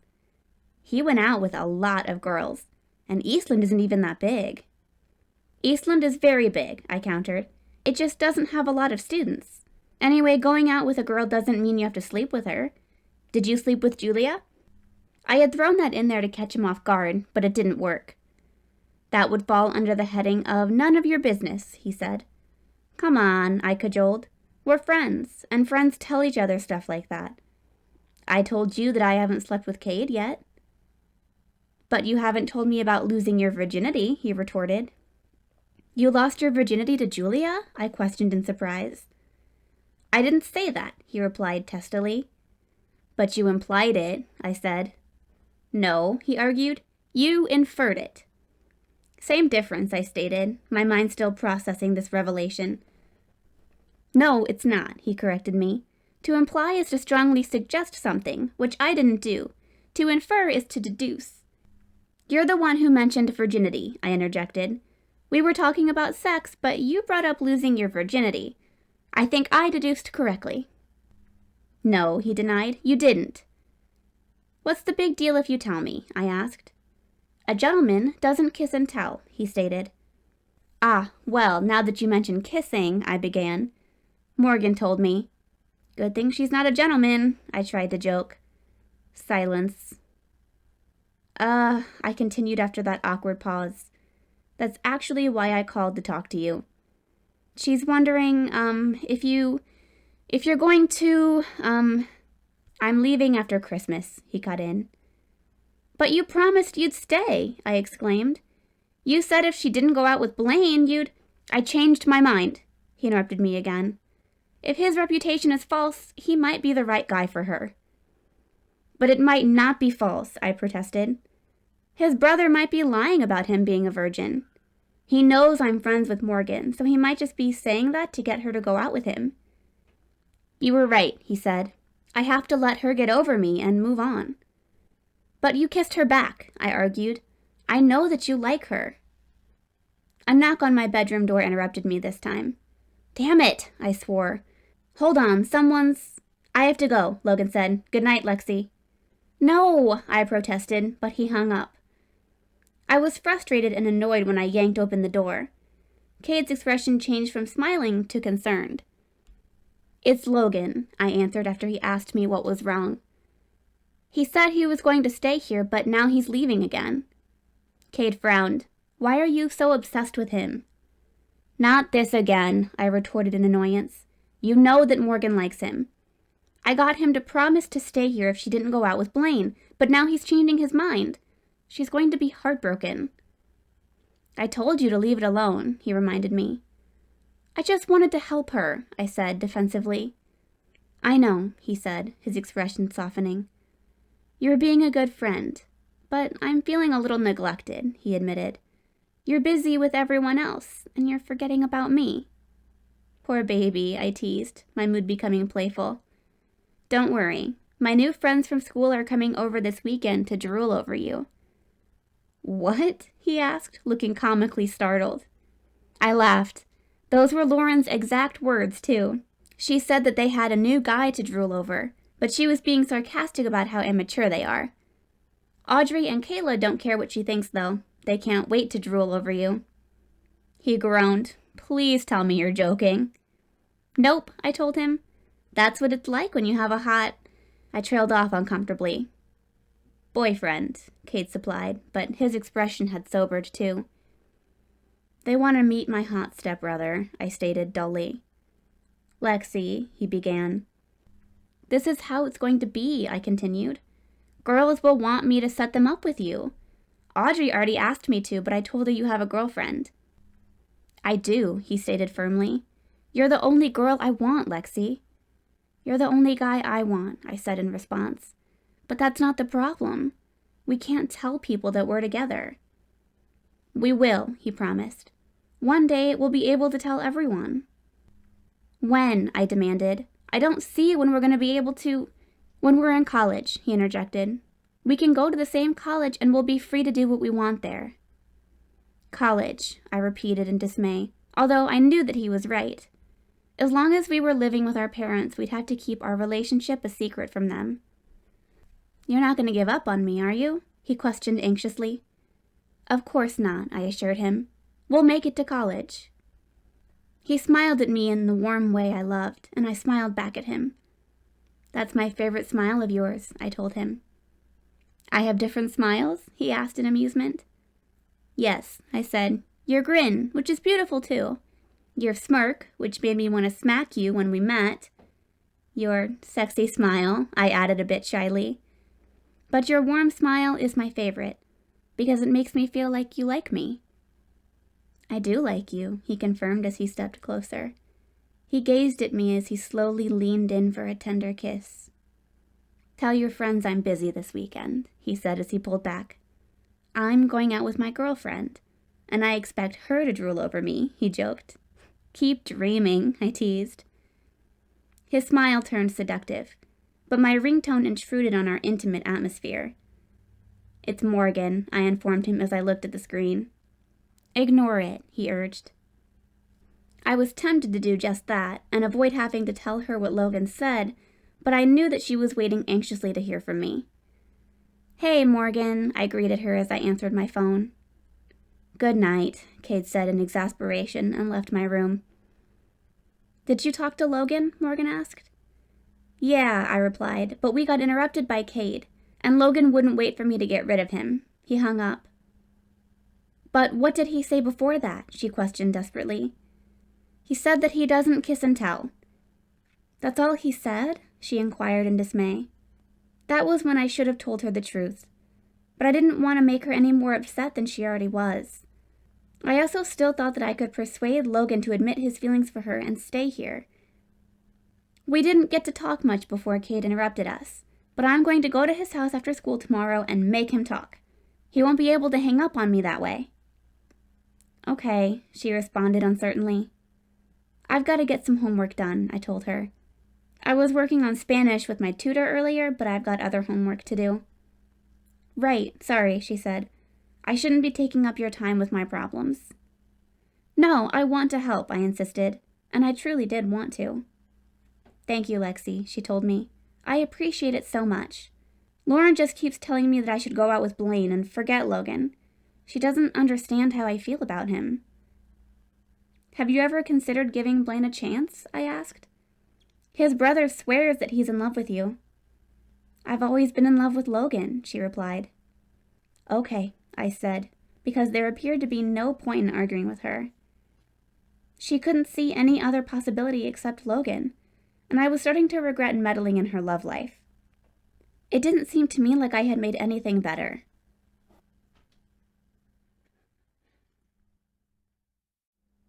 Chapter 39. Mom was incredibly excited about going to college. She had taken all her placement tests and registered for the next semester, and she couldn't wait for January. While I was looking forward to vacation, she was excitedly anticipating going to school. Just wait until you have to do homework, I admonished her. You'll miss your free time. No, I won't, she denied. You and Kate are busy with school. Robert is busy with work. I have nothing to do all day. That wasn't actually true.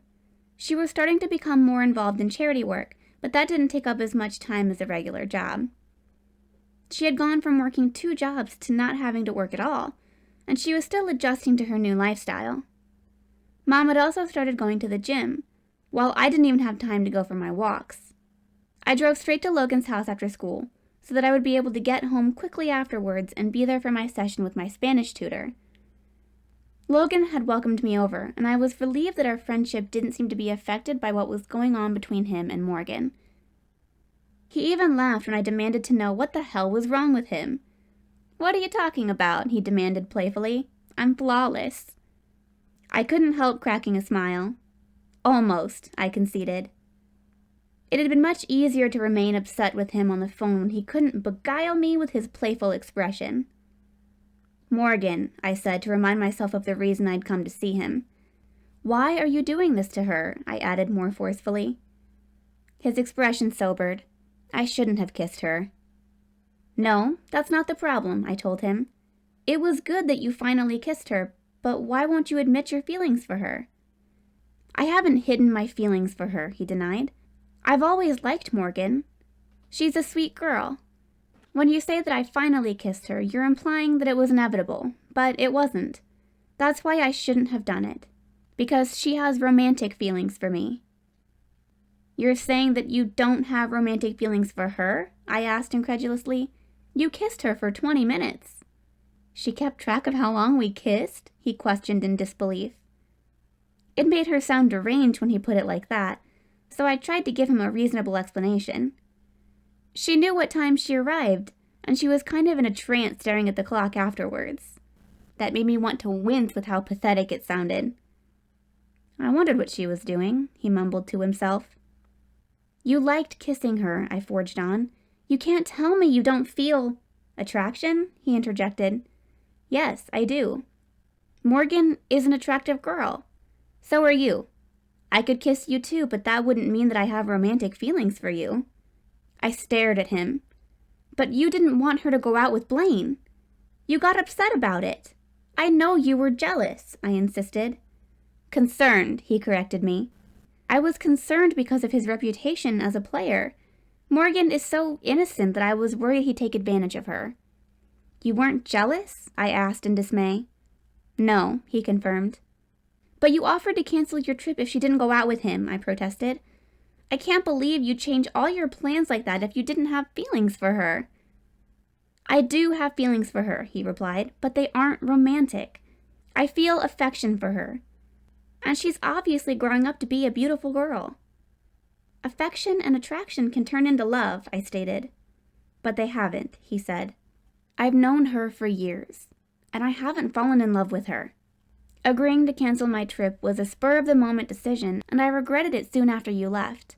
I got caught up in wanting to be the hero, but I'm too self-involved to sustain that feeling. You don't seem that way to me, I told him. I thought that Kade was much more conceited when I met him. Self-contained then, he amended. I get very caught up in my own interests. That's why Julia and I understand each other so well. Her passion for music is more important to her than romance. Are you still with Julia? I asked suspiciously, because he was talking about her in the present tense. We see each other occasionally, he answered. Are you serious? I exclaimed. You cheated on her. I can't believe this. We no longer have a traditional relationship. We left it open to still see each other when I came back, but we're not a couple per se. How great for you, I huffed. You get to string 2 girls along. It was Julia's decision. He spoke that statement so stoically, without any inflection of defensiveness, that I knew it was true. My outrage fell as flat as his voice. You didn't want to end it with her, I surmised. He shrugged, but his gaze drifted away from me. She's kind of my Marion, I guess. She's got her own life, and I've got mine. Marion? I prompted quizzically. From Indiana Jones, he replied. Never mind. The point is that I wasn't cheating. It was only kissing anyway. But I thought that... I trailed off and plopped down on his couch. Oh my God, I said dismally and covered my face with my hands in distress. I told her to kiss you. It's all my fault. You're acting like someone died, he admonished me. Nothing that terrible happened. At least I hope I'm not that terrible of a kisser, he joked, defaulting back to his trademark playfulness and charm. I removed my hands from my face. She did say it was gross, I deadpanned. You were like a slobbering St. Bernard. He laughed. You see? She'll just remember it as a cringe-worthy first kiss, and... I could feel his eyes on me as I guiltily shifted my gaze away from his. What is it? He questioned. I responded, feigning innocence. What's that look? He demanded. What are you hiding from me? My gaze dropped to the floor as I spoke to my feet. Nothing. Lexi, he said in a sharp tone I'd never heard him use before. What are you not telling me? I looked up at him like a chastised child. That wasn't her first kiss. He stared at me for a moment before breaking into an unexpected smile. That manipulative brat, he stated in admiration. She played me. I didn't know she had it in her. She played you? I repeated dubiously. She told me it was her first kiss so that I would keep kissing. He trailed off, an uncomfortable look replacing his delighted expression. I shouldn't be talking about this. I waved off his concern dismissively. Don't worry about the kiss and tell thing. Morgan already told me all about it. She said that you're a marathon kisser, I added teasingly. His discomfort morphed into mischievousness. That's secondhand information, if you want to verify it for yourself.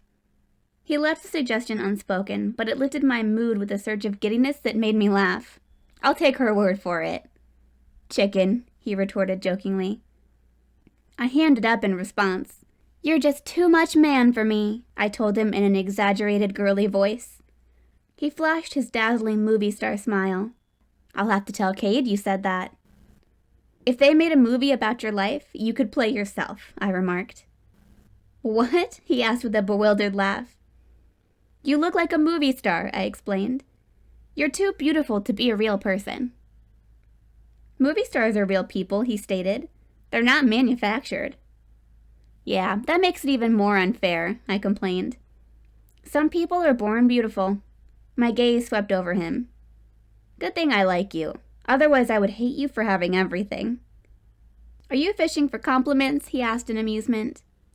You know that you're not exactly ugly yourself. Even if you were, he added sincerely. It wouldn't matter to me. But would you have offered to kiss me? I challenged. He actually appeared to be giving that serious consideration. Attraction is partly physical, he admitted. Aha! I exclaimed triumphantly. But I don't think that love is, he said. Personality is the deciding factor. The actions of that person, your respect and admiration for them. You don't respect and admire people for their beauty. I looked at him with new respect and admiration before I became suspicious of him. You sure know how to say all the right things, pretty boy. Boy? He questioned in mock dismay. We'll need to do more than kiss for me to prove to you that I'm a man. I rolled my eyes. I should have known that's where this was going. Guys are all the same. He was instantly serious. Is Kade pressuring you? No, I answered. He's actually not, but... But, he prompted when I trailed off. I felt my face heating up in embarrassment. It's kind of hard to stop sometimes, I confessed, adding in the sometimes to make it sound better. The truth was that I always found it hard to stop with Kade. You don't have to be embarrassed about that, he told me. It's not surprising that you're attracted to your boyfriend. I wish that he was just my boyfriend, I admitted. I wish that he wasn't Robert's son. Therein lies the problem, Logan agreed. I wish that I had a solution for you. Why do I always fall for the wrong guy? I exclaimed without thinking. Logan's expression became intensely serious. You think that Kade's the wrong guy for you? No, I answered, taken aback by what I had said. It's just our situation. The situation isn't going to change, Logan stated. He'll always be Robert's son. Hearing it stated so clearly and irrefutably made me realize how much I had been avoiding facing it. Kade was Robert's son, and Robert was my stepfather. There was no way to get around the fact that Kade was my stepbrother, as much as I didn't want to acknowledge him as such. If only we were older and not living together. Things would have been much easier for us if we were already in college. Maybe it's only the thrill of the forbidden, Logan suggested. Your relationship goes against social norms, and that makes it more exciting. No, I denied. He kissed me before our relationship was forbidden. I didn't even like him. My friend was the one who... I trailed off as the realization hit me that he was forbidden to me back then, too. He was Skyler's crush, and he had already asked her out before we kissed. What were you saying about your friend? Logan questioned. She liked him, I replied, and they were supposed to go out on a date. But then he kissed me, and I kissed him back. I stared wide-eyed at him as I spoke. That's when it all started. When you went behind your friend's back with him, he stated bluntly. Because it was forbidden, he added, coming to the same conclusion I had. Was that why I had kissed him? At the time, I had explained it to myself as giving in to temptation after a sexual dry spell. Then I decided that my dislike had been masking sexual attraction for him all along. Now I was being presented with the idea that it was only the allure of the forbidden. No, I said. I didn't start liking him until I saw his nicer side. I used to think that he was a selfish jerk. But now you think that he's altruistic? Logan inquired. I think that he's a good person, I stated. Not perfect, I amended, remembering his treatment of Jenna, but a pretty good guy. You've just described most guys, he remarked. What in particular is it about Kade that makes him worth the trouble of this relationship? I like him, I answered in a tone that told him it should be obvious. That's it? He demanded. You like him. That's all you've got? I like him, I repeated. That's why people date. Because they like each other. By that reasoning, you could just as easily be dating me, he said. So why did you pick Kade? Because we have... sex? Logan supplied when I faltered for words. No, we haven't done that. It's more than that anyway. It's like there are these hidden parts of Kade that other people don't get to see. He can be really romantic and sweet. Logan didn't look impressed at all. So he buys you flowers and follows the usual dating rituals. Any guy can do that. It's more than that, I argued. I got to see a part of him that I never knew existed.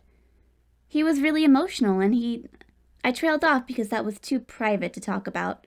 I wasn't going to tell Logan that Kade had cried. He told you that he loves you? Logan pressed. No, I answered. It's too soon for that. We only just started dating. We lapsed into silence for a moment. That's not why I came here, I suddenly spoke aloud as I recalled my reason for coming over. Why are you leaving? You promised you'd stay. I thought I could protect Morgan, but I think I'll do more harm by staying, he replied. Because you won't be able to resist her? I asked excitedly. He laughed in response. No, Lexi. Because she'll want a relationship that I can't give her. Julia understands what kind of life I want, because she feels the same way about music. She wants to be able to give 100% of her attention to it. What kind of life do you want? I questioned. Why can't you be in a relationship? I don't want to get married, and I don't want children. Not ever. You don't know that, I began. You feel that way now, but I do know that, he insisted. My work will always come first in my life, and that won't be fair to my family, so I'm not going to have one. What do your parents think about that? I queried. Where are your parents? I inquired as I realized that I had yet to meet them. At work, he answered with a shrug that indicated he wasn't sure, or maybe at some charity event. You don't know where your parents are? I asked in dismay. Did they not tell you, or did you forget? They don't need to tell me their schedules. I can call them if I need to get in contact with them. But you haven't been home for months, I protested. Why are they going to charity stuff now? They should be spending as much time with you as they can. They don't need to babysit me, he replied. I'm used to being on my own. That's not the point, I argued. It's not about babysitting you. It's about being together as a family. We'll be together over the holidays, he said carelessly like it didn't concern him. They're taking some time off. That's why my mom insisted that I come home. I was somewhat mollified by this, but I still thought that they should be spending more time with their son after he had been gone for months. That was one of the reasons that I started going to Logan's house nearly every day after that, so that he wouldn't be alone all the time. The other reason was so that I wouldn't be alone with Kade. You let me know if I shouldn't come over, I told Logan. I told you that you're always welcome here, he insisted. I meant if you want to be alone with Julia, I clarified. She's busy composing a new piece, he said. She composes music? I asked in surprise. I thought she played an instrument. Morgan told me she was a musical prodigy, but I thought she was super talented at playing the piano or something. She is, he confirmed, but she also composes music. She should really be at a school for the arts, but her mother wanted her to have a normal high school experience. She didn't want her to be treated like a prodigy. She'll be going to Juilliard after she graduates, though. How long does it take to get from Harvard to Juilliard? I inquired. 3.5 hours by car and less than an hour to fly there, he replied, knowing the answer off the top of his head. You've looked into it, I stated. It was yet another confirmation that his feelings for Julia were stronger than whatever feelings he had for Morgan. I had no choice but to tell her that Logan wasn't going to ask her out. He says that he has wanderlust, I said in an attempt to soften the blow. He doesn't even ever want to get married or have kids, Morgan. He doesn't? She asked, her surprise overcoming her disappointment. No, I confirmed with a sigh. It's a crime against humanity. What a waste of gorgeous DNA. Morgan giggled, which gave me hope that she wasn't as devastated as I had feared. He's almost too gorgeous to be real, she agreed. Kissing him felt like a dream. Sometimes I still think it was. Are you okay? I asked. Yeah, she replied. You were right. He did kiss me back. The plan worked, so now I'm going to try the other one. That's not going to work, I said. Logan's not going to stay here if you go out with Blaine, so... I'm going to have sex with him, she cut in. Tomorrow night. My parents are going to a dinner party, and I invited Blaine to come over. I was completely flabbergasted. What? Why? How do you even think that's going to work? I sputtered. After I have sex with Blaine, I'll know what I'm doing. Then I won't feel so scared to do it with Logan, she explained.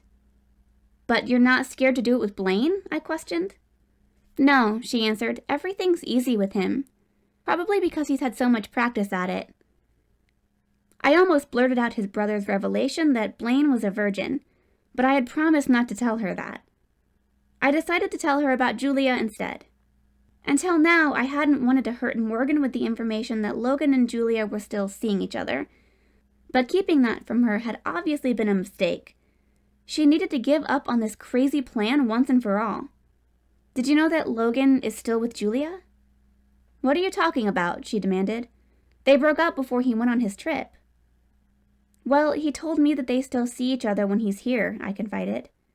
Are you serious? She exclaimed. Then why did he kiss me? He said that they're not officially a couple anymore, so I have as much of a chance with him as she does, Morgan interjected. I spoke in disbelief. You're okay with him being with another girl? You're actually going to compete with her? I'm not happy about it, she said, but I have to try while I still have a chance. I think he still has feelings for Julia, I told her regretfully. I didn't know about her when I said that you should kiss him. So you should stop now, Morgan. You tried, and now you need to let it go. Taylor said that I should have sex with Logan. She said that she'd still be with Kade if she had had sex with him. She doesn't want me to make the same mistake with Logan. That's not true, I argued in frustration. You can't keep a guy by sleeping with him. Believe me, I know.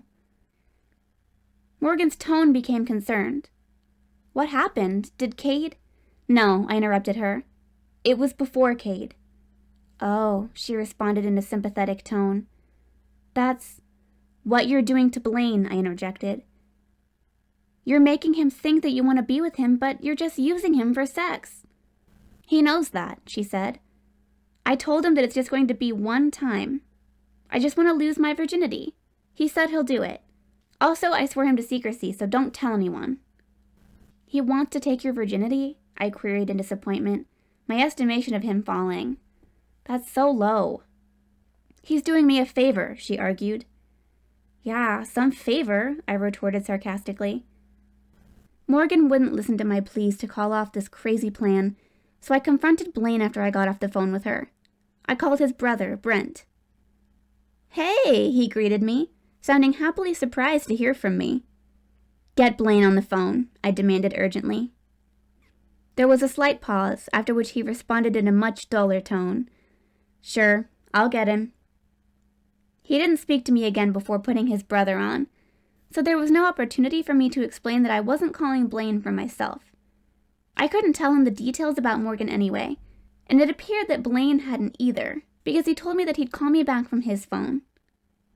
I then knew to answer the unfamiliar number. Blaine? I questioned anyway. Yeah, he confirmed.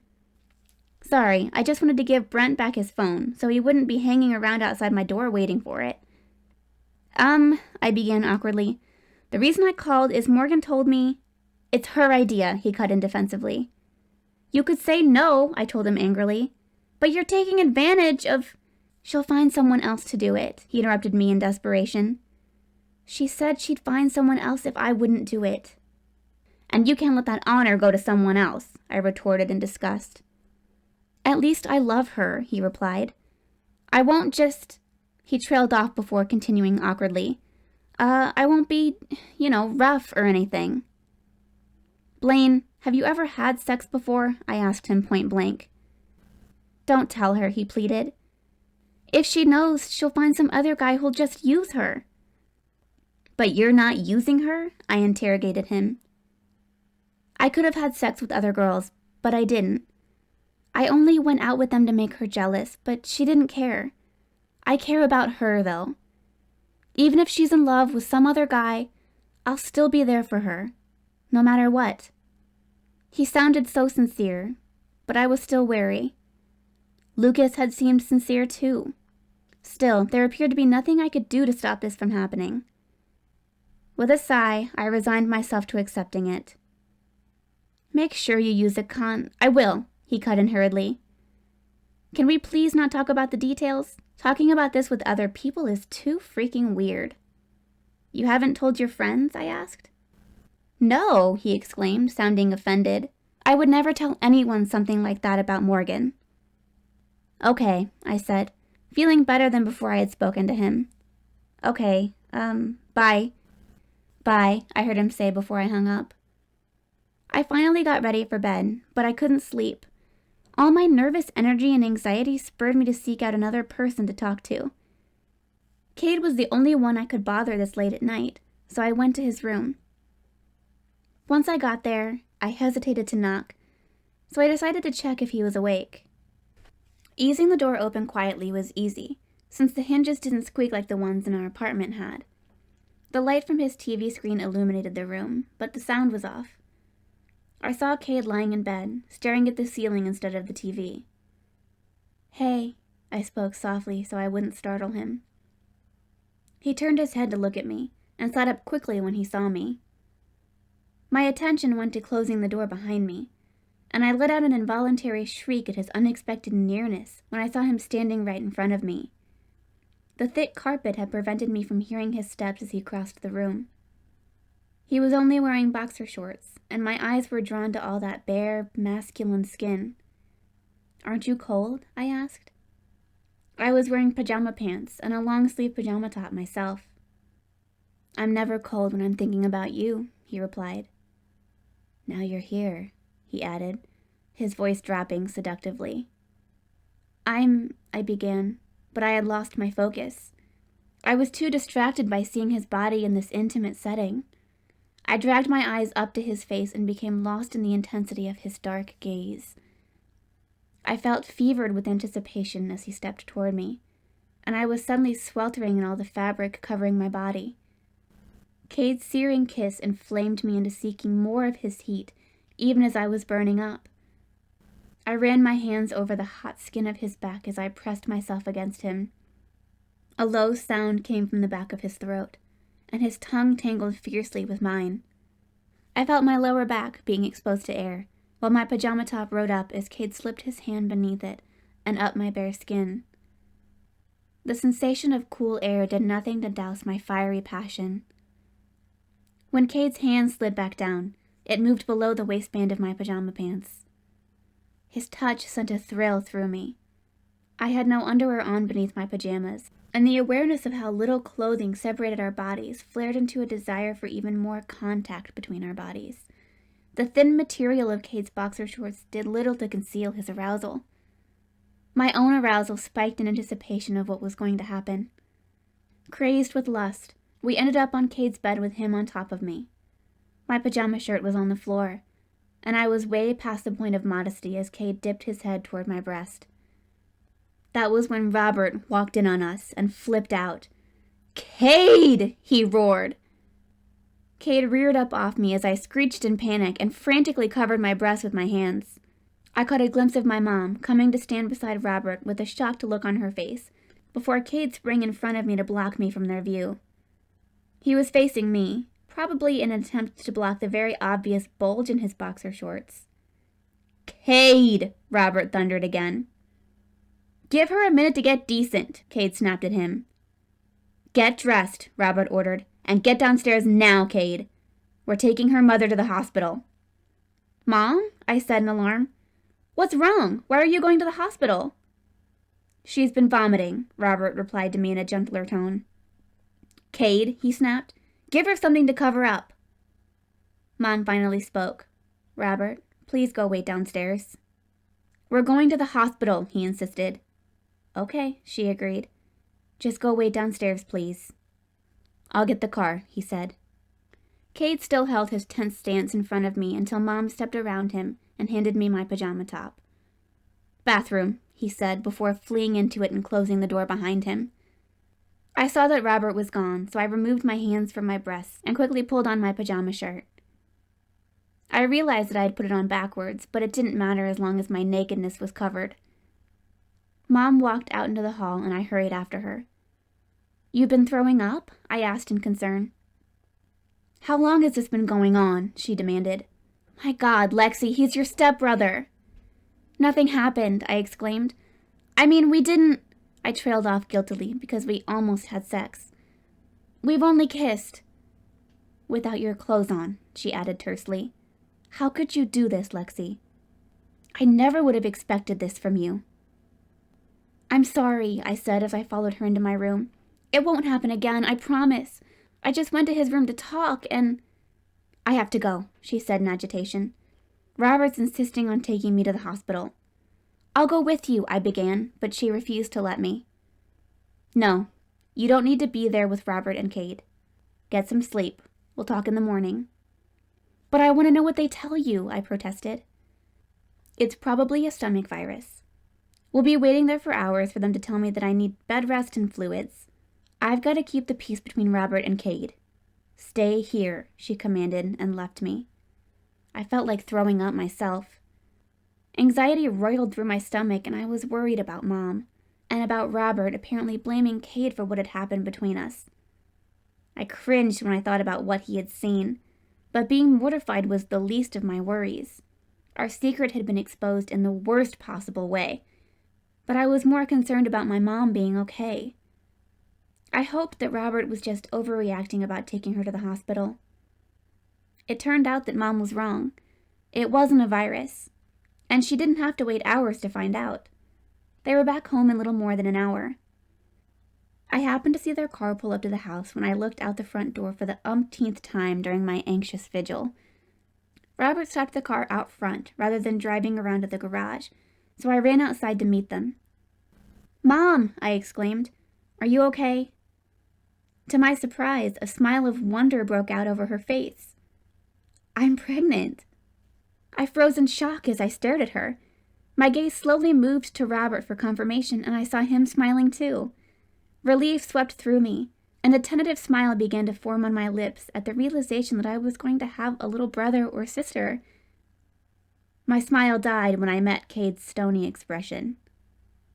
"I'm going to pack," he said flatly, and strode off toward the house. I was torn between following him and sharing the excitement of my mom's news with her. "Pack?" I questioned, my gaze seeking answers. "He's going to live with his mother," Robert told me. I gaped at him. "What?" "Your mother told me we were in time to stop." He broke off uncomfortably. "This is the best thing for everyone," he continued. "No," I protested. "You can't do that to Kade. Please, we won't." "It's done," he cut in firmly. "His flight is leaving in a few hours." "You're kicking him out?" I demanded in dismay. "Hardly," he huffed. "He's going to live with his mother. I'm not throwing him out on the street." "This is so unfair," I argued.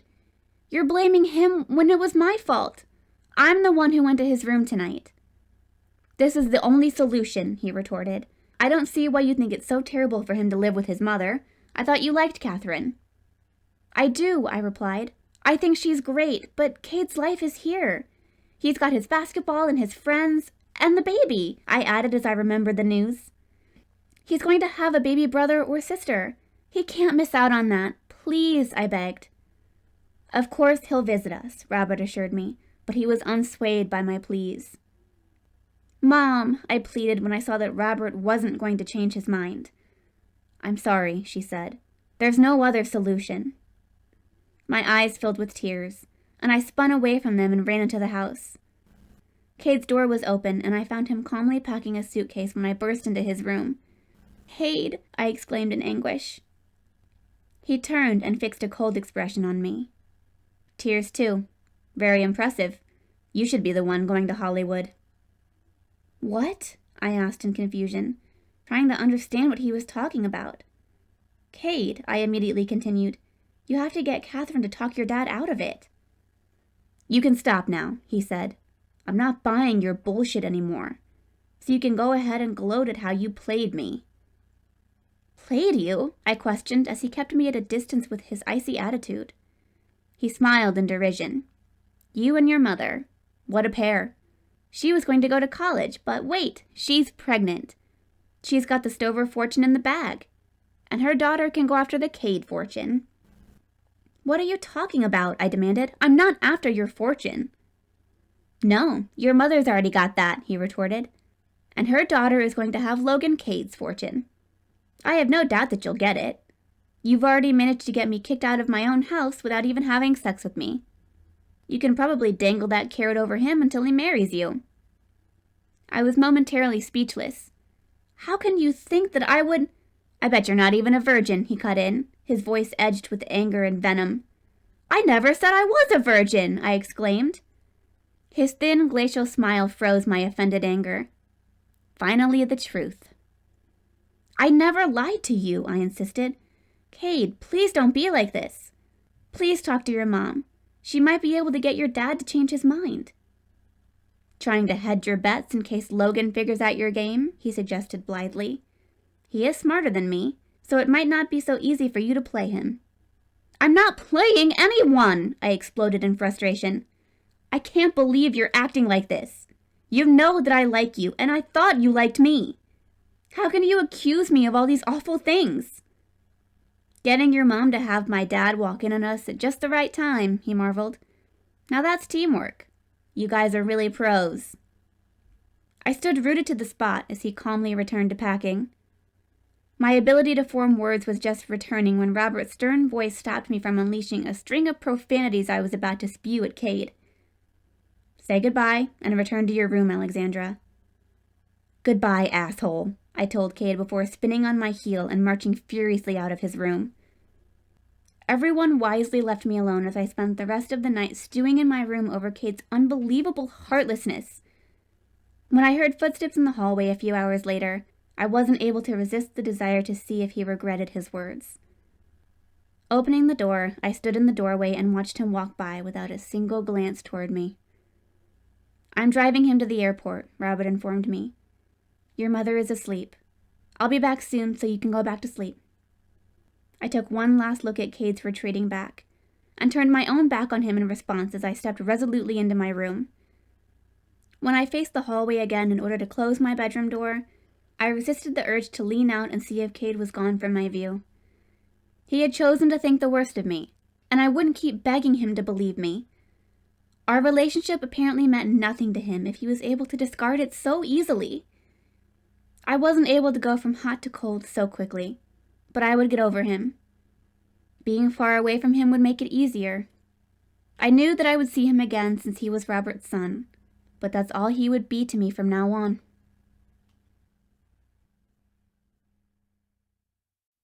This has been Heartless, Forbidden Book 1, written by Suzana Thompson, narrated by Paulina Schubert. Copyright 2016 by Suzana Thompson. Production copyright 2018 by Suzana Thompson.